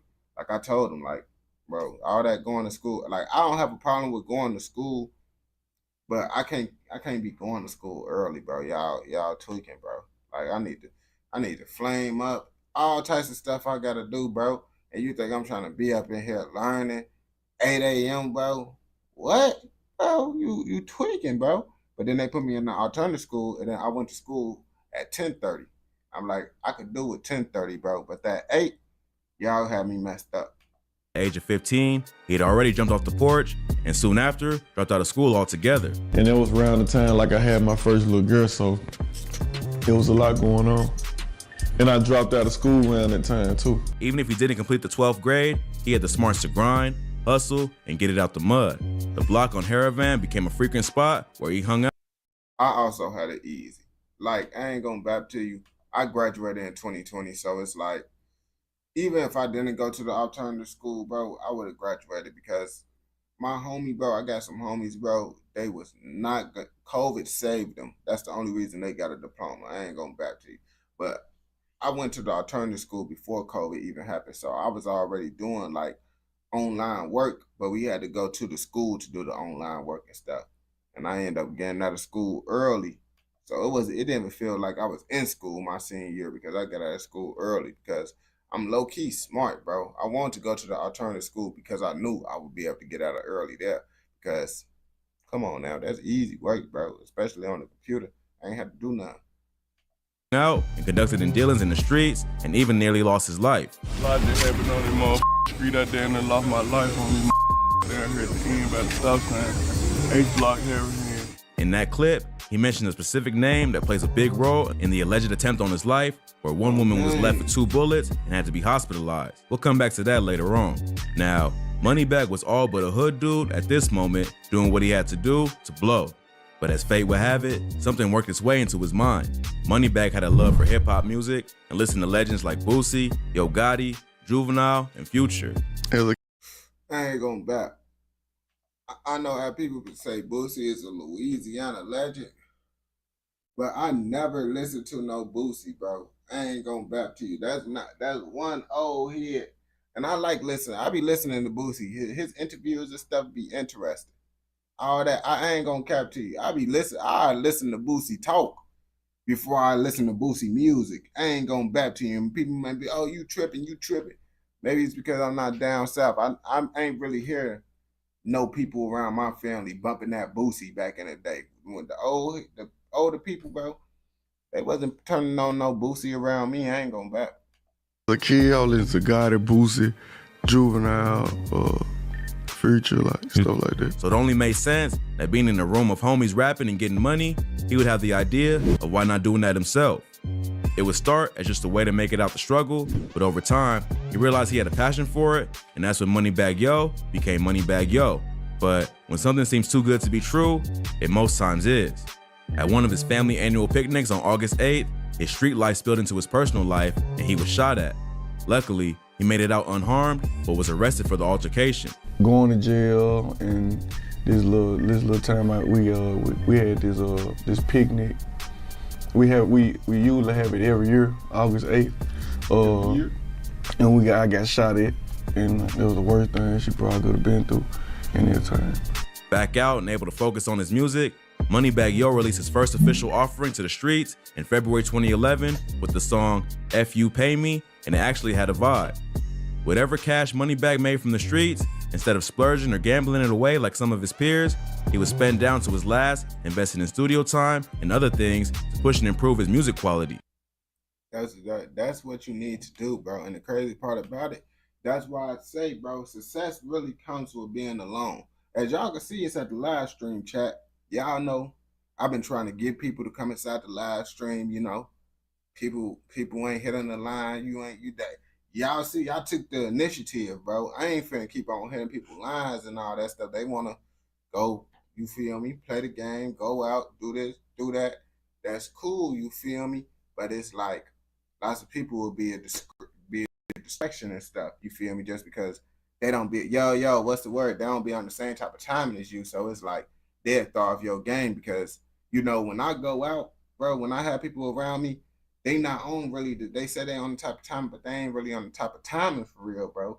So it's like, it's best to just do it alone, bro. Then you can focus on doing the thing that's gonna better yourself and your career. Then, 2016 came with the mixtape that really made some noise in the streets. Federal, which represented the rapper's breaking point, where he stopped caring and let everything he was holding in out. The tape was released under his very own Bread Gang label, which he owned. The name of his movement came about after hearing it within bars of a Yo Gotti song. By this point in his career, his buzz was getting around and the financial gain began flowing in from show gigs. After he got his first $2,500, Moneybagg was locked in with a greater dedication and grind to take off. And then I started getting booked like Chicago and stuff. It started spreading like Indianapolis. Bro, making your first 1,000, bro, that'd be so like crazy, bro. Like making the first, I feel like, yeah, making 1,000, making my first 1,000, that was like crazy. I was so happy when I made my first 1,000 a day. I thought I had so much motion, bro. I ain't gonna back to you making a band in a day. I'm like, oh snap, bro. This social media stuff is real. Like this real life right now. And it's like this from TikTok. I always thought like you had to, you know, if you want to get money on, you had to be on YouTube. And then I was getting this at the high school. Like I'm getting this money at the high school. So it's like, whoa, bro. It wasn't like no super content money, but me making 4 bands a month at the high school, bro, off of TikTok, bro, I was living it up. It started just spreading. Moneybagg Yo would, however, soon find out that juggling illegal and legal careers don't go together. While having a release party for his CD on March 13, 2016, at the former Maserati Club on Highway 70 in Mason, Tennessee, cops would storm the club, confiscated 10 loaded guns and a bulletproof vest. Now, if that was the UK, all them guns would have been rusty. I'm not finna sit here and play with the UK. Probably about most of them gonna be rusty. It's probably gonna be like a couple of them that's not rusty. In cash. Moneybagg Yo, along with 28 other persons who authorities labeled as gang members affiliated to the Vice Lords, Gangsta Disciples, Bloods, and Crips, were arrested for possession of controlled substance and gun charges. Sadly, after bonding out, his problems kept piling on.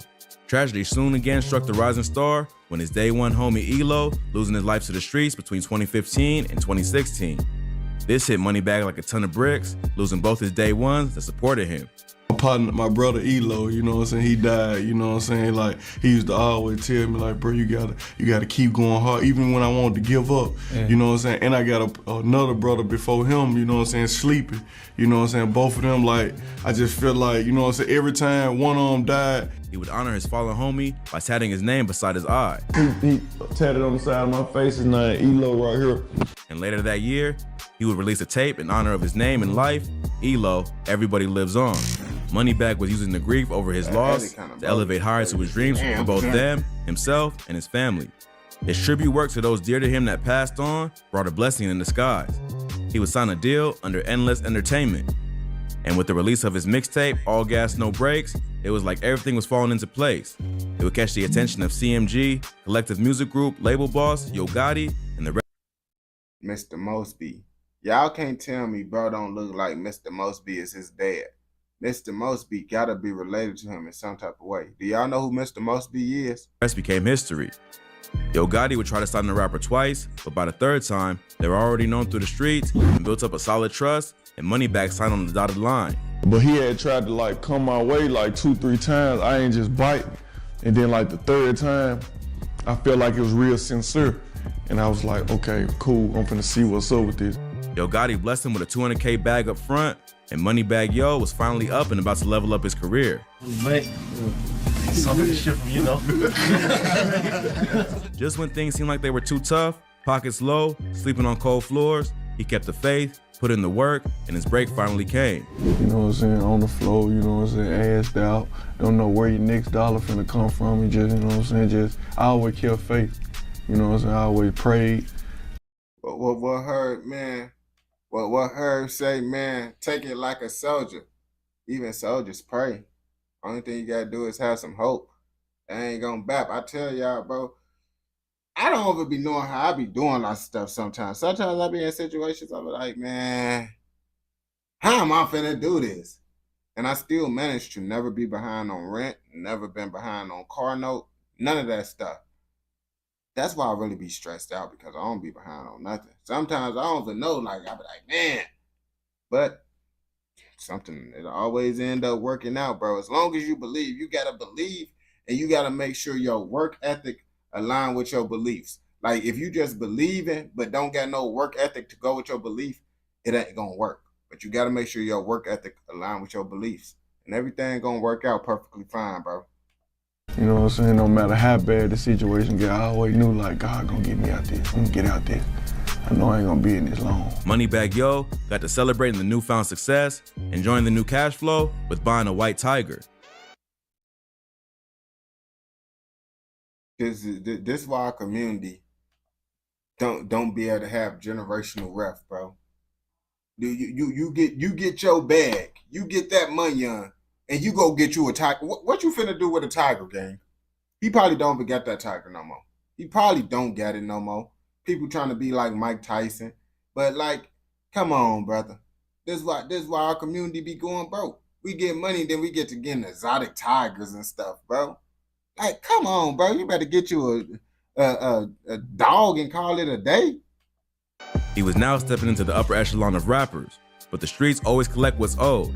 The money was good, but the path to get to it broke the politics of the hood where he grew up.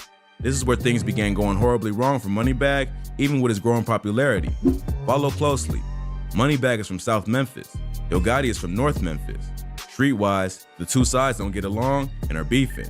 Once Moneybagg made that move to sign under CMG, it was instant hate and beef that came his way. God, I really couldn't do that. Right. Like, so he from North, I'm from the South. Yeah. They don't get along, so it's like I went against my hood for that because I just saw a whole bigger picture. Yeah. So ever since I did that, and they like it. And the thing is, they wasn't even rich yet. They wasn't rich when he bought that. They said folks got 200,000. Now to us, that may seem rich because we haven't never had that much money, but that ain't a lot of money, especially when you trying to get $100,000 jewelry, $50,000 jewelry, $100,000 cars. You really think about it, that's not even a lot of money. It's a lot of money if you trying to live a regular life. Like if I'm living this type of lifestyle and get that, that's a lot of money. But these people ain't trying to live that type of lifestyle with that type of money. So that's gonna go real fast, bro. So I don't think you should be spending on a tiger. Like, I had a lot of hate. Suddenly, he was getting into beefs with dudes that he never met before, and even people he dropped a tape with. In 2017, he would drop a joint mixtape with one of rap's biggest artists, NBA YoungBoy, called Fed Babies. One moment, they're revealing the tape's success. The next, YB was uploading vids, dissing Moneybagg, and not supporting the tape. Bro, don't do business with YoungBoy, bro. I always said YoungBoy is a sensitive, bro. I mess with YoungBoy music, but bro, I knew I couldn't be around YoungBoy. He too sensitive, gang. It's like he be getting into it with everybody, bro. And it's like, if you don't get into it with YoungBoy, that means you 9 times out of 10 meat riding YoungBoy. Cause how he be acting, bro, it's like, how can you deal with folks? I ain't gonna back to you, bro. That's why he be falling out with you notice, bro, YoungBoy do something with a rapper, he end up getting into it with him. And it's like, yeah, you could say it's the other rapper fault, but when we gonna look at it like, man, YoungBoy tweaking. I remember Jada Youngin posted a little snippet of a song they did together. Folks got to tweaking with Jada Youngin and stuff. That's how the beef started. Folks got mad because he posted a little snippet or whatever, bro. He just be overly emotional. Man, that tape. And I won't smoke. I ain't playing on my son. Moneybagg kept his cool and didn't fan the flames, and eventually, the two seemed to have cleared the air behind closed doors. But why? You see, he did all that just to clear the air. That's why I said, yo boy is a very emotional person. That's why he be painting his nails and be doing makeup and all that. YB left off, 1017 label artist Rollo picked up, dissing Moneybagg along with Yo Gotti and label mate Black Youngster.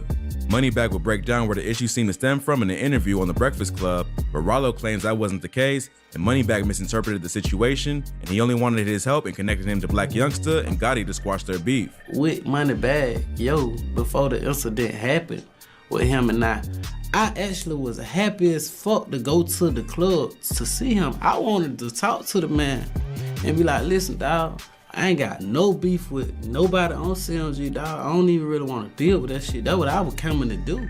Moneybagg was trying to stay clear of the drama, keeping it moving, even with the bad energy surrounding his new fame. He would keep his distance from Memphis outside of taking care of family. Do you spend a lot of time still in Memphis? A little bit. I try not to be there a lot. Right, Can't just really hang out. Too complicated? It's too crazy. Rightfully so, as he was now basically an A-list rapper getting $200K a show. But little did Moneybagg know what was coming next would open up a hole to his past. In 2020, a clip of a recording from a prison inmate service online accusing Moneybagg Yo of selling out. Moneybagg crossed the line, he forever, he smoked for life. He did a song with a dude, killed one of the homeboys. He got his face on the CD cover.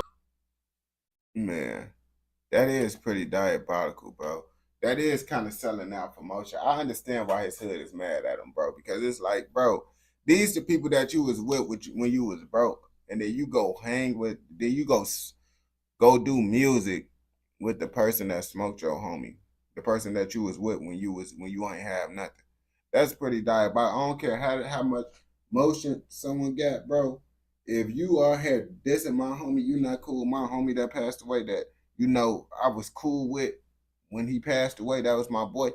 I can't do it with you, bro. It's like, bro, it's just about having morals and stuff, bro. And some people be like, man, money is money, bro. But it's like, man, you feel me? That's still kind of diabolical, bro. Unless that wasn't your homie like that for real, then I understand, bro. Because certain homies, man, I know you, I'm cool with you, but you ain't, I can't even say homie like I'm cool with you. It depends on who you is, bro. All those guys, 9 tattoos on those, he just did some foul stuff that you can't never come back from. So, it's smoke. It used to be Young Mom, and he did a song with dude to kill your mom. So, it's forever. This something ain't gonna never stop. Turns out this dude used to be Moneybag's day one. Not to mention a member of a group we came to find out was named Young Mob. He's known as Stupid Duke, so off the rip, bro must be some type of Memphis Savage. Receipts even popped up confirming Moneybag was with the crew. Up to this point, no one outside of the streets really knew that about Moneybag, well, the majority of fans either way. And the things that came to light was crazy. Duke said Moneybag was working with the ops. Alright, we gotta backtrack a bit here. In this clip from a Vlad interview, Moneybag was saying that dudes are hating for nothing because no one even got murked, so it shouldn't be an issue with him signing the CMG and getting the bag. The opportunity, you know what I'm saying? Like, it is like, Bigger for than you to this make shit. millions, like, it's bigger than this shit, bro. Yeah. Like, cut this shit out. Like, nobody didn't get killed over this shit anyway. Like, leave it alone. Right. You know what I'm saying? Like, let's keep going. While this is true, someone did get shot though, which adds credibility to Stupid Duke's claims. Let's go back even further to around 2010, where everything really connects. During Thanksgiving weekend that year, in the parking lot outside Level 2 nightclub, there was an altercation that left 6 people shot. Guess who were the people in the altercation? None other than Yo Gotti and someone by the name of Lance Taylor. Remember that name I told you to keep in memory earlier that Moneybag Yo said he grew up in the hood with? Yup, same guy, OG Boo Dirty. He's also Stupid Duke's blood brother. Okay, so you and Boo Dirty, are y'all like brothers, friends? This your big homie, or can you tell us more? No, that's my real blood. That's my blood brother. Seems Young Mob is full of savages, because this dude's credentials range from an arson charge, 2 attempted second-degree hit charges, and according to court affidavits, he was the triggerman in the shooting outside Club Envy around that time. And full circle it comes. So Moneybag was well aware that this beef and bad blood was personal and involved his crew. If there were still any doubts, check this out. OG Boo Dirty dropped a diss song, Get 'em G, back in the day towards Gotti, and in the vid, there's Moneybag Yo repping OG Boo Dirty. Dude wasn't letting off the gas. Taking shots online, and other affiliates joined in targeting Moneybag Yo and those connected to CMG before releasing a diss track towards Moneybag. Moneybag Yo would respond on the track Thinking Out Loud off his 2020 album Time Served. This prompted another diss response from Duke, keeping the same energy. After that, the story got even wilder. Someone claiming to be Moneybag's dad then came out accusing Moneybag of selling out and switching up after fame. He posted receipts of Moneybag with his past day ones before he blew up. Things seem to be looking crooked for Moneybag. Like, he's following the paper trail no matter which side he gets it from. With targets placed on his back, Moneybag might have betrayed the wrong crew. Things dumbed down for a bit, but in September 2020, where he was celebrating his 29th birthday with his shorty Ari in Las Vegas, shots rang out at his party, injuring a female rumored to be Ari's friend before the shooters escaped. Moneybag would deny he was the target, but would he really admit it and have the law on his back? Shot at who? And them shot at us, man. I'm in a Maybach right now, man. In April 2021, Stupid 9 times out of 10, bro, if a shooting happened, bro, and it's a rapper there, 9 times out of 10, the shooting was probably for that rapper. I ain't gonna bap to you, bro, because lots of people be trying to smoke the rappers just because it's like, let's be real. They get clout off of it. They name be buzzing in the streets just because they smoked the rapper. Then they go to jail for it. But you know, they get to make a song about it, talk about how they did it before they go to jail, you feel me? Be on all the blog pages. It be worth it in their eyes. Duke was out of prison and back home, so who knows where things will turn next. Moneybag has blown up even further and doing amazing things. Man, that's crazy. Now y'all know Moneybag Yo story. Y'all see, folks really from the trenches. It's really like that, but they said folks wacky. But it's like you gotta take that with a grain of salt too, because you gotta understand, like, lots of people, bro, once you get on, bro, people start making up rumors. People that don't know you act like they know you. it just be so crazy. I ain't gonna back to you. It's literally a video that I made, bro. Someone commented under my post talking about, bro, it's not from Chicago. This, down the third, bro. Bro, I went to school in the city, my boy. But I went to school in the burbs, too. I moved out to the burbs my junior year. But I also went to high school in the city, went to elementary school in the city as well. But you feel me? I'm not the type of person to be bragging about, oh, I'm from the hood. I'm from the trenches. That's like goofy. Okay. You grew up poor. Cool. But you feel me? Lots of people, you feel me, get to just saying stuff, acting like they know you and stuff just because they met you, you feel me? But, you know, sometimes it be true, sometimes it don't be true, bro. But lots of time it do be back. That's why I be taking some of that stuff with a grain of salt with Central C. But from the looks of it, it might be true about Central C. I don't know. But if you watch this video all the way through, I know you messing with another video. So go ahead and go watch another video. And don't forget, like, comment, subscribe, turn on post notifications. So you never miss out on any content like this. Go! Let's go.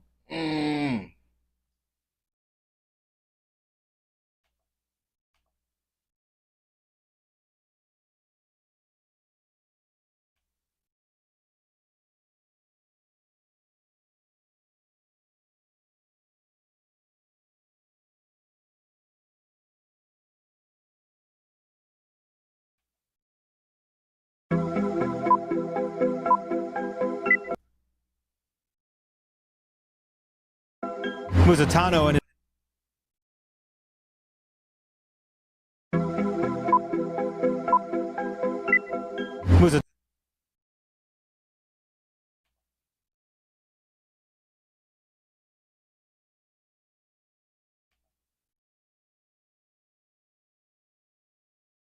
They tweaking in Canada. Yeah, they always tweaking in Canada. You see, I thought Canada was like our nice cousin, but they honestly be getting wild out there just like America, you feel me? But I think Canada don't be wanting the world to know that they be tweaking out there.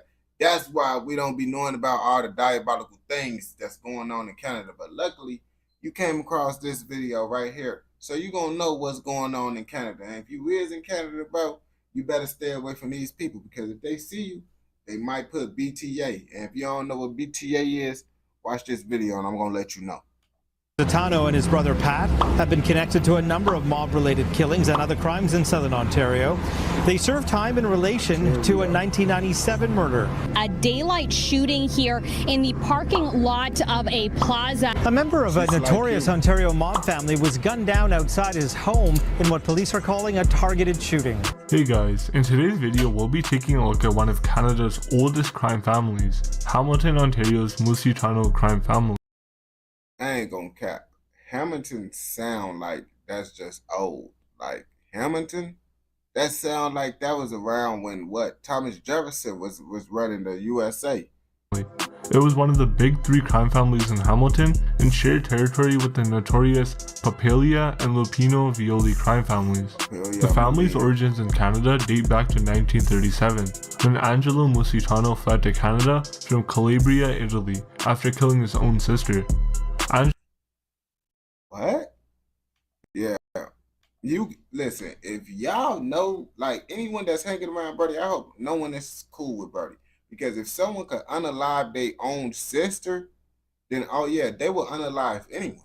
They will backdoor anyone. I ain't gonna back to you. When you see someone backdoor certain people, you can't trust them. Honestly, if someone backdoor anybody, you shouldn't trust them because if you get it up in you to backdoor someone, then you is not a trustworthy person at all, in my opinion. Angelo had just been released from prison after serving a murder sentence and found out that his sister was pregnant before she was married. Due to this, he thought his sister had disgraced the family name and dragged her through the streets before killing her in front of her boyfriend's house. Whoa, whoa, whoa. Now that is diabolical right there. I ain't go back to you. I didn't know why he did it. He just displayed it there, bro.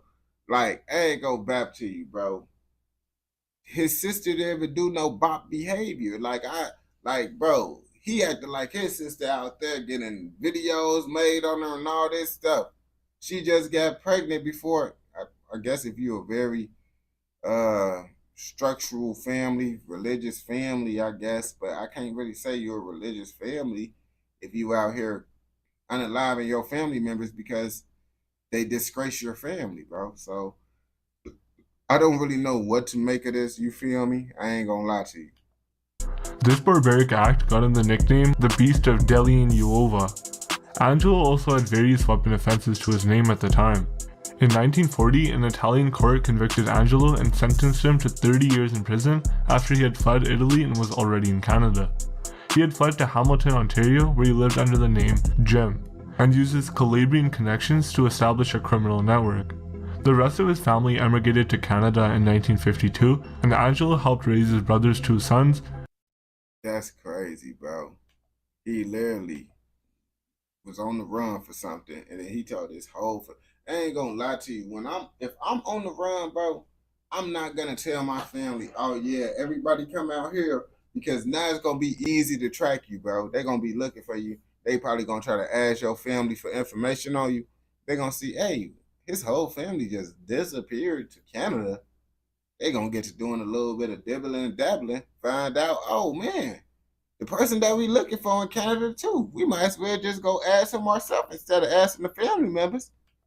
Dominique and Anthony Tony Musitano. As he raised the 2 brothers, he also taught them all about the Calabrian Mafia. However, in 1965, the RCMP finally caught him and he was extradited to Italy to serve his sentence. Fortunately for him, his nephews would go on to forge the family's name in Ontario's criminal underworld, using what he had taught them. At the time, the Musitanos were smaller and less powerful than the 2 rival crime families of Hamilton. However, a string of murders and bombings would soon come and elevate their position in the underworld. And that bombing stuff, bro, like, we heard a little other story where a bomb literally went off and the fragment hit a kid, bro. Like, a bomb, bro, I feel like that's just some goofy stuff to do because it's like, you can't control you can't really control a bomb, bro. Yes, you can put it inside an area and blow it up, but you don't know what fragments gonna fly because of the bomb, all that stuff. And it's like, it's really gonna destroy lots of things, bro. Not just that one person, everything in that area. And if it's some innocent people up in that area, they cook too. They're like, bro, that's the point. We're using the bomb because we want to get everybody inside. Okay, I understand. The Violi crime family had lost a lot of influence with the murder of its head, Paolo Violi, in 1978, when he was invited to a bar to play cards and ended up being shot in the head. The killing was linked to Montreal's powerful crime boss, Vito Rizzuto. However, it also opened up the Hamilton territory for the Musitanos. That same year, Dominique Musitano, the elder of Angelo's 2 nephews and the Musitano crime family's head at the time, was charged with conspiracy to commit extortion after police uncovered a protection racket in Ontario's trucking industry. Dominique owned a haulage company in Hamilton and was involved in extortion of other trucking businesses. However, he denied the charges and ended up being acquitted in 1983. His brother, Anthony Musitano, I ain't gonna cap, back in the day, it was way more easier to get away with stuff. Ain't no cameras, ain't all that fingerprint detection stuff. It's like, it really was sweet for you to live that type of lifestyle. Nowadays, these criminals, bro, the YNs, they got it way more harder. I ain't gonna back to you. I feel like if them YNs was back in the day, man, they would have been diabolical because these people was tweaking with cameras everywhere. And you, like, I ain't gonna cap to you, bro. I knew that life wasn't a crime. Life of crime wasn't for me when I realized that you being recorded 24/7, bro. You really gotta be thinking to get away with stuff, bro. And I ain't trying to think that hard. I ain't gonna back to you. That's a lot of hard thinking you gotta try to do just for you to probably still get caught. Was also racking up convictions in the 70s and the 80s. His early charges included possession of a prohibited weapon and obstructing police. However, he was soon arrested on more serious charges of bombing businesses across Hamilton. His activities led to some publications even calling Hamilton the bomb city for a brief time. Tony was convicted of the bombings in January 1983 and was sentenced to 15 years in prison. While in prison, Tony orchestrated the murder of Dominique Rocco. Dominique was the son of the legendary Calabrian mobster, Mikel Rocco. I was gonna say, is bro related to Elvis Presley? Cause bro kind of look like Elvis Presley in my opinion. Or am I tweaking? He don't look like Elvis Presley. Also known as Mike the Baker. Mike was a member of the notorious Siderno group and an ally of the Musitanos. However, after his death, Dominique took over as the family's boss. His activities were a cause of concern for his allies as well as his rivals. The Musitanos had been providing drug shipments to the Rocco family since the 70s. Unfortunately, Dominique's playboy lifestyle and a liking for cocaine meant that he was using a lot of the cocaine himself. He was constantly behind on his payments and at one point owed the Musitano family as much as $500,000. I ain't gonna back to you, bro. You playing with the wrong people. That's one thing I'm not trying to get no loan from. I didn't even want to never get no fronts anyway. I don't like getting fronts, bro. But it's like, you can't be playing with people money like that. When you playing with that white, most people that's serving that white, they is at the big league. And when you was at the big league, they gonna do some diabolical things to you if you playing around with their money, because that stuff be a lot of money on you, feel me? This is when he made another grave mistake. He tried to enter the Hamilton market, which was already controlled by the Musitanos. As Dominique got out of control, Musitano became tired of him and decided to kill him.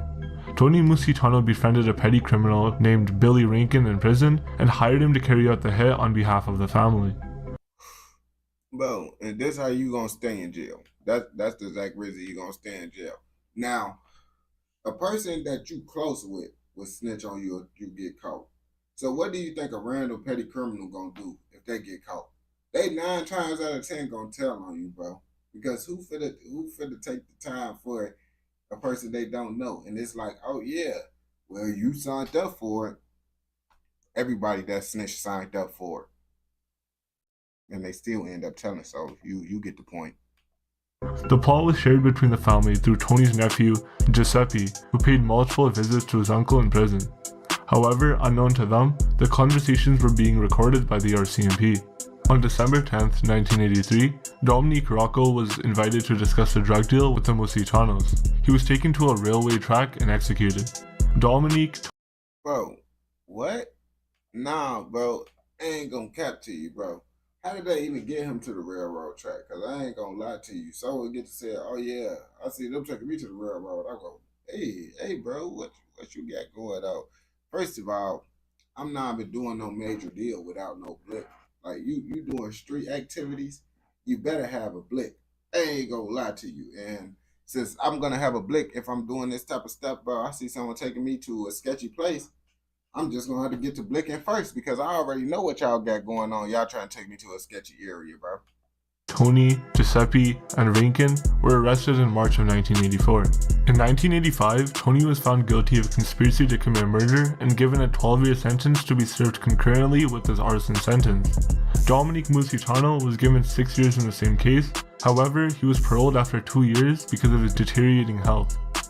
I ain't gonna cap. When I look at him, bro, I don't know why.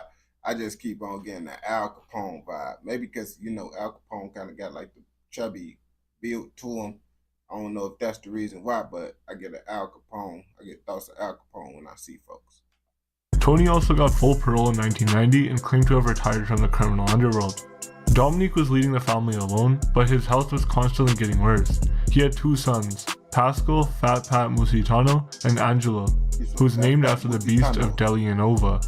Pat had developed a liking for the underworld and used to read novels and history of crime. He was given the chance to live a different life and get higher education from anywhere he wanted. However, he was more fascinated with the ways of the mafia and was seen as the successor to his father in the business. He had already taken the fall for his father. Well, at least his father and them wasn't the type of person that be like, oh yeah, bro, you gotta do this street life. He had the option, to do something better with his life and not be a part of this street stuff. And he decided to be a crash out, bro, which what lots of people would decide to do, which is crazy. I ain't gonna back to you, but in his situation, it's a little bit different because some people, they come from the suburbs, got a nice lifestyle, they family not gangsters, and they just decide to gang bang. His situation is his father really a gang leader. They like that, but he got the option to do something different. And his situation, that's a little bit harder because it's like, this is what my family doing. This is what I see. And lots of people that see this type of stuff, I ain't gonna lie, they end up doing that type of stuff. father in a minor criminal conviction in 1992 for possession of stolen items, as well as also running a tire dump along with his father. Pat was a suspect in an arson case when one of his properties went up in smoke in 1993. He was accused of committing insurance fraud as police observed a pattern of well-insured Musitano properties catching fire. Dominic Musitano died of heart failure in 1995. Hamilton's big crime families were present at the funeral, and his casket was carried by the notorious mob boss Johnny Pops Papalia, also nicknamed the Enforcer. John Papalia was the strongest mob boss in Hamilton and earned a reputation through the infamous French Connection. It was a conspiracy to traffic opium from the Middle East to France, where it was refined into heroin and smuggled to the US and Canada. That's a whole little operation right there. You transporting it to 3 different countries. Oh yeah, you going down for sure. That's like the feds. The feds getting on you for doing that type of stuff. I ain't gonna back. Musitano was heading the Musitano family after his father's death. He was cleared of the arson charges in 1996, but stayed on the police radar for running a gambling and betting ring. The Hamilton police have estimated that the family was earning close to $14 million per year through illegal betting and gambling at the time. Pat was charged with illegal bookmaking in an investigation called Project Windfall. 24 other people were also charged, including Giuseppe, who was charged with operating illegal gambling machines at a bar owned by the Musitanos.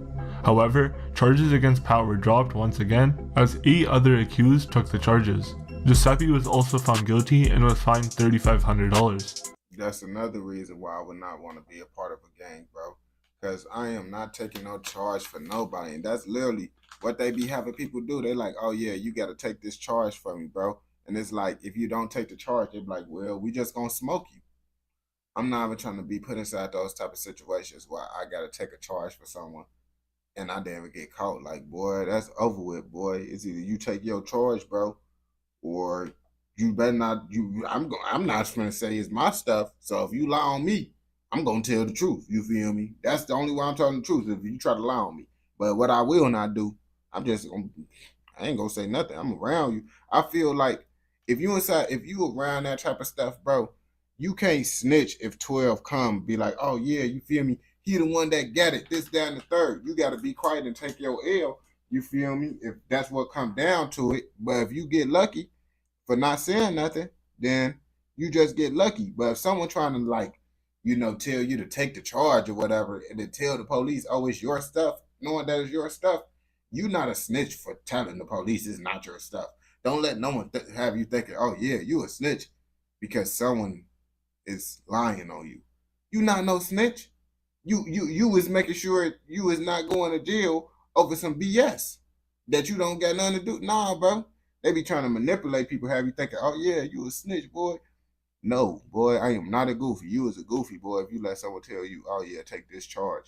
And then they say you a snitch for saying, oh yeah, bro, I ain't taking the charge, and you tell them it's their stuff. The Musitano family had remained a prominent player in Hamilton for the last few decades, but they became more ambitious after Pat and Angela took over. Pat Musitano attended big-time social gatherings, traveled in flashy cars, and was surrounded by guards at all times. One police sergeant even called him Tony Soprano before Tony Soprano was on television. The two brothers wanted to climb the criminal ladder even further, and the man standing in their way was Johnny Pops Papalia. The Musitanos owed Papalia $250,000 in bookmaking debts and remained in his shadow when it came to Hamilton's underworld. So the family allegedly decided to carry out a hit on Papalia in May 1997. The man hired for the job was hitman Kenneth Murdoch, who had served the Musitano family for 2 generations. He looked like he don't got nothing to lose. He looked like the type of person, he looked like the Trevor type of person from GTA. He don't got nothing to lose for sure. I ain't gonna back to you. John was fatally shot in the head in a parking lot outside his vending machine business. The Musitano brothers then ordered a hit on Niagara Falls mobster Carmen, who was a lieutenant to Papalia. The Musitanos feared that Carmen would retaliate for Papalia's death and take out the brothers. Murdoch murdered Carmen in the doorway of his home. The killings wiped out the leadership of the Papalia crime family and created a power vacuum in Hamilton. A few months after the 2 murders, Pat Musitano and his cousin Giuseppe met Montreal boss Vito Rizzuto of the Sicilian Mafia for a late-night meeting in Toronto. The Sicilian and Calabrian mafias originating from Italy have traditionally remained at odds with each other. Despite belonging to the Calabrese mafia, it was clear that the Musitanos had decided to back the Sicilians in Ontario, where Calabrian mobsters had run the underworld for decades. The decision to back Vito Rizzuto did not sit well with the Calabrian mafia. With Papilia out of the way, the time was right for Musitanos to rule Hamilton. However, things didn't go exactly as planned for them. Murdoch was arrested soon after the murders and flipped once the police told him that the Musitanos were now planning on getting rid of him. The police played audio tapes of the Musitano brothers mocking and laughing at Murdoch behind his back, and calling him a dim-witted scumbag. I ain't gonna bap. I was just finna say, bro, that boy 12 probably lying just to get you to tell, bro. Don't believe that they telling you, oh yeah, because bro, they tried to do that stuff with me and my homies. That's really happened. Like if you get locked up with people, bro, and it's like multiple people, bro, don't believe that stuff because the police was trying to tell me, oh yeah, my homie said this, and they was trying to tell my homies that I said this, and then we end up after, you feel me, we all end up coming by each other and stuff because, you know, we end up getting put into the same holding cells. Well, not the same holding cells, but next to each other. And then we was at the bullpen with each other. You know, we was going to chop it up and stuff. That's when we found out, boy, they was lying, just trying to say stuff. But inside this situation right here, y'all could see that they actually had proof that they was talking about them. And that's how it really be, bro. People be thinking, oh, yeah, they mess with you, bro. You they savage, you they shooter. And they be looking at you as a goofy. Like, yeah, look at this goofy doing whatever we say, crashing out while we just cool. The Musitanos were also caught joking that it would be better if Murdoch died in some tragic accident. Hearing all of this, Murdoch became a cooperating witness against the family. He told the authorities that he had been working for the Musitano family since 1985. That was when he carried out the first murder for them. He was ordered to execute a factory janitor named Salvatore, whose brother owed gambling debts to Pat's father, Dominique. Murdoch also said, A gambling janitor? A gambling janitor. That's crazy, bro. I ain't going back to you. A janitor over a gambling debt. I just mixed up that whole little thing, bro. But that's why it be messed up how if your people do some stuff, bro, you end up having a consequence. That's really like back in the day stuff. Like nowadays, bro, it's like for someone to actually try to do something to their peoples, bro, you gotta like catch a body, do something to someone. Like lots of the times nowadays, bro, if they can't get the person that actually did it, bro, if you not a gang member, they ain't gonna hit up an innocent person nowadays. And if they hit up an innocent person, they either super diabolical or they probably just did it on accident. But people ain't gonna go after, you feel me, innocent people willingly. Not that I really know about, you feel me. Of course, it's those select few that's really wild, but lots of people got somewhat of a heart where they ain't gonna do that. That he had promised Dominique Musitano that he would take care of his kids no matter what, and it was the dumbest decision he ever made in his life. Murdoch also claimed that the younger brother, Angelo, was with him when he went to execute Carmen. Angelo wanted to pull the trigger himself, but Murdoch wouldn't let him do it. According to Murdoch, Pat also had another shooting on his mind. He had ordered him to enter a coffee house with a machine gun to shoot the leaders of the Lupino Violi group. That would get rid of all of the criminals and elevate Pat to the position of a godfather in the Hamilton area. They had yet to proceed with the plan when Murdoch was arrested. Both Pat and Angelo were charged with the first-degree murder of John Papalia, while Angelo was also charged for Carmen's murder as there was no concrete evidence to connect Pat with the second murder. Seeing that Angelo could go to prison for a long time, Pat also took the charges for the Carmen hit in a plea deal that would see the Papalia murder charges dropped. The brothers were convicted in 2000 and sentenced to 10 years in prison. Due to this, they could not take advantage of Papalia's murder. Bro, I ain't gonna cap to you, bro.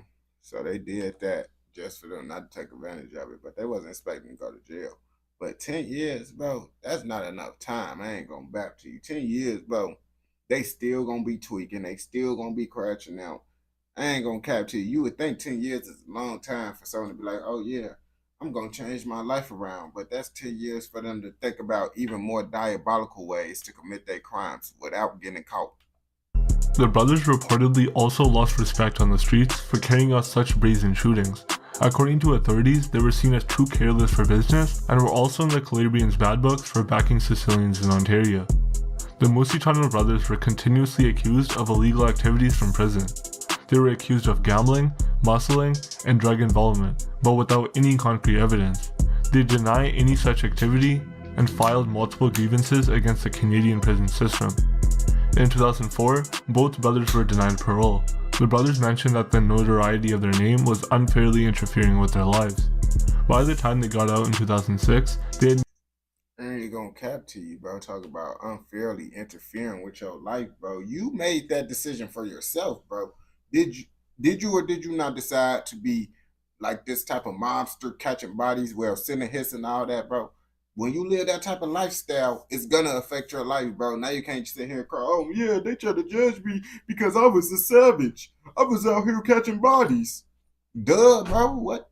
Yeah, that's exactly what happened when you want to be a savage. They're gonna treat you that type of way, you feel me? made too many enemies. The drug world they wanted to become the boss of was becoming more and more difficult for them. Their main protector, Vito Rizzuto, was extradited to the US to face multiple criminal charges and serve jail time. And the Musitanos were at their weakest in his absence. They had clearly backed the wrong horse, so they quietly settled back into Hamilton.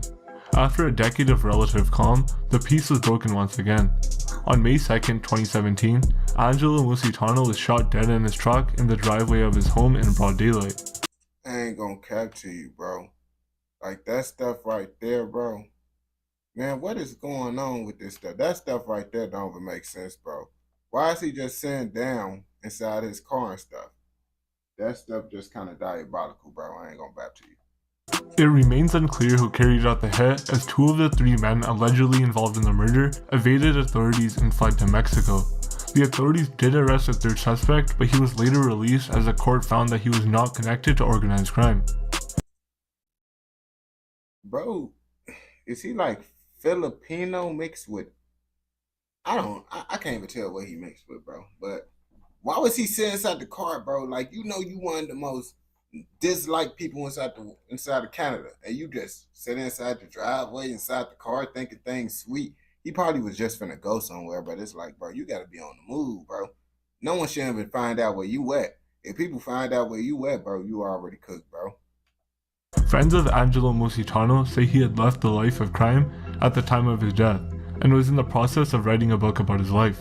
The book was titled, I Found Him, and contained admissions of his criminal past, and according to sources, could have been a reason for his death. He wrote in this alleged book, I was born into a family, not just any family, but the family. In other words, a family associated with organized crime.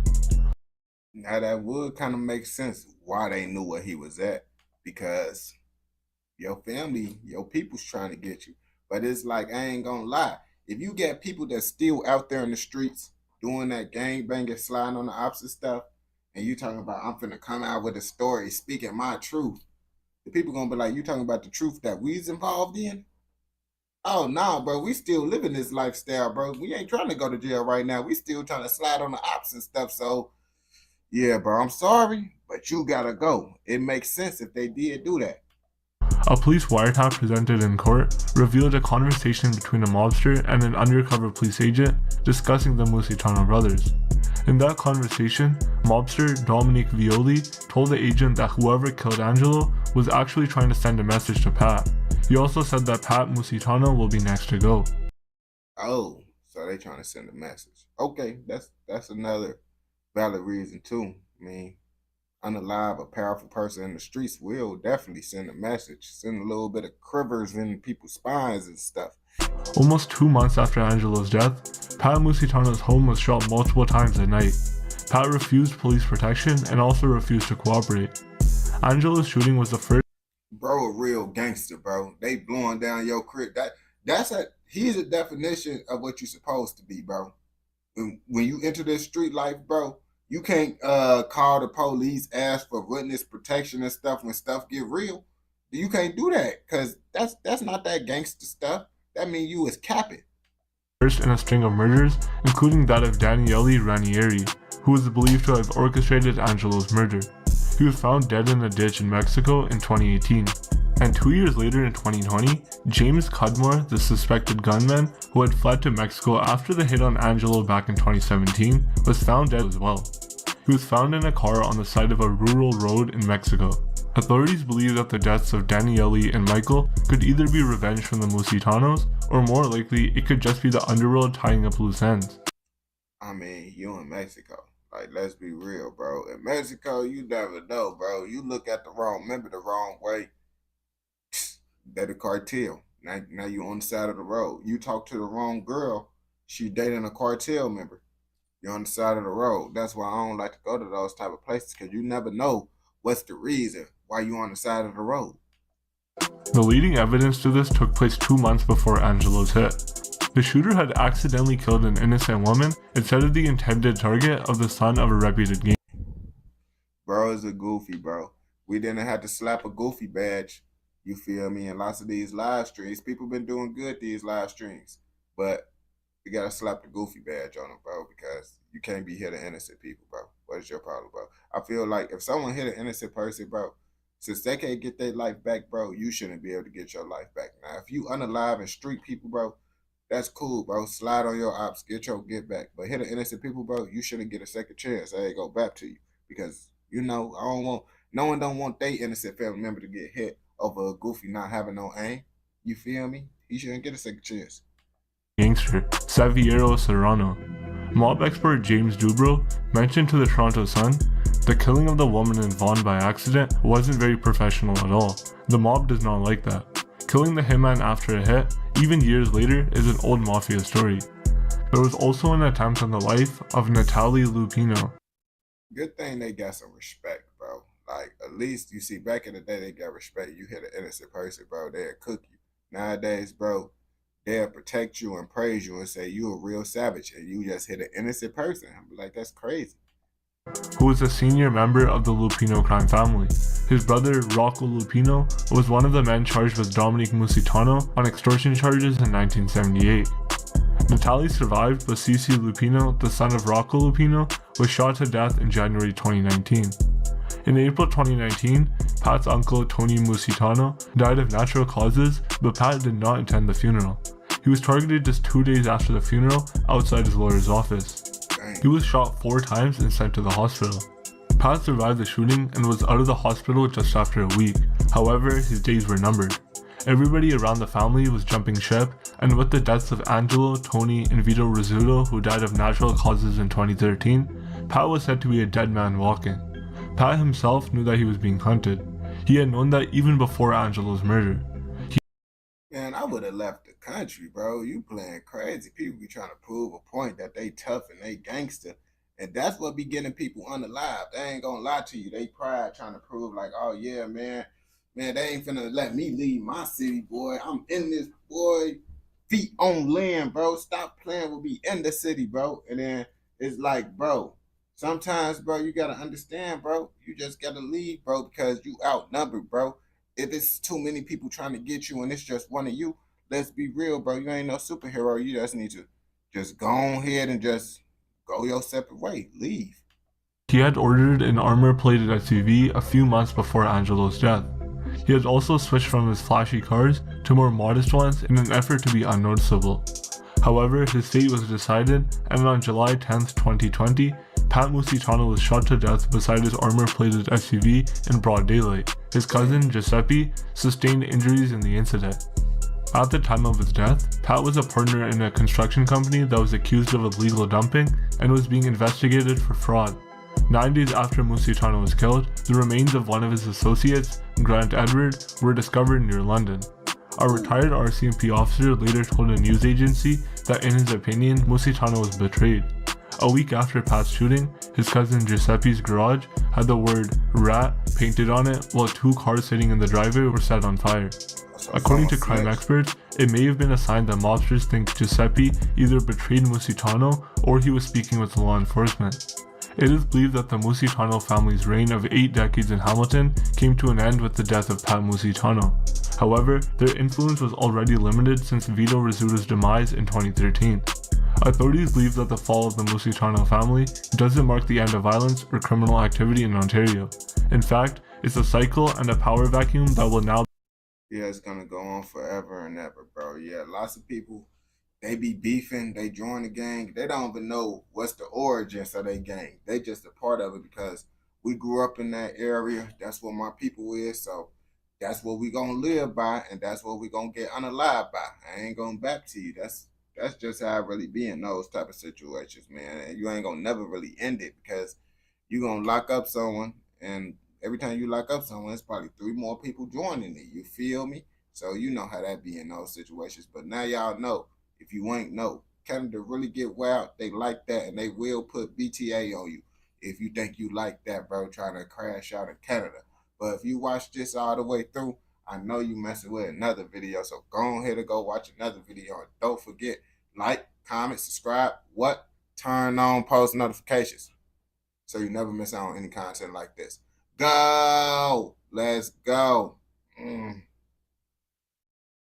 Oh, man.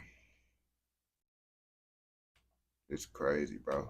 Pretty crazy challenge, bro. Trying to get the 20 videos done, bro. 20 videos done, bro. 14-year-old London boy. Let's find some more short ones, bro. It's gonna be 8, bro. This kind of crazy. And I'm not half doing it, the reactions, bro.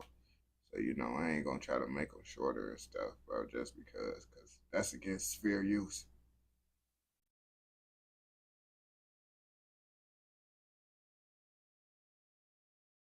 Oh, this 12 minutes. This ain't cool. 2000. I think this is a cartel video, bro. Oh, no, this is not. This might be a cartel video. Yeah. A team of Mexican Marines led by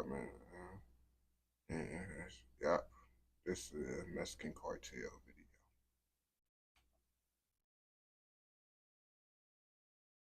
I'm gonna subscribe to Birdie. I already know his content gonna be good just by looking at it, bro. Well, I feel it's gonna be good. I'm gonna unsubscribe if I'm wrong. I think his content should be good, bro.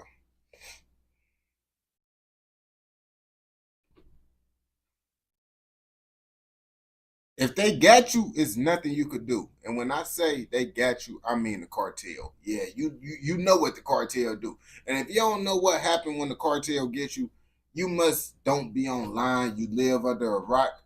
And being, you know, oblivious to what going on might get you unalive. But luckily, you're not in Mexico. If you're in Mexico, you need to know about the cartel. You need to avoid them at all costs. If you don't, you could end up like this Marine. Yes, Marine. That's in the military. They would do this to the Marines in the military. So what you think gonna happen to you? Just do a deep dive thinking in your mind what's gonna happen to you. If you can't think deep enough, I'm finna show you what might happen to you if you decide to play crazy with the cartel. 2015, in the darkness of midnight, a team of Mexican Marines led by a man named El Marino Loco stormed the house of an infamous drug lord, El Mimido, to capture him. After El Mimido was successfully captured, El Marino Loco took laws into his own hands by making El Mimido wear a female dress and kiss his hitman in a bid to amuse his squad. This action and so many others by El Marino Loco made him hated and feared by all. Oh, the Marine who brutally, oh my gosh, bro. I got it all mixed up, bro. The Marines is doing this to the cartel, bro. Oh my gosh, bro. I ain't gonna cap to you. I've been on live for 8 hours. It's 7 in the morning right now, bro. My brain is fried. I'm surviving off of 5-hour energy. Please give me a pass right now. I ain't gonna bap to you. Almost every drug lord in Mexico. But before we get into the details, we need to first answer the question, who is El Marino Loco? El Marino Loco. The mystery man. Eric Morales Guevara, alias El Marino Loco, was an infantryman in the Mexican Navy. He's described by his peers to be dark-skinned, 5 foot 7 inches tall, and having an amazing athletic build. He never showed his face, always wearing a hoodie, a mask, or sunglasses so even his eyes couldn't be seen. And he had good reasons to do this because many drug lords were after him. But make no mistake, this didn't scare him at all. Bro, so this dude is like the super soldier of like the Mexico Marines, bro. Okay, I thought the Marines was really just getting BTA. I was so used to the cartel doing the diabolical stuff. I wasn't expecting this to be the other way around. I ain't gonna lie to you. Me just assuming that the cartel would be the ones doing this to the Marines, that's why I just assumed that way. But you know, reading is fundamental to everything, bro. I guess the military people is just as diabolical as the cartel members out there. But I mean, when you going up against diabolical, you got to get diabolical to win. El Marino Loco and the team of Marines under his command were determined to crack down every single drug lord in the states of Tamaulipas and Nuevo León. But it wasn't just capturing drug lords that made El Marino Loco famous. It was what he made him do that really put him in the spotlight. El Marino on several occasions made high-profile drug lords dress up in female lingerie, and sometimes he went as far as making them do homosexual acts. But before you rule El... Whoa, I ain't gonna cap to you. El Marino, whatever, bro, that's a little bit too far right there. I ain't gonna back to you now. I know you out there doing diabolical stuff because they diabolical, but when you got a man doing things to another man in that type of way, I get to questioning you now. Like, why would you even want to see that? Like, I know that's diabolical. No man would want to do that to another man, but it's like, why would you even want to see that? Why would you want to make them do that out of all the things, bro? Now I'm questioning you now, brother. I ain't gonna bap to you. We gotta look at you a certain type of way. Marino's actions as being absurd. You first need to know just how dangerous these drug lords were and why in some way many would say that they deserve the treatment given to them by El Marino Loco. The ruthless Gulf Cartel. El Marino Loco was primarily operating in the state of Tamaulipas, but so was the infamous and notorious Gulf Cartel. And if there's one thing you need to know about this cartel, it's the fact that they showed no mercy in their operations around Mexico. No one dared cross paths with these guys. They had the local police and residents in the area under their control. They did whatever they wanted, whenever they wanted. Apart from the exportation of drugs to the US and Western Africa, the Gulf Cartel was involved in money laundering, extortion, kidnapping, arms trafficking, and many other illegal acts that... You see? And that's why I don't need a passport. I can't stress this enough on why I don't need a passport, because it's like, brother, these the type of people that run a country. You heard all that diabolical stuff you said they did, and these the people that's in control of the country, bro. And now watching these videos, I understand why people would say in my comments when I made that Mexico video talk about, bro, you tripping, bro, because if y'all ain't know, I was in Mexico, and it was kind of like the trenches of Mexico. You seen the little video? It was just like a little 1-minute vlog thing, just showing y'all when I was in the trenches of Mexico, man. I don't think it was too deep in the trenches, but it was the tourist area, you feel me? That's where actually real residents live, you feel me, out there. Put their organization in the bad books of El Marino Loco. But there was one particular activity carried out by the Gulf Cartel that led El Marino Loco and other Mexican Marines to really hunt them down.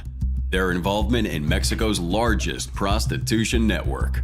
Around the time El Marino Loco was deployed to the city of Tamaulipas, the Gulf Cartel started a prostitution ring that involved the kidnapping of sex workers and trafficking of women in the country. More than 200 girls went missing in the state, and a lot more were used by this cartel as informants. So it wasn't a question of, did these cartel drug lords deserve a brutal punishment for their crimes?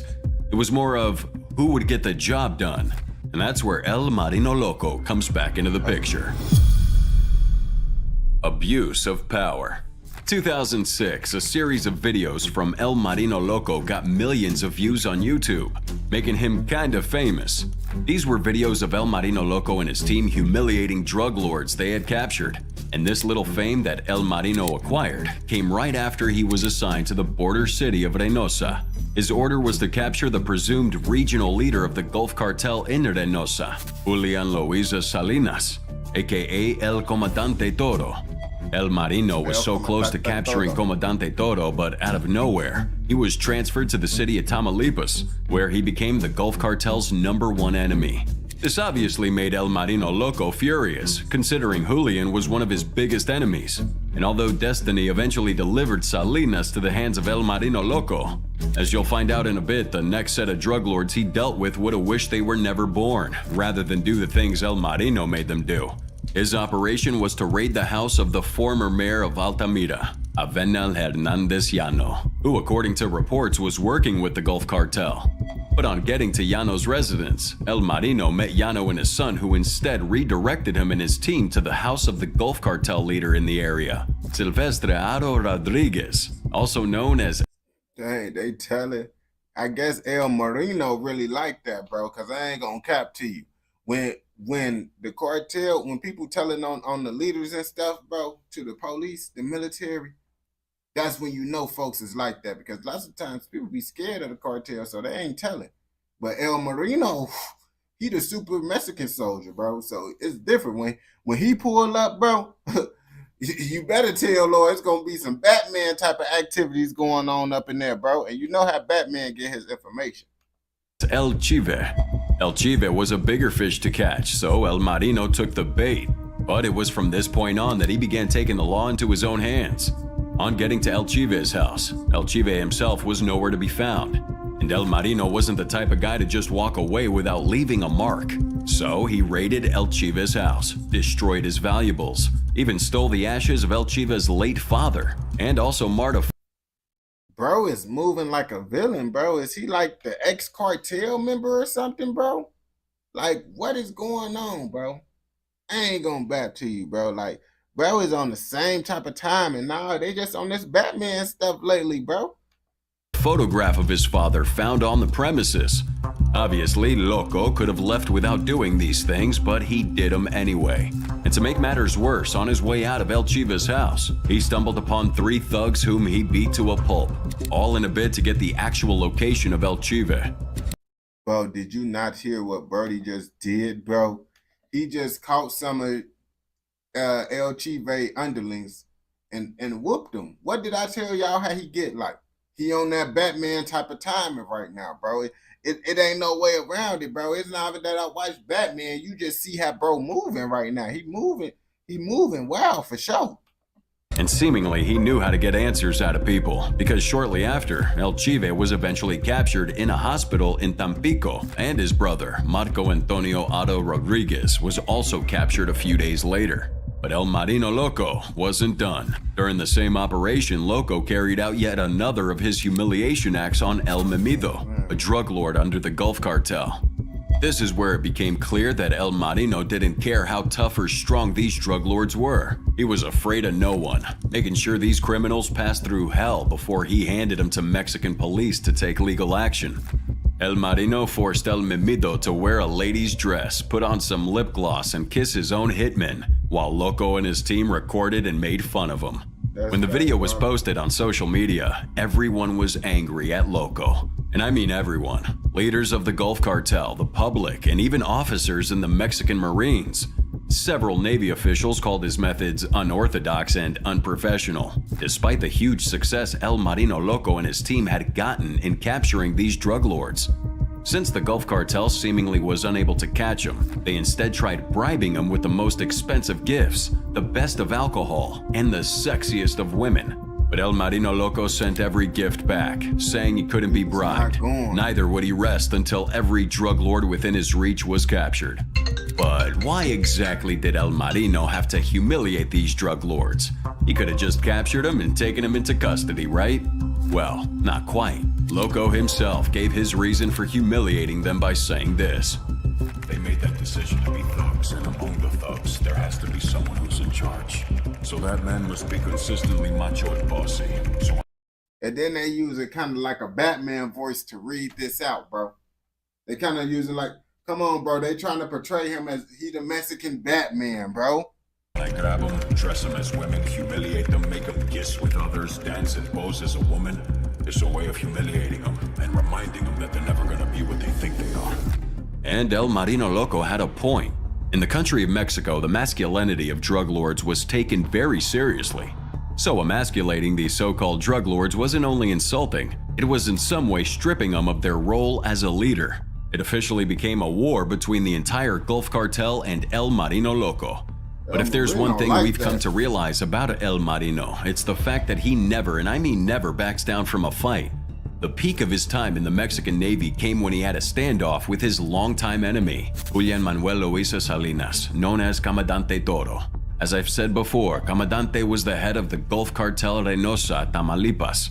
Toro had his crew kidnap a Mexican Marine and demanded a ransom of 1.5 million pesos from his family. The family could only pay 800,000 pesos, which led the Gulf Cartel to kill this Marine.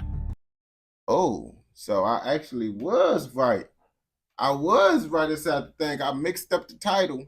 But guess what? At the end of the day, what happened? The cartel still end up getting the Marine. They did something to him and unalived him. So, I guess I still didn't bap. You feel me? We just didn't know till the ending. But little did they know that that was the biggest mistake they could have ever made. The Mexican government obviously wanted to retaliate against this cruel action, and there was no better man for the job than El Marino Loco himself. How y'all just gonna down talk El Marino Loco, and then when the Marine get unalive, now y'all calling El Marino Loco for the job, bro? Like, this is what I mean, bro. If you want him to be, bro, you see, stop criticizing his work. If you're gonna need him to handle these diabolical people, you see these people is diabolical. So you need diabolical to defeat diabolical. That's the only way, bro. Loco had been on the trail of Toro, so it was an opportunity for him to finally take the drug lord down. April 2015, it was time for the final battle. El Marino Loco and his team set up 32 highway street blockades, with about 11 of them set up using burning vehicles. These blockades were to prevent Comandante Toro from leaving the city. And during the last gun battle between the Mexican Marines and Comandante, Toro was finally shot and killed in the operation. But that's not the end of this story. After the operation, El Marino went back to the house of the kidnapped Marine.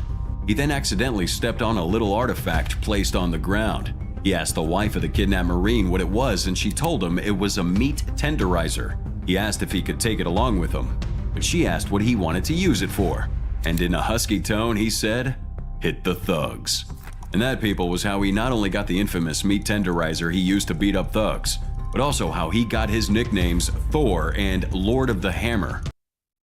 Bro, real life is finding different ways to do that. Now, that's some stuff I expect the UK to do. I ain't gonna bap to you. If Mexican had a Batman and bang, I told now you starting to see the Batman. Now you starting to see the Batman up in him. You feel me? He really liked that, bro. But it was also the beginning of the end of his glory days. Don't tell me they got El Marino Loco. El Marino Loco became famous on social media. He had different songs written about him, but on the other hand, the public expressed mixed reactions to his method of operation.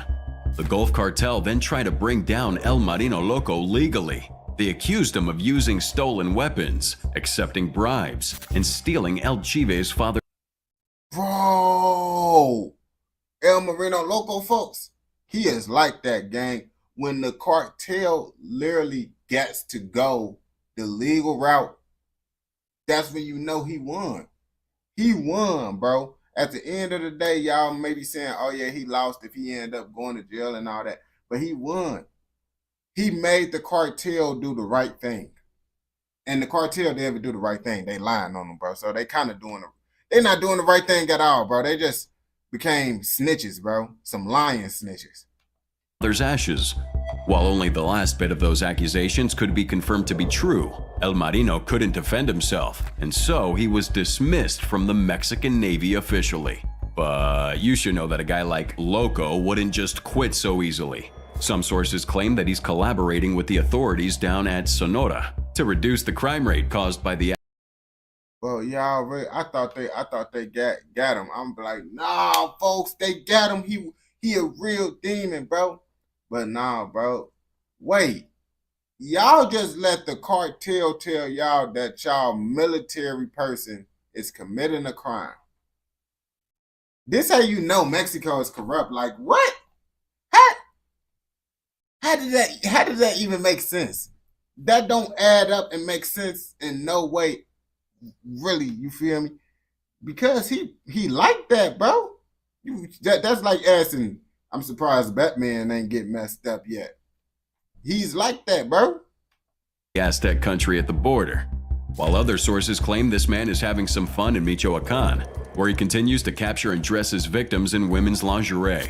And this makes a lot of sense because the Mexican authorities have reported a few cases where criminals in Michoacan were actually seen dressed and handcuffed in female lingerie.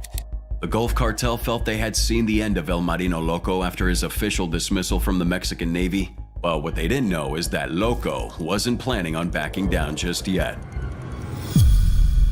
His unexpected return. Well, as heroic as El Marino Loco seems to be, his actions were against the law. And the crazy part is, it influenced other Mexican officials. About 2,400 suspected criminals were brutally pounced on and tortured between 2013 and 14. Some of the forms of torture used include placing plastic bags over the heads of victims to coerce them into divulging information. In one of the more gruesome cases, a video was leaked to the US site Breitbart, Texas, showing a federal police agent and a military police officer interrogating, or should I say, torturing a woman with a bag over her head. And keep in mind that they did this without being certain whether or not that woman in question was actually a criminal. So the cartel is literally just moving like a gang. The Marines is just moving like a gang. But y'all already know what I said you gotta do to stop the cartel. But doing this to a woman that you don't know if actually a criminal or not is pretty diabolical, bro. This leaked footage brought out more criticism on El Marino Loco's unorthodox methods of handling criminals, even after his dismissal from the Navy. But as a form of response to the public, El Marino Loco agreed to an interview in 2021, where he left his final message to Mexico. He said, and I quote, "I'm already in Sonora along with my team. None of us are criminals, nor do we have a criminal record. We're ex-military, trained, and prepared for whatever. We don't harm anyone who doesn't owe it. We come from the south, and we've already calmed down fights there. Now it's the north, then the center." So, bro, real life, just like, yeah, I'm gonna fight crime regardless whether I'm a part of the military or I gotta do this by myself, bro. So, whichever way, you see, some stuff that Batman would do. Let's be real now. I ain't gonna cap to you. This title, it would be very okay if I would have said he the Batman of Mexico, bro. Would I be wrong? Would I really be wrong in that situation?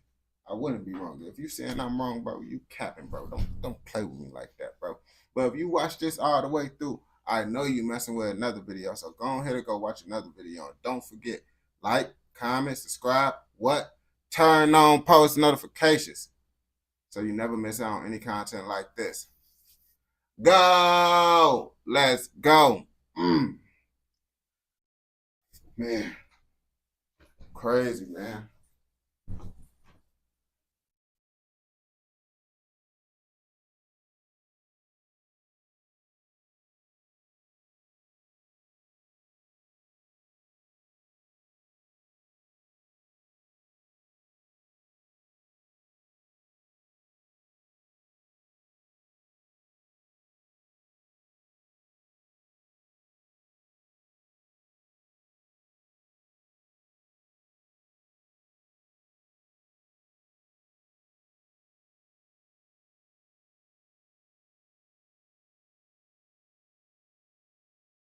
Chat, man.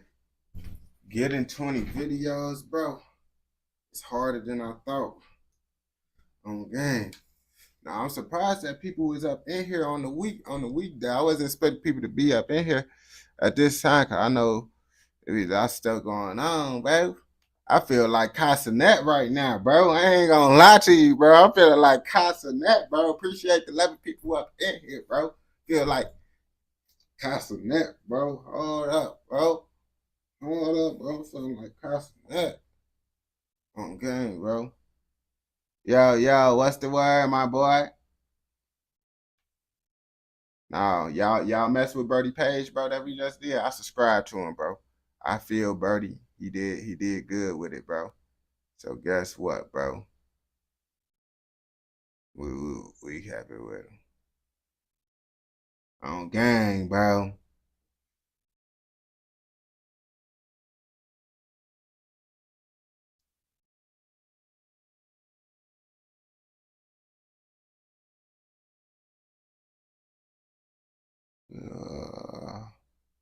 I guess we could do this, bro. Every fan of Chicago.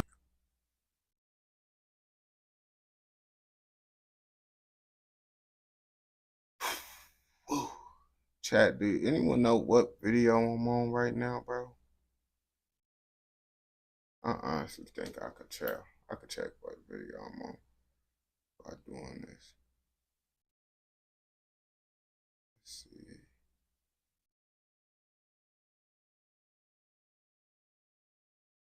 One, 2, 3, 4, 5, 6, 7, 8, 9, 10, 11, 12, 13.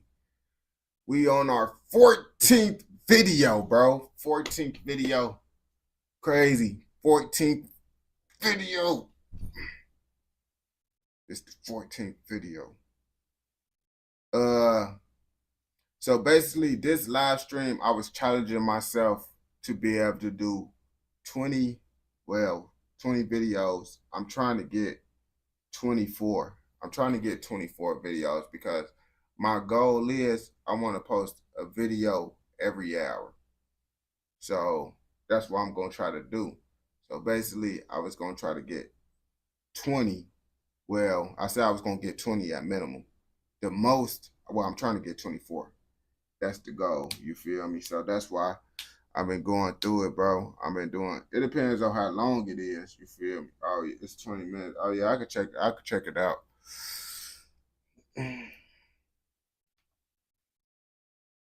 Everybody be talking about King Von and Bloodhound Lil Jeff, but no one talk about one of the most deadliest shooters in Chicago. Who is that? It's a lot of shooters in Chicago. I ain't gonna lie to you. But 051 Melly. Now, he not a rapper, you feel me? But you know his name ring bells in the streets when he not a rapper and we making videos on him, people talking about him, and he not even a rapper. That's how you know someone really diabolical in the streets, when they known on the internet and they not a rapper, you feel me? So we finna take a deep dive on why, I was finna say YNW Melly, why 051 Melly is really like that in the streets and why lots of people didn't want to come across Melly. Because if you came across Melly, look at what it could have happened to you. You feel me? Every fan of Chicago drill knows the top BD rappers like King Von and Lil Durk, but some of their ops are just as famous in the city based on their reputation in the streets. 051 Melly was one of Von and Durk's main enemies and had a reputation as being one of the most feared gang members in Chicago. Let's take a close look at the life of 051 Melly, one of the deadliest shooters in Chirac's history. Melly was born Yarmel Williams and came up on the south side of Chicago. He grew up in the Calumet building or Randolph Towers, but eventually moved to 59th in Calumet with his family after the project was tore down. He grew up with his mother, his brother. I ain't gonna cap. They said that projects, lots of rappers. I think they said that's how Lil Reese and J-Mane was around each other and stuff, because lots of rappers, bro, the older rappers, they know each other because lots of rappers lived in those apartments with each other, you feel me? But you know, they still wasn't kind of like cool with each other. From what I think, some rappers was cool with each other. I don't really know, but rappers was cool and knew each other, living inside the same projects, bro. And then, you know, they diverse, and you know how that go. Dispersed, whatever. You know what I mean. Wu and his sister Kenya. Wu's father and Melly's stepfather, Jerome Golden, was a well-known BD in Chicago who is currently serving. I ain't gonna cap. Folks' head is like a peanut, bro. And then he got the little lump right here, bro. Yeah, folks look like an M&M for sure. A life sentence for 4 murders and a robbery. Oh, plus, whoa, Mr. Peanut, folks. hey, Mr. Peanut really like that. I ain't gonna back to you, bro. He out there, bro. I'm sorry for making a joke, bro. Though, you know it's all love, brother. You feel? Melly also had several uncles and cousins who were well connected to the streets, including Mubu Kurt Mack and No Limit G Slim, who was one of the founders of NLMB. So Melly was exposed to gangs from a young age, and nearly everyone around him was about that life. But just because your family is well known, folks is busting. He busted. You could tell when you busting like off of something, bro, and someone take a picture, bro. When the flash go on, you gonna have that reflection. That's how you know someone busting off the rip. Like you take a picture of a bunch of dudes, bro, off the jigger, bro. A bunch of dudes off a jigger, bro. You gonna think you at a scary party or something, bro. You ain't gonna know what's going on, bro. You gonna see people with ski masks and glowing eyes, bro, when you take the picture. It's a scary sight. I ain't gonna bap to you, bro. Known in the streets doesn't mean that you'll automatically get respect from them too, and Melly still had to earn his title as a respected savage. Growing up in the Calumet building, Melly got cool with the BDs who claimed the area, but he would later attend Deuceable High School where he would start mixing in with Mickey Cobras. Melly would get close. I think he kind of said that wrong, but I forgot how to pronounce it right. To a dude named 051 Zico, who was part of the 051 Money Gang. 051 Money Gang is a set that's made up of members of different gangs, including BDs, Black P Stones, and Mickey Cobras. So Melly fit right in with all his affiliations. Although Melly started out as a BD, there have also been rumors that he may have switched to Mickey Cobra because although Melly started out as a BD, Cobras, made up of members of different gangs, including BDs, Black P Stones, and Mickey Cobras. So Melly fit right in with all his affiliations. You said he really fit in with all the affiliations. I mean, if we going with back in the day, technically, he really wouldn't fit in because, you know, the Mo's under the 5, Stones under the 5, and, you know, BDs is under the 6, like GDs, you feel me? So, but you know, this the new days, you feel me? So, all that literature stuff being under the 5, under that 6, it don't matter no more. I ain't gonna back to you, bro. Everybody basically renegades now, if we're being honest. Although Melly started out as a BD, there have also been rumors that he may have switched to Mickey Cobra because 051's main ops are O-Block, 600, Lamrod, and other BD sets. Melly would get involved in this beef. What? I ain't going back to you. That still don't make sense, bro. That don't make, I mean, he probably could have flipped, but I don't think that would be the reason why he flipped, you feel me? Just because he beefing with those type of people, bro. Because I'm pretty sure they might beef with some Mickey Cobras too, you feel me? So it's like, if he did flip, I don't think all his ops being that would be the reason, especially when 051 is a renegade set that got BDs, Stones, Cobras. When they got all that stuff, I don't think he really focused on changing his gang when everybody, you know, is a different gang already from the stuff. Well, not everybody, of course, some of them BDs, some of them, you feel me, but you get the point of what I'm saying. Making him BDK or a renegade BD for going at war with members of his own gang. Right. So he's not a Mickey Cobra then.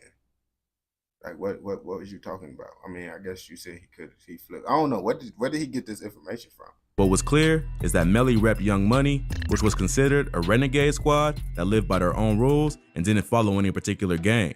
Melly would get even closer to the set after 051 Zico was murked by someone from THF. This was the murder that would turn Melly into a savage and made him turn up in the streets. 051 Zico's death would set off a major beef between Young Money and THF, with Melly being one of the main aggressors. He would get retaliation for Zico's death in 2010. Then, a 600 member named M-Thang would kill a member of Young Money named 051 T Streets, setting off a war with 600 and any sets they were allied with. Melly and 051 Kiddo would then get revenge, shooting 600 Shack on the 5900 block of South Calumet Avenue. So at this point, Melly had a few bodies. Bro, why is he making that face, bro? Under his belt and would establish himself as a fierce shooter who wouldn't hesitate to hit members of his own gang if they went after his friends. What made Melly so different was that he had connections to various gangs across the city.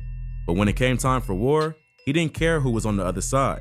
Many claim that he played the streets like a chess game, paying close attention to who was close with who, stalking his ops on social media, and carefully studying their movements to get the drop on them.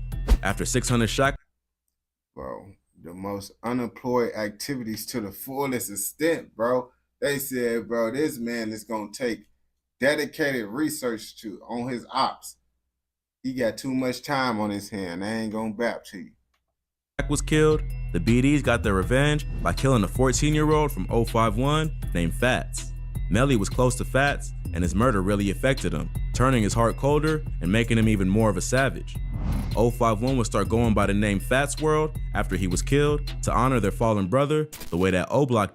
You see, normally I say something when, you know, a kid get unalived, but in this situation, that kid was actually, you know, he was a part of a gang and all that stuff. So, you know, like I said, if the kid in the streets, man, you know, we don't slap the goofy badge up on them if they unalive someone that's in the streets, bro, because he in the streets, you feel me? I still feel like, man, but also at the time, bro, they probably was around that age, bro, because it's like they be trying to overgas it with the Tuka situation, acting like, oh, yeah, these grown men just dissing Tuka.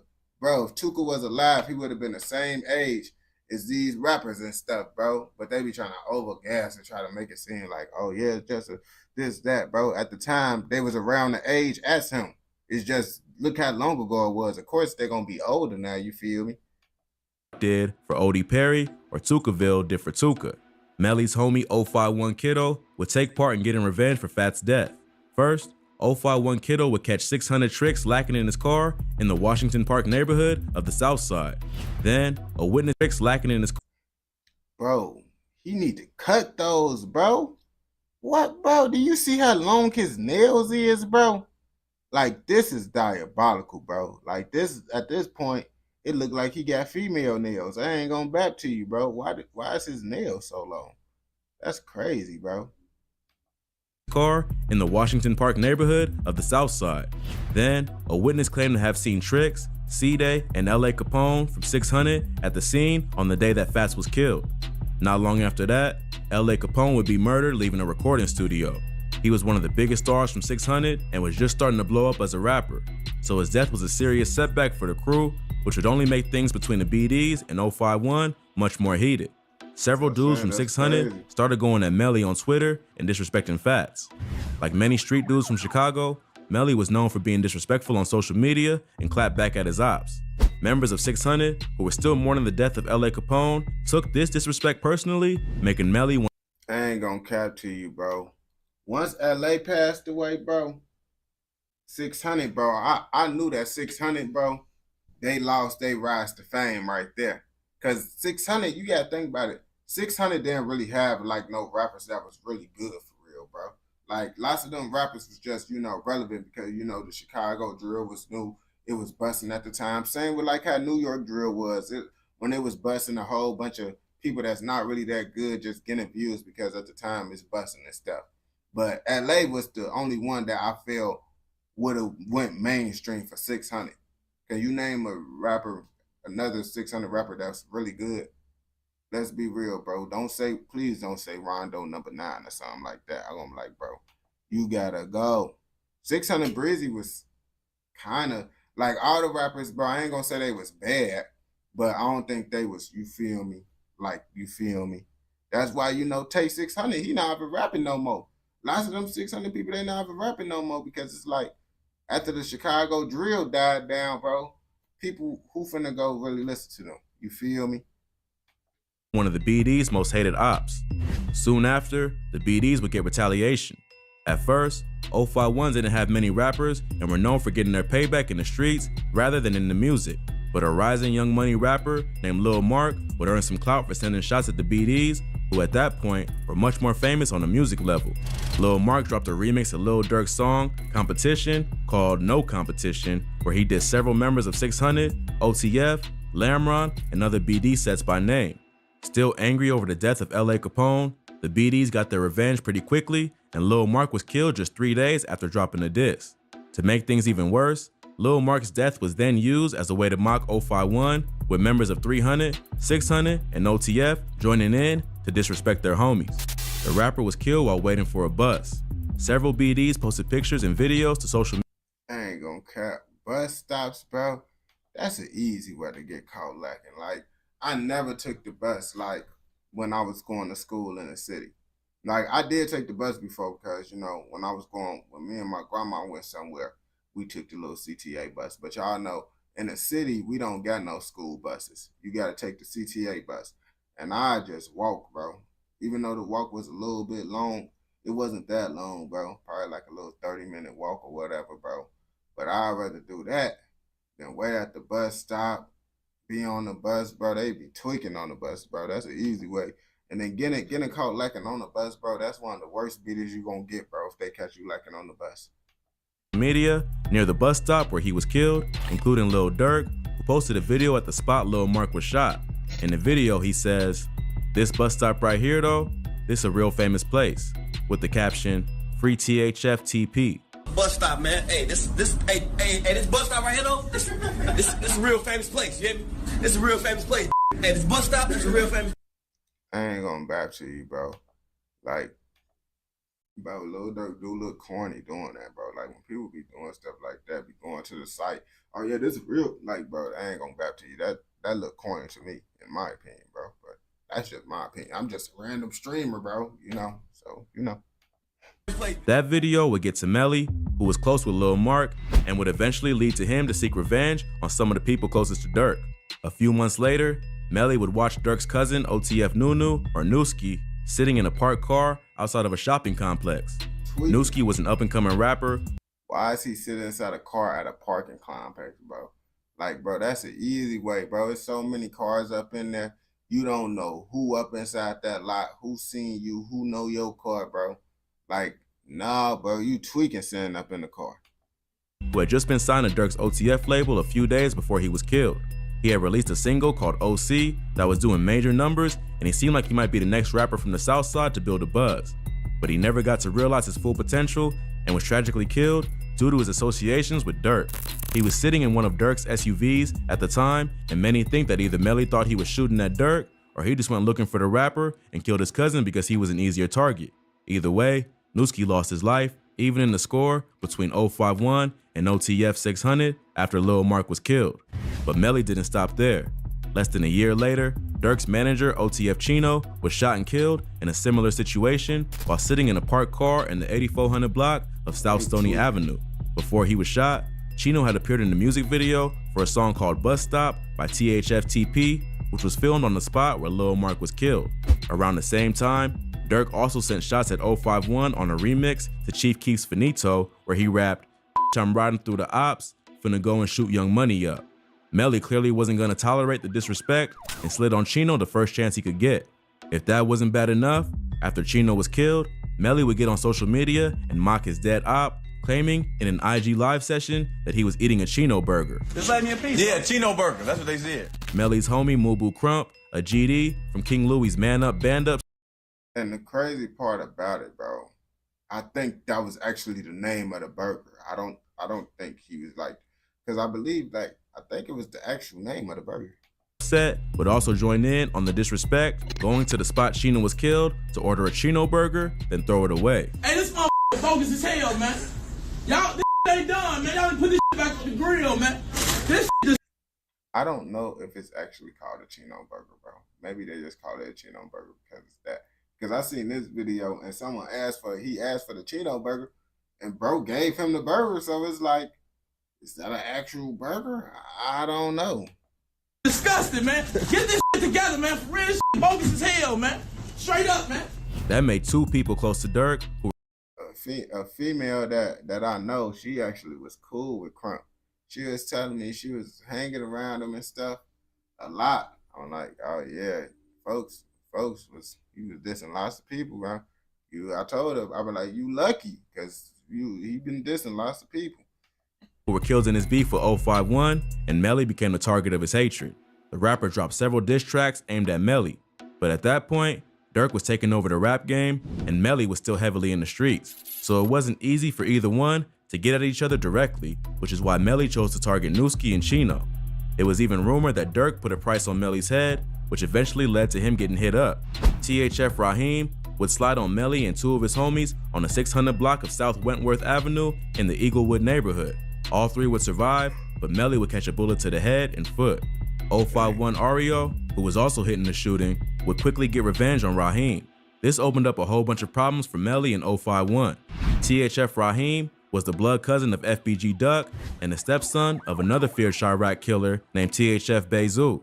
Melly and Duck were known to be tight, but Duck also understood that an op is an op, even if it is a family member. THF Bezu and Melly were also ops, but they had mutual respect as rival street legends. They even famously went on IG Lives together and bragged about their body counts while outlining the war between their two sets. But disrespect doesn't equal mercy, and after his stepson was killed, THF Bezu was out for blood. He ended up catching Melly lacking at a house party along with his friend Mubu Crump. The two were standing on the front lawn when the vehicle rolled up and shot them both.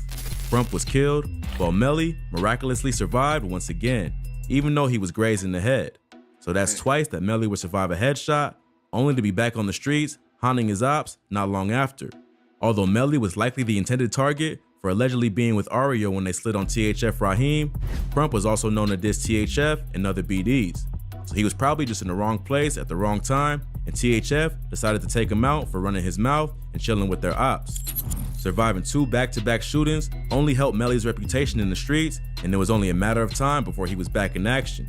051 would soon lose another member named Bankroll Q. Melly would be the one to get payback and would slide on the 2 ops thought to be responsible. But Melly's thirst for revenge couldn't be satisfied, and he just kept racking up bodies on top of bodies while somehow staying out of reach of his enemies. Although he got his payback, he let it be known that he still had a hatred for Dirk and wanted revenge.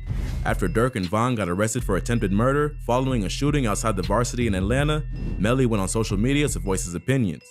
He told the world that he hoped Dirk and Von would beat the case because he would rather see them dead than in prison.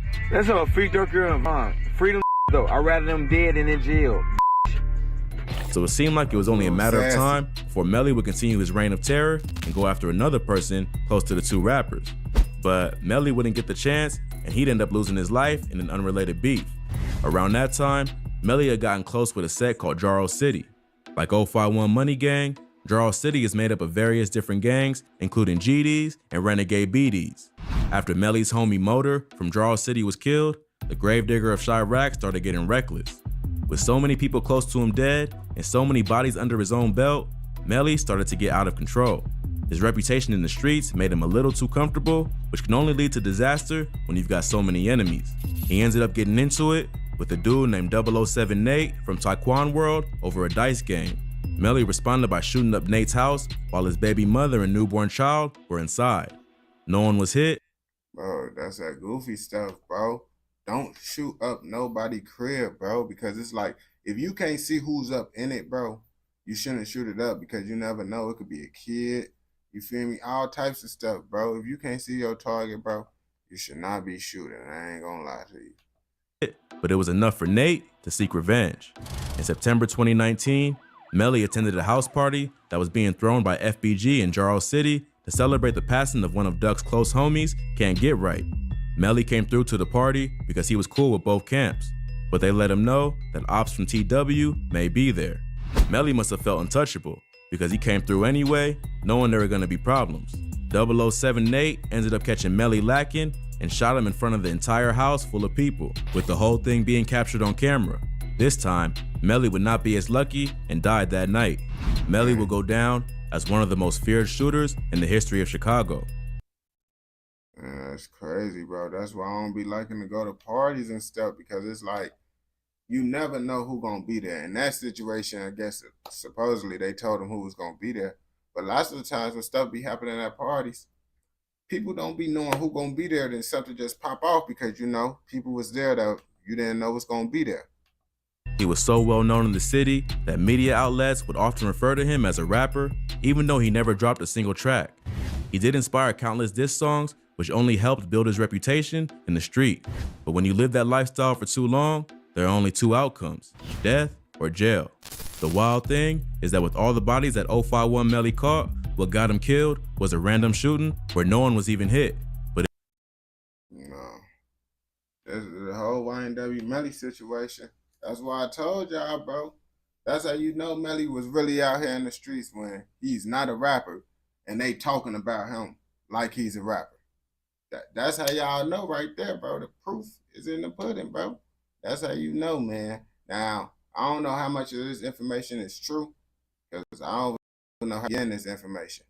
But they got the information, you feel me? And I don't know where they got it from. But if you watch this all the way through, I know you messing with another video. So go ahead and go watch another video. And don't forget, like, comment, subscribe, turn on post notifications. so you never miss out on any content like this. Go! Let's go. Okay.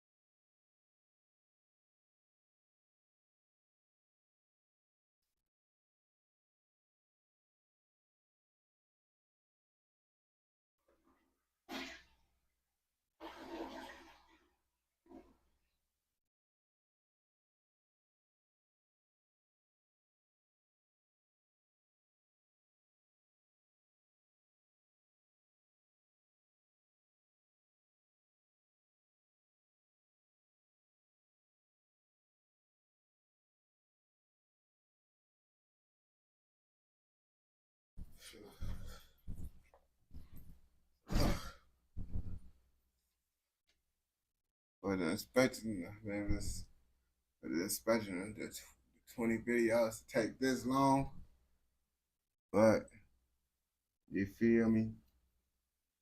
It didn't. Y'all know me, bro. I'm not the type, bro, to not get the job done, bro. All right, let's see what's the video you said.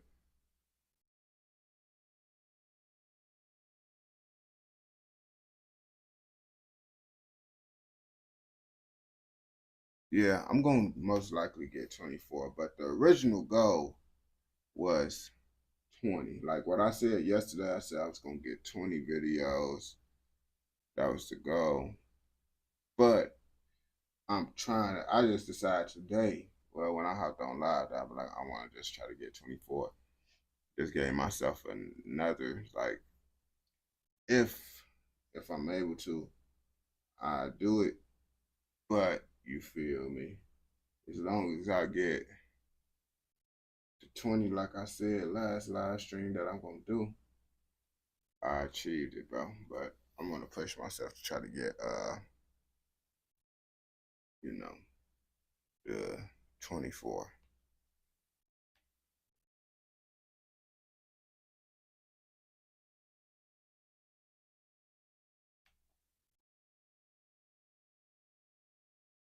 As many long-time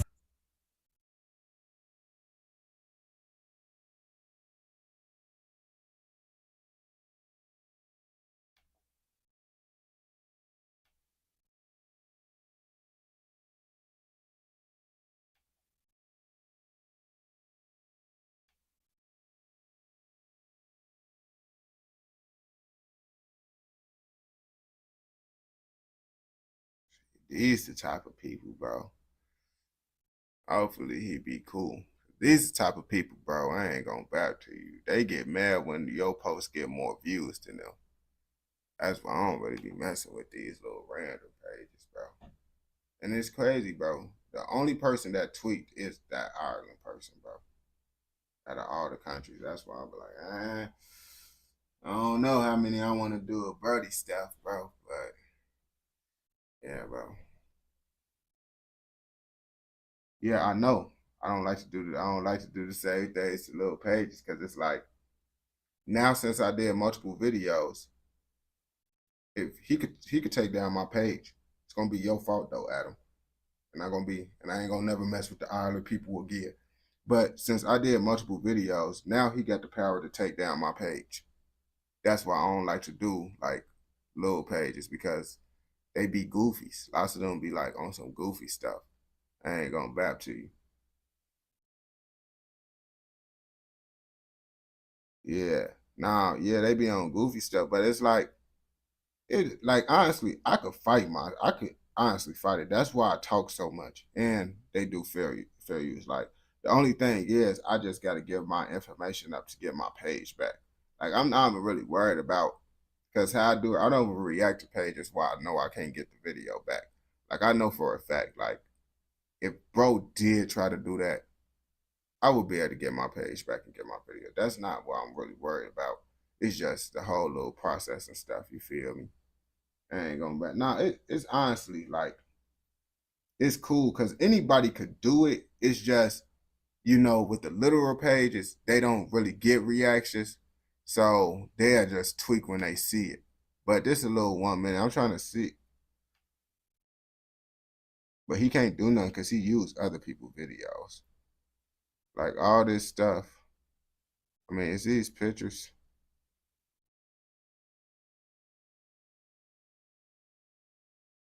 Yo, my boy Ants.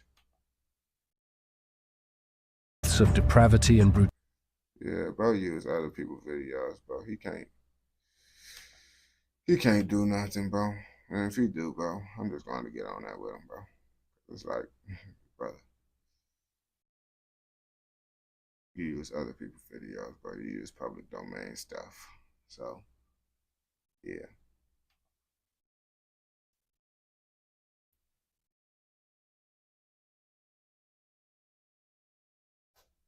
North Ireland might be as bad as regular Ireland. Well, they say it's not North Ireland, it's Northern Ireland. But North Ireland, Northern Ireland, it's the same thing in my opinion. I think Ireland is just Ireland. If you inside that little island that say Ireland, you is Ireland, bro.